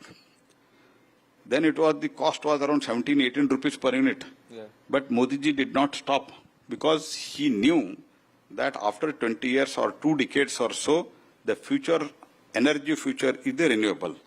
So abhi log samajh rahe hain. For example, if I can quote, PM Kusum is for the agricultural. Correct. So ये agricultural में कोई भी आगे नहीं आ रहे थे, लेकिन हमने तो सबसे बातचीत करके उनको कन्विंस किया how it is going to benefit not only farmers to even to the state exchequer. तो मैंने कई लोगों को हमारे ऑफिसर से एक प्रेजेंटेशन करवाया कि एक बार आप इसमें इन्वेस्टमेंट करते हैं तो आप जो अभी फ्री पावर देते हैं एक ही बार आपका इन्वेस्टमेंट होता है, बाद में आप हर महीने हर बरस आप जो डिस्कॉम को पैसा देना पड़ता है स्टेट गवर्नमेंट से वो बंद हो जाता है. Your free electricity problem headache है, whether it is for the household or whether it is for the agricultural, that will once for all stop. ये तो कन्विंस हो गया, काम भी शुरू हो गया. इस बीच में मैं अभिनंदन करना चाहता हूं महाराष्ट्र के मुख्यमंत्री को. महाराष्ट्र मुख्यमंत्री ने एक पीएम कुसुम का एक अच्छा मॉडल लाया, तो तब सबको लगा ये तो इसमें बहुत जादू कर सकते हैं. अभी तो हर मुख्यमंत्री आके मुझे मिलते हैं, हमको पीएम कुसुम अलॉटमेंट ज्यादा करो. तो मार्च में ये पीएम कुसुम अभी स्कीम पूरा हो रहा है, it is going to end. But now I have requested honourable prime minister PM Kusum 2.0 का आगे बढ़ाने के लिए हमने रिक्वेस्ट किया है. बहुत मुख्यमंत्री भी अभी पत्र लिखा है प्रधानमंत्री जी को, काइंडली इसको एक्सटेंड करो. सो दैट नाउ तो कई लोग जल्दी समझते हैं लाइक प्रधानमंत्री मोदी जी, और कुछ लोग जल्दी नहीं समझते हैं. तो अभी समझने का थोड़ा उनके लेवल पर समझते हैं, लेकिन अभी by and large including opposition state they have understood what is the importance of renewable energy. One is price, another one is the basically this emission, all such things. And decentralised electricity generation है ना, कितना job create कर रहे हैं. 12 lakh 13 lakh already हो गया है PM कुसुम PM Suryaghar में. So people are getting employment in their village, people are getting employment in their small cities, tier 2 cities. So everybody is understanding the importance of this renewable energy, and by that this movement has picked up very well, and Prime Minister, because of his leadership, he has convinced many people. But Mantriji, when it comes to solar and wind, one of the aspects is to generate it we need land, and land acquisition is a problem. Is with a lot of renewable energy projects. उसको आप कैसे handle कर रहे हैं, mitigate कर रहे हैं? देखिए इसमें तो लैंड प्रॉब्लम सिर्फ रिन्यूएबल को नहीं है, लैंड प्रॉब्लम सबको है. तो इस बीच में हमको रास्ता निकालना है. तो ऐसे तो हम पीएम कुसुम में जो कर रहे हैं और पीएम सूर्यघर, इस टू डिसेंट्रलाइज्ड जनरेशन के कारण nearly about 65 gigawatt we are going to generate out of that only. That is one point. Second point, PM Kusum में जहां भी अगर फार्मर्स का कुछ लैंड है, उसमें कुछ एरिया में if they are not cultivating it, then we are requesting them to give it for the renewable energy, means solar energy. For that we are giving them rent. अभी मैं राजस्थान गया था. राजस्थान में मुझे फार्मर्स आके मिला, किसान लोग आके बोला, हम तो हमेशा मोदी जी के लिए हम बहुत ही we are always indebted to prime minister Modi. मैंने बोला क्यों? हमारा तो बैरन लैंड है जी, लैंड हमारे नाम पे है लेकिन हम कुछ नहीं करते. अभी 30,000 रुपए हमको मिल रहे हैं बाड़े पे. So these are the things, people are also coming forward. Even सामान्य नागरिक, इनका 1 एकड़ 2 एकड़ आधा एकड़ लैंड है, वो भी आगे आ रहा है. तो मुझे लगता है तो ये विन विन सिचुएशन है. That will be solve. Apart from all these things, whenever I am going for the meeting with Honorable Chief Minister, I am highlighting them that you have to work out with the farmers, with the public at large, and also wherever the government land is available, that you may kindly make it at least on lease basis, long lease basis for the private entrepreneurs, so that your energy problem and your energy cost and energy headache will be considerably reduced. This is, people are getting convinced now, that's why we are moving fast. This year we have, as I already told you, this year we have already added 23-24 gigawatt. Ji. And this is the ever highest in a single year. And another 20-25 we are going to add this year. Oh, fantastic. Now, you wear two hats. So, हमने रोशनी की बात की, अब थोड़ा ration की बात कर लेते हैं. 2-3 questions, sir. One is this one nation, one ration card.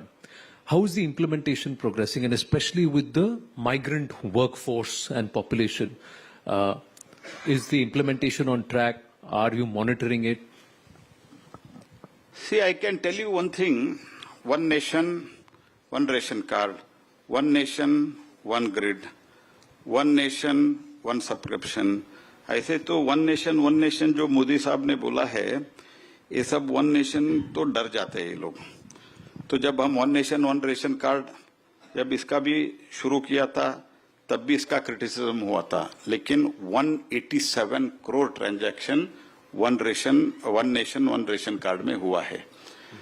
तो जो भी अगर समझो, मैं कर्नाटक से आता हूं, मैंने पहले भी जैसे कहा, बेंगलुरु में इतनी बड़ी मात्रा में अलग अलग राज्यों से लेबर्स है. They are all availing the free ration प्रधानमंत्री गरीब कल्याण अन्न योजना में. तो हर व्यक्ति जो उधर आ रहा है, they are availing this facility of ration card, which is technologically driven. 100% ration card. ये digitization का जो मजाक उड़ाते थे ना, I am telling you today, 100% ration cards are digitized today. Wow. And 99% of the beneficiaries, they are Aadhaar linked and digitized. So things are changing, and that is the leadership of the Prime Minister Modi. Final question, back to GST. The passage of rate cuts. Is your ministry actively monitoring that this entire passage of rate cuts actually happens to the consumer? Because that's the big question. कि ये consumption boom लाएगा कि नहीं लाएगा, और इसका result आपको क्या लगता है? 30-40 दिन में दिखेगा? नहीं, मुझे तो पूरा विश्वास है. एक तो जनता भी अभी देखिए पहले जैसा उनको समझने के लिए है, क्योंकि न्यूज़पेपर या टीवी चैनल ऑफलेट टीवी चैनल पर डिपेंड होता था. आज स्थिति ऐसे नहीं है. हर दिन व्हाट्सएप में, हर दिन सोशल मीडिया में, इंस्टाग्राम में चलता ही रहता है. So many people they are using this social media, and you know the number of the wifi connectivity in the country today. So by that also people are understanding, and the many manufacturers they are also they themselves, they are volunteering, they are giving advertisement. These are all the things happening. Otherwise also, finance ministry is monitoring. As a consumer affairs ministry, we are monitoring, and other line ministries, they will also monitor. I am quite confident on that. Thank you so much. Before telling that, one more thing I wanted to add. So, impact of the reform on the renewable energy, I am going to tell you one figure. You will be stunned. The investment overall, तो हमारा जो 18% था, जो आज 5% हुआ है, उस 5% में, do you know what is the savings? 1 lakh crore to 1.5 lakh crore. How? Wow. How? I am telling you. We are yet to install till 2030 248 gigawatt because 252 we have already installed. 248 we have to install. For that 248 gigawatt to install, the overall savings per megawatt will be nearly about 25 lakhs. So that will, overall, it will bring down 1 lakh crore to 1.5 lakh crore in the country. So this is the Modi has given to the renewable energy and overall to the energy. तो जो आरी पे है उनका बिजली का bill कम होने वाला है होगा हाँ per unit cost भी कम हो जाएगा जी. Per unit cost again it is going to be reduced. Fantastic. We look That is what Mr. Devendra Fadnavis was telling yesterday, that this year they are going to regulator to reduce the cost of the energy, not only for the consumers, even to the industries. तो GST से रोशनी के bill में भी बचत हो रही है हाँ, रोशनी ज्यादा होगा और बचत भी ज्यादा होगा.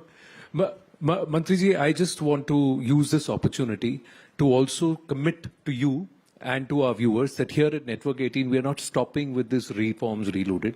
What we are trying to also say कि अब भारत की बारी है. So we are I would like to use your good office and your permission to also unveil a new campaign, a mission that we are also going to move on.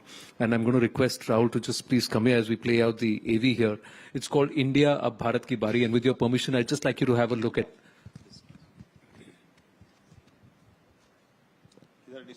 Yeah, we'll display it there. Can we have the?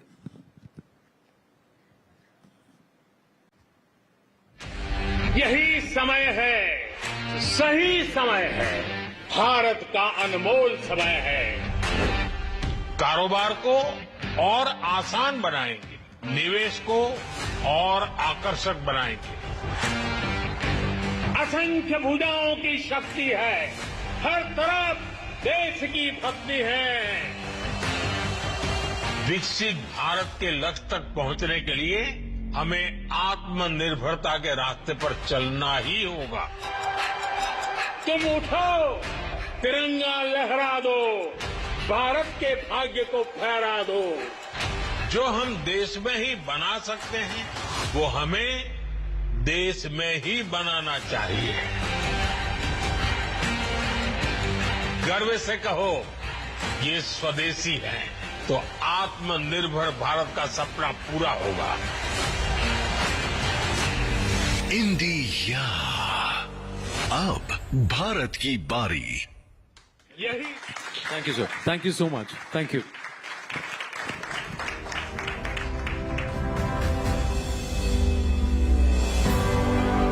Ladies and gentlemen, let's have a huge round of applause for Shri Prahlad Joshi ji. Thank you so much, sir, for adding your presence and making it so immeasurably valuable. And thank you, Anand, for that engaging conversation. Going to request everybody to please remain seated. We have more conversations, engaging one, riveting ones for you. And we will also have the Union Finance Minister grace the event in just a bit. So as GST 2.0 reshapes India's tax landscape, the focus now is on the next wave of reforms that can drive growth, of course, investment and global competitiveness as well. To explore what comes next, let's also welcome Shireen Bhan on stage once again. And joining her for this discussion is the visionary strategist behind India's G20 agenda and former CEO of Niti Aayog, Shri Amitabh Kant ji. Thank you so much for gracing the event. Let's have a huge round of applause, ladies and gentlemen.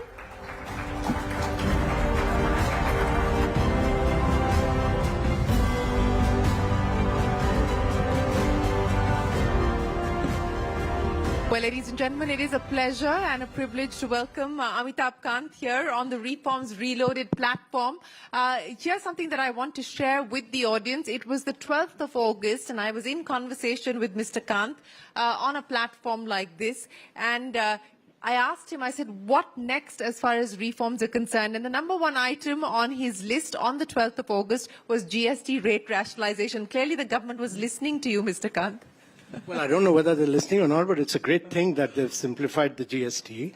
I think it'll greatly help in pushing the consumption story of India, which in turn will create great demand, which in turn will increase capacity utilization and will lead to further investments in the Indian economy. It'll create a virtuous cycle of investments. And that is in the context of all the challenges we are facing globally. This reform was critical. Well, this reform was critical and this reform has been done, and the hope is that it will boost consumption, boost demand, and then boost investment. What's the sense that you get on that front? Because the government is saying, look, we've done the heavy lifting, we've been front-loading capex, now we're giving you stimulus as far as the income tax cuts and now the GST cuts are concerned. What's the sense that you get from industry now that you're on the other side, Mr. Kant, about its willingness, its appetite to invest? So, the government has done a lot. I would say this, because to bring in the GST simplification at this particular stage, to bring in all the states on board is a remarkable thing. And all credit to the PM and the FM for that. But I think we should accelerate the pace of many other reforms simply because the global challenges in terms of the breakdown of global supply chains, the rise in protectionism, the breakdown of institutions with a war on both in Europe and Middle East. There are many challenges, and now with this H-1B visa. So we need to use this crisis as an opportunity to push many other reforms, to my mind. And GST should just be the beginning of an accelerated reform process. Okay, if GST is just the beginning, what's the next step? And you talked about the H-1B visa issue, which blew up over the weekend. You tweeted saying that this will in fact end up being an opportunity or could become an opportunity for India. I think that tweet has gone viral. You've got about 5 million views on that. But what do you believe we need to do in order for us to actually ensure that this emerges as a silver lining, Mr. Kant? Shireen, the challenge is that there is no talent. There's no talent for computing power in the United States of America.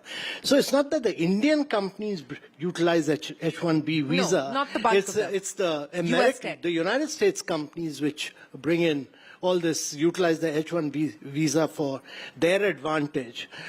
So if they had put that $100,000 per year, then it would have had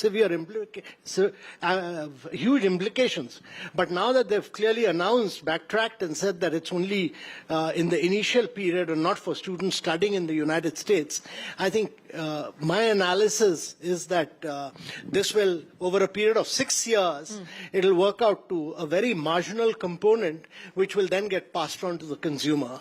But it opens up the opportunity for a lot of American companies, because there's lack of predictability and consistency of policies. It gives you an opportunity to open many more GCCs, and it also lead to a much more level of outsourcing for these companies, because simply there is no talent available, and you need talent to be able to do this. So India should be a beneficiary of this.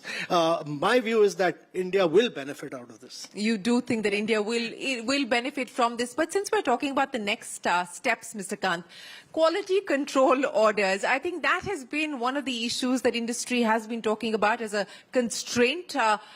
In your view, is there a need for a big review or a dismantling even of quality control orders in the way that they're being implemented at this point in time?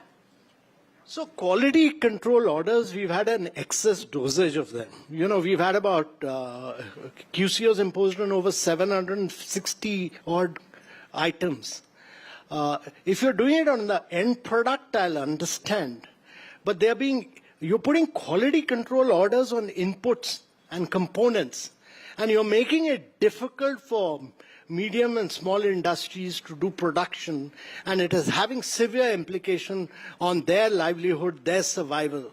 And I think all QCOs need to be reviewed, and at least all QCOs on inputs need to be eliminated, because it'll make it very difficult for India to be competitive. It'll make it very difficult for India to export, and therefore my view is very strong review of QCOs. It is licensing by the back door. And it is a very, all QCOs have been brought in under pressure by industry lobby groups, which is doing huge damage to India. Okay, so a quick review and a big elimination review. on all inputs. On all inputs. Yeah, because you're making the end product very expensive then.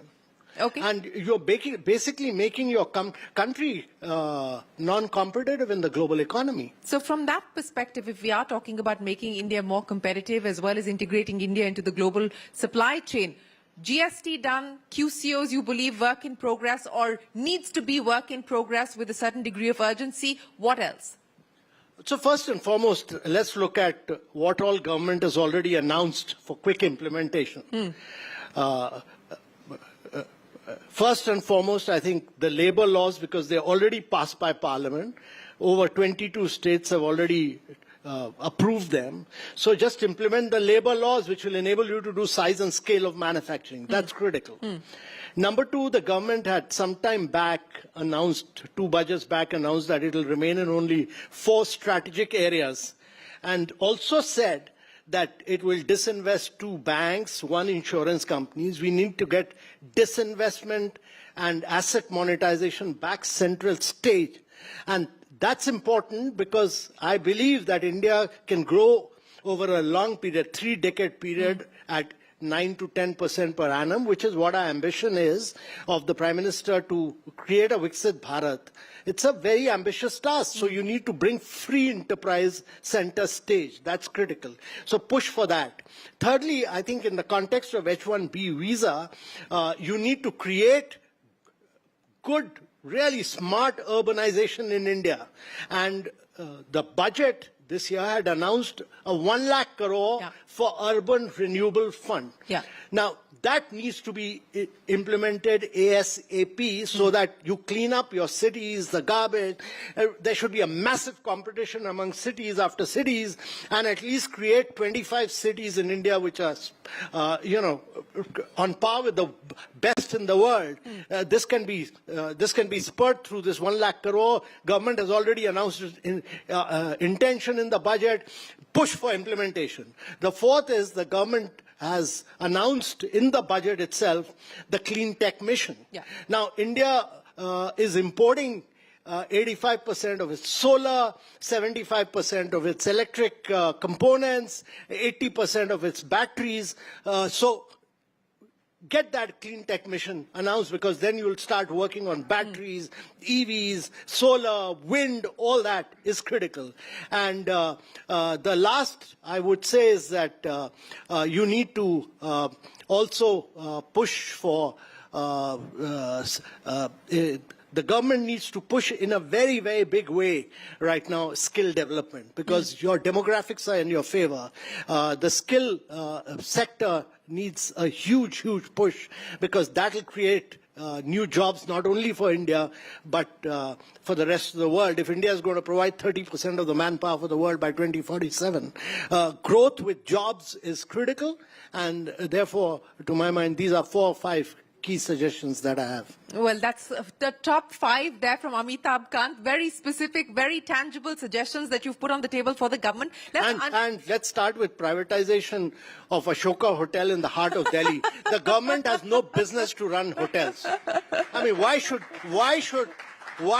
the government of India run the Ashoka Hotel is the basic point. But you've been in government, sir. Why is it that we haven't been able to disinvest Ashoka Hotel? We had at that point of time privatized 18 hotels. Ashoka was also put out. We could not attract a good bid for Ashoka at that point of time, but there's no rationale at all for governments to run hotels, and that's a mindset which should move from central government to all the state governments, that they should keep their hands off from certain areas. Keep their hands off of certain areas. But let's just stick with the theme of privatization, because now in your current role as an advisor to Fairfax, and Fairfax is one of the contenders for IDBI Bank possibly, IDBI Bank is another contender that has been up for privatization for almost a decade now.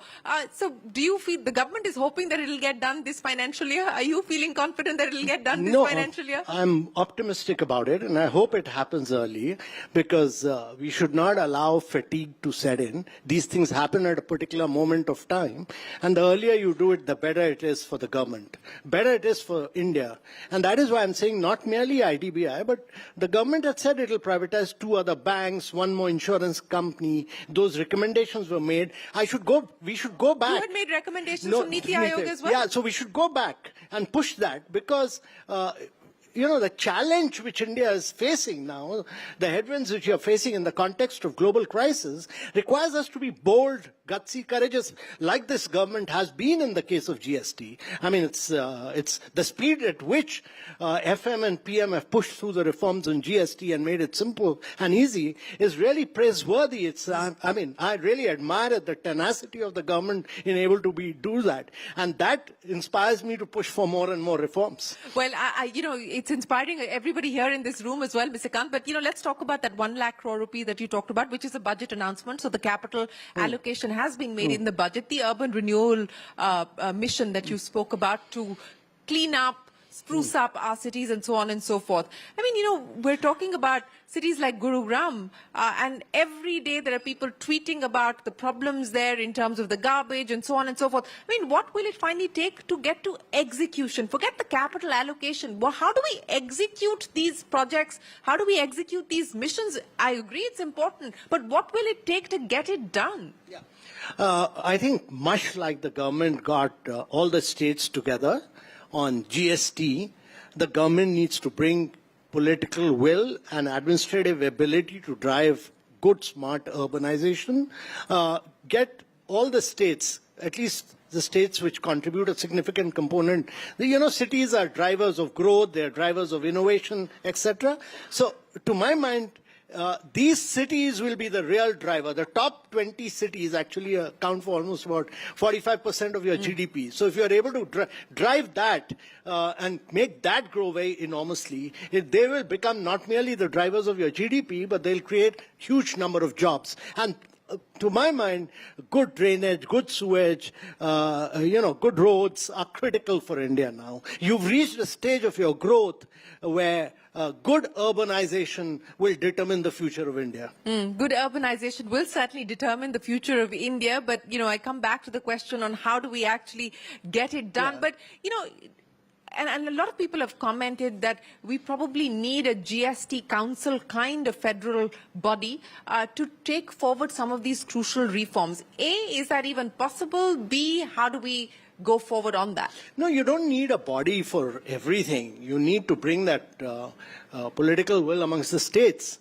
Because India is a very large country, so the chief ministers also need to take responsibility, much like the chief minister of Maharashtra or the chief minister of UP.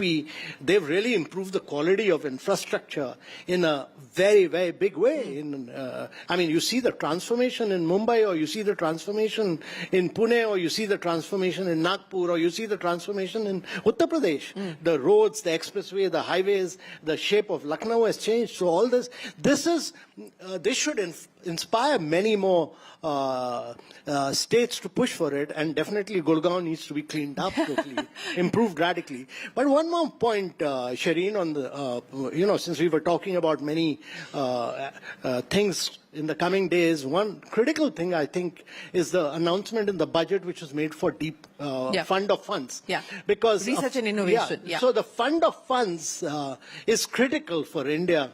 Is one of the main reasons why the startup movement took off in India was because we had this fund of funds for startups. Yeah. Which so if you have a fund of funds for deep tech, a large one for deep tech and clean tech, that will enable you to, the fund of funds does the risk sharing with VCs. It will attract a lot of investments through private equity and venture capital, and the fund of funds will take only 1/4 of the risk.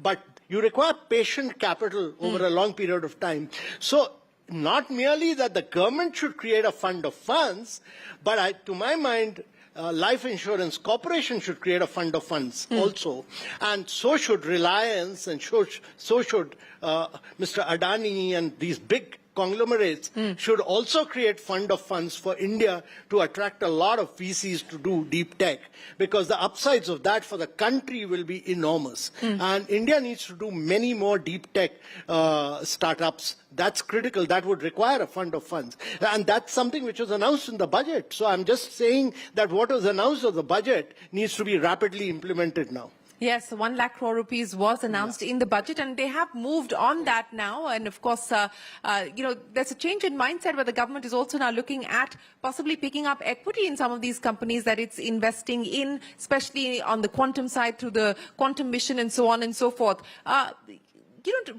From your experience of Startup India, Mr. Kant. No, that's to my mind, that's not a great idea. No? The government should keep its arms off from business. The more government gets into it, they'll start tampering with business decision making. That's my view. You can have a different, don't pick up equity. You should use the viability gap funding route, but if you start taking equity, government officers will start sitting on the boards. They will start killing decision making, because government officers by nature are status quoist in nature. They're not willing to take the kind of risk which the business is supposed to take. So that's not a great idea to my mind. Would you have said the same thing? Were you still in government? Well, I survived somehow. No, but to be fair, Mr. Kant, from your experience of starting the Startup India mission to where we are today, what more do you believe the government can do, or actually the private sector or the startup ecosystem in itself can do to further the cause of startups? Well, first of all, I think what has happened is that in the startup movement, in the initial period, we used the fund of funds. Later, a lot of money came in from external sources. India still attracts about 79% of the money coming into the startup movement from abroad. It's Indian family houses, Indian business houses, Indian insurance companies, Indian pension funds must fund the startup movement of India. That is not happening, to my mind. That's critical. Secondly, I think two great things have happened in India. One is that India supported the new foundational models, supported a number of startups, which over a period of time will pay you results. It's also provided computing power at good costs, and therefore we should see results of that. It's sometimes good to be coming in a little later rather than be the beginner, and you'll see good results coming out of this. But we should build up AI and on top of our digital public infrastructure, make it open source, open API, and that will help us to accelerate the pace of innovation in India. So to my mind, far more resources coming in from within India into the startup movement, and definitely we need 4 or 5 big fund of funds to push for. More and more VCs taking risks, because you need, in the space sector, in battery sector, you need patient capital of 15 years, 20 years. You need to do huge amount of disruption in deep tech. I mean, all these Indians are going into the Silicon Valley. Now that they're not welcome in Silicon Valley, we should demonstrate that all Indians are welcome back to do disruption in India. And that is what the fund of funds should do. Well, government fund of funds and the private sector also to launch fund of funds. That's the message there from Amitabh Kant. But, when we last spoke, you said the one sector that is Trump tariff-proof is tourism, and you believe that that should be on high priority for the government at this point in time. Are you starting to see any signs of that? Well, I think the biggest opportunity for India is travel and tourism. And that's simply because India is buying close to 1,800 planes. We are already sending out 30 million Indians abroad. If you do not get tourists from abroad, you will become the biggest exporter of tourists in the world. And therefore, yeah, this is what's going to happen. So India hasn't done an Incredible India campaign for a decade now. You need to promote and market. I learned that it is not even participating in the World Tourism Mart, which to my mind is a shame, because India needs to be very aggressive. Exactly like we've been with the reform of GST. The Prime Minister has been regularly talking about tourism. The Ministry of Tourism should be vigorously and aggressively promoting and marketing India, penetrating global markets, because of foreign tourists to domestic tourism is good right now, but on the domestic tourism will take you till here. The real value in terms of returns to resorts and hotels will come in from foreign tourists, because they'll pay you 5 times of what the domestic tourism is paying you. And in the long run, you need to make India a global destination for getting the rich and the famous of the world to India, and that requires you to do brand marketing of India abroad. So for that, we need Amitabh Kant. No, you don't need Amitabh Kant. You need Ministry of Tourism to be aggressive with the brand campaign. Yes, most certainly. But, now that you're on the private side, sir, and you're dealing with the private sector, you talked about bureaucrats and the fact that many, I wouldn't generalize, but many, as you point out, have a status quo mindset. How different is the private sector? Well, the private sector's job is to create wealth. I think that spirit of enterprise and the spirit of making, the Prime Minister set a great ambition. $4 trillion to a $30+ trillion economy by the time in 22 years. I mean, that requires you to do scorching pace of growth. Very few countries in the world have been able to do it. Japan, Korea, China, that's all. 108 countries caught in the middle income trap right now. Now, if India is to achieve what the Prime Minister's vision is, it needs bureaucrats to dismantle rules, regulation, procedures, act, and also disinvest heavily, and also do asset monetization, and also sell India as a tourism destination. This requires a very aggressive and a progressive mindset of the civil servants. Mr. Kant, you're talking about an aggressive mindset of civil servants to take some of those decisions that have been long pending that you spoke of. But as we look at the global environment, and one of the things that we spoke about, and again that's something that we've seen positive action on, you said that India must re-engage economically with China, and we've seen both sides take tangible steps to do that. What do you make of this thaw in the economic relationship, as well as measures on both sides to re-engage? Well, my view on this is very simply this, that we import about 130 billion worth of goods from China. We import. By doing that, we are creating jobs in China. We should get Chinese companies to do joint ventures with Indian companies. Don't give them more than 49%, but you need Chinese companies, especially to manufacture in India. I'm saying this simply because the world had lost its art of manufacturing. If you look at the top 20 American companies, all of them are manufacturing 95% in China. Read this book, Apple in China, you'll realize this. So they are all creating jobs in China. Now you want to do component manufacturing, you want to do machinery manufacturing, you want to do input manufacturing, you'll have to get these Chinese manufacturers to manufacture in India, create jobs in India. That's important to my mind. And China, even at the worst of relationship with Taiwan, got the Taiwanese to invest in China, got Japanese to invest in China in the worst of relationship. So to my mind, instead of importing, manufacturing in India is critical. And get the Chinese companies to ensure that technology is passed on to Indian companies, and that's why get them to do JVs with Indian companies. So what would Swadeshi mean in a contemporary India? What is the Swadeshi model that India should prioritize today?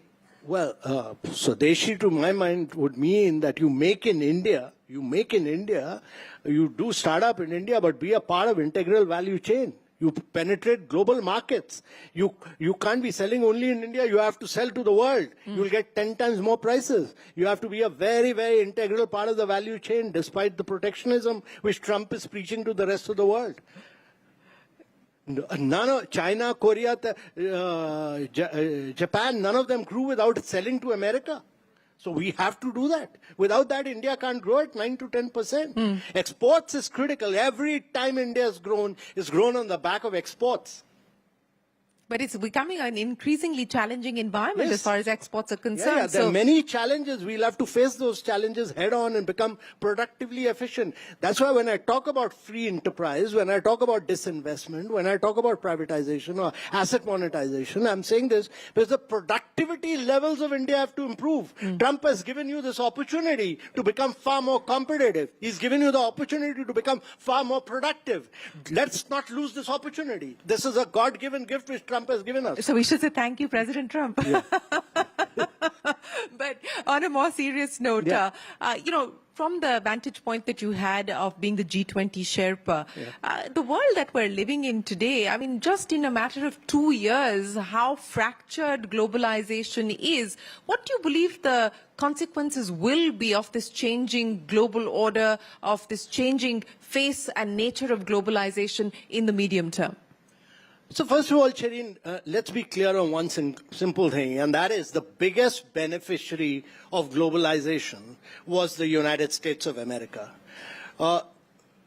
It's the only country in the world which has retained its share of global GDP at close to 27%, 48% of the market cap with just 4% of the population. No other country or no other region has been able to do it. Europe came down from 30% to close to less than 15%. So the biggest beneficiary has been the United States of America.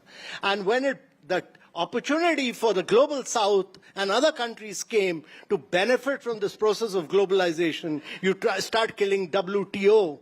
You kill the distinction between developed and developing countries. You say that there is no less developed country, and you say that I want to bring manufacturing back to the United States. You think these American women are going to work 24/7 on making Apple phones? Never will they do this, because it's become a post-industrial society now. And therefore, it's very, very important that we use this opportunity to really push for manufacturing in India to create jobs, because India has to grow with jobs. And, in some of these populous states of India, you need to push for manufacturing in a very big way. This would require us several things to do. You need to bring down the cost of logistics. You need to bring down the cost of power in India, make yourself more efficient. You need to bring down, you need to have more skilled labor. All this is, and you need to bring down your interest rates. You need to bring down the statutory liquidity ratio, which at 18% is the highest, second highest in the world after Bangladesh. And every bank is busy buying government bonds, and you're leaving nothing for, so the interest rates must come down. I mean, these are critical things to my mind. You've given us a long list of what must come down. What should go up, Mr. Kant?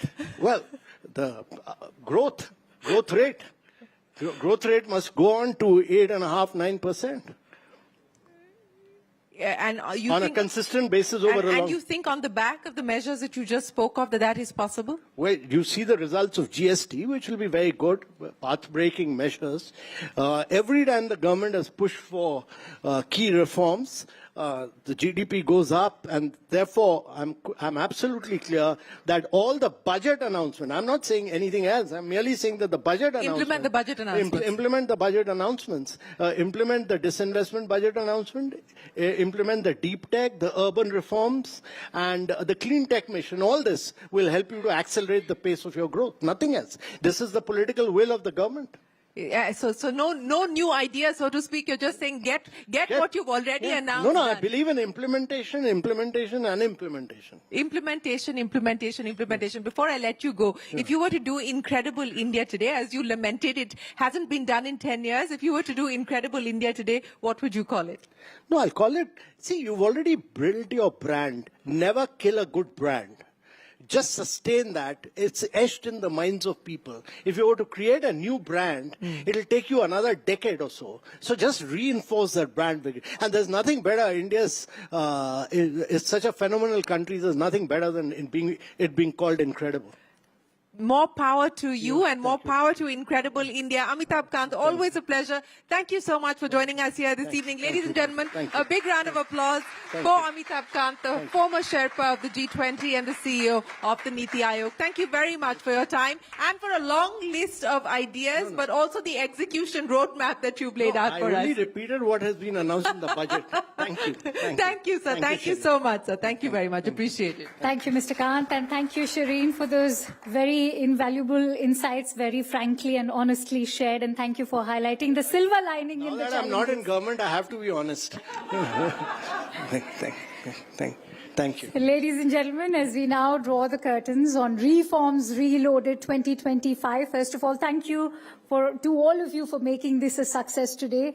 We thank you for being part of this historic day. On behalf of Network 18, we thank our presenting partner, IDFC First Bank, our associate partners, ITC Limited, PhonePe and Reliance Industries Limited, and our exchange partner, NSE, for their support in making this summit possible.